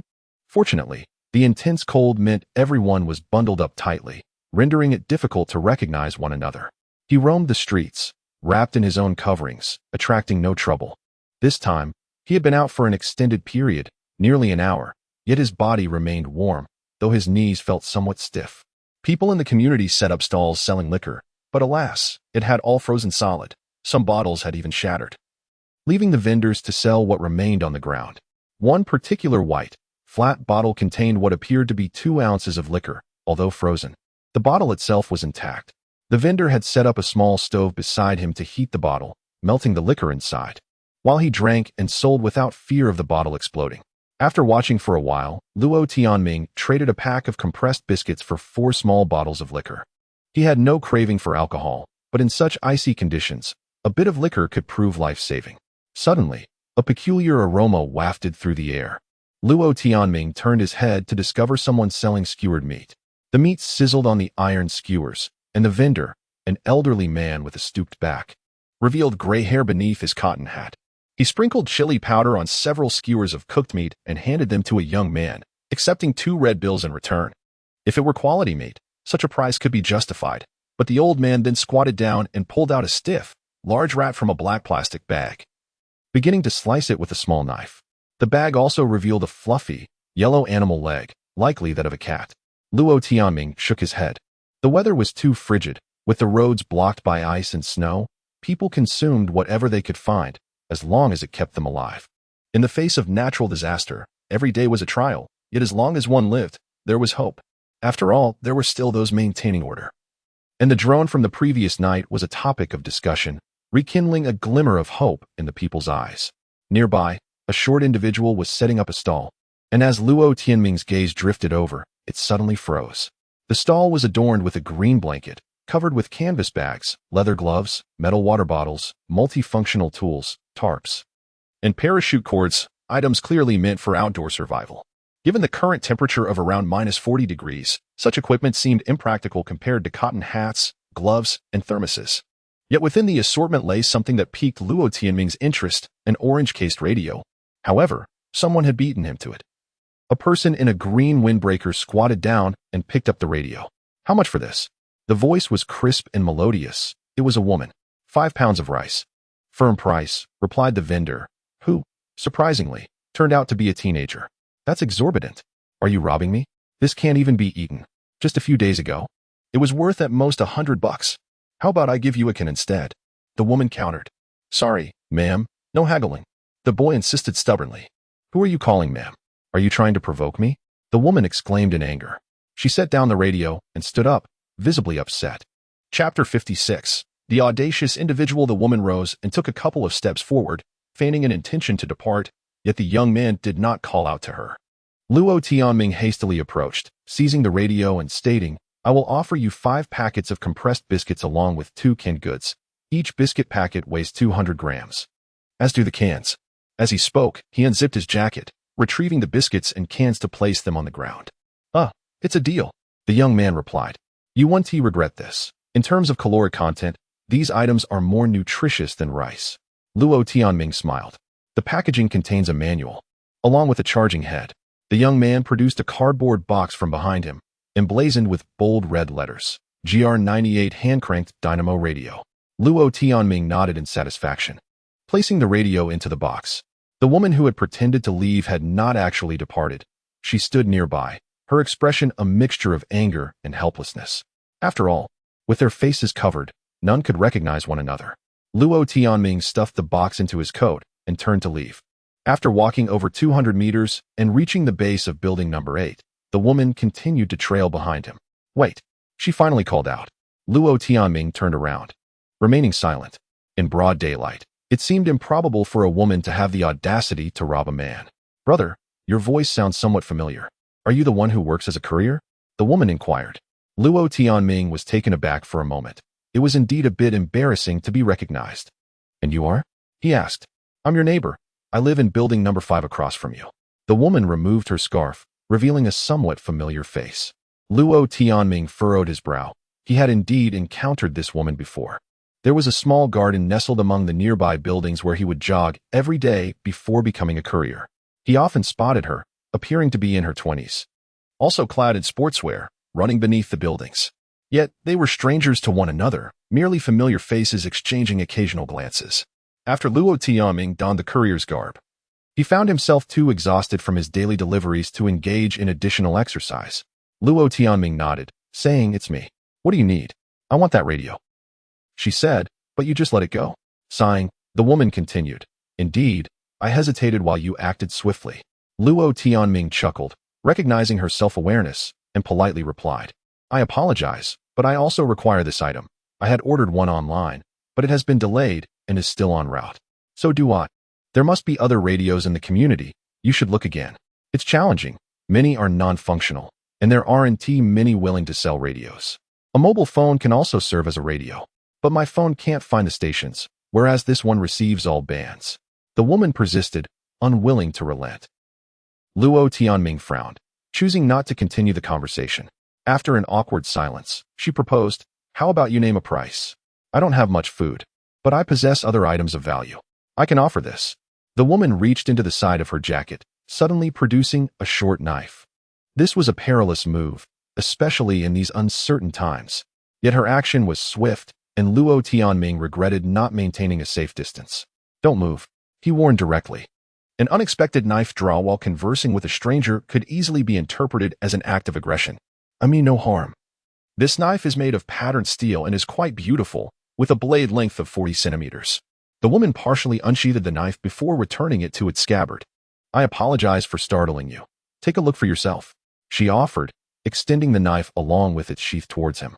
Luo Tianming frowned. This woman was indeed quite audacious.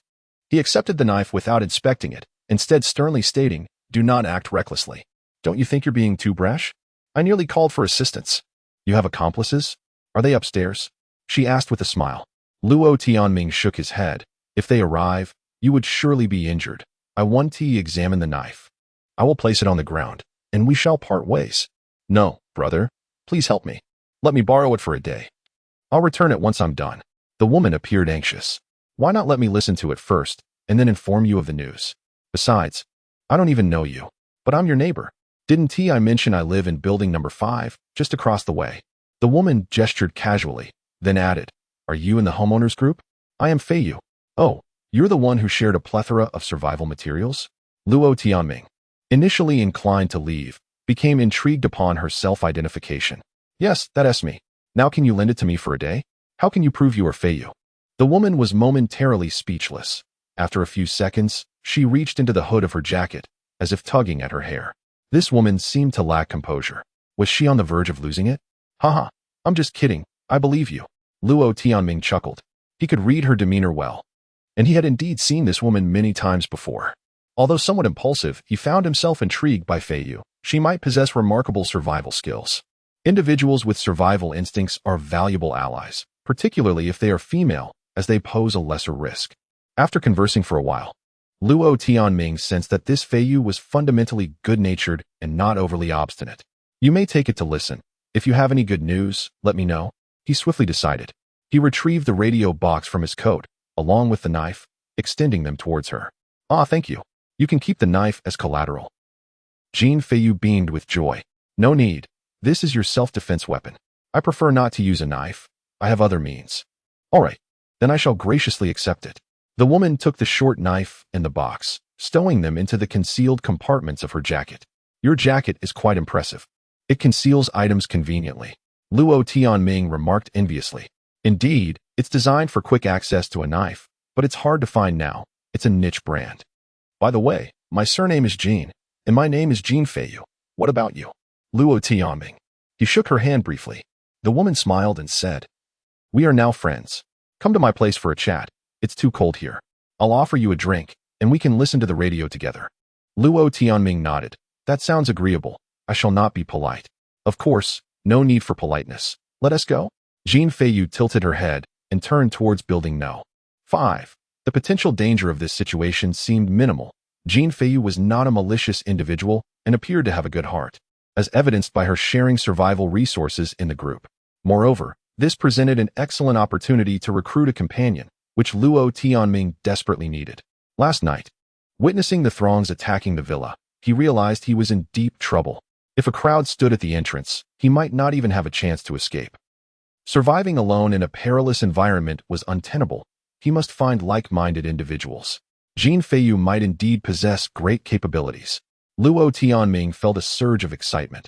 However, as he followed Jean Feiyu up to the 3rd floor, he grew increasingly astonished. From the moment they entered the corridor, it was entirely encased in ice. The hallway resembled a frozen pathway, each step requiring utmost caution. With icicles overhead and a treacherously slippery floor below, a single misstep could result in injury. Yet, even more shocking was Jean Feiyu's home. The front door was absent. The living room was enveloped in frost, with sharp icicles adorning the ceiling and chandelier, making it feel as though one had entered an ice cave. Could anyone possibly reside in such a place? Chapter 57. A place unbearable to stay. Just as Luo Tianming was beginning to suspect that Feiyu intended to deceive him into a trap, Jean Feiyu finally spoke. I apologize for startling you again. I have been robbed here. They even took the door. It was the Mutual Aid Society, those rascals. Luo Tianming nodded, withdrawing his hand from his pocket, ready to draw his weapon at any moment. I reside in the bedroom. Come on in, and please do not mock me. Jean Feiyu traversed the corridor, twisted the doorknob, and kicked the door. It finally creaked open. Upon entering, Luo Tianming observed a bed within, alongside a metal barrel over half a meter tall, with several holes carved into it, repurposed into a stove, flames flickering within. The room was enveloped in a smoky aroma. Quite acrid. Quickly shut the door. We must retain the heat. Jean Feiyu exclaimed, removing her gloves and placing them atop the stove to warm, while she stomped her feet incessantly. This woman might very well be a survivalist, yet her living conditions appeared rather dire. Luo Tianming swiftly scanned the surroundings. On the wall hung a gear rack adorned with a backpack, a water bottle, trekking poles, and other outdoor equipment, alongside a short wooden-handled tool that resembled a hex nut. He took the object down, finding it quite handy. This bud hammer was crafted by a netizen, a mere trinket for 50 with shipping included. If you fancy it, consider it a gift.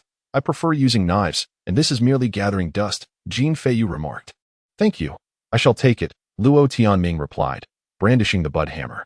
In the frigid cold, everyone was bundled in thick clothing, rendering knives far less effective. Yet a strike with this tool would likely be unbearable for most. No need for thanks. I previously had several good items, but alas, all were stolen. Jean Feiyu pulled a plastic storage box from under the bed, retrieving a can of cola, which she opened with a pop, pouring it into 2 paper cups on the table, then took a bottle from beside her, mixing a touch of yellow liquid into the cola. At last, this beverage has tea frozen. Welcome to my humble abode. Haha, it has truly become a humble abode. Jean Feiyu handed a cup to Luo Tianming, downing her own in one gulp. Luo Tianming removed his hat and hood and took a sip. The drink was icy, with a hint of alcohol, yet it felt peculiar. I added a bit of liquor. It helps with circulation. Otherwise, one cannot remain in this room, Jean Feiyu explained, pouring herself another cup of cola and preparing to mix more. Wait. Luo Tianming finally discerned the label on the bottle. It read Kitchen Nation Cooking Wine. Ah, is it not palatable? It primarily serves its purpose. As long as it warms you, that suffices. Jean Feiyu shrugged.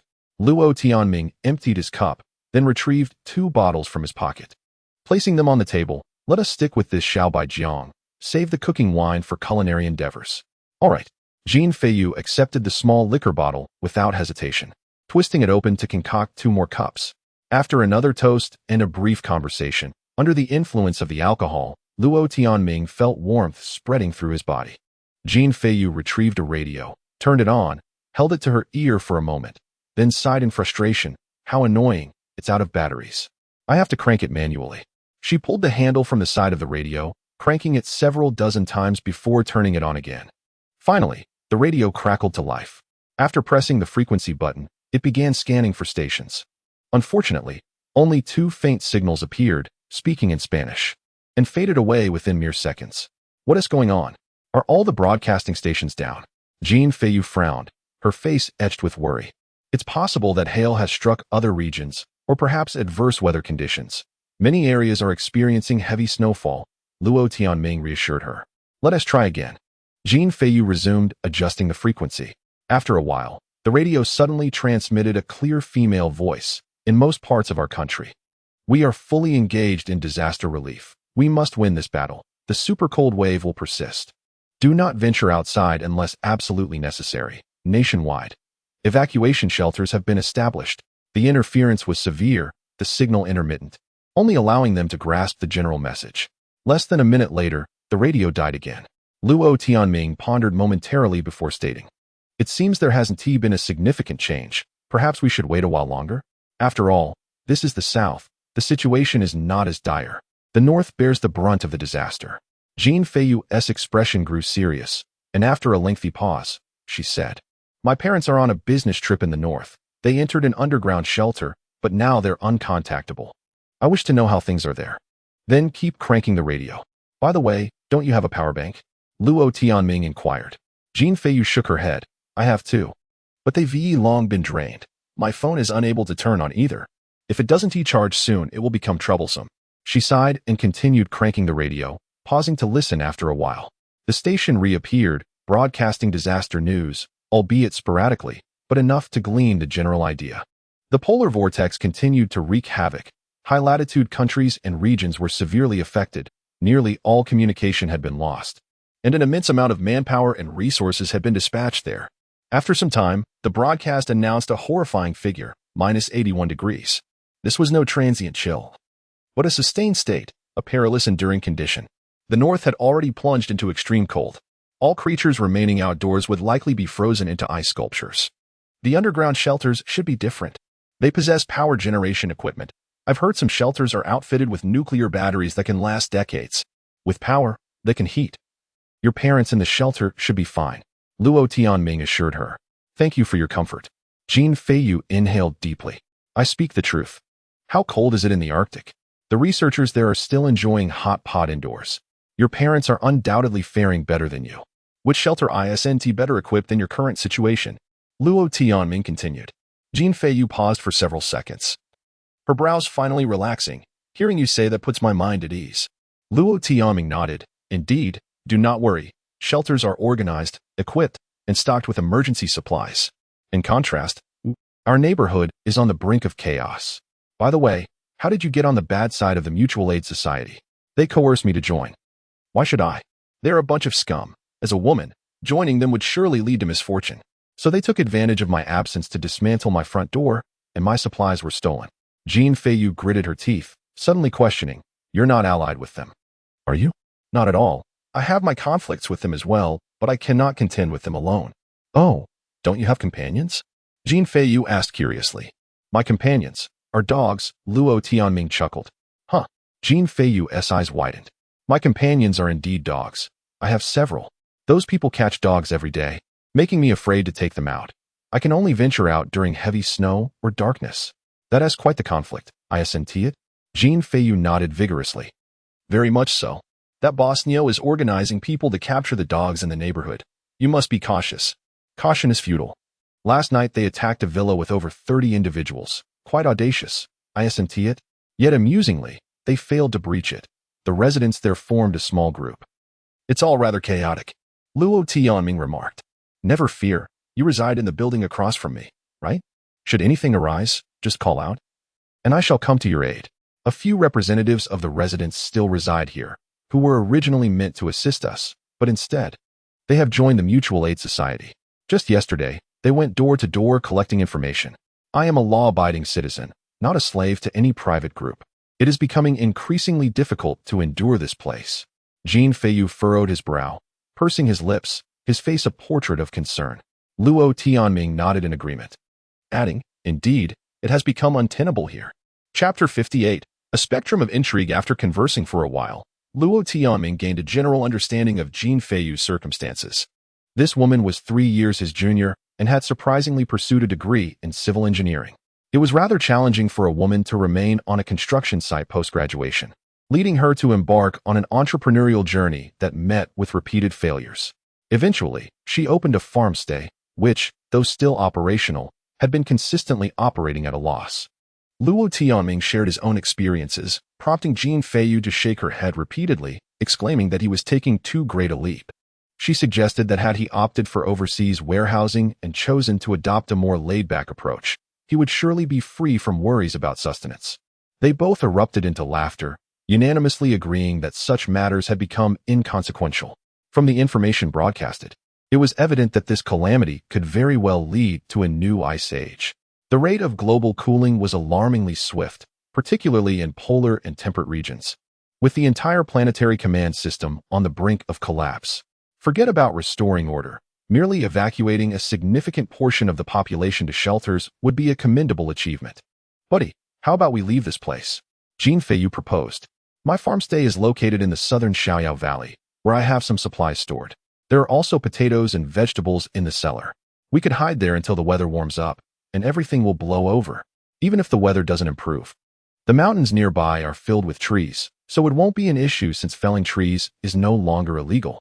By the way, many residents in this building are preparing to flee. The situation is likely similar in other buildings. I've already spoken with a few people, and when the time comes. Luo Tianming furrowed his brow. This matter could serve as an opportunity, yet it warranted further contemplation.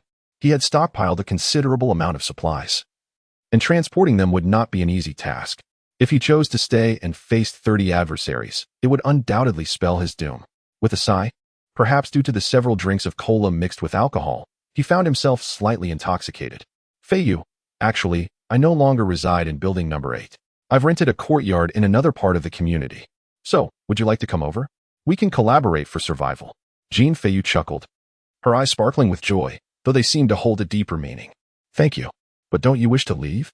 The Mutual Aid Society is no simple matter.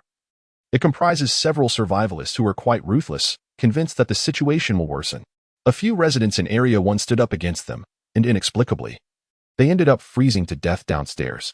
Luo Tianming nodded, realizing that this sudden emergence of a gang had completely disrupted his survival plans.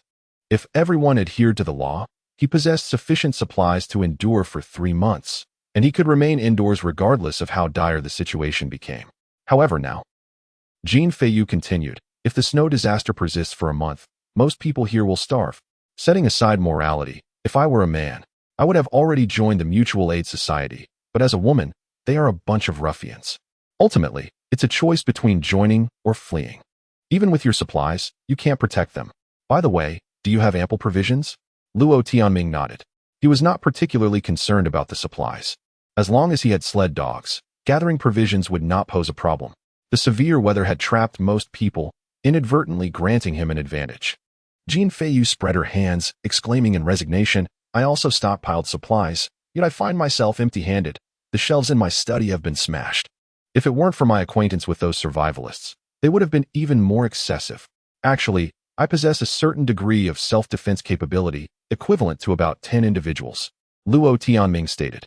Jean Feiyu did not press further, but pondered for a moment before responding. So, you wish to rally a group? Indeed, I have initiating supplies.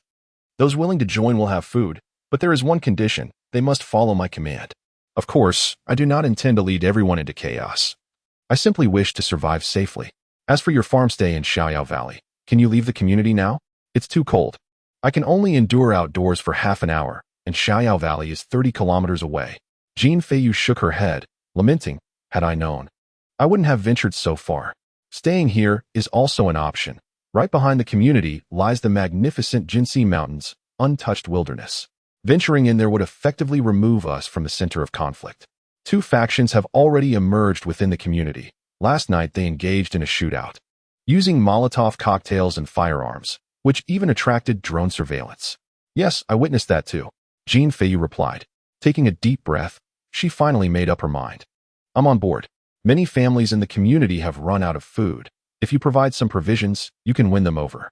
There are a few neighbors in this building who are relatively suitable, but we can't have too many people.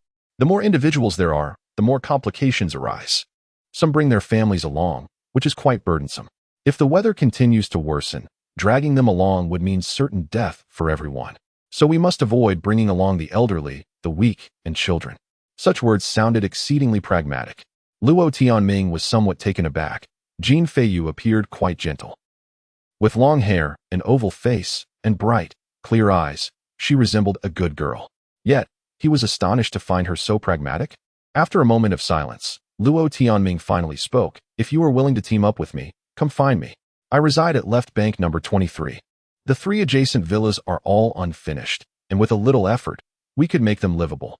It would certainly be better than your current place, and it would facilitate mutual support. Luo Tianming smiled. Ah, I see. So, the fierce dog belongs to you. No problem, I'm in. Jean Feiyu readily agreed. As Luo Tianming exited the building, he stumbled 3 times down the stairs, bruising his coccyx. In such high-rise residences, once the water and electricity were cut off, it was hardly habitable. Moreover, with every household burning wood for warmth, the risk of fire loomed large. As he walked, Luo Tianming reflected on the day's actions. He had taken a crucial step, yet he could not accurately gauge its rightness or wrongness. With no turning back once the arrow is shot, he resolved to act boldly. He could not simply sit idly by. Unbeknownst to him, heavy snow began to fall outside, and the biting wind intensified. A few individuals were murmuring in the corridor, while the spontaneous market in the center of the community had become deserted, with everyone taking cover. Along the way, Luo Tianming spotted an elderly man clad in a blue coat and a woolen hat, struggling through the snow while dragging a wheeled suitcase. He coughed violently, spitting on the ground every few steps. By the sound of it, he appeared to be an elderly male. The old man arrived at the entrance of a villa, knocked on the door with his fist, and exchanged a few words with the occupants. Moments later, the door was slammed shut. The old man set down his suitcase and sat on it, guarding the entrance. Curiously, did this man not fear freezing to death? What was he doing out in the heavy snow?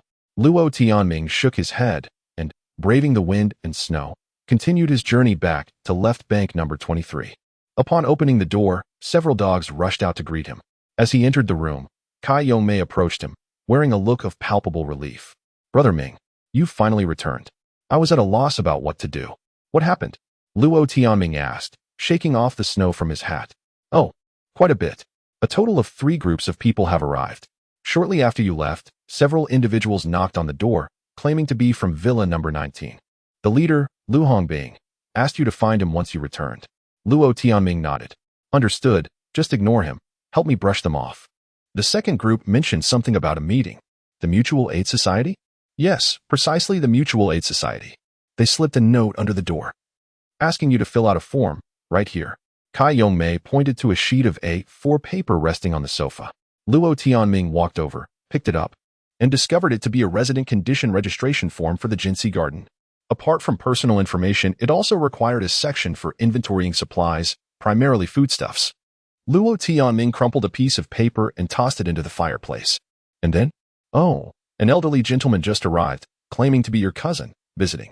I intended to open the door, but the dog was barking fiercely, and I feared it might bite him, so I told him to wait for your return." "Did you not see him outside? Was he not wearing a blue overcoat, a knitted hat, and carrying a wheeled suitcase?" Luo Tianming inquired. "Indeed. I caught a glimpse of him through the crack of the door." "Have you seen him? Where is he?" Kai Yongmei asked. Luo Tianming sighed. "He has wandered to another villa's entrance. Whoever opens the door will be his cousin." "What?" Kai Yongmei was taken aback for a few seconds before bursting into laughter, covering her mouth. Luo Tianming sat on the sofa, stretching his snow boots towards the fireplace to warm them, feeling a mix of laughter and despair. This wretched weather is driving everyone to madness. In order to survive, one must resort to all sorts of antics. Chapter 59. A deadly match. As the afternoon waned, the snow intensified, casting an oppressive gloom as if night were imminent. The atrocious weather gave even Luo Tianming pause. Yet he resolved to venture out. Prudently, he layered a leather hunting jacket beneath his down coat, transforming himself into a bulky, ursine figure. 3 layers of trousers, thermal underwear beneath 2 pairs of fleece-lined pants, still left him contemplating a search for even warmer garments, perhaps a tailor-made pair of voluminous, thickly padded trousers. Kai Yongmei, despite her yearning to explore, was far too daunted to leave. Luo Tianming chose to bring only 3 of his dogs. The Husky and Alaskan Malamute were indispensable, and he included the Husky-Shiba mix, a partial sled dog. He omitted the wolf. An attempt to harness it elicited such resentment that he relented, unwilling to compromise its loyalty. His backpack contained a rocket stove, firewood, and provisions, while a flask of strong liquor nestled close to his chest. His destination remained the zoo, where he intended to secure the remaining 4 wolves. The heavy snowfall numbed Luo Tianming's ears until they were insensible. Fortunately, the severe cold deterred any activity, and he encountered no one en route.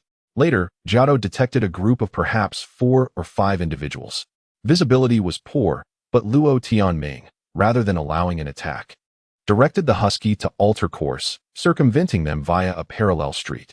The city's intricate network offered ample routes, and the deadly cold obviated any need for confrontation with strangers, be they friend or foe. Upon reaching the zoo, the Husky-Shiba mix reverted to its cowering posture. Forewarned, Luo Tianming tethered it to a tree with the sled, proceeding to the wolf enclosure with the 2 sled dogs and Jiao. The 4 wolves were alive, though their howls were more plaintive than before. The sight of Jiao incited them to a frenzy, as if he were a traitor. Domestication proved exceptionally challenging from the outset. Even with the gate ajar, none dared approach, remaining 4 or 5 meters distant. The largest, a black-faced wolf, retreated into the concrete den, its eyes gleaming emerald in the shadows. Despite Luo Tianming's entreaties and a widened gate, they remained aloof, merely eyeing the egg custards placed near the entrance. Resigned, Luo Tianming tossed one inside, which the white-pawed wolf promptly seized. The others erupted in howls, but the white-pawed wolf devoured it immediately.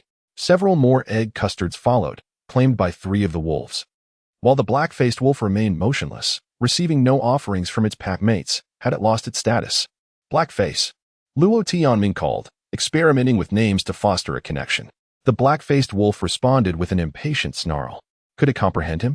Luo Tianming was elated. Blackface, you'll starve. If you don't eat, the others will grow stronger. They'll disrespect you. Luo Tianming exhorted, to no avail. He continued to toss egg custards, inciting a chaotic scramble among the 3 wolves. Whoever comes with me will eat their fill, like your comrade. Jiao, translate. Luo Tianming commanded. Jiao responded with a howl that sounded more like protest than translation. Even in captivity, these creatures remained incorrigibly wild. Had the keepers failed to train them? Luo Tianming emptied the egg custards and produced a tin of braised pork. He pried it open, knocking the frozen chunks onto the wire mesh. Meat. Fatty, rich meat to ward off the cold. Who wants it? Luo Tianming tempted. After a tense silence, the white-pawed wolf finally stirred, twitching its tail as if contemplating a move. The black-faced wolf snarled from the den, enraged. The white-pawed wolf glanced back before resolutely approaching. Luo Tianming broke off half the meat and tossed it near the entrance. The white-pawed wolf snatched it up and retreated to devour it. More for those who come out. Luo Tianming declared, gripping the gate. Eat the meat, come with me. And you'll have meat every day? Fortune favors the bold. The atmosphere was charged. The white-pawed wolf squatted, eyes narrowed in thought, before feigning sleep. Damn beast, Luo Tianming muttered. The cold was biting, and he was grateful for the extra layer of leather. The wolves, however, were insulated by their fur coats, seemingly content to wait him out. Come out. Choose life or death. Luo Tianming demanded, exasperated. His initial success with domestication had relied on force. Did they only respect strength? Should he enter? Luo Tianming was conflicted. The cage held 4 ravenous wolves, while he had only 4 animals on his side, with humans being called the terrifying upright apes. After an extended wait, the white-pawed wolf remained in its feigned slumber, seemingly aware of the ruse. His thick clothing might resist their fangs, but he preferred to avoid testing that. His planned excursion was limited to an hour, and the longer he lingered in the snow, the greater the peril. All of you inside. Luo Tianming commanded, waving his hand. Jiao bounded into the enclosure, inciting a flurry of activity. All the wolves stirred, even the black-faced wolf, confronting Jiao with bared fangs. The husky and Alaskan Malamute followed. The husky whimpering. Luo Tianming steeled himself and stepped into the enclosure, slamming the gate shut. He couldn't disgrace his species. If he failed, the harsh environment would claim him, for he had no refuge left in the complex. The wolves surged, seemingly intent on attacking. Luo Tianming released the bone-crushing mace that Jin Feiyu had gifted him. You disdain subtlety? Then have some force. Luo Tianming smirked. The black-faced wolf roared and lunged. The other dogs moved swiftly, each targeting a wolf, while Jiao grappled with the white-pawed wolf. The black-faced wolf struck before Luo Tianming could react, knocking him back. The wolf was too swift, even unaffected by the cold. Luo Tianming was slower. The wolf's hot breath washed over him as he raised his arm to shield his face. A snap echoed as the wolf clamped down on his forearm. Motherfucker. He swung the mace at the wolf's ear. A thud reverberated. The blow landed squarely. But the wolf refused to release its grip, shaking its head violently in an attempt to break his arm. There were no deserters. All the animals were consumed by the thrill of battle, locked in mortal combat.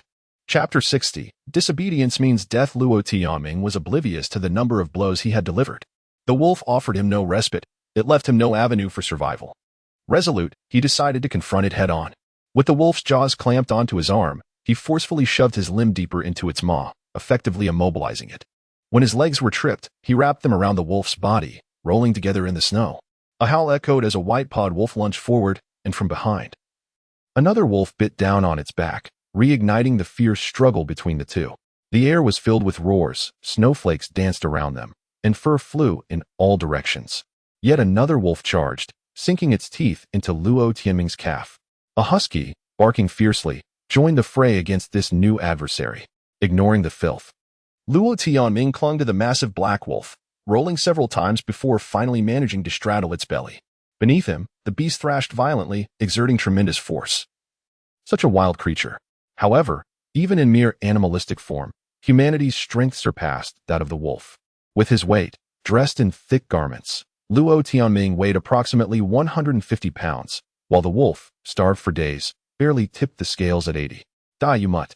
Luo Tianming pressed his left arm against the wolf's snout, unable to swing his weapon due to the proximity. Instead, he began to pound the wolf's neck with his hammer. Thud, thud, thud.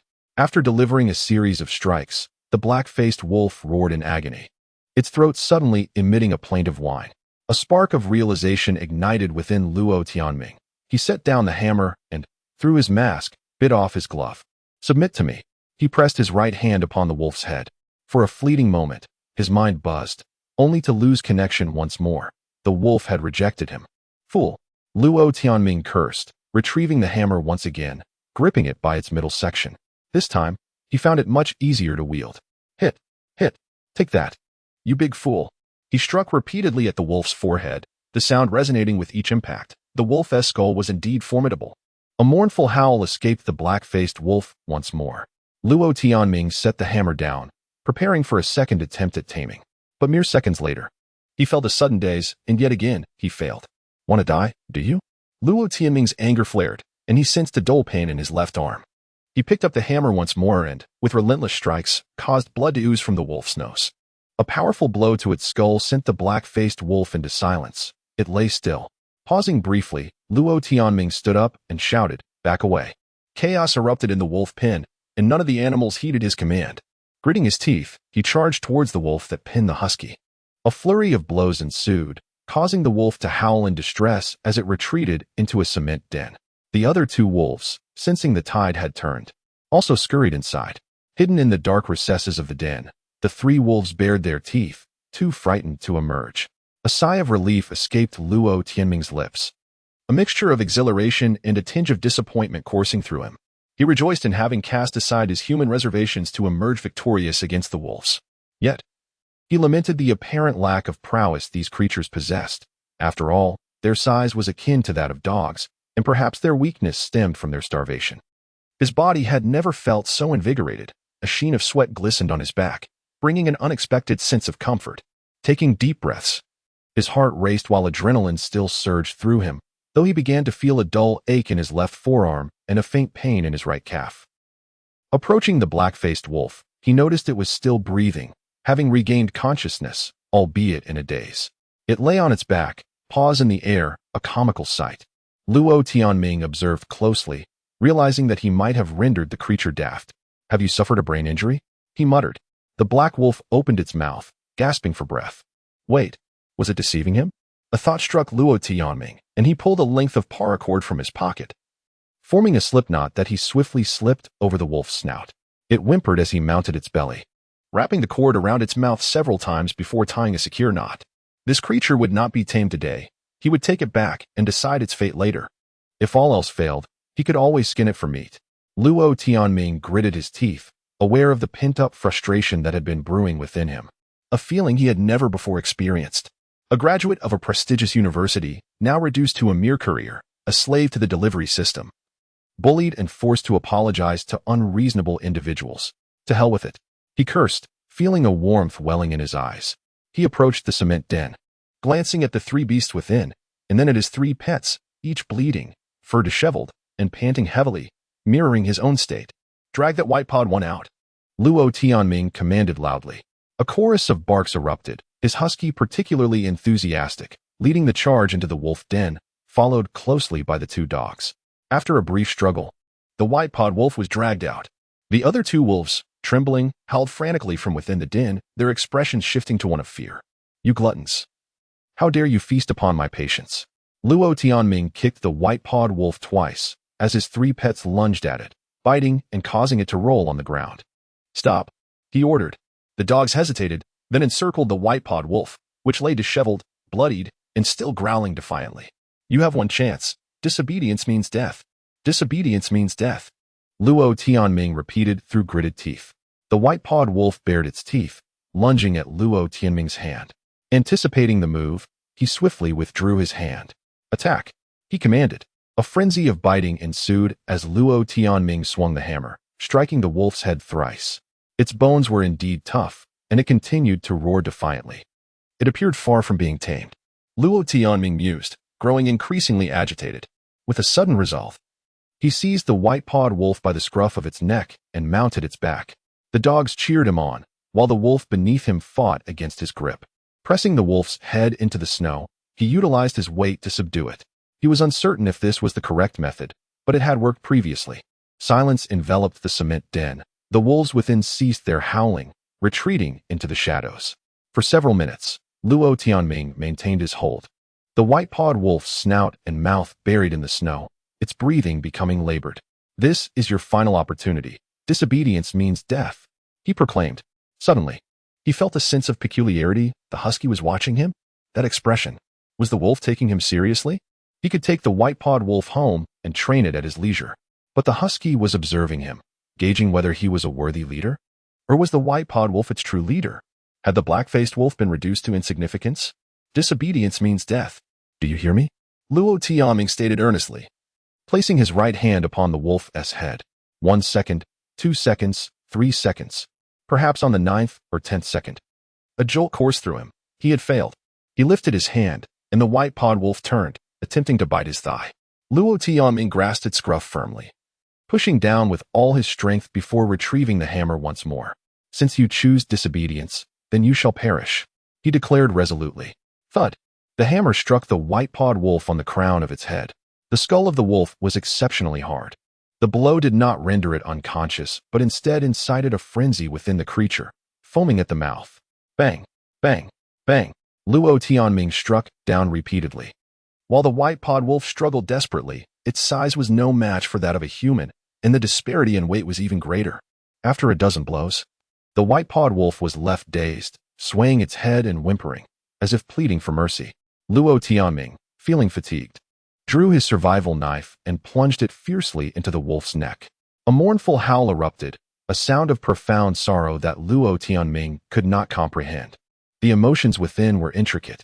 "Awo! Awo!" The two sled dogs joined in the lament. The white-pawed wolf writhed in agony, its body beginning to tremble. Luo Tianming delivered several more stabs, sealing the fate of this wild beast. Chapter 61. A leader must be relentless. A vision flickered through Luo Tianming's mind, making him feel as if he had somehow changed. In the instant he killed the white-clawed wolf, something within his consciousness had been awakened. Yet he found himself unable to comprehend it. After a moment of silence, he rose to his feet. Beyond the peculiar sensation, fatigue weighed upon him, and his spirit felt utterly drained. Today, he had attempted to tame animals thrice, each endeavor ending in failure. Pushing himself to his limits, he could not endure another attempt. Yet, today was not devoid of gains, albeit momentarily indistinguishable. The wolf's corpse lay on the ground, still oozing blood. Luo Tianming resolved to return. The sweat on his back had already cooled, and his thermal underwear felt icy against his skin, making him exceedingly uncomfortable. If he lingered any longer, he risked freezing solid. He dragged the black-faced wolf from the wolf den, contemplating for a moment before pulling the white-clawed wolf's body out as well. He could not leave the carcass in the cage. The remaining two wolves were too hungry, and he had no desire to witness them resort to cannibalism. A distant growl echoed, unmistakably that of the panther. Perhaps it had caught wind of the scene. As Luo Tianming trudged through the snow with two wolves in tow, he felt the strain. His legs and arms throbbed painfully, and he feared he might be injured. However, now was not the time to examine wounds. For even if he did, it would be a futile endeavor. He wondered if these wolves carried rabies. The thought repeatedly surfaced, only to be suppressed once more.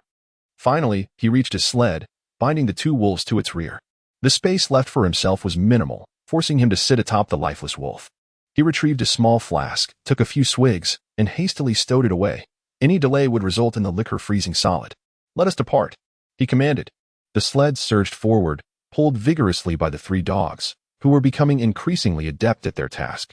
The wolf, Jiado, flanked him, darting ahead and behind, side to side, performing the duties of a diligent scout or perhaps a limb of sorts. Suddenly, Luo Tianming realized that his spiritual connection with this wolf had tightened. It was as if a fragment of his own soul had transformed into that of the wolf, or rather, into a beast. Had I slain the wolf? Or had the wolf slain me? A smile crept upon his face. The thought was amusing. In the face of calamity, perhaps it was best to embody the essence of a wolf.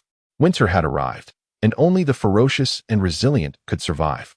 As he approached the villa's entrance, the dogs erupted into a cacophony of barks, their disobedience once again evident. Luo Tianming swung open the door, and the large black dog and Rottweiler bounded out. Circling the sled, the wolves perched atop it stirred their excitement, and when he removed the carcass, they eagerly lunged to gnaw at it. The instinct to hunt was ingrained in their very being. Genetically, they remained over 99 wolves.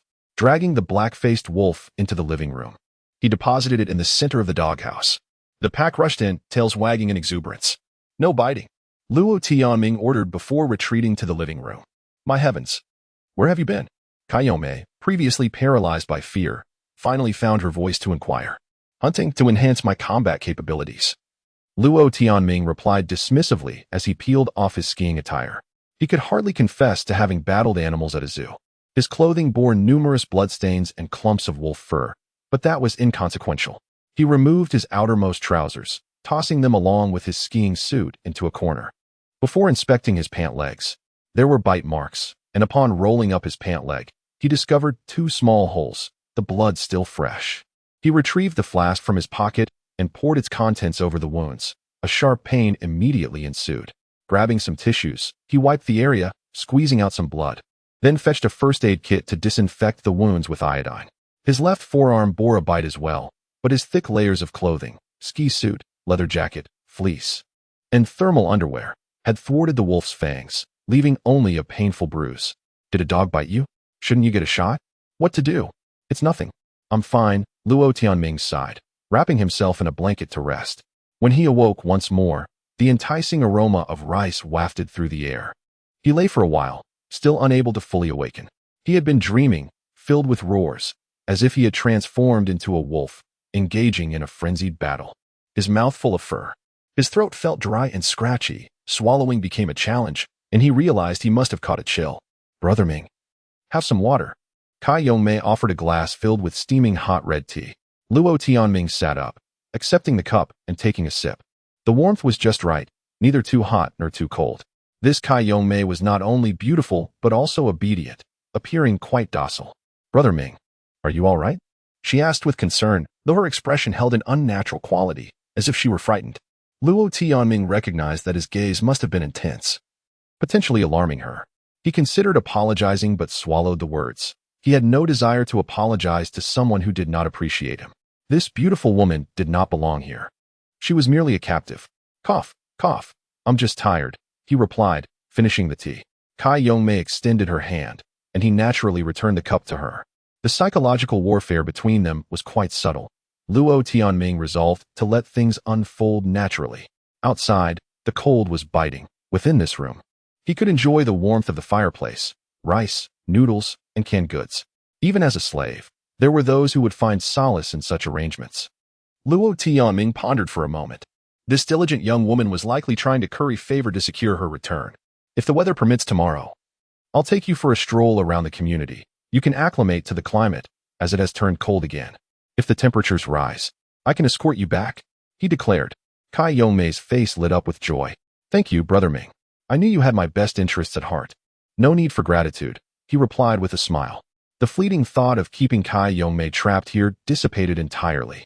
After battling the wolves, Luo Tianming discovered a shift in his mindset. Women? He no longer cared. Survival was paramount, and fervently assisting others in their survival was foolishness. There were plenty of beautiful women, yet formidable combat companions were rare and hard to come by. He could easily sell his 2 fierce dogs for 200,000. But would anyone offer even 100,000 for this beautiful woman? He rolled up his pant leg to inspect his wounds. They had scabbed over but still throbbed with pain. The wolf's fangs were undoubtedly filthy. Rising, he sought out antibiotics, hesitating between the cephalosporin in his hand and the small flask nearby, before opting for a box of amoxicillin capsules. After taking the medication, he donned gloves and entered the doghouse. The dogs were all present, including the black dog and Rottweiler. who lay against the warm wall, keenly observing the black-faced wolf.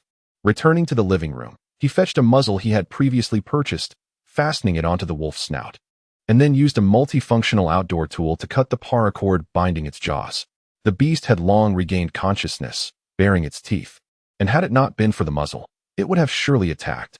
Luo Tianming took a collar and leash from the wall, securing them around the animal's neck, and tethering it to the metal railing of the window. Once he untied the ropes from its paws, the wolf struggled for a moment before shakily standing up, its limbs numb from prolonged confinement. You are a creature of the zoo, accustomed to human interaction. Do not be ungrateful, Luo Tianming remarked. Ugh. The black-faced wolf roared in fury. Luo Tianming lifted his leg and delivered a powerful kick to the wolf's abdomen. This was not an act of cruelty. It was imperative to subdue its arrogance, for otherwise, taming it would prove exceedingly difficult. Today, it had squandered two opportunities. The white-clawed wolf ought not to have met its demise. In the end, it was pleading for mercy. A flicker of anger stirred within Luo Tianming. Yet he could not afford to feel regret. Before the wolf, he had proclaimed that disobedience would result in death. That sensation at the moment was profoundly enigmatic. He had to heed his instincts.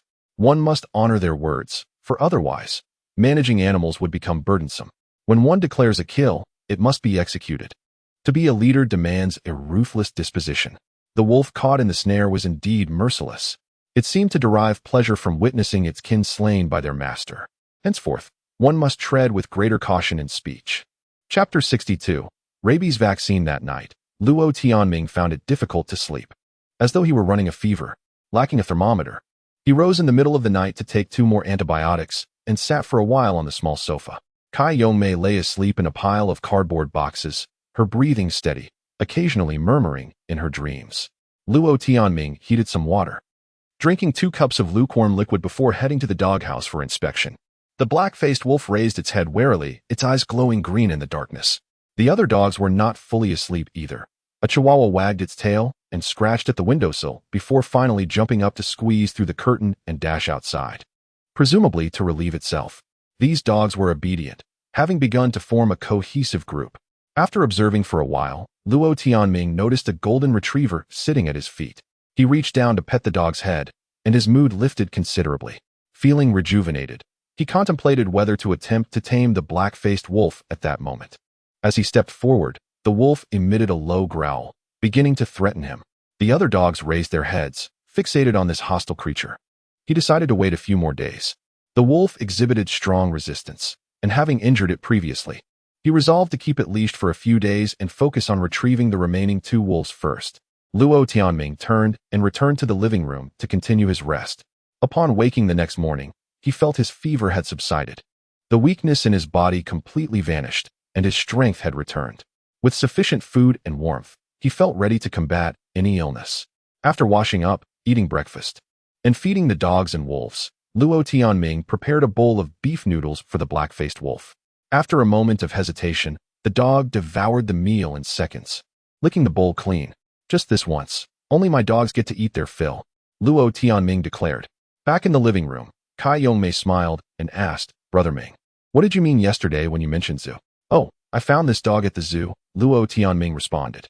Kai Yongmei nodded obediently, refraining from further inquiries. This woman was astute, recognizing the issue yet too cautious to dig deeper. Luo Tianming had no desire to clarify. Why should he? At 8:40 a.m., snow continued to fall heavily outside. Luo Tianming practiced archery in the yard, quickly breaking a sweat. Adding an extra leather coat improved his warmth significantly, but it also made him prone to overheating. It was a paradox. Changing clothes in the cold was too cumbersome, so he endured, knowing he could dry off eventually. The arm that had been bitten by the wolf no longer hurt, but his calf felt sore, making walking uncomfortable. Perhaps it was infected? He shook his head, the fear of rabies creeping back into his mind. He needed to find a vaccine. Surely the nearby community would have some.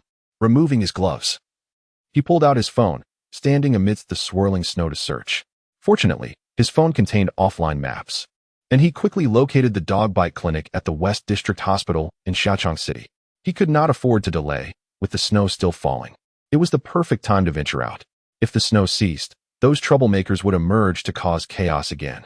Luo Tianming felt irked. The threats from the mutual aid group were too severe, forcing him to brave the elements. After several minutes, Luo Tianming set out on a sled pulled by dogs. Hey, wait a moment. Just as he had traveled 50 meters, a person stumbled into his path. What do you want? Luo Tianming shouted. Do you live at number 23? The man, face obscured by a camouflage face mask, barked in a gruff voice. Who are you? Why are you stopping me? Are you here to rob me? Are you with the property management or the homeowners committee? Luo Tianming retorted. What's all this noise? Brother Bing sent me to oversee this area. I tell you, everyone must obey the patrol team's orders. The man threatened. You must be joking. You are just like that mutual aid group, a bunch of illegal organizations. Once the snow disaster passes, you will all be arrested, and none will escape. You are nothing in this community. Get out of my way. Luo Tianming rebuked without hesitation. Hey, don't curse. If you don't behave, the man warned. Bite him. Luo Tianming commanded sharply. Awoo. In the snowstorm, a tawny figure leaped onto the man's back, knocking him down. Ah, help! The man cried out. Come back. Luo Tianming called back the dog, scolding coldly. I have it on video. I will report you to the authorities. Don't provoke me. Behave. He shouted. The man lay in the snow, silenced. The sled continued its swift journey. The snow thickened, and within the community, cars parked on the internal roads were completely buried, the accumulation almost level with the ground. Yet the snow remained soft, and the sled inadvertently collided with a car hidden beneath the snow, tipping over with a crash. Luo Tianming flipped himself up, a surge of anger igniting within him. The leg that had been bitten throbbed painfully, aggravating his already foul mood. The wolf seemed to sense his agitation, becoming restless nearby. Two individuals had just emerged from a building when the wolf dashed towards them, seemingly intent on attacking. Come back. Luo Tianming recalled the agitated wolf and resumed his journey on the sled. The makeshift sled beneath him felt unstable, likely on the verge of falling apart. After all, it was merely a toy, not a reliable vehicle. After half an hour of braving the snow, Luo Tianming finally reached the dog bite clinic, only to find it ransacked. All the doors smashed open. However, in the refrigerator of one examination room, he discovered 2 boxes of rabies vaccine, albeit frozen solid. Luo Tianming hastily shoved the items into his backpack and rummaged through a drawer, finding a collection of syringes and some alcohol, iodine, cotton swabs, and other disinfectants. Although all the liquids had frozen, this was a hospital. There must be more medicine. He was thrilled. What he found was not just rabies vaccine, but also a box of anti-rabies virus immunoglobulin, eliminating a significant risk. Suddenly, dogs outside began barking. Luo Tianming's heart raced. He quickly made his way outside. Bang! Bang! 2 explosions rang out, as if someone had set off firecrackers. A dog yelped in distress, apparently a sled dog. You foolish child, don't shoot recklessly. That's a sled dog. Capturing it would be splendid. A man's voice called out. The dogs continued to bark, while someone shouted to ignore the mixed-breed dog and to focus on capturing the larger dogs. Rushing out of the clinic's main hall, Luo Tianming spotted 3 individuals surrounding an Alaskan Malamute in the snow. One of them wielded a long stick topped with a semicircle, a riot control baton. The man was attempting to ensnare the Alaskan. Don't touch my dog, Luo Tianming shouted, drawing a hammer from his sleeve. The 3 paused. The Alaskan returned to Luo Tianming's side, but the husky and the other dog were nowhere to be seen. With the connection to his 2 pets still fresh in his mind, Luo Tianming felt a wave of relief wash over him. What are you doing? This dog has an owner, and there's my sled nearby. He exclaimed. Hey, sorry, but if no one's around, it doesn't count. Who told you to leave? One man chuckled. Step aside, don't block my path. I intend to leave, Luo Tianming insisted. The 3 exchanged glances, and the earlier man continued. Wait a moment. You have so many dogs, why not give us one? This one behind you will do. If you agree, we'll let you pass. Brother. The woman in a red down jacket interjected, her voice revealing her as a girl. The man gestured for her to be silent. Luo Tianming furrowed his brows, taking a few moments to compose himself before speaking calmly. My friends, the pharmacy in this hospital remains untouched. I had initially intended to procure some medicine, but now I shall leave it for you. Let us coexist peacefully. What you just uttered was a threat, which I shall pretend I did not hear. Please clear the way, and we shall part ways amicably. He chuckled. This dog shall be mine. Leave your backpack behind. A man stepped forward, unsheathing a short-handled axe from his waist. The 3 individuals across from him had now transformed into adversaries. There appeared to be 2 men and 1 woman, one wielding a riot baton and the other an axe. The woman hesitated for a few seconds before retrieving a firecracker from her pocket and inserting it into a metal pipe. Chapter 63. Searching for teeth on the ground. Do not act this way. You are breaking the law. Do you realize that? Luo Tianming sighed. Brother, at this point, spare us the nonsense. The surveillance is all down. Who knows if anyone will intervene again? One of the men replied. If you were wise, you might leave here alive. Otherwise, we shall kill you and bury you beneath the snow. The man chuckled darkly. Yes, young man, I advise you against courting death. Make haste and depart. The one wielding the riot fork was an elderly man, his voice betraying his age of over 60. Attack! Luo Tianming shouted. Suddenly, a wolf sprang from the snow, sinking its teeth into the man's arm, causing his axe to clatter to the ground. This cunning creature had just burrowed into the snow. Howl! The food box rushed back from behind, barking as it charged towards the woman. Panic-stricken, she fumbled with a lighter, desperately trying to ignite the firecracker within the tube. Woof! An Alaskan Malamute darted forward, lunging at the nearest man. Luo Tianming dashed forward. Just as the old man raised the riot fork, Luo Tianming collided with him. Dad! The woman shrieked. Luo Tianming knocked the old man to the ground, delivering a hammering blow to his chest. Bang! The old man's thick clothing absorbed much of the impact, and the harsh cold had fortified everyone's defenses. Damn it, don't hit my dad! The man roared, yet he was ensnared by the wolf and the food box. Unable to escape, the old man lay on his back in the snow, still clutching the riot fork, which inadvertently swiped at Luo Tianming's calf. This infuriated Luo Tianming, as it struck the very spot where the wolf had bitten him. You old dog! Luo Tianming seethed, delivering another punishing blow to the old man's chest. Young man! Please, bang! Bang! Bang! 3 consecutive strikes caused the old man to curl up, and the riot fork finally slipped from his grasp. A burst of flame erupted from the woman's iron tube, striking the husky. Howl! The food box yelped, retreating in terror. Crash! The firecracker exploded, sending snow flying. Luo Tianming charged at the young man, swinging his hammer towards his head. Damn it! The man bellowed, recklessly charging forward, disregarding the 2 animals at his side. Dare to strike my dad? I'll kill you. In a frenzy, the man seized Luo Tianming by the throat, choking him until his vision darkened. Howl! A rush of warmth enveloped him as the wolf bit down on the man's neck, pulling him away. Luo Tianming groped in the snow, finally locating the hammer. Bang! Another explosion echoed as the firecracker flew beneath the wolf's belly. Crash! Snow erupted, and the wolf howled in agony, releasing the man and fleeing into the distance. Breathless, Luo Tianming mounted the man, raining down blows upon him. Crash! Crash! Crash! The man screamed in agony, blood pouring from his eyes, teeth scattering. To hell with you! The woman shouted, her voice piercing through the chaos. Luo Tianming felt a sharp pain in his back. Turning, he was shocked to find the woman had struck him with an axe. Woof! The food box lunged at the woman, knocking her down. Bite her! Luo Tianming roared in fury. He turned back, hammering down on the young man's head, disregarding the thickness of his hat, striking relentlessly. After 7 or 8 blows, the man rolled his eyes, ceasing to resist, his mouth agape, revealing only a few remaining teeth. Young man, please stop, please. The elderly man pleaded. Luo Tianming, gasping for breath, stood up. Dizziness swirled around him. He removed his gloves to feel his back, discovering a tear in his clothing, a wound inflicted by the axe. Damn it! Can't you just let me be? Luo Tianming spat, realizing he was bleeding. You started it. The old man shouted. Luo Tianming felt a tightness in his chest, nearly cursing aloud. This family was utterly shameless. There's no reasoning with you. Bite that woman. Luo Tianming yelled. The husky lingered in the distance, its silhouette forlorn amidst the wind and snow, seemingly afraid to return. The wolf returned, effortlessly leaping onto the woman. Ah, help, help! The Alaskan Malamute released the woman's leg, standing aside, its eyes filled with confusion. This dog, after all, was not a killer, it recoiled. Dogs can only drive away enemies but are not adept at killing humans. This was the result of years of domestication.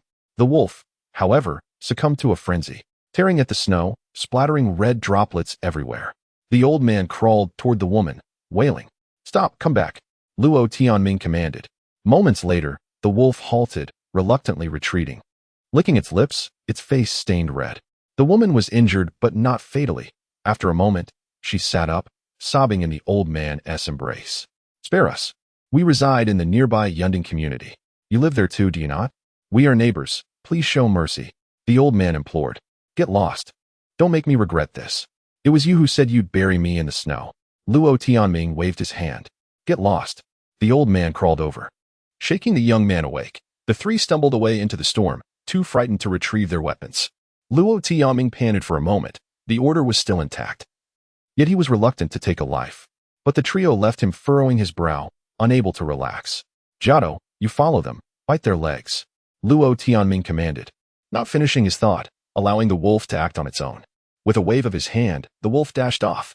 The heavy snow sealed the city, leaving no place for medical aid. If they were bitten by the wolf, their fate was left to the heavens. The husky limped back, its head drooping, appearing quite dejected. Come with me to find medicine, Luo Tianming instructed, entering the outpatient hall. After searching for over half an hour, he found not a single box of antibiotics in the pharmacy. All the good medicines had been taken, leaving only those for skin diseases and gastrointestinal issues. After a bit more searching, he finally discovered 3 packs of large cotton swabs and 2 bottles of iodine on a handcart. Recent injuries demanded ample disinfectants, so he stuffed them all away. Exiting the hospital, Luo Tianming felt a pang of regret. He had secured the rabies vaccine, achieving his primary objective, yet had obtained no worthwhile medicine. He was too late to act. The nearby residents had moved faster, their numbers giving them a distinct advantage in gathering supplies. Going solo was a significant disadvantage.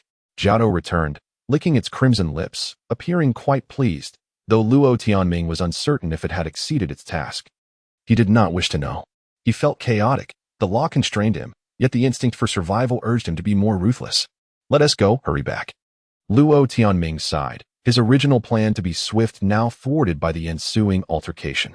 Though he had left his adversaries with scattered teeth, his back ached severely. He had suffered losses. He resolved to take a different route, returning via another street. The snow was thick, some shops had their doors half blocked by snow, and the signs were coated in frost, rendering them unreadable. After running down the street for a while, Luo Tianming spotted a bare sign reading Hongyanlai Supermarket. The snow at the entrance had been cleared, and smoke billowed from a chimney. The glass windows were unobstructed, radiating warm light. There was electricity? Luo Tianming hesitated, considering that perhaps the people in the supermarket could be communicated with, exchanging supplies or information regarding the disaster. Suddenly, the door swung open, revealing a tall figure emerging. A long bough slung across his back. Luo Tianming's heart raced. He quickly urged his dogs to run. It is futile to reason with one wielding a formidable weapon. It is far too perilous. Luo Tianming cannot afford the cost of trial and error. Amidst the swirling snow and biting wind, the snow beside him suddenly erupted, revealing an arrow embedded within, its green fletching prominently displayed. Indeed, the assailant launched their attack. Chapter 64. At last, the warmth returns upon returning to the villa. Luo Tianming remained in a state of shock. After hearing about the ordeal on the road, Kayome appeared astonished, then her expression shifted to one of deep concern. His back ached painfully. Upon removing his ski suit, he discovered it had been pierced, and even his leather jacket bore a 3-centimeter gash, although his skin was intact. The impact had left him in agony, with half of his body feeling somewhat numb. After resting for a while, Luo Tianming retrieved a rabies vaccine, thawed it by the fireplace, and followed the instructions to administer a shot to himself. He also injected 2 doses of immunoglobulin near the wound, finally breathing a sigh of relief. His calf was swollen where the dog had bitten him, and upon peeling away the scab, pus and blood oozed from the wound. After cleaning it up and taking some antibiotics, Luo Tianming lay down to rest. He was running a fever, feeling weak and lacking the energy to engage in conversation with Kayome. In his fevered dreams, he vaguely sensed that he was trapped, having been ensnared even before the calamity struck. Am I a lone wolf? The world is a cage, and he is the beast, isolated and helpless. Time slipped away, and suddenly, he heard someone calling him, Brother Ming, Brother Ming? Wake up. Luo Tianming opened his eyes to find 2 large dogs positioned protectively in front of the sofa, with Kayome standing a meter away, her expression anxious. It seemed these dogs had been guarding him throughout his slumber. What is it? He asked, rubbing his eyes as he sat up. The people from Villa 19 have come again. They want you to go out and meet them now, or they will move you out of here. Kayome said weakly. A flicker of anger ignited within Luo Tianming, but he suppressed it and silently dressed, tucking a small hammer into his sleeve and strapping a dagger to his waist. As he cracked the door open, he was taken aback to see over a dozen individuals standing 10 meters away, all bundled up tightly, wielding weapons, predominantly makeshift spears. Alarmingly, 4 of them brandished galvanized pipes over a meter long, improvised firearms. "Xiao Luo, you're quite difficult to summon," one man taunted, and from the voice, he recognized Lu Hongbing. Luo Tianming sighed and replied, "Are you all so bored that you keep pestering me? Is the mutual aid society not enough for you? Haha. You enjoyed the fruits of our labor. Don't think you can just hide here and take advantage." Another man interjected. "How have I taken advantage of you?" Luo Tianming asked. Perplexed, Lu Hongbing sneered, "We have withstood the attacks from the mutual aid society. It is only because of us that you remain unharmed here. You do nothing and receive safety. There is no such thing as a free lunch." After a moment of silence, Luo Tianming responded, "The mutual aid society attacking you is your own concern. However, since you outnumber me, I have no argument. What do you want? Hand over your dogs. You also need to join the patrol team, or else provide supplies. We hired people. No household can simply stand by and watch. Those with money must pay, and those with manpower must contribute." One man shouted, "Hand over your dogs." Another man raised his galvanized pipe. "This is outright robbery. How is this any different from the mutual aid society?" Luo Tianming retorted, "The difference is that we reason with you. If you behave and comply, you can continue to stay here. Otherwise, get out immediately." Lu Hongbing barked, "Get out! Get out! You must be a spy for the mutual aid society, right? Damn it! Were you the one who set the dogs on me last night?" A burly man shouted. Luo Tianming frowned at the man. A dog peered through the crack of the door, and Luo Tianming lifted his leg to shove the creature back inside. Inside, the large dogs watched intently, remaining silent. "Wow, you even have a Czechoslovakian wolf dog. You're quite fancy." Lu Hongbing laughed. "You come armed to my door, and I can't resist, but I'm currently ill, having been bitten by a dog." Luo Tianming rolled up his pant leg to reveal his wound, provoking a chorus of mocking laughter. Luo Tianming sighed again, "Gentlemen, I am running a fever and feeling miserable. Let us discuss matters once I recover." "Nonsense. You must make a statement now. Don't try to play tricks." Someone shouted crudely, "I will provide supplies, and once I am well, we can discuss further. Is that agreeable?" Luo Tianming spoke earnestly. "Fine. It would be better for you to comply sooner rather than later. Don't push your luck." Lu Hongbing nodded and added, "You must provide 50 bags of rice today, and then we'll consider the matter settled, allowing you to recuperate." "Humph, spending all day with dogs, and you've bitten yourself? Be careful of rabies. The mortality rate is 100%. Lu Hongbing continued mocking. "Brother Bing, 50 bags is excessive. I don't have that much food. I'm sick and lack the strength to let you in. How about this? I can give you 2 barrels of peanut oil, and we can negotiate the rest once I am better. Does that work?" Luo Tianming said, lowering his tone. After a moment of hesitation, Lu Hongbing finally nodded. "All right. But that is only enough for a week. You'll have to provide more next week. Don't try any tricks. You're not thinking of poisoning the oil, are you?" "Of course not. It's all original, unopened peanut oil, solidified in the cold. Good stuff. Just wait," Luo Tianming assured him. He closed the door and went inside, returning with 2 barrels of peanut oil, placing them outside. "You should have submitted sooner. You're just asking for trouble." Lu Hongbing scoffed. The group exchanged sarcastic remarks before taking the oil and leaving, chuckling. It seemed Lu Hongbing was not willing to sever ties. He merely wished to assert his authority and knew when to retreat. Those residing here were affluent families. Who among them would truly lack for a couple of barrels of peanut oil? Luo Tianming returned indoors and sat on the sofa, pondering for a while. "Brother Ming, you're not thinking of seeking revenge on them, are you? You're all alone. Don't act impulsively," Kayome suddenly remarked. Luo Tianming glanced at her, somewhat surprised, and asked, "Why do you think that? Did I show it on my face?" "No, I just feel. You were too polite just now. You don't seem like that kind of person." One cannot simply suffer losses without retaliation, can one? With so many robbers blocking the door, and armed no less, what other choice do I have but to comply?" Luo Tianming muttered, glancing at the 2 fierce dogs by the fireplace. The injuries to these dogs were severe, and the cold had significantly hindered their healing process. "It's tough. Others are leaving me no way out." Luo Tianming sighed. "Brother Ming, why not come with me instead? We can trade these supplies to them for peace. After all, we can settle accounts later. But when will the weather warm up? Why do the experts always seem uncertain?" Kayome began to murmur. Luo Tianming shook his head. He too wished for the snowstorm to pass quickly. If it turned into an ice age, that would be catastrophic. Around 2 in the afternoon, the snow finally ceased. Luo Tianming stepped into the courtyard and was greeted by brilliant sunshine, the snow glistening in a dazzling display, and the air was damp. A long-forgotten southerly wind had begun to blow. Is it warming up? He took a moment to feel the temperature and called out loudly, Kai Yongmei, get dressed. Let us go for a walk. The neighborhood buzzed with life once more. Kai Yongmei, bundled up tightly, slipped in the snow twice, calling out for her mother. Yet she laughed heartily. Many residents emerged, and 300 to 400 people gathered in the small square, basking in the sun and chatting. Have you heard? The broadcast announced that the polar vortex is weakening, and the snow disaster will soon come to an end. Warming begins tonight, and the snow will melt the day after tomorrow. The northern provinces will still be cold for a few days, but we are in the south. As soon as the cold front stops, warm winds will follow, and spring will soon be upon us. At long last, we have endured, oh dear. Alas, once the snow melts, will not those individuals from the Mutual Aid Society be apprehended? What a travesty!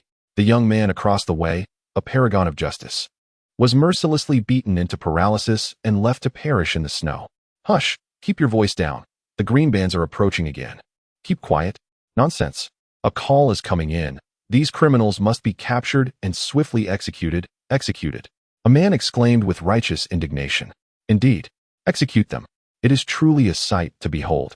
When calamity strikes, these scoundrels emerge in full view, ripe for capture. Someone shouted loudly, execute them, execute them. Others joined in the fervent chant. 2 individuals adorned with green armbands approached, fleeing in disgrace under the residents' disdainful glares. The warmth has returned. The villains have been vanquished. A woman cried out joyfully. The warmth has returned. The warmth has returned. Others echoed her sentiments with exuberance, filling the small square with a jubilant atmosphere. From a nearby apartment, someone opened a window and set off firecrackers. Ming, it truly has warmed up. How splendid. Kai Yongmei was so overwhelmed with excitement that tears streamed down her face, quickly freezing into delicate frost. Luo Tianming, too, was swept up by this wave of emotion. Though still harboring a kernel of disbelief, he thought, since everyone is laughing, let us all laugh together. Chapter 65, Night Operations. Jean Feiyu had vanished without a trace. The square was devoid of any souls, and her home was equally deserted. Luo Tianming hesitated to kick down her bedroom door. The radio still clutched in her hand was something he wished to reclaim for the latest updates. Otherwise, disbelief would linger. As dusk approached, the air grew increasingly humid, a clear sign of warming. By 7 in the evening, with nightfall, Luo Tianming found himself at the crossroads between the villa district and the high-rise residential area, finally awaiting the arrival of the seamstress, Xiao Zhao, who brought a black cloth bag. After a brief exchange, she hurried off, her demeanor tinged with anxiety. Upon returning indoors, Luo Tianming flicked on the dim camping lamp and rummaged through the contents of the bag. The first item he unearthed was a heavy long-sleeved cotton jacket, which he laid on the sofa for a thorough inspection. The inner fabric was made of black polyester, sturdy to the touch, while the exterior was adorned with an array of rectangular metal plates that glinted ominously. Goodness, is this armor? Kai Yongmei exclaimed in astonishment. Luo Tianming examined the metal plates for a moment before responding. This is merely a cotton jacket reinforced with iron plates. These are metal connectors typically found in hardware stores, used in furniture. But it appears rather exquisite. Its defensive capabilities must be considerable, Kai Yongmei remarked. Indeed, it should withstand dog bites, yet it has not been tempered, rendering its hardness somewhat lacking. Thus, its defensive attributes are merely average. Despite his words, Luo Tianming's heart swelled with joy, for this item was capable of deflecting blades.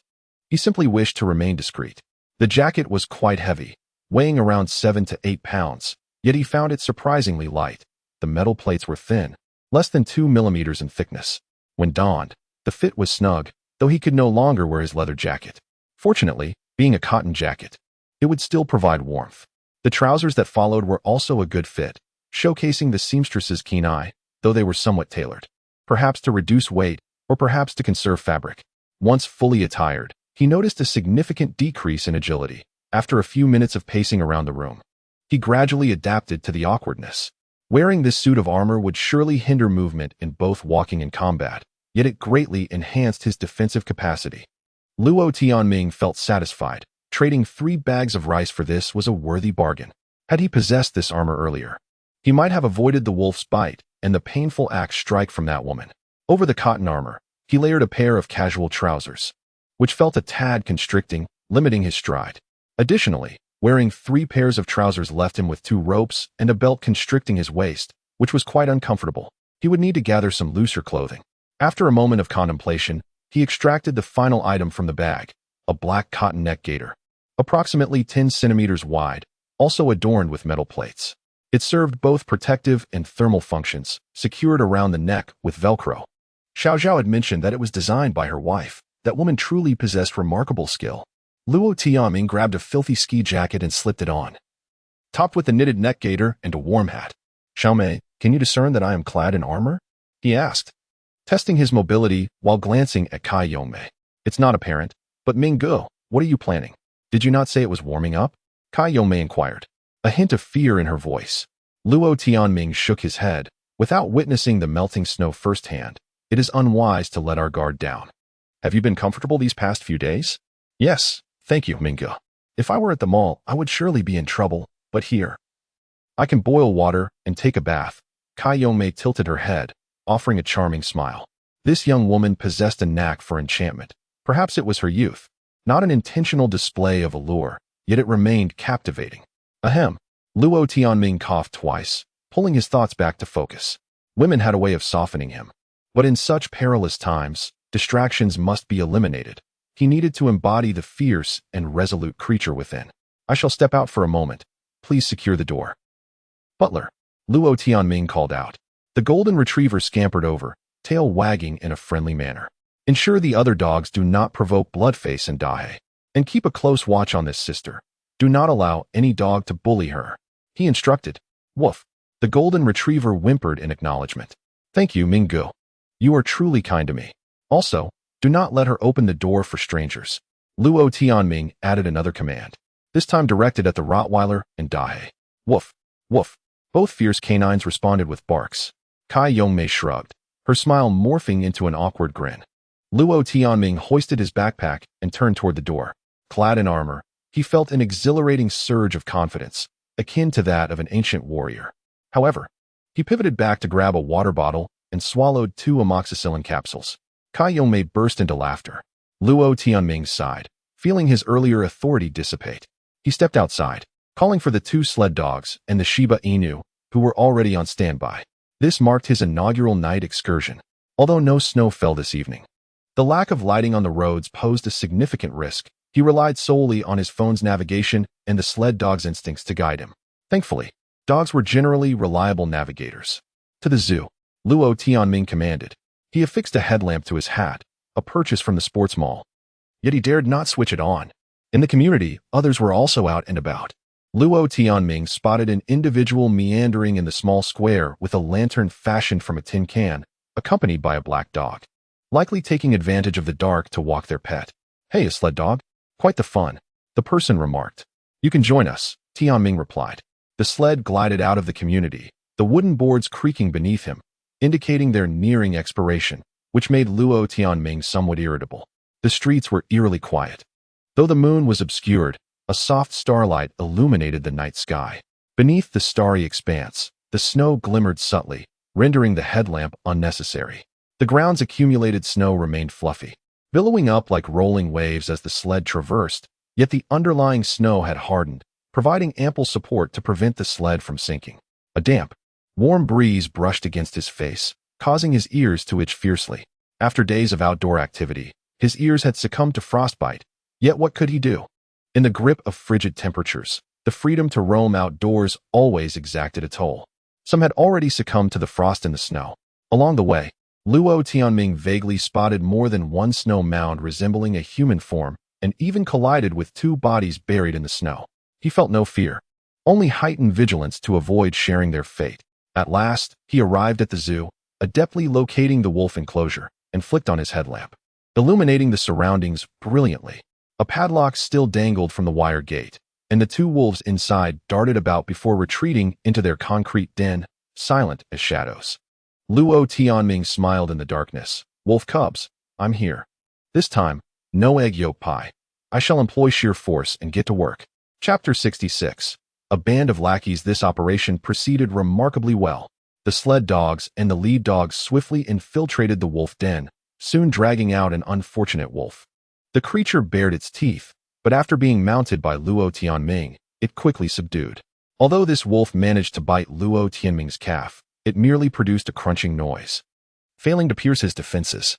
Its cunning nature nearly led it to bite Luo Tianming's hand, causing him to break into a cold sweat. He resolved to procure a pair of iron gloves for fish handling from the supermarket, Darenhua, at the next opportunity. After a considerable period of restraint, when the wolf began to whimper, Luo Tianming sensed its submission. Submit to me, recognize me as your master. He placed his hand upon the wolf's head. There was no need for spoken words, yet Luo Tianming felt that articulating his desires would provide a greater sense of clarity. Within 10 seconds, the wolf appeared dazed, and a mental link was established in Luo Tianming's mind. Your name shall be Wolf 3. Wolf 3. He patted the wolf's head. The creature grumbled, still somewhat bewildered. The next wolf was subdued in like manner and named Wolf 4. Luo Tianming gleaned further insights. Animals with a strong wild instinct are more challenging to tame. However, when cornered and their arrogance diminished, they will yield. Much like humans, no matter how proud one may be, when faced with desperation, a choice must be made, either succumb to death or bow down. Wolf 3 and Wolf 4 exhibited a sense of grievance, trailing behind on the return journey, their enthusiasm not matching that of the lead dog. Yet Luo Tianming was elated. Beneath the starlit sky, he could not restrain himself from shouting, "Ah!" The lead dog and the two sled dogs soon joined in, howling "Awoo! Awoo! Awoo!" Their voices, though melancholic, were not sorrowful, but rather filled with a sense of exhilaration. Sled dogs are, at their core, a type of wolf. Thus, this ensemble comprised a total of 5 wolves. Suddenly, Luo Tianming experienced a peculiar sensation. He felt as though he had transformed into a wolf, wandering and hunting with his pack. Upon returning to the villa, Kai Yongmei was so terrified that she trembled uncontrollably, nearly speechless. She could hardly muster the courage to venture outside. Despite her cunning nature, her faade had crumbled. She had long been aware that the lead dog was a wolf.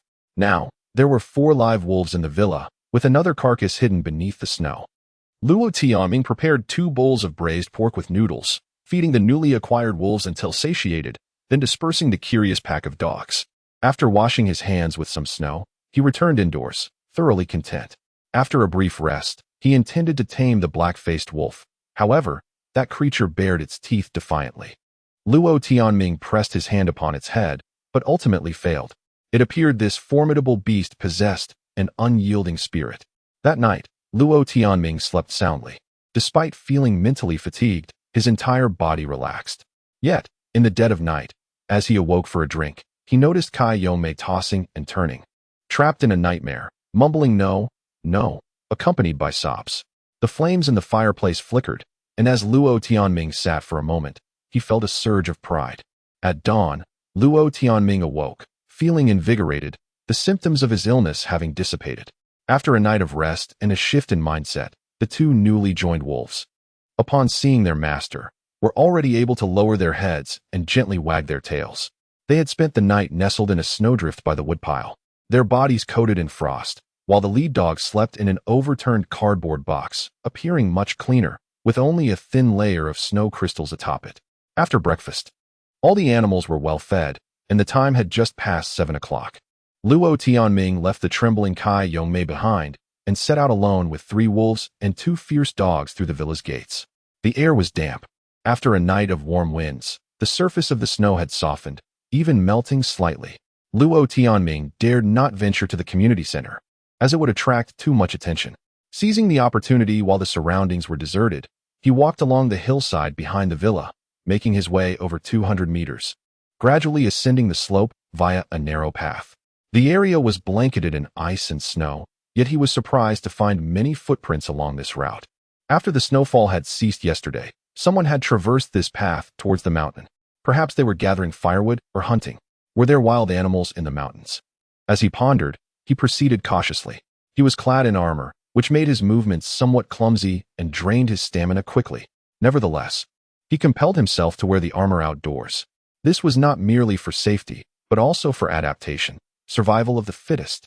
The environment was perilous, and he needed to proactively acclimatize to the low temperatures, the weighty gear, and the treacherous hearts of men. As he passed through the grove where bodies were buried, Luo Tianming observed. There were no human footprints in the secluded depression. Everything lay quietly beneath the snow, which had deepened. The three wolves became agitated, continuously sniffing, eager to investigate. "Come back," Luo Tianming called to the curious lead dog. "Do not touch anything there," he admonished, then turned to continue on his way. He did not wish for the wolves to consume a corpse. The mere thought sent chills down his spine. He traversed through the woods, delving deeper into the wilderness. After a few minutes, he began to feel slightly warm. The weather was warming, with the temperature perhaps rising to -30 degrees. It was significantly higher than the previous days. The insulation provided by his padded armor was quite effective. Although it was exhausting, he needed to continue adapting until he could move with ease, treating this gear as a weighted vest. Woof, woof. The large black dog suddenly barked. The Rottweiler wagged its tail, keeping a vigilant watch on the distance. These two dogs did not play with the three wolves, yet they remained steadfastly by Luo Tianming's side. The three wolves roamed nearby, sometimes even sprinting 100 meters away. Luo Tianming took a deep breath and pressed onward. Well-fed wolves possessed greater combat prowess than dogs. Even though the two fierce dogs bore injuries, they fought with reckless abandon. Luo Tianming believed that his team, relying solely on the dogs and wolves, could easily take on 6 or 7 men. And he was a robust man clad in armor. There was little to fear. "Hey, friend, could you please control your dog? It's quite intimidating," a man shouted from a distance. "Do not attack," Luo Tianming called out, gesturing towards the lead dog. The wolf seemed to understand his intent, growling softly, and the three wolves scattered, disappearing into the surrounding woods. Woof, woof. The barking echoed from afar as a man approached, stepping cautiously, followed by a small black and tan wolf dog, its long tongue lolling out as it scanned its surroundings anxiously. With the man bringing a dog, the stealth of the wolves was significantly diminished. Luo Tianming smiled and halted, waiting for the man to approach. As the man drew nearer, Luo Tianming noticed a brown leather utility belt tied around his waist, from which hung 2 squirrels. "Hello, neighbor," the man greeted amiably, then lowered his scarf to reveal his face. He was a man of about 30, with a lean face and prominent jaw muscles, exuding a strong character. "Hello, out hunting so early?" Luo Tianming inquired. "Not too early. My wife and children are still hungry," the man replied, patting the squirrels at his waist, then added, "Your dogs are impressive. The Rottweiler, and that one that resembles a wolf, must be a Czech wolf dog, right?" Luo Tianming nodded, saying, "About that, these dogs are all adopted, and their lineage is quite mixed, so I'm not very knowledgeable." "Quite remarkable," the man praised, glancing at his little wolf dog. Then continued, "Many dogs in the community have been lost. Be cautious. That's why I'm walking my dog here." "Is there much game in the mountains?" Luo Tianming asked. The man chuckled and shook his head. "There are only squirrels around here. Perhaps venturing deeper might yield something else. But I fear for my life and dare not wander far. You should be stronger than I. With so many dogs, no one would dare to challenge you. Farewell, my family awaits breakfast." He waved his hand and continued on his way. He bore a camouflage bow on his back, equipped with 2 pulleys, exuding an air of advanced technology, suggesting formidable power. In these extraordinary times, trust is a rare commodity. Should one encounter such a person in the depths of the mountains, who could foresee the consequences? Yet, with a band of followers at his side, the fear would soon shift to the other party. After an hour of walking the wolf in the mountains, Luo Tianming was drenched in sweat. The temperature was rising rapidly, and he was overdressed, especially in the 2 layers of cotton-padded armor, which were virtually airtight, leaving him soaked and exhausted. Back at the villa, Luo Tianming rested by the fireplace for a while. His thermal underwear was saturated with sweat, clinging uncomfortably to his skin. Unwilling to bother changing, Luo Tianming could only rely on his body heat to gradually warm them. Suddenly, there was a series of knocks on the gate outside, accompanied by a woman's shouts. It sounded like Jean Feiyu. Upon opening the gate, it was indeed her. "Heavens, you have so many dogs here. I hope they don't bite me," Jean Feiyu exclaimed with a cheerful grin, her breath misting in the air. After bringing her into the living room, the space felt instantly more crowded, with a flurry of dogs darting about. Luo Tianming, growing weary of the commotion, herded them all back into the yard. "This place is truly wonderful, and you even have a fireplace," Jean Feiyu exclaimed, holding her hands out to the warmth. Many apartments in the residential buildings have broken windows, turning the rooms into icy caverns.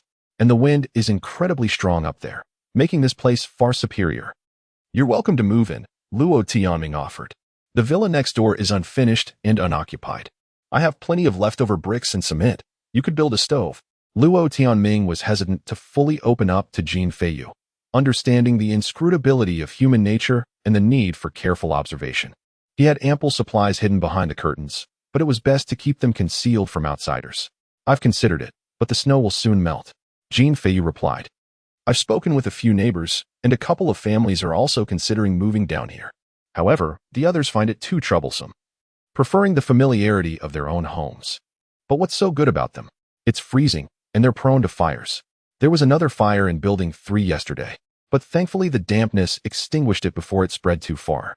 As they conversed, Kai Yongmei helped to boil water for coffee, and Luo Tianming offered some egg yolk pies. Jin Feiyu eagerly devoured them, as if she hadn't eaten in days.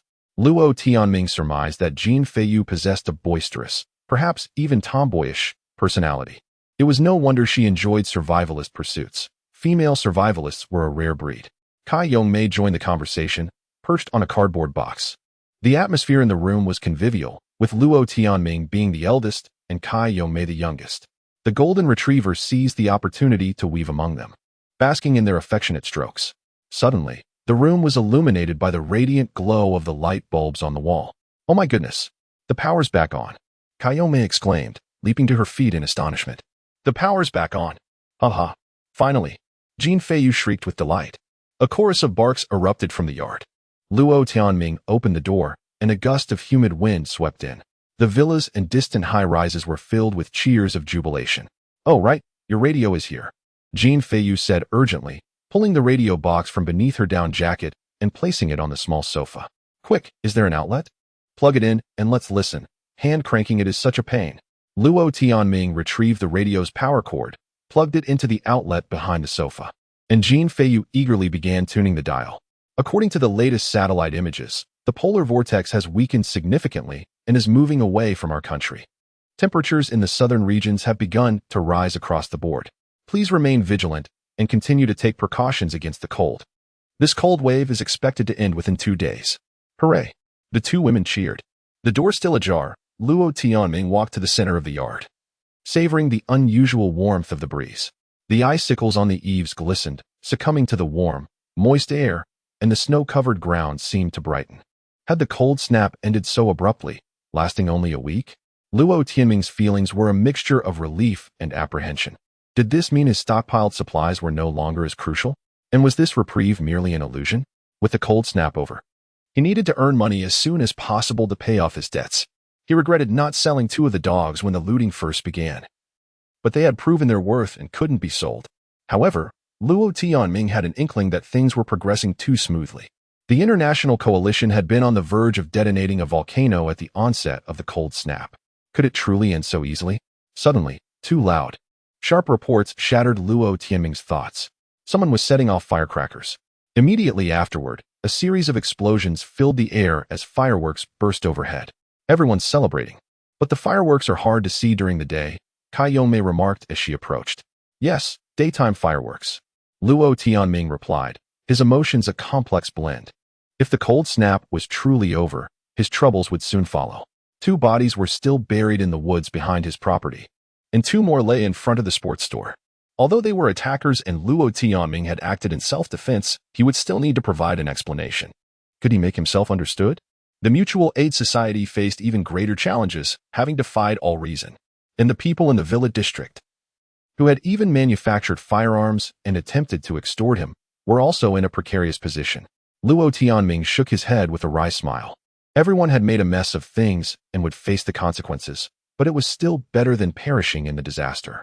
In the community, on the streets outside, many people lay buried beneath the snowdrifts. Capitalizing on the return of electricity, Jin Feiyu settled on the sofa to charge her phone, and Kai Yongmei also plugged in her charger. Around noon, Luo Tianming invited Jin Feiyu to stay for lunch. Since the cold snap was ending and he had an abundance of supplies, he might as well treat a friend. Although the meal consisted of canned goods, rice, and dehydrated vegetables, Jin Feiyu devoured it without any pretense of daintiness. much like Cai Yongmei had upon her arrival. After the meal, they enjoyed coffee and black tea, and Jin Feiyu's laughter echoed through the room. Luo Tianming closed the door and removed the foam insulation panels from the windows, instantly brightening the room. Around 2 p.m., all three of their phones buzzed simultaneously with a flurry of notifications, indicating that network service had been restored. Cheers erupted from all around. Mingji, let's add each other as friends, Cai Yongmei suggested, holding up her phone. Sure, how is your boyfriend doing? Luo Tianming asked as he scanned the beauty's QR code. He hasn't responded yet, and I can't reach him by phone. He might not have a signal yet, Cai Yongmei replied. Oh, you two aren't. I assumed. Jin Feiyu looked at Cai Yongmei curiously, then pulled out her own phone. Mingji, we're friends, let's add each other too. Luo Tianming smiled and nodded. Adding Jin Feiyu as a friend on WeChat. Have you seen? That Bosnio is in big trouble.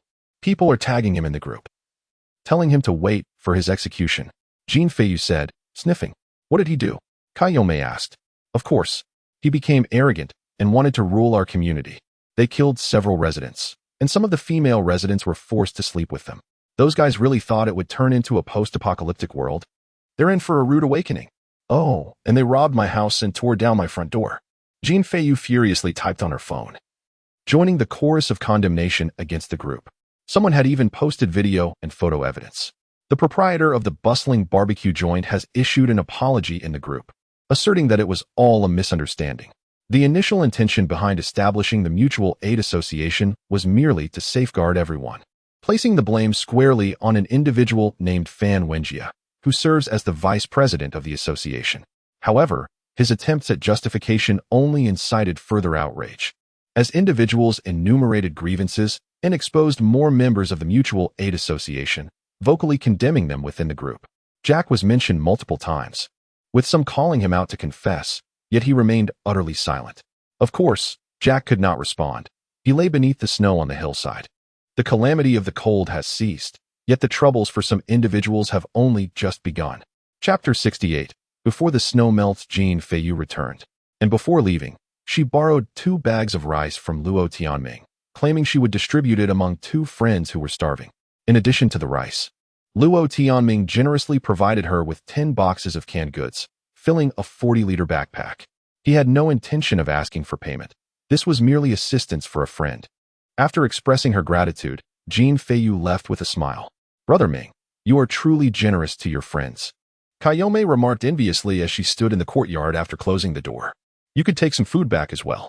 Have you made contact yet? Luo Tianming inquired, having noticed that the woman had made several phone calls earlier, seemingly trying to reach someone. Not yet, but I have gotten in touch with the team leader. We are still awaiting notification. The items in the store are free anyway, that's not an issue. Brother Ming, should we do something about the items at the store entrance? Cai Yongmei asked cautiously. There's no need to worry. I acted in self-defense. If I dispose of them, it could become complicated, Luo Tianming replied calmly. Cai Yongmei nodded, saying, well, I didn't see anything. Luo Tianming shook his head helplessly. Don't be careless. The broadcast warned us to remain vigilant. Last time, the weather warmed up, and we were hit by hail. It's best to confirm safety first. Suddenly, a thunderous boom resonated from the sky. Luo Tianming looked up, frowning as the atmosphere darkened within a minute, the wind carrying a chilling bite. Once again, the weather was turning. Let us go inside. It might hail again, Luo Tianming murmured. He glanced at the 3 wolves wandering in the yard, feeling a surge of anxiety. The wolves were reluctant to enter the house. They needed a proper den. Xiaomei, help me boil some water to melt the snow. I need it for mixing mortar, Luo Tianming instructed. He removed his ski suit and immediately set to work. In the corner near the gate of the yard, he used a shovel to level a patch of snow and laid down bricks. After pouring cement and sand beside it, Cai Yongmei brought a kettle, and Luo Tianming began his task. The temperature was frigid. The boiling water froze before he could mix it. Luo Tianming stood there for several seconds, feeling foolish. In this icy weather, why mix cement? Snow would suffice. He used snow as an adhesive, hastily constructing a wolf den in the corner, not caring whether it would hold. The bricks were stacked haphazardly, and he hoped they wouldn't collapse. The air grew colder, likely dropping to -30 degrees. Yet, Luo Tianming was sweating, as he wore armor underneath, making his body feel warm. The sweat was absorbed by his clothing, slowly drying. After over an hour of toil, The rudimentary brick wolf den was finally completed. The base was barely rectangular, tapering upward, covered with a thin wooden board at the back, and after laying bricks on top, it was sealed. Though it appeared crooked and uneven, once water was poured over it, the surface solidified, looking quite sturdy. Luo Tianming laid a rational blanket inside and crawled into the den, finding it relatively spacious.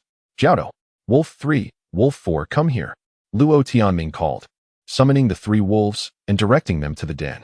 Jiaodo was the first to enter, lying contentedly on the blanket, followed by the other 2 wolves, who quickly accepted their new home. You are amazing. These wolves, no, these dogs, listen to you so well, Kai Yomei complimented. Yet, Luo Tianming's brow furrowed, his sense of unease growing. Although it had not hailed, and the thunder had long ceased, he felt restless. Animals are sensitive. The wolves dutifully entered the house, suggesting some lurking danger. The sky was ominously dark, resembling dusk, and night fell swiftly. Let us go inside. Luo Tianming leaned the shovel against the wall and discarded his worn gloves. Upon returning indoors, he turned on the radio, which intermittently broadcast updates on the cold disaster. However, there were no new warnings, nor could he find a local news station. Nevertheless, the all-band radio received signals from a walkie-talkie, indicating that certain agencies were engaged in emergency repairs and organizing evacuations, but the signal was weak. After a while, a muffled thunder rolled outside, and it began to snow again. The WeChat group buzzed with activity, with someone claiming this was the last wave of cold, unlikely to affect the warming trend. The mutual aid group's discussions fell silent, perhaps frightened or engaged in private exchanges elsewhere. Night descended rapidly. By 5 o'clock, it was pitch dark, and the cold wind began to howl. The temperature plummeted to about -40 degrees. Brother Ming, my boyfriend sent a message. He has no signal there, but he switched to a new phone and can send satellite texts. Kai Yongmei exclaimed with excitement. Luo Tianming replied, his mind elsewhere. Jean Feiyu had just added him to a group, and soon others joined, swelling the membership to over 20. Hello, neighbors. Please do not add others to this group without permission. We only accept acquaintances here. Jean Feiyu cautioned. That's fine. This is a reliable colleague of mine.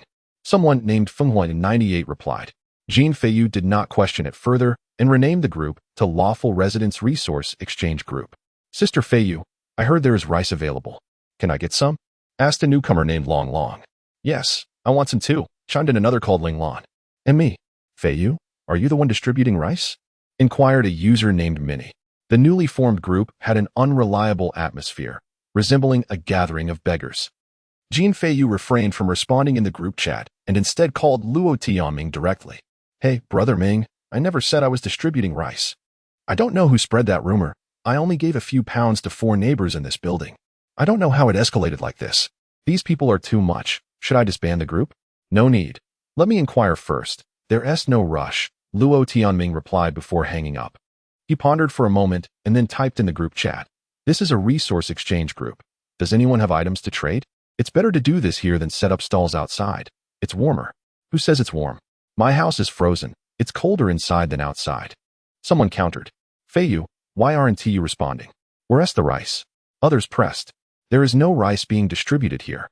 Whoever claimed there was rice is responsible for that. I'm still starving. Jean Feiyu snapped angrily. Young lady, don't lose your temper, a voice cautioned. Luo Tianming typed. This is a resource exchange group. It has warmed up. Distributing aid is the community's responsibility. Let us quickly exchange information. We may lose the network again. Who are you? If you don't want rice, then be quiet. Others are starving too. Don't cause trouble. A user named Pinglon Guanhai retorted. In less than 3 seconds, Feiyu removed Pinglon Guanhai from the group. A heated argument erupted, and a few members left the group on their own. Finally, Minnie spoke up again. I apologize. I might have been mistaken. Does anyone need a power bank? I have over 10 left from the company gifts, all charged and ready for use. I'll trade you a markup of rice for 2 power banks. That's a fair deal, given how expensive rice is now. Fenghuan 98 proposed. Okay. I'm in building 5, room 1801. Can you come up? I can't go down, Minnie replied. At last, some began to exchange resources, and Luo Tianming observed silently. Humans are the most challenging creatures to organize. If you are willing to reason, everyone has their own rationale. Perhaps there are groups that exude harmony, where everyone is understanding. However, such instances are rare. At least within this circle, no one is inclined to heed commands. After a while, someone, undeterred, inquired again about the free rice. And soon after, another individual was added to the group, causing the number of members to surge past 50 in the blink of an eye. I can construct a wind turbine using PVC pipes. It occupies little space and can easily fit into a backpack. It can charge a mobile phone and power a 4-watt LED bulb. Is anyone interested? 5 kilograms of rice, one individual named Luo Wenbo stated. Yet, no one seemed keen on purchasing it. Some even mocked him for either being unaware of the rice's value or assuming others were foolish. Luo Tianming pondered for a moment before sending a friend request to this person. The ability to create a wind turbine could prove to be quite advantageous. Although everyone eagerly anticipates the end of the cold wave, the crisis remains unresolved until the snow melts. Chapter 69. A conspiracy unveiled. Luo Wenbo sent a video featuring a simplistic design of a wind turbine, resembling a mere tube. The upper part diverged from traditional fan shapes, instead incorporating 3 vertical blades fashioned from cut plastic sheets. This contraption appeared akin to a column or a floor lamp, rotating around a vertical axis when wind was present, emphasizing portability. After some discussion, the counterpart agreed to weld a reverse charging line, allowing for a connection to a power bank. The individual seemed anxious to finalize the transaction. Likely driven by hunger, Luo Tianming arranged to meet him at a small square. Under the cover of night, he took half a bag of rice and stepped outside, while 3 wolves stealthily prowled nearby. "Stop! Who goes there?" a man shouted from the shadows. A flashlight suddenly illuminated the scene, momentarily blinding Luo Tianming. "What do you want?" he retorted, angered. The man blocking his path was one of the burly figures who had previously confronted him on the road, accompanied by Lu Hongbing. And he had a foul mouth. "You again, Luo the errand boy. This time, I recognized you, haha." The man laughed. "You've received a call. Aren't you afraid of being caught? The Mutual Aid Society has gone quiet." Luo Tianming probed. "Nonsense. Brother Bing said it's just a temporary thaw. You've recovered. Haven't you? Keep a low profile from now on, and don't be ungrateful." The man blurted out, seemingly oblivious. Sighing, Luo Tianming took a few seconds before inquiring. "What is your surname?" "Wang Zhuguo. You can call me Brother Gua," the man replied. Luo Tianming nodded and turned to leave. "Stop. What are you doing out so late?" Wang Zhuguo pressed from behind. "Don't be ridiculous. I'm just swapping some items," Luo Tianming stated. "Swapping what?" Wang Zhuguo insisted. "A power bank. Why do you keep staring at me?" "Haha. I'm a sentinel. You'll have to report to me about any developments. Go on. But check in when you return. Don't stir up trouble," Wang Zhuguo boasted, waving his flashlight. Luo Tianming remained silent as he walked forward, the 3 wolves stealthily weaving past Wang Zhuguo. These cunning wolves seemed to understand the importance of silence.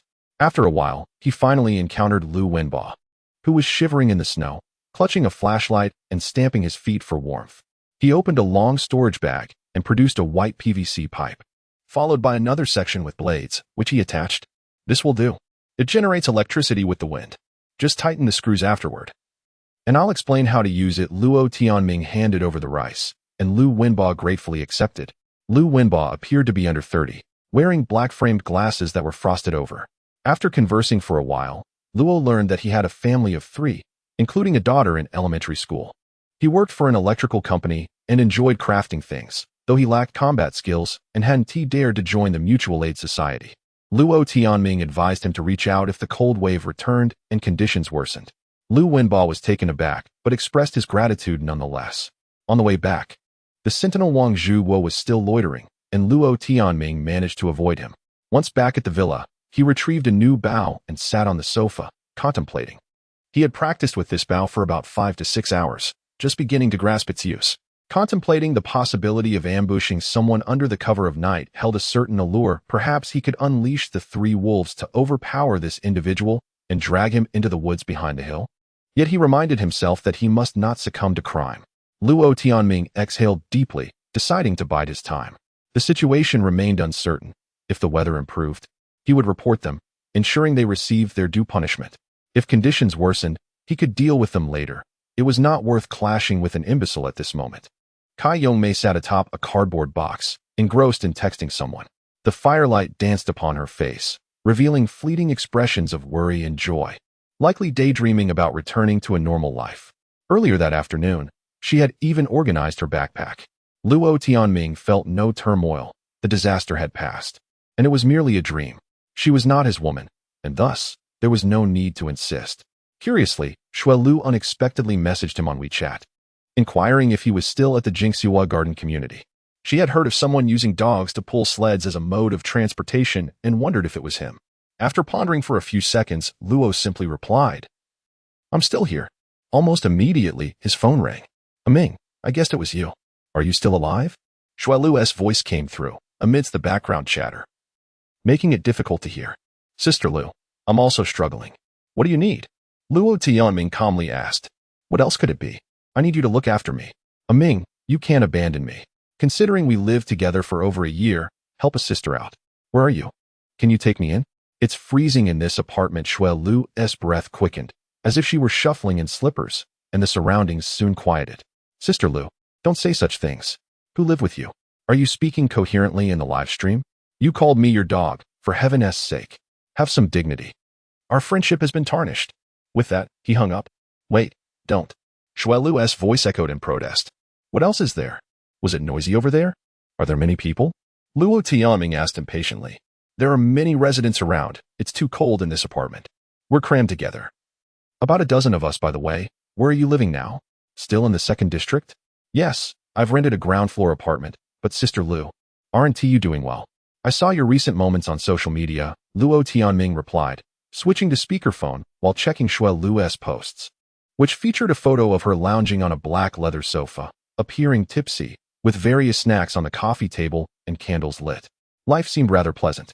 After a moment of silence, Xuelu's tone shifted to one of lamentation. "Ming, I'm sorry, I said some foolish things earlier. Can you forgive me? You know I'm not well educated. I was just boasting to my fans. You're from a prestigious university, and I wanted a boyfriend from a notable school in truth. I'm struggling. Every day is a battle, and I can hardly hold on. Please help me. Can we meet to discuss this? I'll make it up to you.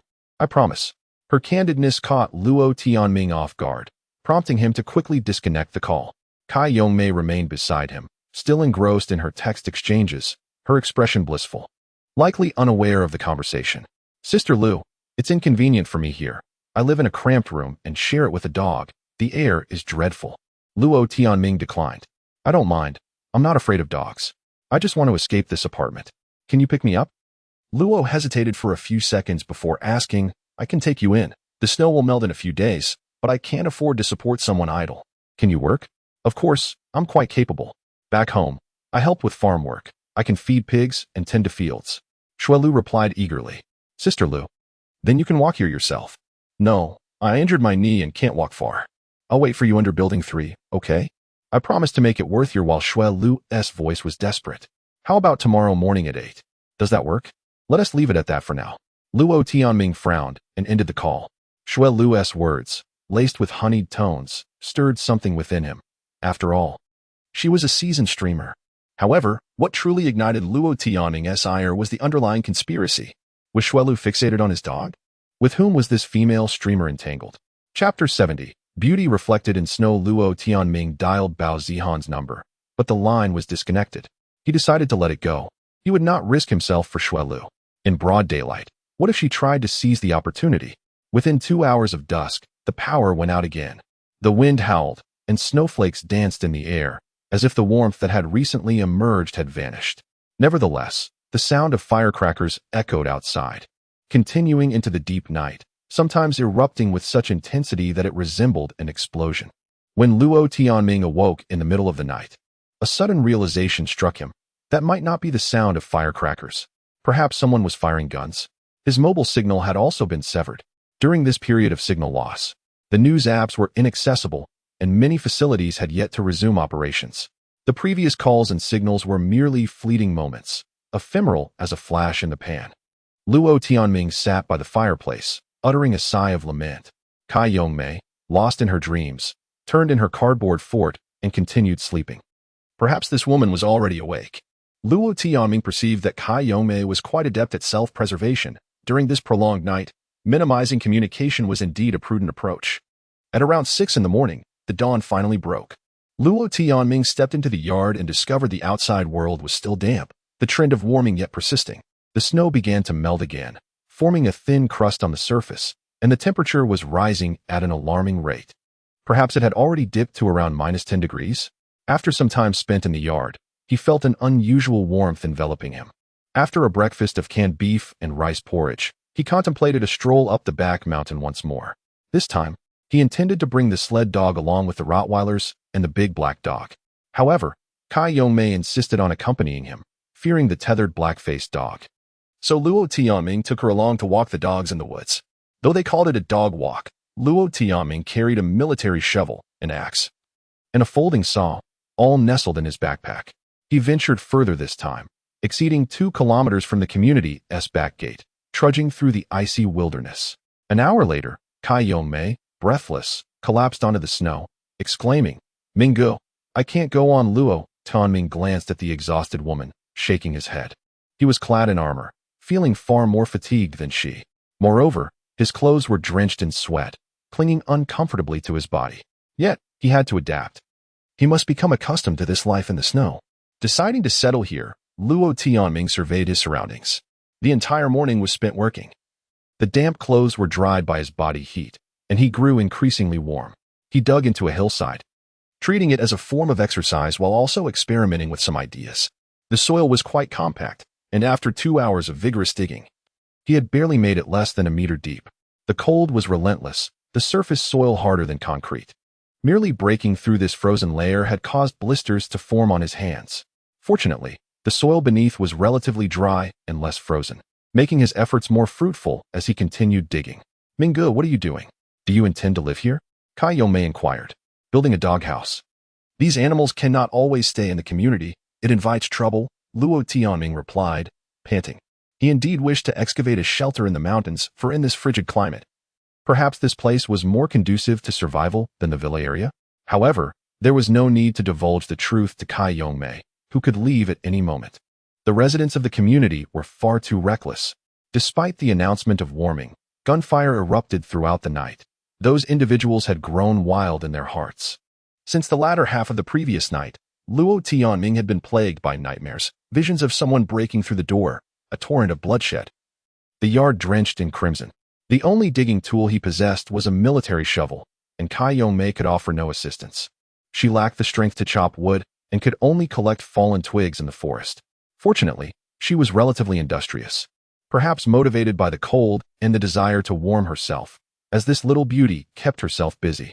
During their breaks, Luo Tianming opened the folding saw and, along with the axe, felled a tree the size of a thigh. He stacked a pile of dry branches nearby and sat with Kai Yongmei on a log to warm themselves by the fire. The dogs returned, frolicking in the snow, becoming familiar with the 3 wolves, occasionally standing together to sniff one another's rear ends.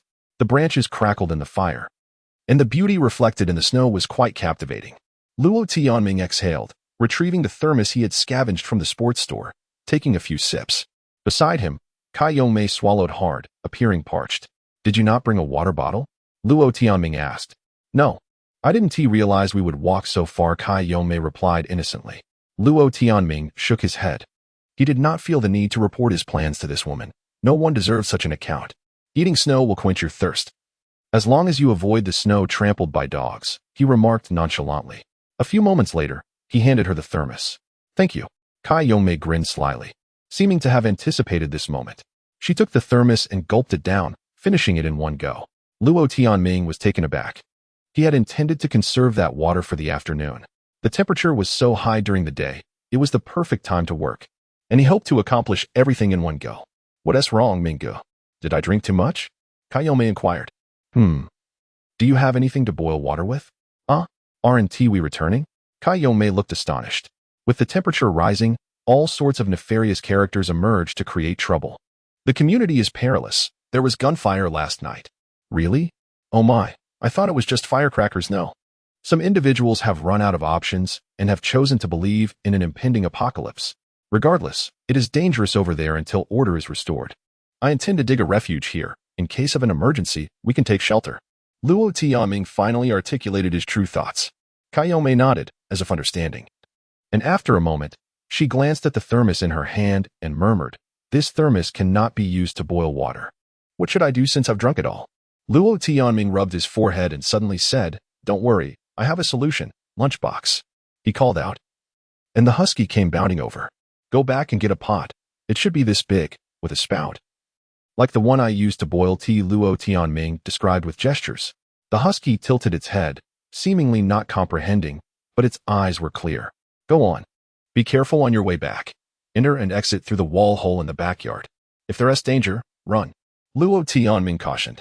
The husky barked and swiftly dashed away.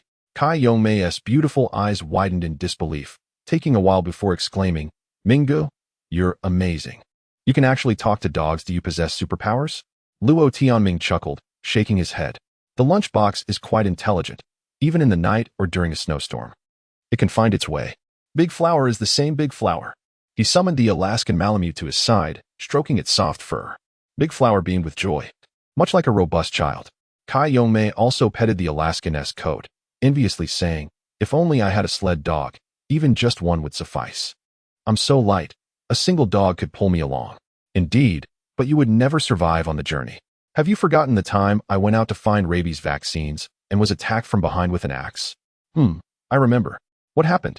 I was surrounded by 3 people. They intended to bury me in the snow. Luo Tianming recounted the harrowing experience at the Canine Injury Department of the West District Hospital, also mentioning being shot at with arrows by strangers. Alas, how could humanity have devolved to this? It is truly terrifying. Kai Yongmei sighed. Luo Tianming, grasping his survival knife, picked up a branch and began to whittle it. Once order is lost, everyone turns into a villain. Perhaps humanity is inherently a rather wicked creature. He remarked. That's not true, Mingu. I believe you're a genuinely good person. Kai Yongmei responded earnestly. Luo Tianming paused, his breath hitching, and after several moments, he spoke softly. Xiaomei, if you continue to bestow upon me the title of a good person, I shall have no choice but to prove it through my actions. I'm so sorry. That wasn't my intention. Kai Yongmei stammered, her anxiety apparent. Luo Tianming shook his head, resuming his task of carving the stick. A breeze swept through the forest, causing snowflakes to cascade from the trees like swirling sands. Kai Yongmei began drawing circles in the snow with her finger, and suddenly, she burst into laughter. Mingu, thank you for saving me. Chapter 71. The dangerous aroma. As the husky returned with a water bottle in its mouth, the golden retriever unexpectedly followed, carrying a fluffy squirrel. Butler, did you catch this? Luo Tianming exclaimed in astonishment as he took the squirrel from the dog's mouth. Woof. The golden retriever barked proudly. Kai Yongmei took the squirrel, gently stroking it as she lamented, poor little squirrel, its body is still so soft. Wait until food runs out. You won't feel sorry for it then. You'll dream of eating squirrels, believe it or not. Luo Tianming replied. No way. How could there be no food? Didn't they say it would warm up? It's so hot today. Kai Yongmei countered. I don't think it's that simple. Let's wait for further news. Luo Tianming said, tossing the squirrel far away. The golden retriever instantly dashed off like a missile towards the landing spot. Giotto. Wolf 3. Wolf 4. Come here. Luo Tianming called as he stood up. 3 wolves emerged from the woods, swift as the wind, reaching him within 10 seconds. You 3. And Daho, go hunt. Do you understand? Find food. I don't want squirrels. I want something larger, like wild boars or anything else. Go. Luo Tianming commanded loudly. Awoo. Giotto raised its neck and let out a long howl. Awoo. The other 2 wolves joined in, prompting the husky and the Alaskan to howl along. As if they were a pack of wolves. The 5 wolves disappeared into the dense forest, and Luo Tianming gazed into the distance, feeling a peculiar emotion. Who would become the leader of this pack? Giotto, or the unyielding black-faced wolf? No, there already is a leader. Mingu, you are amazing. I think. You are truly the king of wolves. Kai Yongmei said. Luo Tianming smiled. He could neither deny nor respond to her statement. With the water bottle ready, he filled it with snow and placed it over the campfire to heat. After a while, the water began to boil, and he took out some compressed biscuits to share with Kai Yongmei. Unbeknownst to them, they had spent several days together, establishing a basic understanding. Kai Yongmei was beautiful and clever, even cunning, but it was all for survival. She conducted herself with decorum, though sadly, she was someone else's girlfriend. Luo Tianming felt regret for only a few seconds before letting it go. In this snow-covered forest, a woman truly could not be as useful as a dog. Suddenly, a wolf howl echoed from afar, followed by more howls. Mingu, what is happening? Kai Yongmei asked anxiously. Don't worry, they are happy. They might have caught prey. Luo Tianming reassured her. Moments later, a pack of wolf-like creatures descended from the opposite hillside, quickly approaching. Giotto and Wolf 4 each carried a fluffy item in their mouths. It was a rabbit. The two wolves placed the rabbit on the snow and excitedly circled around it. Well done. This is a reward. Luo Tianming tossed out 2 egg yolk pies, which the wolves caught in their mouths and swallowed in one bite. Continue hunting. Bring back 3 more before returning, Luo Tianming instructed. The mixed wolf pack set off again, heading in the same direction as before. Mingge, why did you only give 2 wolves the egg yolk pies? What about the other wolves and dogs? Kayome inquired. This is a system of merit. Animals have a strong sense of hierarchy, and we cannot promote egalitarianism. However, different roles can be rewarded separately, Luo Tianming explained. Tossing an egg yolk pie to the Rottweiler and the large black dog, and stuffing another into the golden retriever's mouth, saying, hurry back. Your duty is to guard the home. Don't let that black-faced fellow escape. Go. He patted the golden retriever's head, and the dog wagged its tail, reluctantly running off. Hey, what happened to that squirrel? Kayome looked around curiously. It's eaten. The golden retriever is a hunting dog. It swallowed it long ago, Luo Tianming chuckled. After a while, the mixed wolf pack returned, indeed bringing back 3 rabbits. This time, the credit went to Giotto and Wolf 3, while the 2 dogs returned empty-handed. Luo Tianming tossed egg yolk pies to the 3 wolves and gently patted the dogs' heads. In the future, he realized, he shouldn't let dogs hunt alongside wolves. Otherwise, they would surely be overrun. Mingge, let me handle the rabbits. I have participated in several outdoor activities organized by the company. I'm quite skilled at barbecuing. Kayome volunteered, standing up. Luo Tianming handed her the survival knife. The campfire blazed, water boiled in the kettle, and the dogs and wolves played nearby. Luo Tianming wielded a shovel, continuing to dig the cave. During the noon break, he and Kayome shared a rabbit, leaving the remaining pieces on the ground. A swarm of wolves and dogs rushed forward, devouring everything in an instant. The husky got nothing and barked in frustration, prompting Luo Tianming to offer it 2 egg yolk pies as consolation. As the temperature rose, the trees nearby began to drip with melting snow, revealing their dark hues. By around 4 in the afternoon, the cave had reached a depth of 2 meters. The entrance had a diameter of only 1 meter. But inside it opened up into a spacious cavity, though one could not stand upright inside. They had to bend over. Here, it resembled a beast's den. Let us go. We'll return tomorrow, Luo Tianming said with lingering desire. Kayome responded. For some reason, she seemed distracted, lost in thought.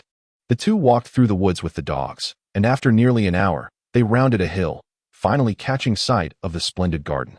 In the twilight, a tall building was ablaze, thick smoke billowing, flames leaping into the sky.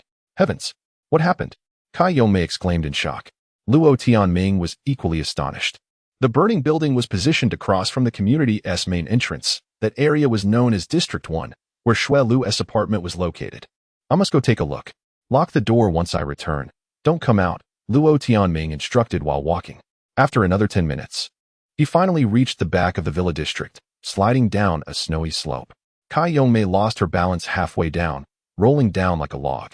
Her face scrunched up as if about to cry. However, the atmosphere in the community was tense. Many people were rushing out, eager to witness the commotion. Some wielded spears and axes, while others carried makeshift guns fashioned from galvanized pipes, forming groups that resembled gangs.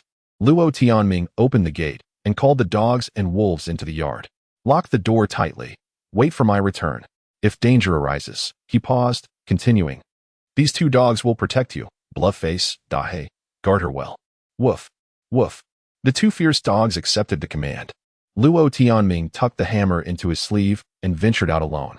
Bang! A distant explosion rang out, sounding like a makeshift gun firing. Bang! Bang!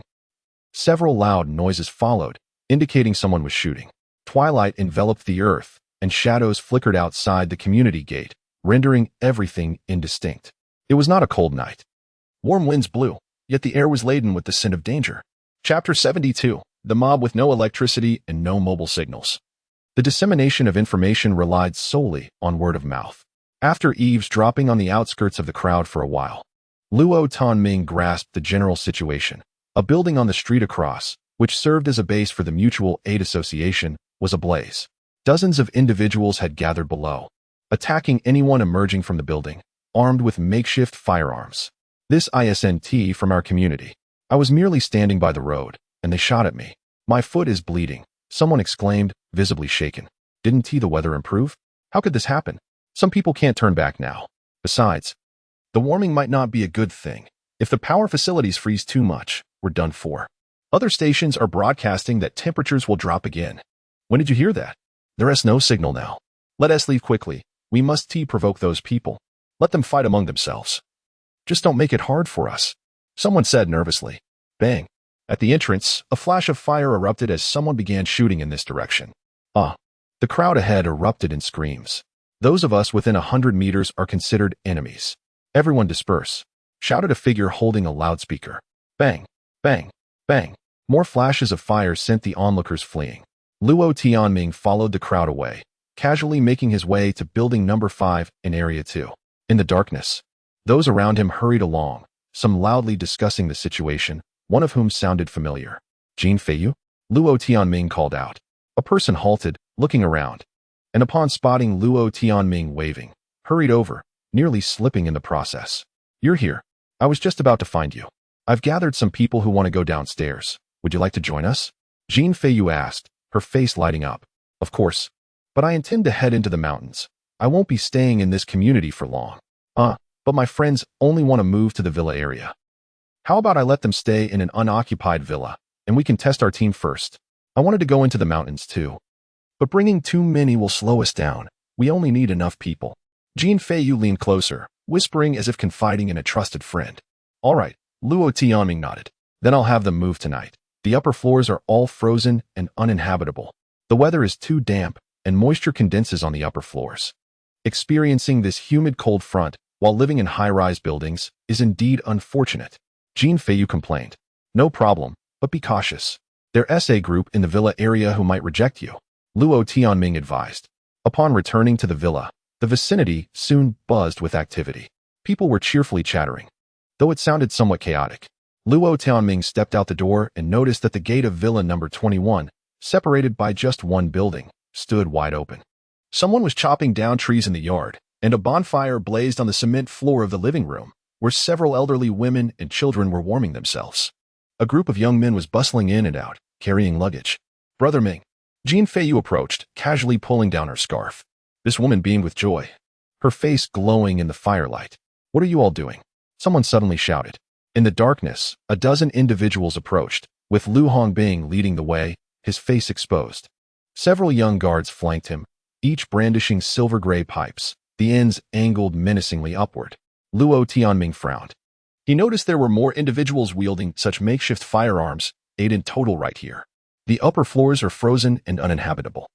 We need to take refuge here temporarily until the weather improves, Jin Feiyu stated. Is this your place? Mind your own business. A man retorted. You all must leave immediately. This area belongs to our patrol team. Get out. Lu Hongbing bellowed, exuding authority as if he were a significant figure. Get out, echoed his followers, all aiming their makeshift guns at the crowd. Are you bandits? A woman shrieked. Don't act recklessly. We are recording a video. The authorities have instructed residents to do their utmost to save themselves, and all public facilities and resources are to be used freely. This place is unoccupied, still a shell. What is wrong with us staying here temporarily? A man shouted. Everyone, don't be afraid. They won't dare shoot as soon as the signal returns. We'll report these thugs. Get lost. We're freezing to death. Anyone who obstructs my refuge is the real villain. We can defend ourselves.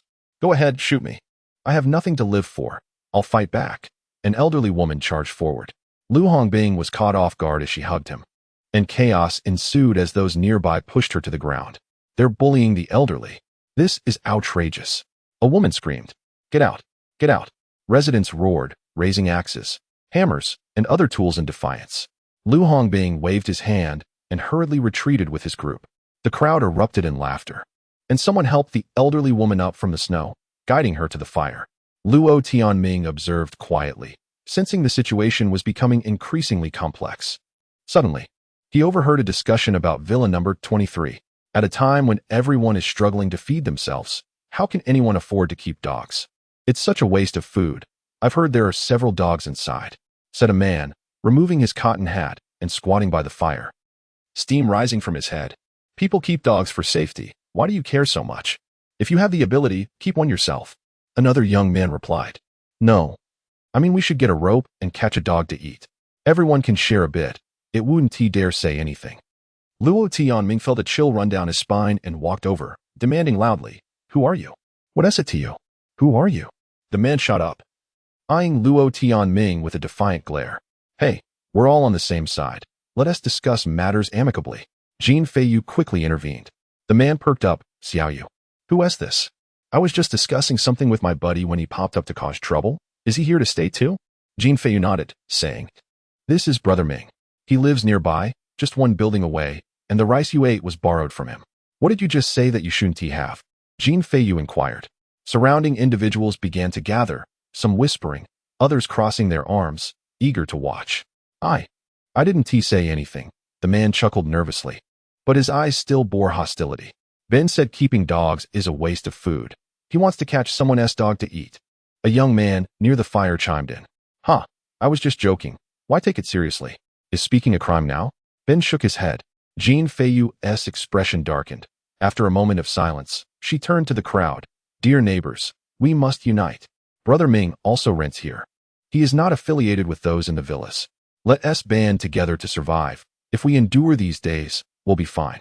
Please do not let chaos ensue. Xiaoyu, stop saying these pointless things. This place isn't his. If he provided food to sustain us, then we might listen to him. Otherwise, who knows anyone here? If I'm starving, I won't care about anyone." Ben asserted defiantly. "Ben is right," a man shouted from the side. "We are all residents. Let us look after ourselves. I haven't taken any of your rice." Another man added, "Brother, is there any rice left? Give me a bag, and I shall speak on your behalf." A man exclaimed provocatively, "All right, enough of the noise. We are all neighbors, and to reside here is already a matter of fate." An elderly woman interjected, "Young man, do not be so stingy. You must have stockpiled provisions. Lend me a little, and I shall repay you in a few days.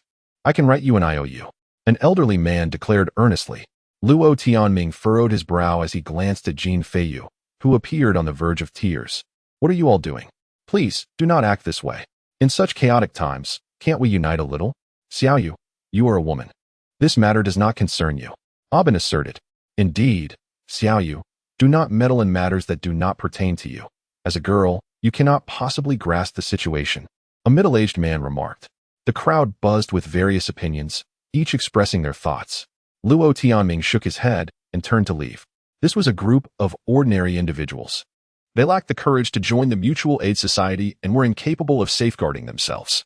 Yet, when it came to internal strife, dragging others down, and bullying the weak, many were quite adept. With just a few troublemakers, the entire team could be thrown into disarray, devolving into a rabble. Chapter 73, Unruly in the Snowy Expanse Outside. Luo Tianming stood for a while when Jin Feiyu hurried over, accompanied by two individuals. "Bro, this is Yuan Ting, and this is Li Jinhao, my friends. They are quite reliable. You should greet Minggu," Jin Feiyu said. "Minggu, hello. Minggu, hello." The two removed their scarves to reveal their youthful faces, their voices brimming with vitality. Luo Tianming also lowered his scarf and shook their hands. "Bro, as you can see, those neighbors are just like that. They often bicker in the group chat, but I never anticipated they would be this extreme. It's all right, as long as we have a few trustworthy people. That's all that matters. We're here to survive, not for anything else," Luo Tianming replied with a smile. He hadn't expected the individuals Jin Feiyu brought to be so untrustworthy, but the situation had already unfolded.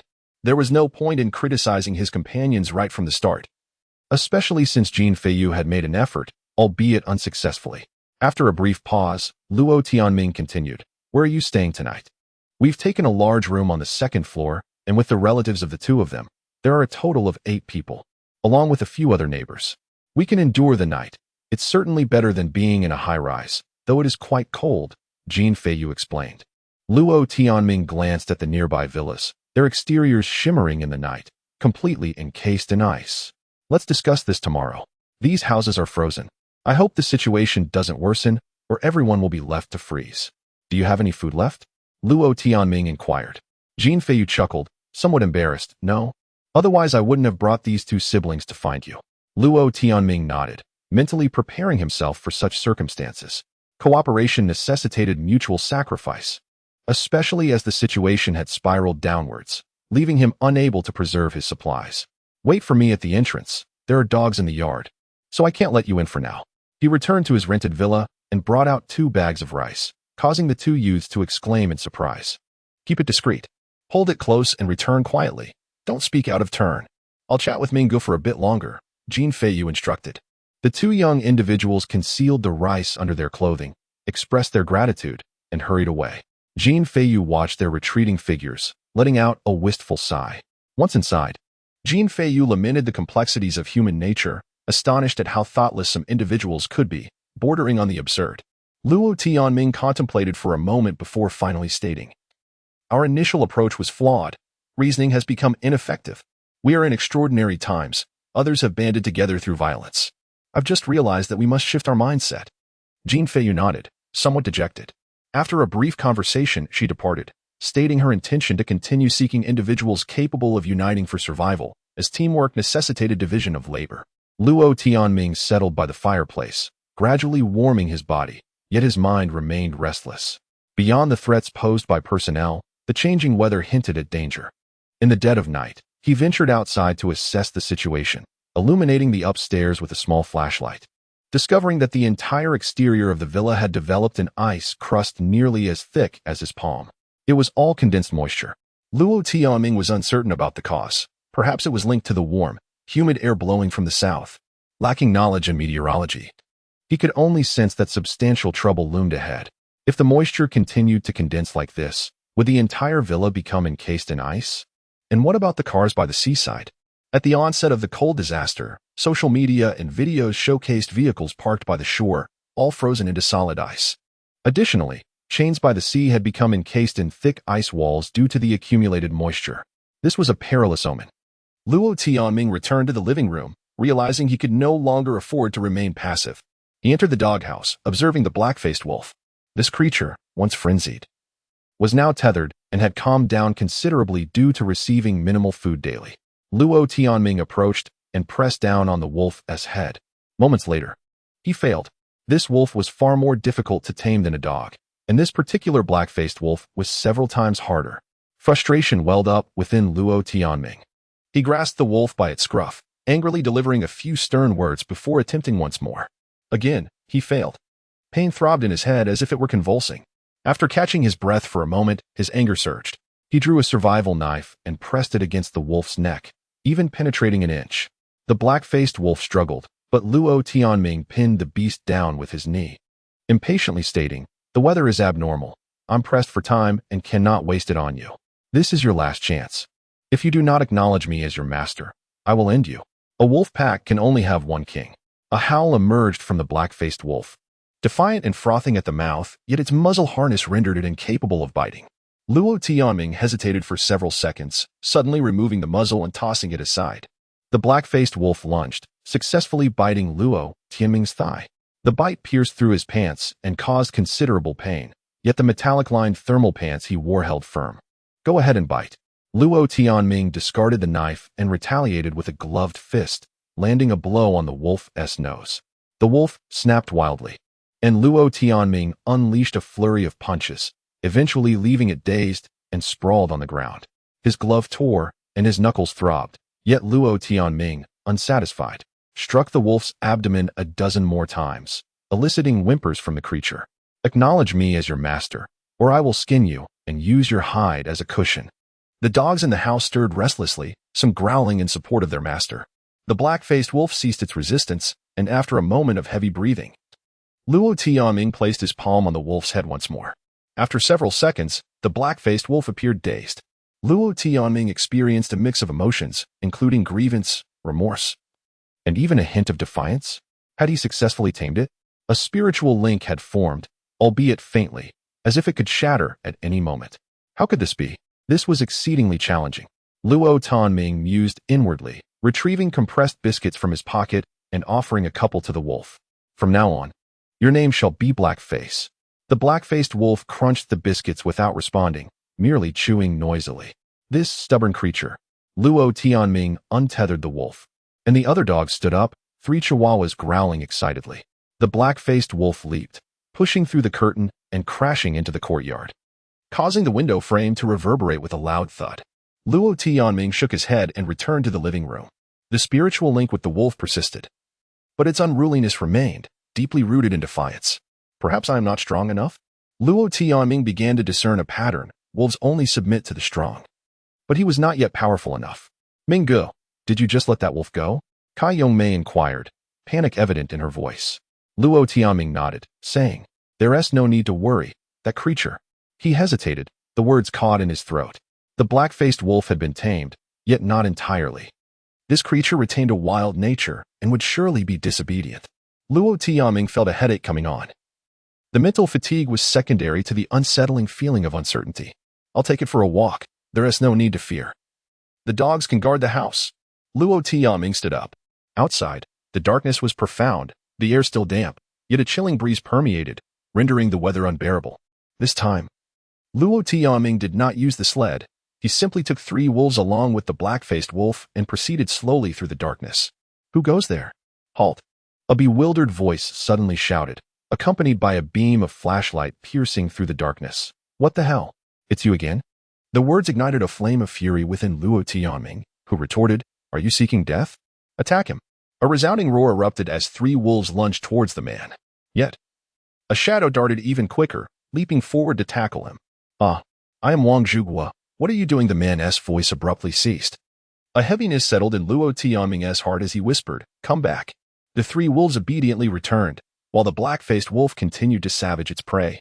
Its actions brutally fervent, as if to unleash pent-up wrath.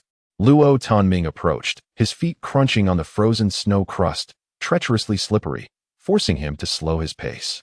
The black-faced wolf, disobedient, tore at the man a few more times before shaking its tail and lifting its head to howl. Awoo! The sound was long and mournful. Imbued with a sense of defiance, this creature was displaying its dominance. Wang Zhuguo lay on the ground, bubbles gurgling in his throat, utterly incapable of uttering another word. If he were not rushed to a hospital immediately, this foolish man would surely perish. Yet, the icy grip of winter had sealed the entire city. Who would take him to the hospital? The medical facilities were closed. As for a solution, he could only be concealed in the snow for the time being. The low temperature could preserve his body, and perhaps when the snow melted, there might still be hope for him. Drag him over there. Bury him. Luo Tianming commanded. The 3 wolves scurried forward, grasping the barely alive Wang Zhuguo, dragging him behind a holly bush at the roadside. The snow was deep, the surface encased in a hard crust. After several attempts to dig, the wolves began to whimper with urgency. Luo Tianming unsheathed a bone hammer and shattered the snow crust, allowing the wolves to commence their excavation. In less than 10 minutes, Wang Zhuguo was entombed in the snow. Luo Tianming sighed, snapping a holly branch to use as a broom, sweeping away the surrounding footprints. To his surprise, he discovered a makeshift firearm fashioned from a water pipe, nearly a meter in length. After a cursory inspection, he lost interest, temporarily wielding it as a club. This contraption, stuffed with gunpowder and iron pellets, was blocked with toilet paper, and the fuse was ignited with a lighter. Was this some relic of a centuries-old flintlock? Although it still possessed a degree of power, its firing mechanism was woefully outdated. Wang Zhuguo also bore a gold watch, necklace, and other valuables, yet Luo Tianming held no interest. He had merely ventured out to walk his wolves this evening. The unfortunate encounter could only be attributed to the man's penchant for trouble in such chaotic times. Why not stay indoors? He unlawfully possessed firearms and had previously attempted to extort him. He was nothing more than a member of a criminal gang. Furthermore, he was foolish enough to seek his own demise. Besides, this incident was the doing of the black-faced wolf. What was it to him? How could it be so ferocious? Luo Tianming shook his head and continued onward. Oh, the black-faced wolf howled ahead. Chapter 74. Into the abyss. The entrance of the community was shrouded in darkness when Luo Tianming passed through. Suddenly, a flash of fire illuminated the night, and a gunshot rang out, bang. Luo Tianming's body jolted as he realized he had been shot. It felt like a pellet.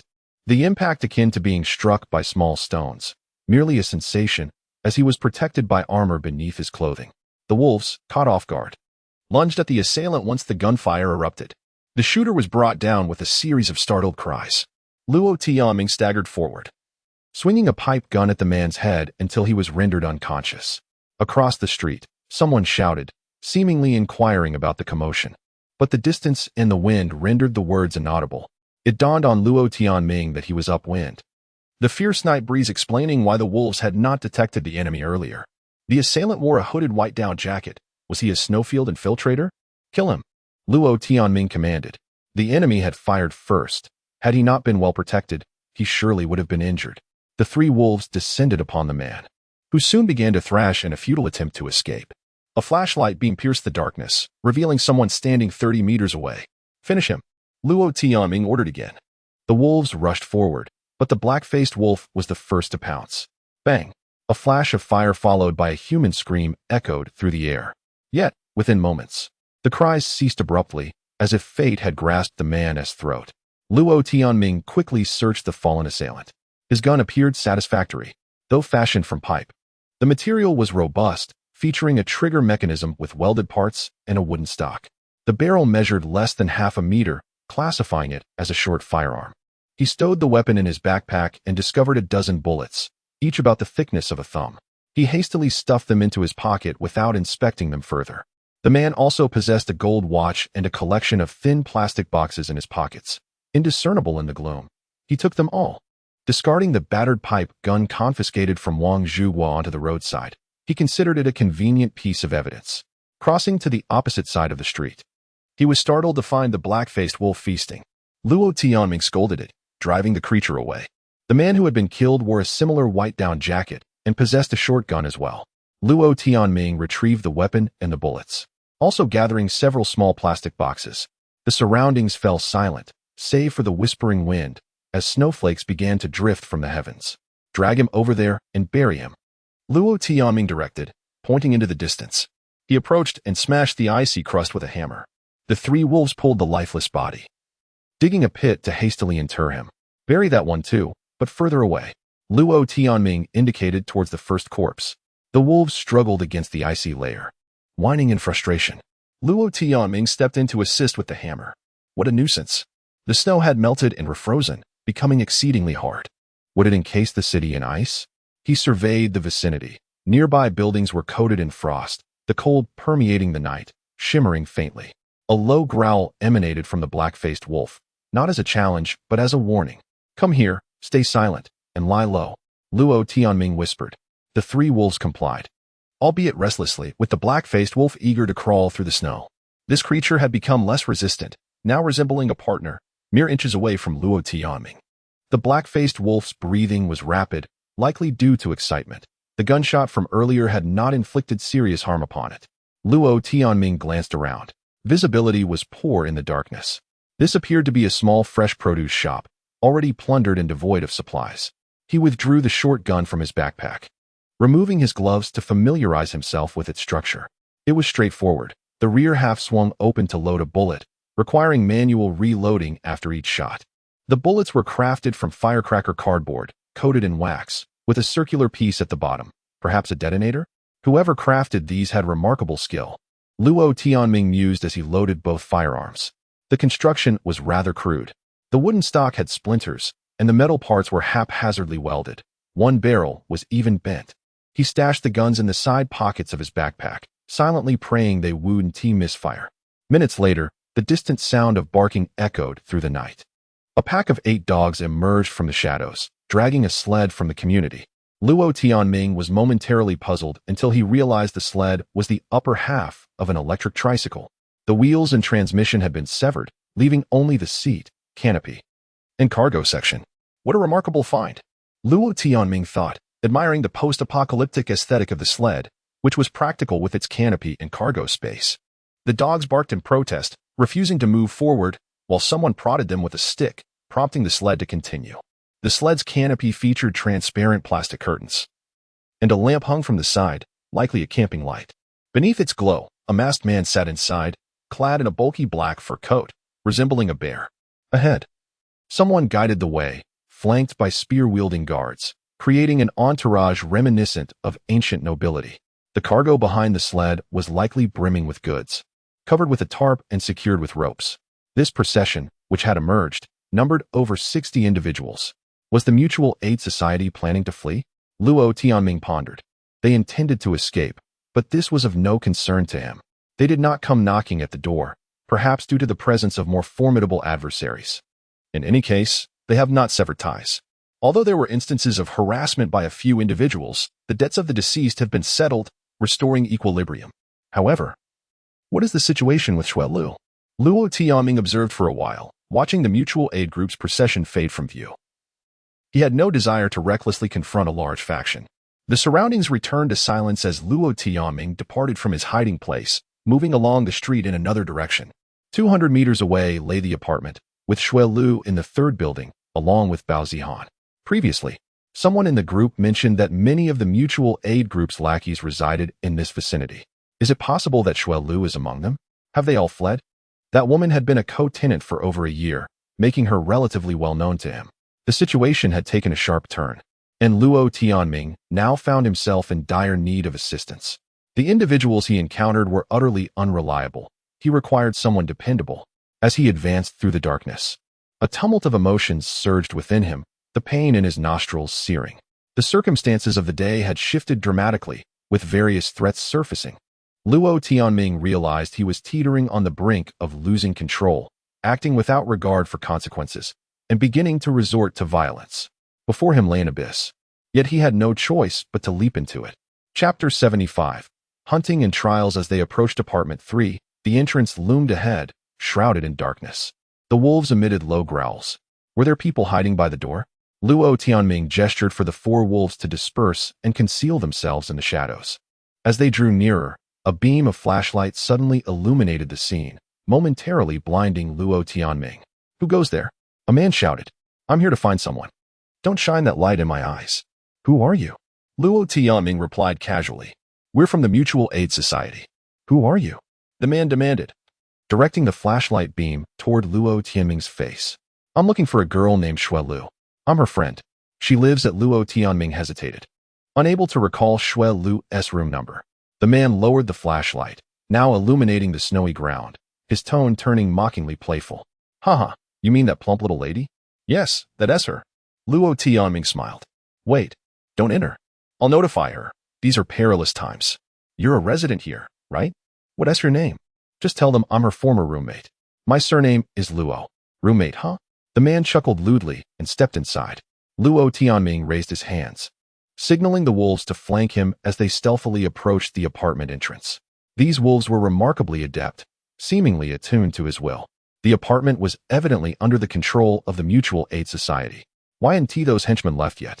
Luo Tianming felt a surge of excitement, his heart racing, and he took deep breaths to maintain his composure. It was perilous to linger here, but where was it safe? He had thought that sequestering himself in the yard with a stockpile of supplies would allow him to weather the coming calamity, only to find the surrounding populace transformed into threats. If others do not harm me, I shall not harm them, he mused, yet others continuously infringed upon him. Then I shall proactively harm others. Tonight was an opportunity to unleash the black-faced wolves, a chance to forge his team, a hunt. It was also a trial for himself. Trial, Luo Tianming murmured, feeling a shiver run through his body. He clenched his teeth, assuring himself that he was not afraid, merely overly exhilarated. He was ostensibly alone, and the adversaries were likely to underestimate him. After a few minutes, disordered footsteps echoed from within the hall. The door swung open, and 4 men emerged, escorting Shui Lu. A lantern hanging at the entrance, illuminating the scene. The men bore cloth strips tied around their arms. Ming, is that you? Shui Lu inquired, her voice trembling with vulnerability. She was scantily clad, donning only a down jacket above and what appeared to be form-fitting leggings below, almost like a device for bare legs. In temperatures plummeting to -20 or 30 degrees, she stood shivering at the threshold. It's me. Weren't you coming to seek refuge with me? Come over. Luo Tianming, masked and wrapped in a scarf, made no effort to reveal his face. I thought you wouldn't show up. I waited for you all morning. Shui Lu's voice was barely audible, as if she were speaking to herself. Luo Tianming remained silent, standing shrouded in darkness. One of the men behind Shui Lu nudged her forward. In the dim light, Shui Lu glanced back, then turned her face, trembling as she spoke. Where's your dog? After being roommates for over a year, you think I lured you here just for your dog? Luo Tianming scoffed. Shui Lu fell silent. Call him over for questioning. One of the men shouted. Run. Shui Lu suddenly yelled. Instantly, someone kicked her from behind. She fell to her knees, then was kicked in the back, tumbling down the steps into the snow. Luo Tianming turned and fled. The 4 men pursued him, flashlight beams dancing, locking onto his figure. The snow was treacherously slippery. After just a few strides, he lost his footing and fell. Grab him. Someone cried out, exhilarated. The two men in the lead brandished curved long knives. Luo Tianming felt a surge of dread. He knelt in the snow, drawing a short gun from his left side. Bang! A flash of light erupted, the deafening sound reverberating. The nearest man froze in place. Another rushed forward. Luo Tianming discarded the short gun and drew a second firearm from his right side. Bang! The man's knife clattered to the ground as he shielded his face, attempting to flee, but slipped and fell. The first man, shot, finally yelled, "Damn! I've been hit."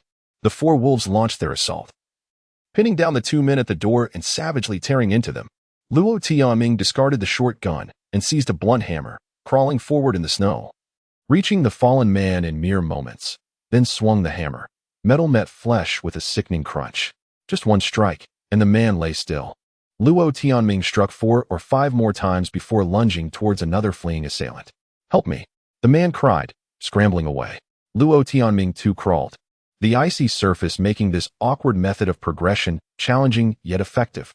As long as it worked, he finally tackled the man, bringing the hammer down on his head. Clang!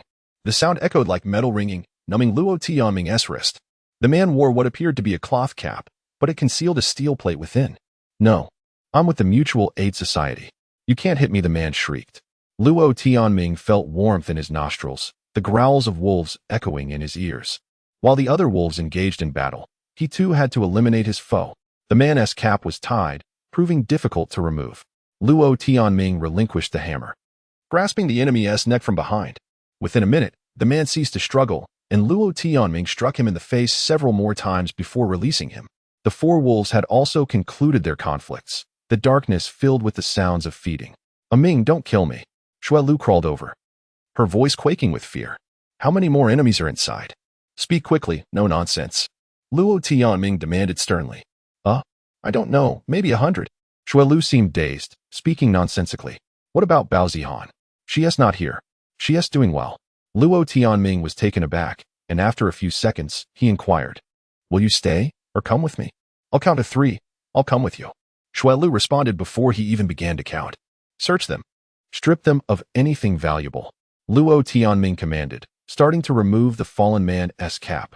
Shui Lu stood frozen for several seconds before rushing over, stumbling as she fell, then began to search another man's body.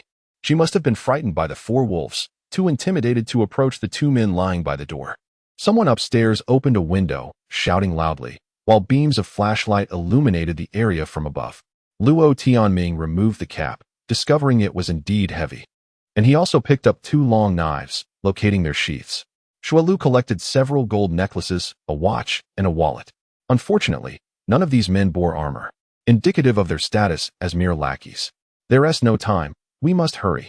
Luo Tianming stuffed the items into Shui Lu's hands, then moved away to retrieve the 2 shotguns. "Kill them.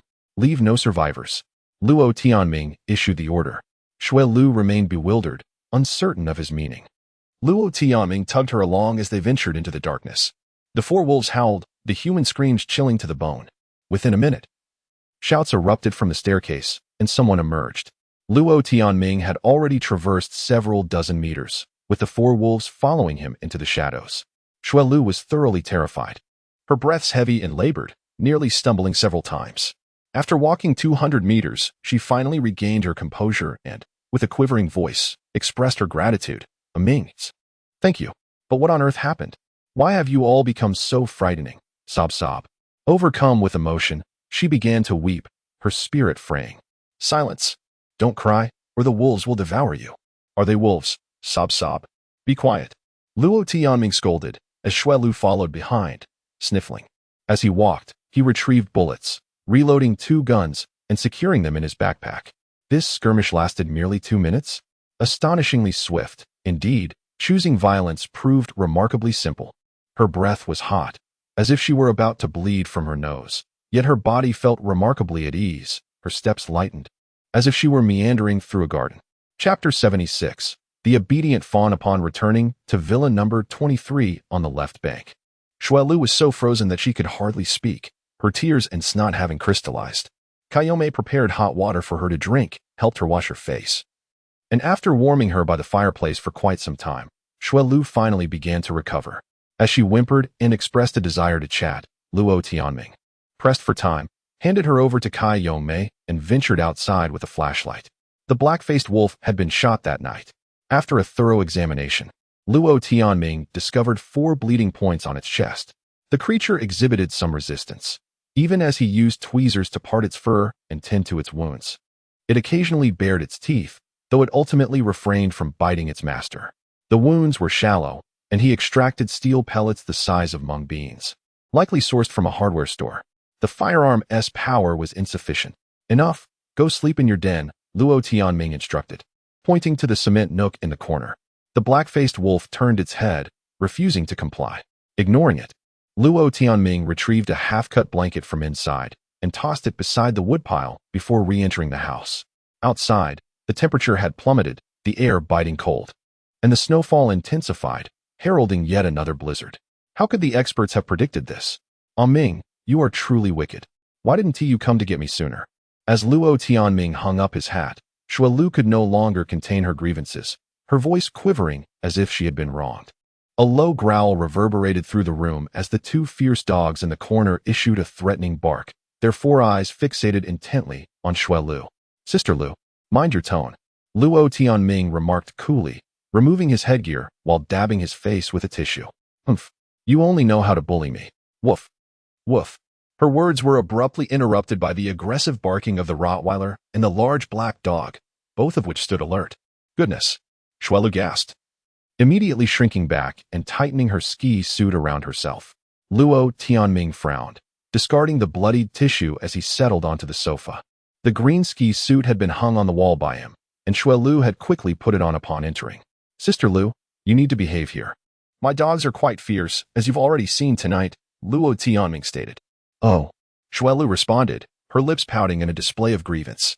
This female streamer seemed rather oblivious to her position.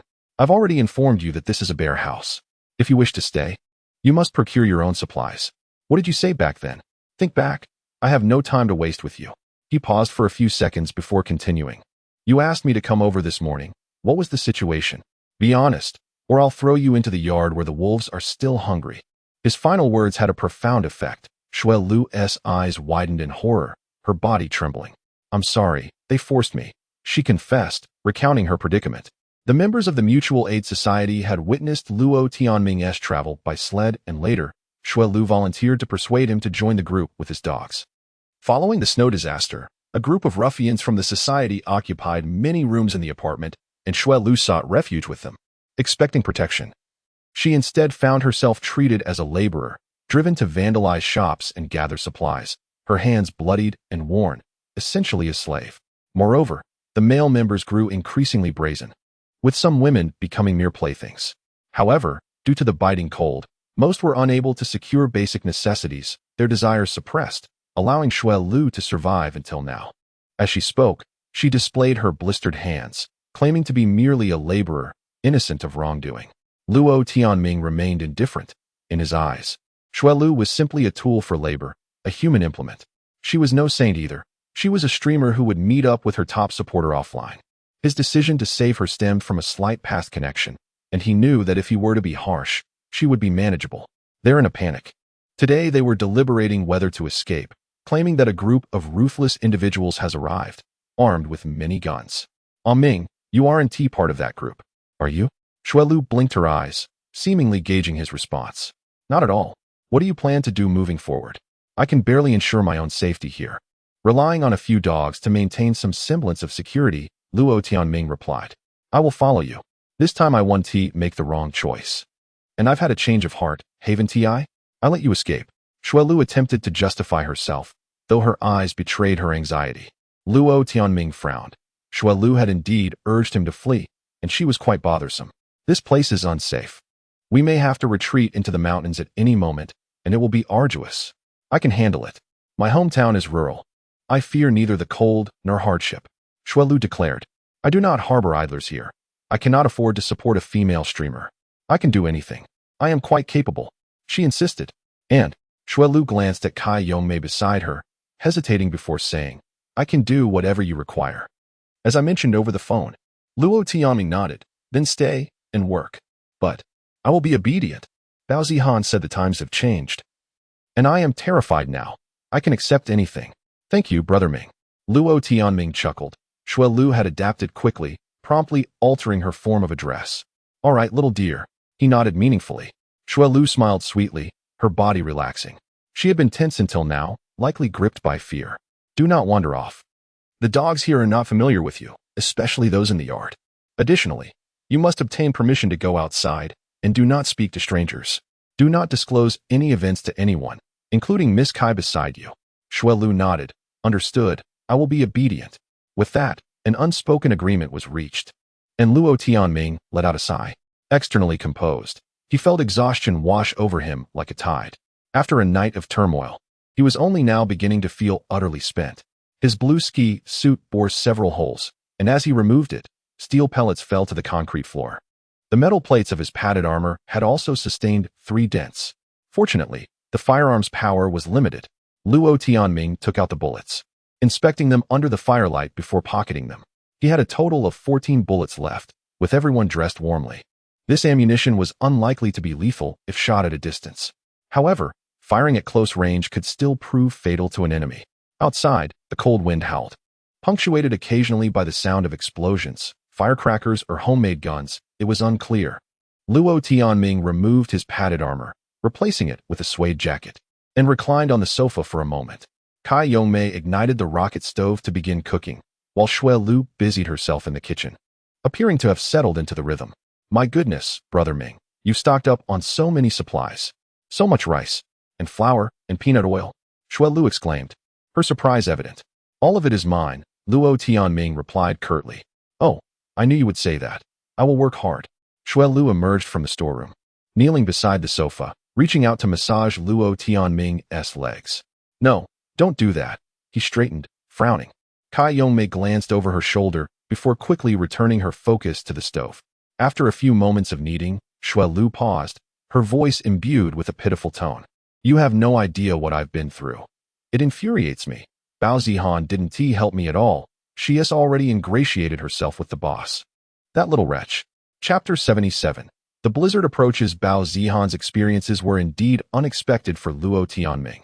This junior unexpectedly formed a connection with Niu Zhongling, the owner of the Niu de Peatang, becoming a significant figure within the mutual aid society, even leaving the leader in a daze with her persuasive charm.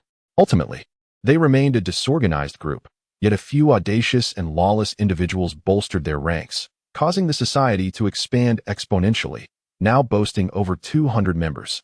Xue Lu had not been exaggerating. Within apartment number 3 alone, there resided 50 to 60 minor participants, and counting those coerced, the number exceeded 100. Of course, if they truly fled tonight, most members of the Mutual Aid Society would have been abandoned. Brother Ming, how long do you think this snow disaster will last? It's terrifying. Why are there so many villains emerging? Aren't they afraid of being caught in the future? Xue Lu hesitated to voice her concerns. Luo Tianming turned on the radio, only to find it had run out of battery. Connecting it to a power bank, he could barely receive a distorted signal. Widespread areas, low temperatures, various institutions, the weakening of the Arctic vortex. The broadcast was intermittent, failing to convey a single coherent sentence, as if it were severely disrupted. After listening for over 10 minutes, the same familiar content replayed. Luo Tianming set the radio down, pressing his forehead in contemplation. Still unable to find answers, he had a vague intuition that the harsh cold might not pass. News from days prior lingered in his mind, refusing to fade. What do you think? If we enter an ice age, what would happen? Luo Tianming inquired. Xue Lu blinked. Brother Ming, you graduated from a prestigious university. Why are you asking me? I only excel at persuading others to send gifts. This woman, in truth, understood the art of survival and had begun to show weakness. Suddenly, Kai Yongmei interjected. Brother Ming, you needn't worry. It's merely a late spring chill. My boyfriend's snowmobile is already on the road, and there are snowplows clearing the roads in the neighboring city today. Luo Tianming frowned, feeling that Kai Yongmei's assessments were consistently too optimistic. Perhaps their mindsets differed. Xue Lu gazed at Kai Yongmei, smiling as if genuinely pleased. A howl echoed from outside, startling Luo Tianming with an unsettling feeling. He disregarded the need for extra clothing, rising to open the door and step outside.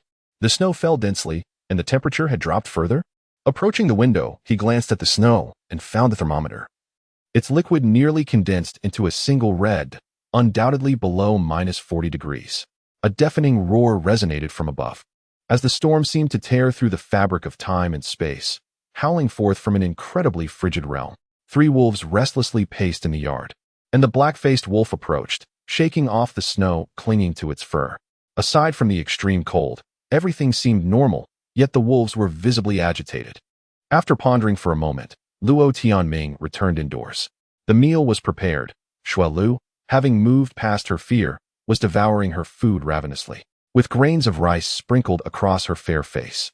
If those viewers from her live streams caught sight of this disheveled appearance, would they withdraw their support? Perhaps it might elicit sympathy from certain big shots, prompting them to send her gifts again? Regardless, Luo Tianming's heart remained heavy, suffocated by a sense of oppression. An urge to scream bubbling within him. Perhaps it was tied to the lives he had taken. More likely, it was due to the sudden turn in the weather. Was it warming or growing colder? The broadcast had previously mentioned that the snow would melt, and Kai Yongmei's information was also optimistic. Yet why did the wind still bite with such a chilling ferocity? The sky loomed darkly, instilling in Luo Tianming an overwhelming sense of unease. He was unable to discern the truth. While others might embrace optimism, he had succumbed to pessimism. As night fell, Shui Lu approached Luo Tianming, tentatively attempting to squeeze in beside him. The sofa's backrest could indeed be reclined. However, Luo Tianming maintained a stern expression, instructing her to use a cardboard box for a cushion and retreating to sleep in the stockpile area with Kai Yongmei. The cold was unbearable, and they hadn't tea-bathed. What were they thinking? If it were Kai Yongmei, Luo Tianming wouldn't mind sharing a space, as his nerves were frayed and he needed relaxation. In the dead of night, Luo Tianming awoke once more from the cold. The room was frigid, and he rose to the window, reinstalling the foam insulation he had previously removed. "Brother Ming, it's so cold," a soft voice spoke. Luo Tianming, engrossed in his task, initially failed to respond, only realizing after a moment that it was Kai Yongmei. Turning, he saw her sitting up in the dim light, her blanket having been commandeered by Shui Lu, who was sleeping soundly and emitting soft snoring sounds. After a brief hesitation, Luo Tianming remarked, "The weather has changed. You should cuddle with Sister Lu. After all, you're both women." Kai Yongmei replied, before murmuring, "I can't sleep. Didn't they say the cold wave would pass?" Luo Tianming shook his head, securing the last piece of foam to the window before moving to the small sofa, wiping his hands with a tissue. "How about coming over to warm up? Have a bite to eat?" "All right." Kai Yongmei immediately sprang to her feet, swiftly dressing. The room was unbearably cold. Luo Tianming grabbed the thermometer hanging on the wall, astonished to find the indoor temperature had plummeted to freezing point. They had a fireplace. He stood there, momentarily dazed. The temperature had dropped alarmingly fast. This was the south. Kai Yongmei opened the kettle's lid, suddenly exclaiming, "Brother Ming, there's ice in the kettle." "No worries, just boil some hot water and dress warmly." He moved to the fireplace, adding 2 dry logs inside and fanning the flames with a magazine. The fire roared to life, the wood crackling as the fierce heat scorched his face. Yet his back remained cold. Beyond a meter from the fire, it felt as if he had entered an ice cellar. A strange noise emanated from the doghouse next door, causing the dogs to become restless. Luo Tianming lifted the curtain and entered the doghouse, illuminating it with a flashlight. 4 wolves had squeezed inside. The pack had huddled against the warm wall, while a husky jumped into a cardboard box housing 3 chihuahuas, who were being squashed and growled in frustration. Yet the husky jumped in again. Agitated howls erupted from beneath the dogs, a muffled commotion. Luo Tianming approached, shooing out the 2 larger dogs and rearranging their positions. The window howled as the cold wind poured in, and the 4 wolves moved away from the window, lying uneasily on the mat in the center of the room, anxiously gazing outside. The thick snowflakes danced outside, resembling a flurry of goose feathers. The blizzard had arrived. Chapter 78. Seeking warmth as the water reached a boil. Shui Lu stirred from her slumber. Kai Yongmei had placed 2 tea bags in the teapot, while Luo Tianming rummaged through a cardboard box, revealing a treasure trove of sunflower seeds, pecans, and almonds. He casually extracted a few bags, along with a package of egg yolk pastries and a bucket of candies. Since settling in, they had been ensnared in a constant state of tension, with many delivery boxes still unopened. "My goodness, you have so many delightful treats," Shui Lu exclaimed. "Brother Ming, you are truly magnificent. Your kindness knows no bounds." Shui Lu resumed her charming antics, her sweet tongue betraying her intentions to take advantage. Luo Tianming frowned and, After a brief pause, retorted, "Don't flatter me. These items were purchased later. We were short on essentials at the time, and I could only acquire these expensive alternatives. Go prepare the dog food. You will be in charge of feeding them. Once you've tended to the dogs, you may join us for a meal." Shuelu's expression turned blank, her eyes wide in disbelief, and after a long pause, she stammered, I can't. Did you not claim to be capable of anything? Do you wish for me to serve you?" Kayome stifled a laugh for a moment before saying, "Sister Lu, allow me to teach you. You must quickly familiarize the dogs with you. I trust you understand?" Oh. Shuelu nodded, still in a daze. The two women began preparing the dog food, while Luo Tianming moved the sofa closer to the fireplace. Moments later, Shuelu suddenly exclaimed, "What is this?" "It's merely adding canned beef to the noodles. I thought it would be far more complicated. We must also add dehydrated vegetables. The dogs need to maintain a healthy gut," Kayome reminded her. "Understood. Goodness, had I known, I would have followed Brother Ming here sooner. The dogs eat better than I do. Could I perhaps have a bowl of that dog food first?" Luo Tianming sighed. Shuelu eagerly grabbed chopsticks and filled a bowl for herself, setting it aside. Luo Tianming then entered the dog house, while Shuelu assisted in bringing the prepared beef noodles inside.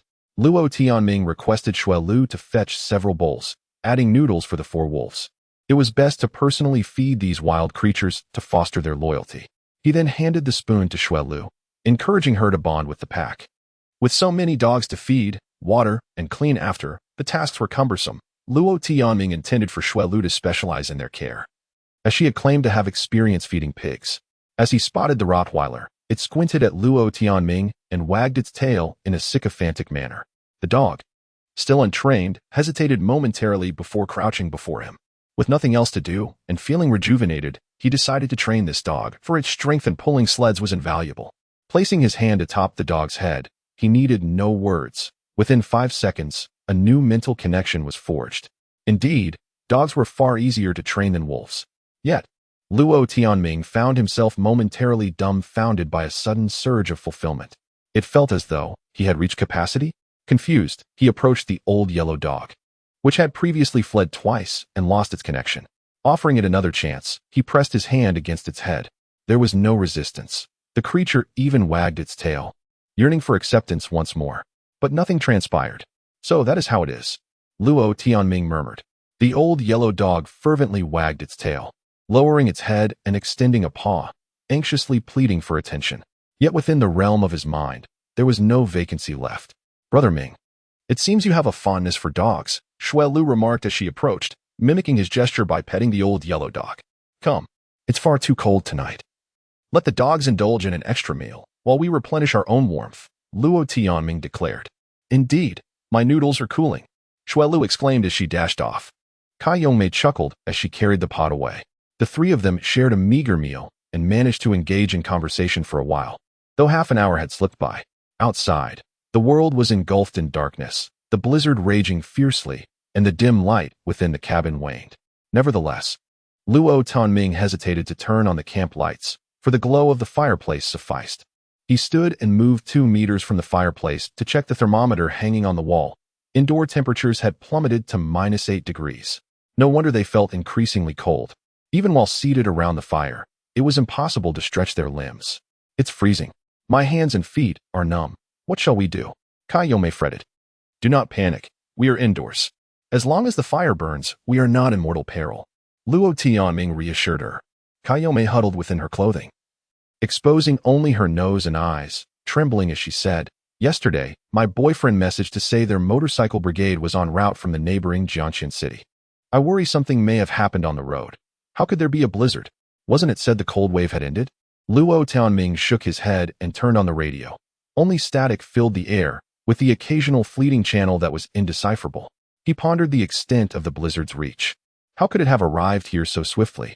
Meanwhile, Shuelu, seemingly unfazed, slurped down her noodles, set her bowl aside, and perched on the edge of the sofa to indulge in an egg yolk pastry, which lodged in her throat, causing her to cough. Luo Tianming glanced at Kayome, who looked puzzled for a moment before suddenly realizing, rushing to pour Shuelu a glass of water. After quenching her thirst, Shuelu finally recovered, smiling and exclaiming her fullness, though her eyes shimmered with unshed tears. Turning to wipe her face with a tissue, Xuelu's family had gone missing days prior. With temperatures plummeting here, what of her hometown? Perhaps it had fallen to -70 or 80 degrees, or even lower. It might have transformed into a frozen wasteland. Come closer to the fire, Luo Tianming suggested after a moment of silence. Xuelu shifted beside him, while Kai Yongmei hesitated before sitting on the other side. The three huddled closely together, the cold tube biting to maintain any distance. The two fierce dogs lay near the corners of the fireplace, almost touching the humans. Eventually, the golden retriever ambled over, searching for a suitable spot, but ultimately squeezed in beside the Rottweiler. Surprisingly, the Rottweiler, who had previously been territorial about that position, did not chase the golden retriever away this time. The husky came bounding over but opted out of the group warmth, yapping once before dashing away. Kai Yongmei scrolled through her phone, growing increasingly anxious, while Xuelu remained quietly nestled beside her, saying nothing. Outside, the cold wind howled, and the doors and windows creaked as if sand were being incessantly thrown against them. A wave of drowsiness washed over Luo Tianming, his mind growing sluggish. He merely wished to slip into sleep. The two women showed signs of fatigue as well. Luo Tianming pulled a blanket over them. The three began to doze on the sofa, a strategy to conserve energy. Sleep was their only defense against the bitter cold. Woof! Uncertain of how much time had passed, a sudden bark jolted Luo Tianming awake. The golden retriever had grasped a corner of the blanket, which was perilously close to the fire, smoldering ominously. Luo Tianming seized the corner of the blanket and patted it down to extinguish the embers. The two women stirred awake, and they all began to move about. Kai Yongmei approached the thermometer, glancing at it for several seconds before struggling to say, "Brother Ming, it has dropped to -19 degrees. She returned, her demeanor dazed and her body trembling. "Are we in danger of freezing to death?" Xuelu whimpered, her eyes glistening with tears, surrounded by a ring of frost. Luo Tianming rose, adjusting the sofa's mechanism to flatten it into a bed. "Let us gather all the blankets and endure until dawn. We shall be fine," he declared. Together, they quickly prepared the makeshift bed and nestled beneath the covers. At this moment, there were no taboos. Luo Tianming's feet felt as if they had been pricked by needles, and his ears began to itch again. The temperature inside the room had plummeted to -20 degrees, even with the fireplace alight. It was unimaginable how terrifying the cold outside must be. Is nature intent on extinguishing humanity? Suddenly, a thud echoed from the adjacent doghouse, as a dog dashed out, presumably to relieve itself. "How cold it is. I wish I had a coat of fur." Xuelu shivered as she spoke. "Will we freeze to death?" Kai Yongmei whispered anxiously. Luo Tianming felt a twinge of panic. Yet the dogs in the room remained comfortably asleep. "Do not fear. As long as the dogs are calm, it indicates that the situation is not dire." Luo Tianming reassured her. "Is that truly the case?" Kai Yongmei inquired. Indeed, Luo Tianming's tone was resolute. If the temperature continues to drop, humanity may face extinction. Only the heavens know. Chapter 79. Rapid freezing at 8 in the morning, the wind outside ceased. Luo Tianming approached the window, withdrawing a piece of foam insulation, only to discover that snow was still falling, albeit sporadically. The accumulation of snow was substantial. A chill ran through Luo Tianming, causing his body to cramp painfully. He hurried back, grabbed the thermometer, and dove into bed. Upon entry, his two female companions shrieked in unison. He had only been outside for mere seconds, yet his body felt utterly frozen. The thermometer read a staggering -13 degrees. The temperature was rising, albeit marginally. "It's all right. The temperature has stabilized. It won't drop further." Luo Tianming stammered, trembling. "Brother Ming, my head is freezing." Kai Yongmei exclaimed, burrowing her head beneath the covers. "It's over. We're sealed in." Xuelu sighed, adding, "Fortunately, I grew up in the Shaonan Snow Ridge. I can withstand the cold better than you two. Then you can take charge of fetching firewood. The supply in here has run out," Luo Tianming instructed. "What? You really intend to make me a laborer?" Xuelu complained. Luo Tianming contemplated responding, but ultimately shook his head and closed his eyes.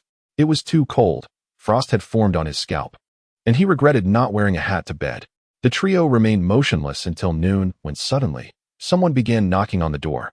Luo Tianming sighed, extricating himself from the warmth of the covers, swiftly donning his clothes and adjusting his hat.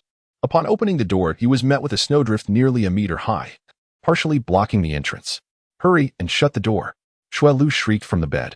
As Luo Tianming inhaled, a sharp pain struck his nose, radiating down to his lungs. He stood still for over 10 seconds before finally stepping forward. "Brother Ming, are you still there?" came Jin Feiyu's voice from outside. Luo Tianming was too cold to engage in conversation.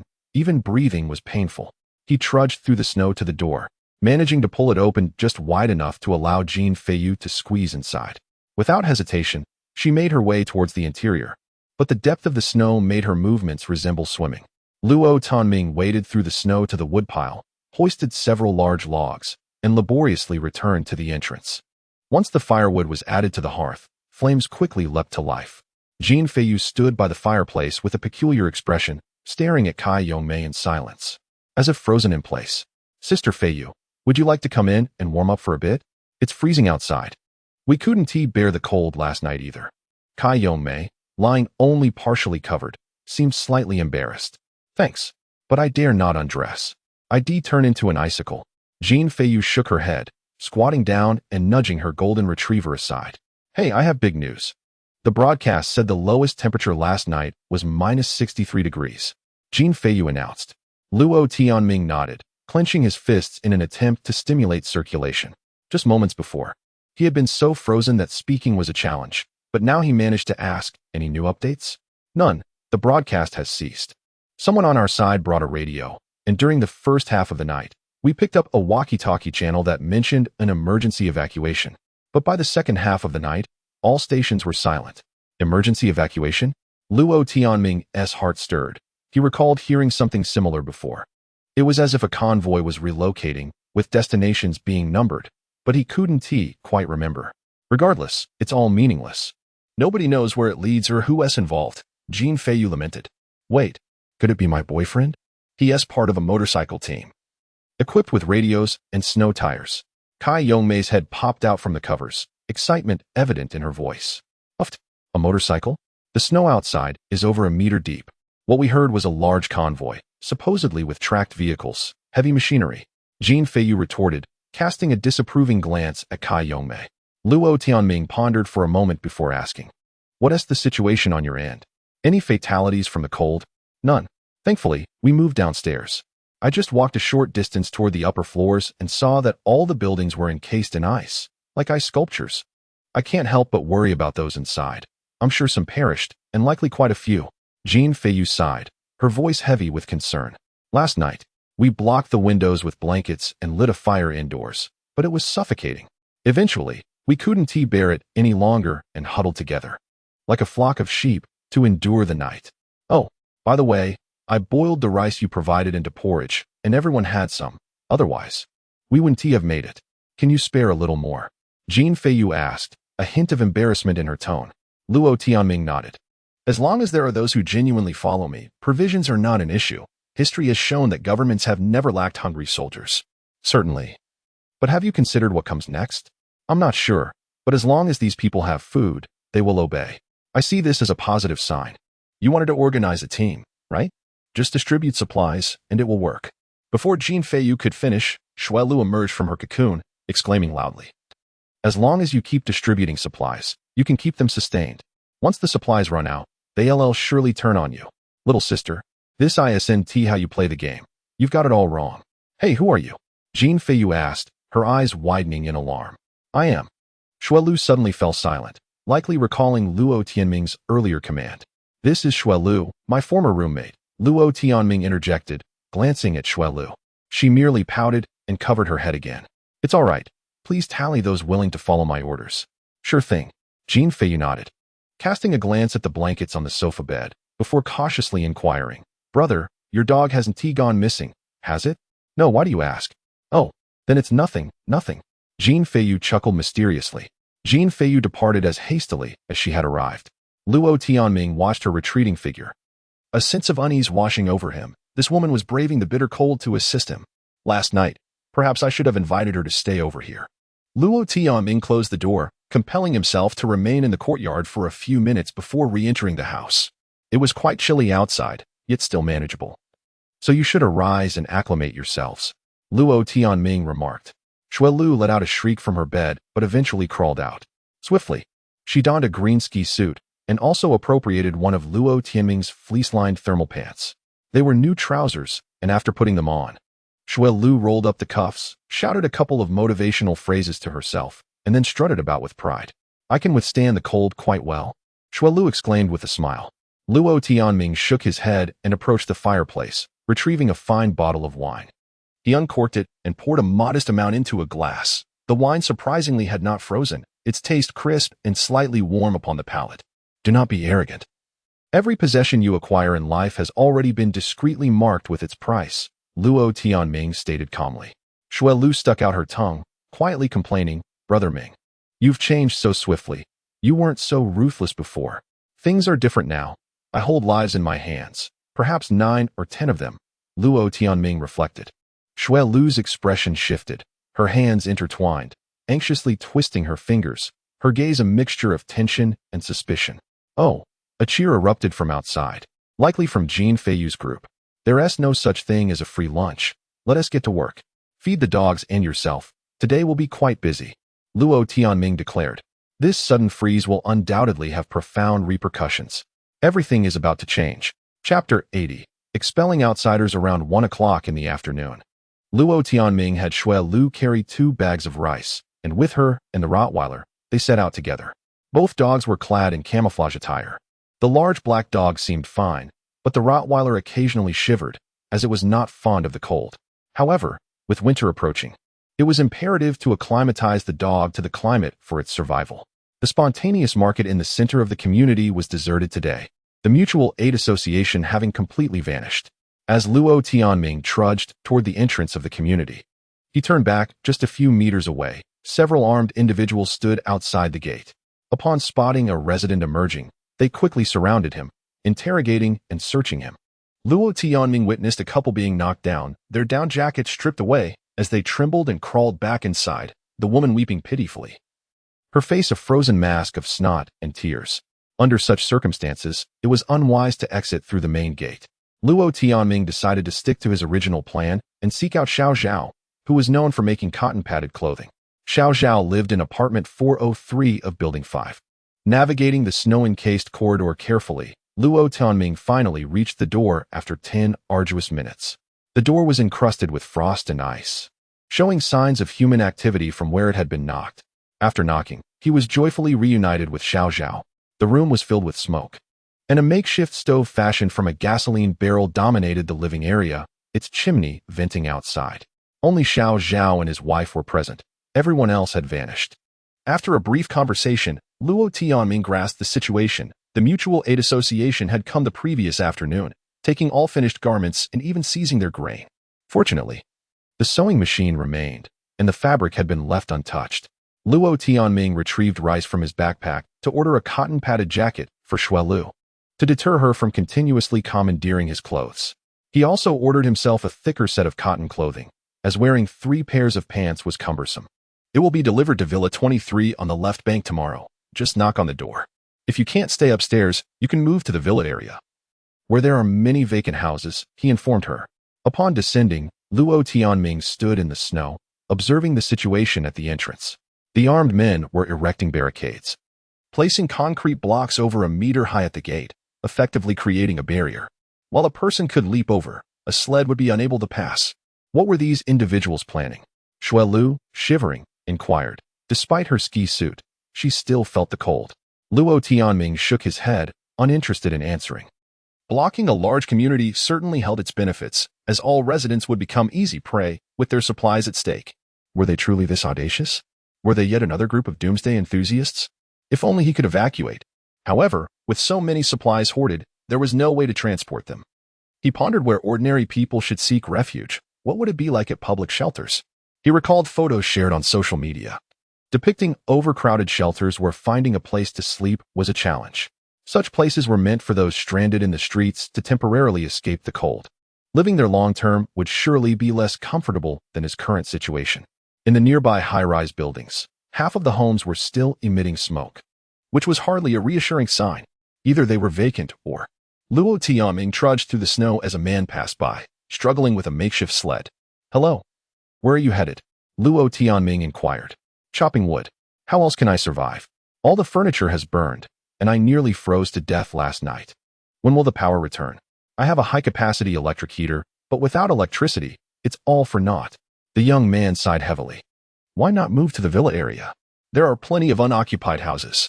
It's easier to chop wood in the back mountain. The high-rises are freezing. Luo Tianming called out.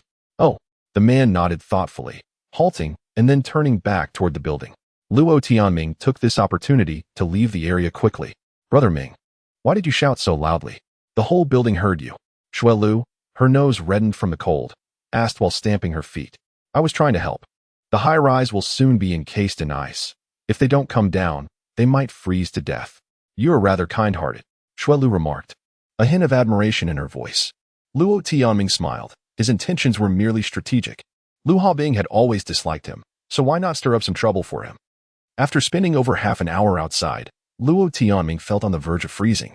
Upon returning to the villa, he found a porcelain vase, poured himself a glass of the remaining white liquor, and took a sip, his blood surging as warmth gradually returned to his limbs. The outside was frigid. He had nearly turned into a frozen statue, and he wondered how long it would take to acclimate to such extreme cold. Shui Lu poured herself a generous amount, downing it in one go, smacking her lips as if savoring the taste. Don't drink too much. This is for survival, Luo Tianming cautioned. My apologies, but Miss Jean is providing it for you. Shui Lu grinned cheekily, as if trying to charm her way to forgiveness. Though her tone dripped with sarcasm, Luo Tianming chose to ignore her. He was not keen on her getting intentionally drunk, as she still had tasks to perform. With a house full of dogs, she would have to navigate around them. If she didn't do it, who would? Kai Yongmei was busy preparing a meal, soaking dirty clothes in a basin and heating water for laundry. Outside, voices were raised in argument, creating a cacophony. Luo Tianming listened for a moment before telling Shui Lu, don't dawdle. Keep moving, and you won't feel cold. Chop wood, feed the dogs, bring wood inside. Organize the clutter, stay sharp. Oh, Shui Lu pouted, feeling wronged. Luo Tianming stashed away 2 confiscated guns in his backpack, added a few packs of compressed biscuits, and tucked a hammer into his sleeve. The steel-plated hat he acquired last night turned out to be a work cap rather than a helmet, providing inadequate protection. He had overestimated its utility. Moreover, it was not warm and bore traces of blood, so Luo Tianming opted for a cotton hat instead as he stepped outside. In front of Villa 21 stood a large crowd, over 30 people, divided into 2 opposing factions. One side comprised residents descending from the building, with the boisterous Abin vocally protesting. The other side was Lu Hongbing's patrol team, 5 of whom brandished homemade firearms. The conflict arose when Abin had eaten one of the patrol team's dogs, and now they had come to confront him. Having found the dog's paw and entrails in the snow, Luo Tianming watched for a moment, then saw Jean Feiyu pull down her scarf, waving at him from the villa yard, likely beckoning him over. Luo Tianming shook his head, with Lu Hongbing's men at the gate. If a fight broke out, he would be trapped in the courtyard. It seemed Jean Feiyu's judgment was questionable. Brother Ming, Jean Feiyu called, finally approaching him. Luo Tianming grasped her arm and turned to leave. Wait a moment, I want you to meet everyone. I've told them you are the leader. Don't be foolish. The entrance is blocked. Are you trying to get me killed? What? It's fine. Abin's group is not with us. They brought this upon themselves. Bang. Before Jean Feiyu could finish, a loud bang erupted from behind. Bang, bang, bang. Several deafening gunshots rang out, causing snow to tumble from the walls. Someone has been shot. A voice screamed, akin to a pig being slaughtered. Yet, no one fell. The residents scattered in panic, most fleeing into Villa 21. What the hell? They really dared to shoot? Jean Feiyu's eyes widened in disbelief. Listen to me. A voice suddenly rang out, unmistakably belonging to Lu Hongbing. We are the self-defense patrol of this villa area. All you outsiders must leave immediately.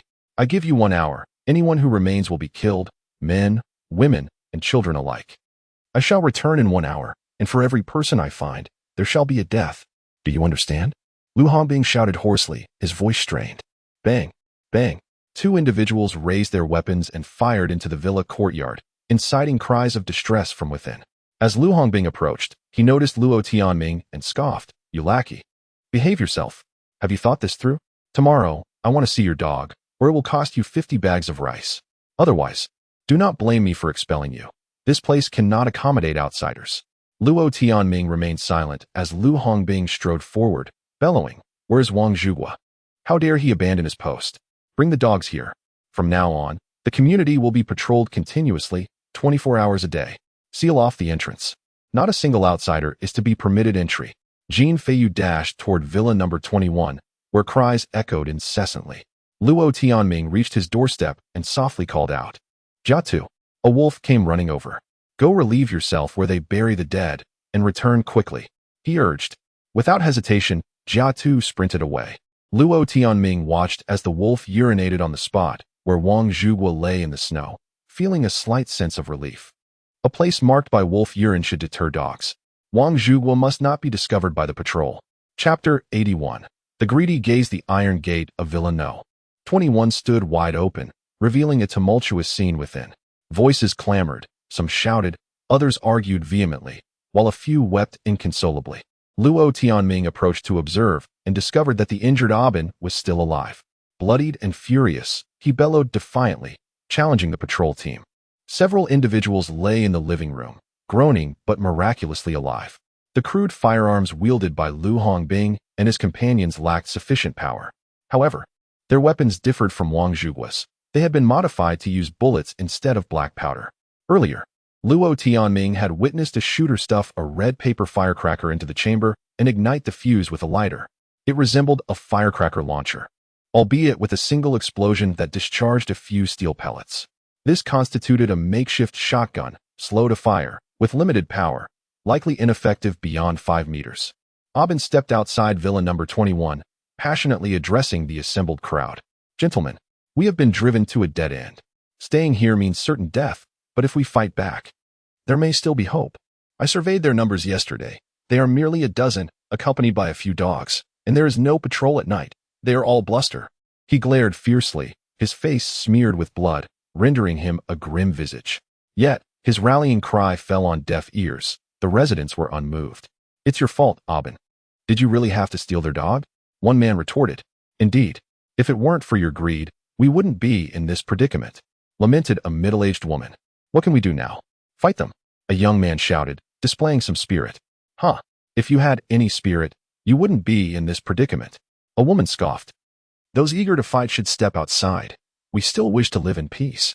Can someone negotiate with them? We can offer payment or help with firewood, suggested another woman. Enough of this. The more you stir up trouble now, the harsher the reckoning will be later. I refuse to partake in any unlawful activities.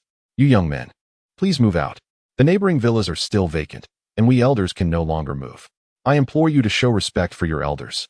Luo Tianming silently passed by. Entering the villa, it was astonishing to find over 30 individuals residing within. The frigid weather compelled them to huddle around the fire, with coughs and cries echoing through the space.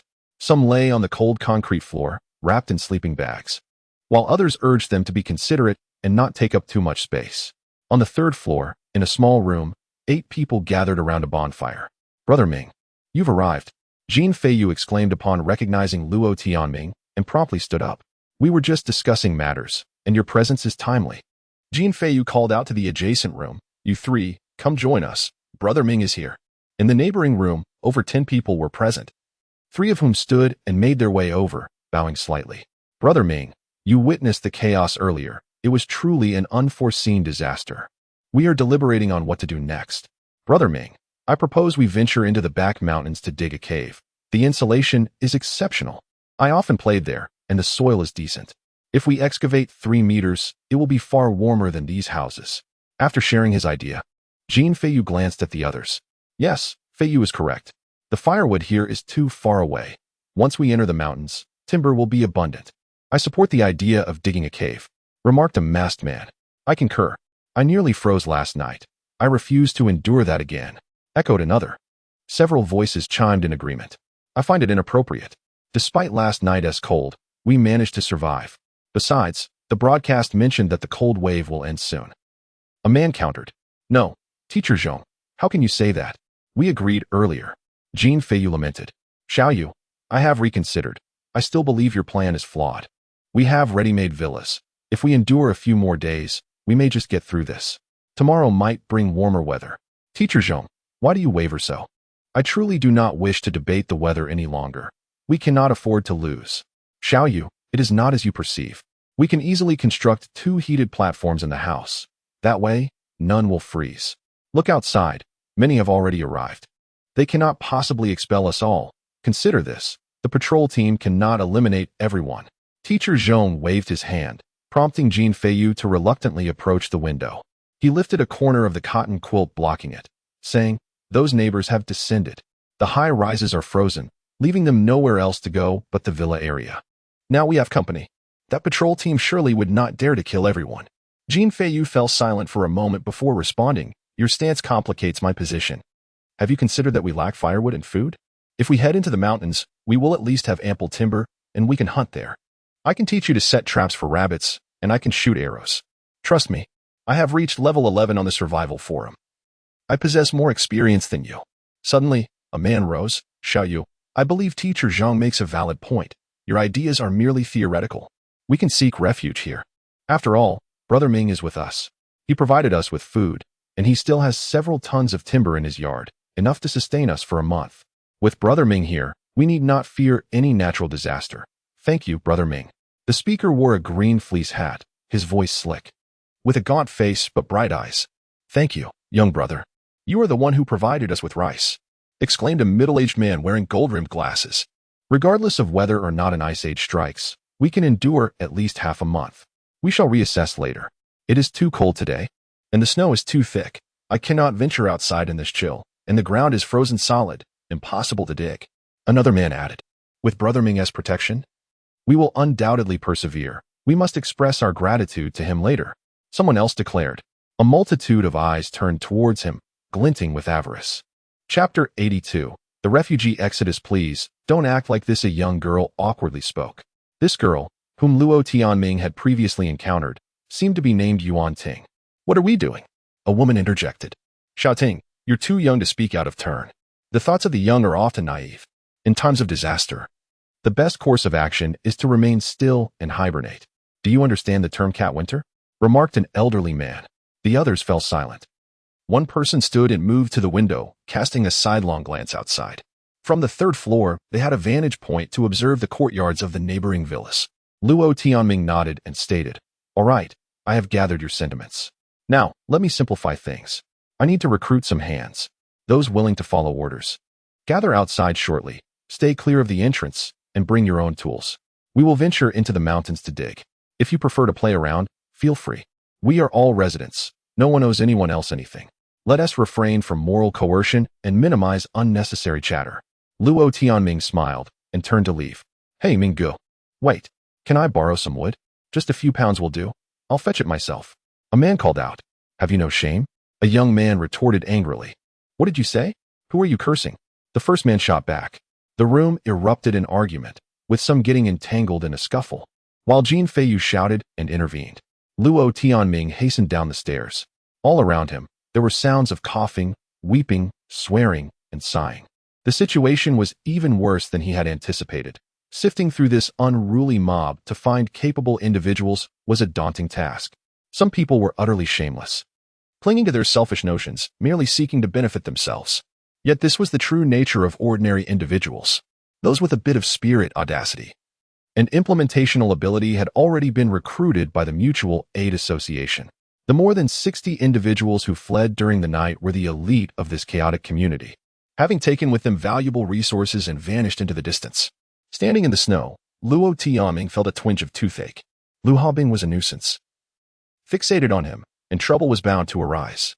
Luo Tianming could only muddle the waters here. In the distance, a large group of people was approaching with their belongings. Some were dragging makeshift sleds fashioned from sofas, while others had overturned tables with children sitting on top, surprisingly managing to drag them along in the snow. The children laughed joyfully, clearly well cared for by their parents, having yet to experience the pangs of hunger. Residents of the high-rise buildings began descending to seek refuge.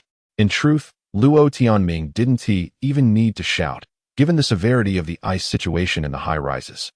People had already started to evacuate. Humans are inherently social creatures. Witnessing others leave prompted everyone to follow suit. Only those families adequately prepared might choose to remain in their homes, even if snow and ice sealed their doors. Bang! A sudden gunshot rang out at the intersection between the villa area and the high-rise district. Cries erupted, as if a fight had broken out. More and more people joined in. After a moment, the crowd fell silent and continued advancing. This was an unstoppable tide, faced with a life-and-death crisis. People began to lose their sanity. Bang, bang, bang. More gunshots followed. Luo Tianming frowned. Lu Hongbing's group was indeed audacious. Bro, Jin Feiyu's voice called from behind. A small group followed her, and Luo Tianming glanced over, confirming that there were only 9 people, including Jin Feiyu, Yuan Ting, Li Zhenhao, and 4 others who appeared to be older. Bro, these people are willing to follow you. Is that acceptable? Jin Feiyu asked anxiously. Luo Tianming nodded. During such a critical time, he could not afford to be picky. Sufficiency would suffice. At the very least, these individuals were not ungrateful. Let us occupy this villa as a temporary stronghold. Luo Tianming indicated the adjacent villa number 22. They all came equipped with tools, and 2 men used a fire axe to break open the lock. Although they had decided to venture into the mountains to dig, for now, they could not abandon this location. A significant number of residents were flocking in, and the adjacent area could not be allowed to harbor dangerous strangers. This temporary team needed to occupy the space as a buffer. Jin Feiyu, Luo Tianming called. She hurried over, her face filled with regret. I'm sorry, bro. I couldn't team manage the people well and ended up causing you trouble. There's no need to apologize. This was to be expected. Luo Tianming waved his hand dismissively and continued. Time is of the essence. Settle in first, and then begin digging as soon as possible. It's too cold to endure long in these bare houses. Just look. Luo Tianming turned to observe the nearby villas, where ice had begun to form on the outer walls, and icicles hung from the eaves, some as thick as an arm. All right. I think so too. By the way, let us have everyone tie a red cloth around their arms for easy identification. It's chaotic outside, and we must ensure no outsider slips in. Jin Feiyu suggested. Fine. You manage that. Ensure these people are kept in line. Don't give them the chance to err. Human nature cannot withstand tests, and if anyone departs later, the consequences will be dire for us all.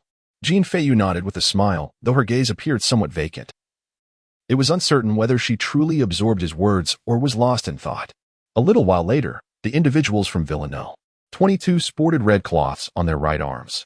As Luo Tianming entered, Jin Feiyu handed him a strip of cloth, but he shook his head and tucked it into his pocket. It shouldn't be. Jin Feiyu handing him a strip. The roles were reversed. They were the subordinates. Even the most loyal wolves and dogs did not require Luo Tianming to don a pair of plush ears. As he stepped into the courtyard, everyone now called him Minggu, their demeanor warm and welcoming, even the elderly joining in. This unexpected attention left him somewhat disoriented. He could only remove his mask and lower his scarf, revealing his face to those around him, a gesture of respect. However, having intended to recruit these people, he needed to display sincerity and assertiveness. Let a few of you come help me move some firewood. Luo Tianming instructed before returning to his own door and opening it wide. Do not bite those wearing red cloths. He commanded the wolves and the approaching dogs. Oh my goodness, a woman with a red cloth screamed, recoiling in fright from the dogs surrounding her. Thankfully, both the wolves and dogs obeyed the command, merely curiously observing the newcomers without launching an attack. 4 men entered the courtyard and moved approximately 200 pounds of wood. Luo Tianming then instructed Shui Lu to bring out 2 bags of rice and 2 bags of flour. Soon, a fire pit was ablaze in Villa number 22. Jin Feiyu and her team carried over some bricks, beginning to construct something in the corner. Was it a heated bed? The leader of the workers had an aged voice. When Luo Tianming conversed with him, he lowered his scarf, revealing a slightly plump elderly man appearing to be in his 50s, with graying hair. This man was named Yuan Baohua, Yuan Ting's father, and he was full of spirit. He addressed Luo Tianming as Minggu, while Luo Tianming referred to him as Uncle Yuan, and they quickly grew comfortable with each other. Yuan Ting's mother and 2 other women were busy preparing a meal by the fire, while Li Zhenhao's parents were upstairs, sealing broken windows with bricks. Some were shoveling snow in the courtyard, while others were chopping bushes and small trees. Hello, is anyone there? Suddenly called a voice from the front gate. Luo Tianming descended to find a family of 3, and Jin Feiyu had already dashed over. Excuse me, may we stay here? A woman politely inquired. I'm sorry, but we are fully booked. Nearby, several vacant villas awaited, and she suggested they explore other options. Jin Feiyu declined. May I ask, are you members of the Mutual Aid Association? A man hesitantly inquired. No, we are all law-abiding citizens. The Mutual Aid Group is located in District 1 across the street. Why not go there? Jin Feiyu grew wary. I apologize, but I am not part of the Mutual Aid Association either. I wish to, you all. The man hesitated for a moment, then resolutely declared, could you take us in? I am willing to do anything, as long as my wife and child can survive. The man's voice broke with emotion. Jin Feiyu hesitated briefly. Come in. Luo Tianming interjected. The man's physique appeared robust, and his plea struck a chord with Luo Tianming. You may enter. This is Brother Ming, and we all heed his words. Jin Feiyu stepped aside. The family of 3 entered, expressing their profound gratitude. The child, a timid boy of around 10, kept his gaze lowered. Their belongings were scant, consisting of 2 wheeled suitcases and 3 backpacks, one of which was a small satchel the boy carried. Let us get inside. We can discuss matters later. It's too chaotic outside. The door must remain closed, Luo Tianming instructed.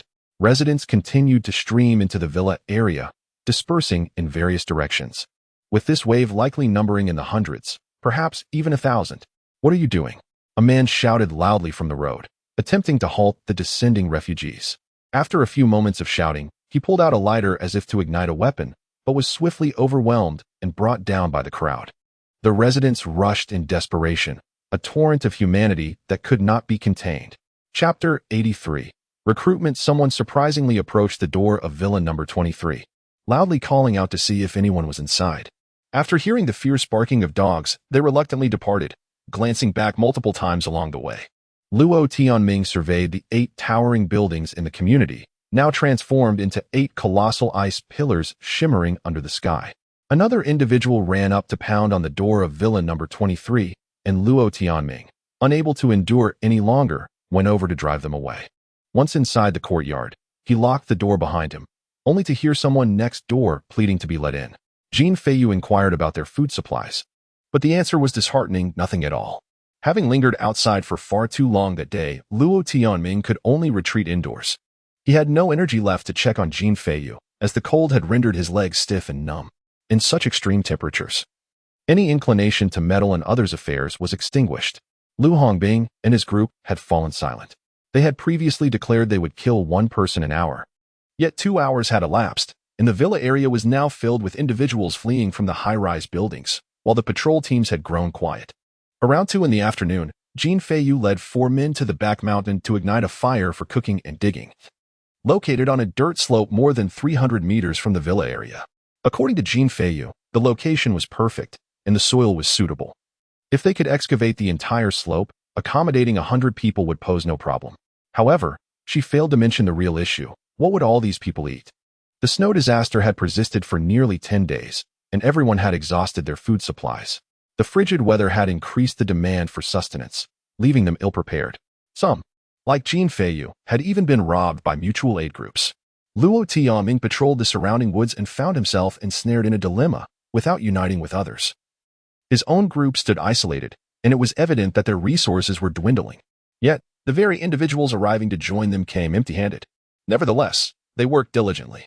Despite the hardened slope, they persevered to break through the frozen soil layer, revealing the unfrozen soft earth beneath. Their enthusiasm grew, and with each dig, their speed increased. In truth, the location was not ideal. While it offered some shelter from the cold, it was too close to the community to avoid attacks. Perhaps there was no need for concern. They should quickly equip these newcomers to instill fear in others. Mingo, Jin Feiyu suddenly called, pulling Luo Tianming from his thoughts. She approached, wiping sweat from her brow, and said, I've inspected it. The slope structure is remarkably stable. We can start moving some people over tonight. I have a brilliant plan. Let's shape the cave like a gourd. Small openings for fire, a larger space for sleeping. We can insulate it with cotton fabric to retain heat and prevent carbon monoxide poisoning. Additionally, we can construct a clay bed in the larger space, connecting it to the small openings. She excitedly detailed her construction scheme. Luo Tianming, a novice in such matters, nonetheless agreed, as the gourd-shaped design indeed sounded promising. The pit they were currently excavating served as a prototype, and he wished to venture further, a sentiment Jin Feiyu wholeheartedly supported. It was reassuring that those who remained were resilient and willing to endure hardships. A man in his 50s wielded a pickaxe to break through the frozen soil, laboring even more fervently than the younger workers. Feiyu, we can indeed consider ourselves a force for survival, ensuring everyone has enough to eat daily. By the way, you know these people. Ask who can serve as combat personnel. That's crucial. Then find out who possesses skills in carpentry. I'll inquire. Uncle Baoguo was a bricklayer in his youth, while I studied civil engineering, but my physical strength is limited. I can only manage for a short while. Jin Feiyu admitted with an embarrassed smile. Don't exert yourself like that. You're a technical expert and a woman. You needn't join in the digging. Just manage the others, Luo Tianming advised.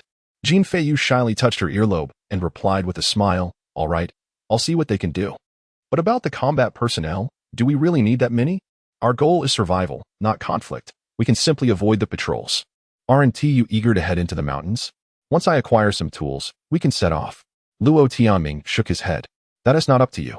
They've fired so many shots today that it's already a crime. Those in the villa are more informed than we are. Their audacity indicates a dire situation. I wish to wait for order to be restored, but it's becoming increasingly untenable. We must develop some combat capability. We cannot wait for the enemy to come knocking. You're the survivalist here. How can you be more conservative than I? Jin Feiyu shrugged her shoulders, laughing awkwardly. However, Luo Tianming remained troubled, his brow furrowed. Jin Feiyu claimed to be a high-ranking member of a certain forum, but regardless of rank, many simply accumulated posts without substance. He had witnessed far too much bloodshed in recent days, leading to a string of nightmares. Perhaps they could only see the thrill of constructing a camp outdoors. They were currently free from worries about food. Luo Tianming shook his head, recalling the dreams he had experienced, where the snow was white, the blood was red, and roars echoed in his ears. The snow in the mountains lay thick. Here, sheltered from the wind, it was softer, yet too deep, making every step laborious.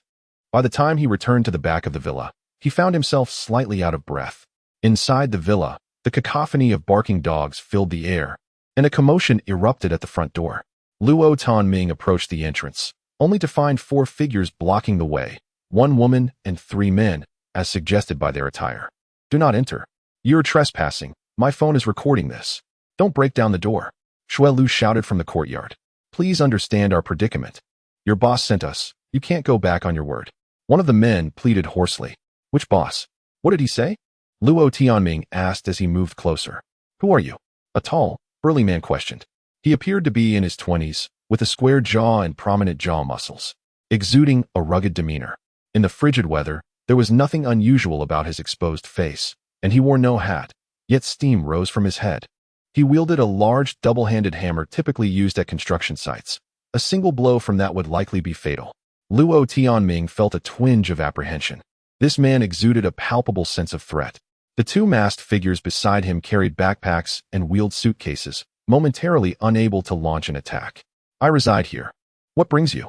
Luo Tianming inquired calmly.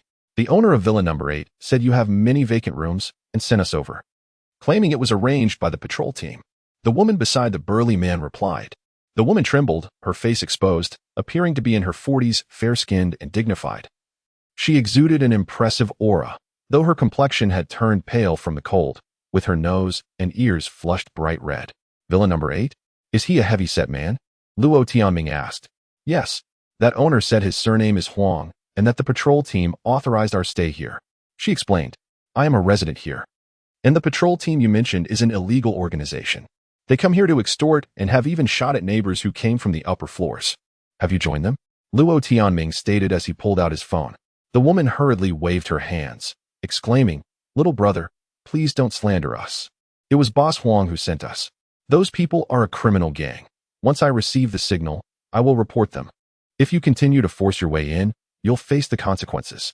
Having said that, Luo Tianming scrutinized the burly man's expression, discreetly bracing himself. The threat posed by this man was grave. The double-handed hammer in his grip sent chills down Luo Tianming's spine. The robust man furrowed his brow, propping the hammer against the ground, his hand resting on the wooden handle as he gazed at the woman. Fei Jia, what shall we do? Let's south, just find any place. If we wait any longer, we shall freeze to death. The woman sighed in despair, surprisingly refraining from further insistence. Wait a moment. Follow me. Luo Tianming called, then proceeded to walk aside. The gate of Villa Number 22 stood resolutely closed, with such a commotion on their side. How could no one emerge to assist? Luo Tianming felt a twinge of displeasure as he knocked on the door a few times before someone inquired from within who it was. It's me, Luo Tianming. Is it Mingo? Please hold on. Came Yuan Ting's voice from inside. Yuan Ting opened a large door, revealing that much of the snow in the courtyard had already been cleared. Luo Tianming stepped inside, glancing back. The woman nodded at the robust man and the other 2, and the 4 followed her in. Yuan Ting, Are there any vacant rooms? Minggu, the second and third floors are still available, but they lack heating. We only set up a heated bed on the first floor that will suffice. We only need one room. Thank you, young lady. The woman replied from behind. Yuan Ting shook her head, saying, There's no need to thank me. This is under Minggu's authority. The woman paused, surveying those around her before inquiring. May I ask, what organization are you part of? Organization? I'm not sure, are you referring to this cloth strip? We just tied it on for identification. It's quite chaotic now, and it would be troublesome if bad people mixed in. We just arrived today. Yuan Ting responded with a smile. The robust man took a deep breath, looking at Luo Tianming, and said, Friend, thank you for allowing us entry, but we do not engage in unlawful activities. A drone passed by the gate today, taking photographs. It could be for security surveillance, friend. Stay calm. Once the weather warms, there will be no issue. That would be for the best. Luo Tianming nodded. The information provided by the robust man could be crucial or perhaps misleading. The news was utterly chaotic. There were both optimistic and pessimistic accounts, contradictory to one another, leaving him to follow his instincts. Luo Tianming now had to brace for the worst, as some had already revealed their fangs, leaving him with no choice but to recruit allies for himself. Chapter 84. The large sled. Although Luo Tianming had provided financial support to Jin Feiyu and her group, he hesitated to fully trust them. Jin Feiyu, a woman of humble beginnings, managed a farm stay and had brought along a group of refugees, yet a significant portion of them proved to be unruly. She lacked the ability to govern effectively. Nevertheless, equipped with Luo Tianming's resources, she managed to recruit some reliable followers after facing adversity. These individuals represented a flicker of hope. However, their loyalty remained uncertain, necessitating time to cultivate trust and mold them into a dependable team. In his heart, Luo Tianming mused that dogs and wolves seemed more trustworthy. The four newcomers dragged their luggage to the second floor, settling into an empty room with intact windows that overlooked the hillside. There are bricks in the yard, and you can use those dry logs. Luo Tianming instructed the leading woman. If you need anything, just come find me, but don't force your way in. Thank you so much. The woman shivered, her body trembling from the cold, repeatedly expressing her gratitude. It's nothing. I'm not the one in charge here. Jin Feiyu is my friend, and her home has become uninhabitable due to the freezing conditions. She had to come down here for shelter. It's an emergency situation. Not against the law, as everyone is doing the same, Luo Tianming replied with a smile. Nearby, a man rummaged through his backpack, shaking a water bottle that was likely frozen inside. He pulled out a tin of canned food, pried it open, and discovered it was solidly frozen. Shaking his head, he set the can down and said, I'll go fetch some wood. Upon his return downstairs, someone complained about something, but the grumbling quickly ceased. When he came back, he was carrying 4 hefty logs and cheerfully exclaimed, Thanks. One of the guys didn't want me to take any. I'm glad you're here. Luo Tianming nodded, remaining silent. Let us introduce ourselves. My name is Yu Feifei, the woman said, removing her gloves and extending her hand. I am Luo Tianming, he replied, shaking her hand. After exchanging a few words, he gleaned the general situation of these individuals. They were not residents of the community, but employees from a technology company that had rented a house nearby to serve as their office. Yu Feifei was a mid-level manager, while the other 3, Huang Junkai and Zhou Xian, were her subordinates. The tall young man, named Chang Yuanhang, attempted to offer his watch as a token of gratitude, but Luo Tianming declined. The man seemed apprehensive, especially considering the presence of those wearing red armbands around them. The other 2 young men also greeted him courteously. Still on guard. We can only stay here temporarily. Once the cold wave passes, everyone can return to their normal lives. Luo Tianming chuckled before continuing. If we enter a glacial period, we'll need to move into the mountains. These unfinished houses will freeze solid. Concern etched across their faces. Luo Tianming decided to leave them to acclimate. In the living room downstairs, a pot of porridge was simmering and a woman was adding water to it. A few people gathered around the fire, including a family of 3 who had previously pleaded to be let in. Now, they sported red armbands on their arms. Hello. The man greeted Luo Tianming upon seeing him, but didn't he rise, continuing to squat by the fire, munching on biscuits while sipping rice soup. He appeared far more relaxed now than when he had begged to enter. Luo Tianming felt puzzled. Wasn't he going to express further gratitude? Perhaps he was still recovering from the ordeal. The biting cold necessitated consuming more food to preserve strength. After leaving Villa 22, Luo Tianming lingered nearby, observing. The entire villa area was a chaotic scene. Some individuals knocked persistently on the doors of the renovated villas, but the inhabitants remained resolute, refusing to open up. Thick smoke billowed from all the unfinished villas, many of which had their doors ajar. People descended from the hillside, arms laden with bundles of branches, while some strong individuals even carried entire logs on their shoulders. The extreme cold had awakened a latent potential in the residents. Luo Tianming noticed two individuals dragging a large flat sled, which had been ingeniously crafted from a tricycle chassis, with two iron pipes serving as runners, piled high with wood. "Hey, wait a moment," Luo Tianming called as he approached briskly. The sled halted, and the two pullers straightened up, panting heavily. "Hello, who made this sled?" Luo Tianming inquired. "Cough, cough, that would be me. Do you want it?" One of the men asked, punctuating his words with coughs. "Absolutely. This is a tricycle conversion, right?" "Indeed." "Cough, cough." He coughed violently, sounding as if he might have pneumonia. His breathing labored. "I specialize in making these. You'd better act quickly. The battery for the welder still has some life left. Just look at the frame. It's welded, absolutely unbreakable, and the bolts have been secured," he said, crouching beside the sled and pointing out the welds. "How much do you want?" Luo Tianming resolved to acquire it regardless of the cost in food. 30,000 for this." The man spat out a phlegm-laden cough, breathing heavily. Luo Tianming stood in stunned silence for several seconds before processing the information. 30,000? Yes. 30,000. No negotiations. We provide both materials and labor. If you lack cash, we can arrange for alternative payments, preferably gold, the man replied. This sled is the best mode of transport. Experts have said that this situation will likely persist for at least another 20 days. The sled will be invaluable, another man chimed in. Who would still ask for money at a time like this? Luo Tianming felt a surge of emotion. "I have gold. I want a version with a canopy to shield from the wind and snow, with doors on both sides." Luo Tianming described his specifications. The two men assured him it could be done. They had the welding equipment and skills to meet various needs. Luo Tianming hurried back to the villa, rummaging through his previous acquisitions. These items were packed in a small black backpack, meticulously organized by Shui Lu. Inside were 3 stacks of cash, approximately 30,000. Just enough to cover the payment. From the two mysterious gunmen outside the main door, he had seized a dozen flat plastic boxes filled with gold. These were investment-grade gold issued by the bank, with denominations of 5 and 10 grams. There were also gold necklaces, rings, and watches. These items once held significant value, but now faced the risk of devaluation, especially the cash. Luo Tianming took 3 stacks of cash and 10 grams of gold, successfully completing the transaction with the cash alone, which went smoothly. This brought him immense joy. "We brothers go by the surname Gong. You can pick up the goods tomorrow morning. We reside at number 4 on the right bank. If you're prompt with payment, we'll work extra hours for you." The two owners of the villas over there are rather stingy and ungrateful, the ailing man complained before he and his companion pulled the sled away. These two individuals certainly held considerable value. If conditions permitted, he might consider recruiting them.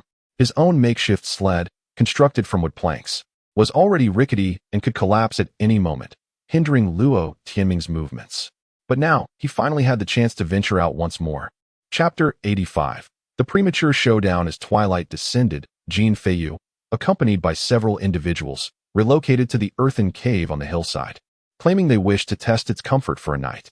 Luo Tianming personally inspected the cave and discovered it indeed exuded warmth. After bending low to enter, he advanced a meter or so, reaching a firewood pit, and a further meter led him to a spacious earthen nook, which Jin Feiyu referred to as the living cave. Though low in height, the nook was sufficiently lengthy to accommodate 2 or 3 individuals lying side by side, with its interior hollowed out to connect with the firewood pit, creating an earthen platform. The design of the firewood pit was particularly ingenious, both the intake and exhaust vented to the outside, ensuring that by hanging a cotton curtain in the corridor, the air within remained almost uncontaminated. Jin Feiyu warmly invited Luo Tianming to join her in testing the cave's comfort, but he graciously declined. With a substantial stock of supplies in the villa, along with a pack of dogs and 4 wolves, how could he abandon everything to sleep in a mere cave? Moreover, there were others present, young and old, male and female. So many people huddled together like a nest of animals. At least for now, Luo Tianming found himself incapable of such a situation. He had yet to memorize their names. As the architect of this abode, Jin Feiyu could dwell there to assess the cave's functionality and continue refining it. But what on earth was going on in that woman's mind? Exiting the thicket, Luo Tianming remained perplexed, shaking his head as he moved on from the matter. Around 7 o'clock, a knock resounded at the villa door. It was the tailor, Xiao Zhao, delivering the completed cotton garments. After a brief inquiry, Luo Tianming suggested that Xiao Zhao move down to reside with them, but Xiao Zhao countered that his home was well insulated with thick fabric curtains, and he had ample fabric and cotton, along with the sewing machine, which he feared might be stolen if left unattended. Numerous residents had opted to remain in the high-rise buildings, clinging to the hope of returning to warmth, steadfast in their beliefs. Luo Tianming chose not to press further, instead offering Xiao Zhao 3 bags of flour and placing an order for wolf protective gear. He called out to Haimian and Jiado to join him outside, allowing Xiao Zhao to inspect the dimensions and discuss the details of the protective garments. In the dim light, Xiao Zhao even felt the coarse fur of Jiado, praising the fine condition of the dog. In the dead of night, the temperature plummeted once more. Though snow did not fall, the indoor temperature had dipped below freezing. Enduring the discomfort, Luo Tianming burrowed into the blankets alongside Kai Yongmei and Xue Lu, feeling somewhat awkward. What might Jin Feiyu and her companions be experiencing in the cave tonight? As he dozed fitfully, Luo Tianming sensed someone crawling over him, moving toward the side near the fireplace. Awakening in the middle of the night from the cold, he discovered Xue Lu snuggling with Kai Yongmei, both soundly asleep and having unwittingly claimed his blanket. Finding himself on the outer edge of the sofa bed, one half of his body chilled to the bone. Determined, Luo Tianming yanked the blanket back, reclaiming his rights. When he next awoke, daylight had arrived, the wolves howled in the yard, and someone pounded on the door. He retrieved a watch he had previously seized. It was just past 7 o'clock. To his astonishment, the visitor was Luo Tianming. This time, he was accompanied by only 4 followers, armed with water guns, but significantly outnumbered. Upon opening the door, Luo Tianming noted Luo Tianming's face contorted with rage, as if he had just engaged in a quarrel. With a furious demeanor, Luo Tianming shouted from outside that he had come to retrieve the dogs, demanding Luo Tianming surrender the large canines, specifically naming the sled dogs. You have 2 sled dogs, correct? Do not dare deny it. We have seen it on surveillance multiple times. We merely left you an opportunity, yet you remain passive. Will you join the patrol team or not? Luo Tianming's face was a mask of fury, presenting an ultimatum. Do not lay your hands on me. You are robbing me, Luo Tianming firmly declared. A number of individuals had risen, some clutching wood and branches as they passed by. Fine. I knew you were a sly one, not to be trusted. Luo Tianming gritted his teeth, his gaze turning menacing. Luo Tianming, you reside in a grand villa, hoarding provisions. Why must you oppose me? I am but an ordinary man. Do you realize this is illegal? Luo Tianming raised his voice intentionally. More and more people were drawn to the commotion, some emerging nearby to witness the unfolding drama. The door to Villa 22 swung open, revealing 3 individuals adorned with red armbands, both men and women, their faces obscured. What is happening? Everyone, return to your homes. This is the patrol team of the Villa District. We are maintaining order. All unrelated individuals must vacate the premises. Luo Tianming bellowed, spittle flying. It seemed he had faced some setback, his temper flaring. The 3 with red armbands sensed danger and promptly turned to leave. Luo Tianming swiftly slipped back inside, locking the door securely behind him. Open the door, damn it, came a voice from outside, pounding on the door. Luo, you won't escape today, surrender, Luo Tianming shouted. Then commanded, blast this door down. With a thunderous bang, a shot struck the iron door. The sound of a crude gun against the door was alarming. Yet it appeared intended merely to intimidate the onlookers. Disperse. Break down the door, Luo Tianming roared. What are you doing? A man's voice called out. Likely one of Yu Feifei's companions, though Luo Tianming could not recall his name. Mind your own business. This is our jurisdiction, someone rebuked. The patrol team is conducting its duties. Unrelated individuals must retreat. Another voice echoed. Do not be so arrogant. Do you believe there are no laws? I have already called the police. I possess a satellite phone, and your images have been uploaded. I am recording. An unexpected voice interjected, that of the middle-aged woman. Yu Feifei. Damn it. You seek death. Luo Tianming cursed vehemently. Do not move. What are you doing? Another man shouted. Recognized as the burly Chang Yuanhang from the previous day, Yu Feifei anxiously cried out, help. We are being robbed. Luo Tianming glanced back and saw several large dogs bolting from the house, standing alongside the 4 wolves in the yard, all looking expectantly at him. Prepare for battle, Luo Tianming whispered. He secured the bone hammer to his waist, retrieved the wild boar spear leaning against the wall, brushed off the ice and snow, and, with a sudden burst of energy, he flung open the door and charged out. Lu Hongbing was grappling with Yu Feifei and Chang Yuanhang. Luo Tianming swiftly surveyed the scene and lunged toward the nearest gunman. The snow was deep. Although a narrow path had been trodden, it severely impeded his movement. It took several strides for Luo Tianming to reach his target. To hell with you. The man had already readied himself, igniting the crude gun with a lighter, only to be pounced upon by the Rottweiler. Bang! The shot fired into the snow, but the impact jolted Luo Tianming's calf. Crack! Luo Tianming swung the wild boar spear, striking the man's face. Several wolves lunged at another armed individual. Bang! The gun fired, the opponent's reflexes quick. The shot went astray. Luo Tianming paused, only to see a bystander 10 meters away clutching his face, screaming, "Ah, my eyes." Bang! Another shot rang out. One of the wolves staggered, retreating in fright. The large black dog surged forward, tackling the shooter to the ground. Yet another gunman, caught unprepared, was seized by 3 dogs, their jaws clamping down on his limbs, causing the crude gun and lighter to fall. Finish them off, Luo Tianming shouted. The moment was not yet ripe, but with a gun pointed at the door, he had no choice but to confront the situation head-on.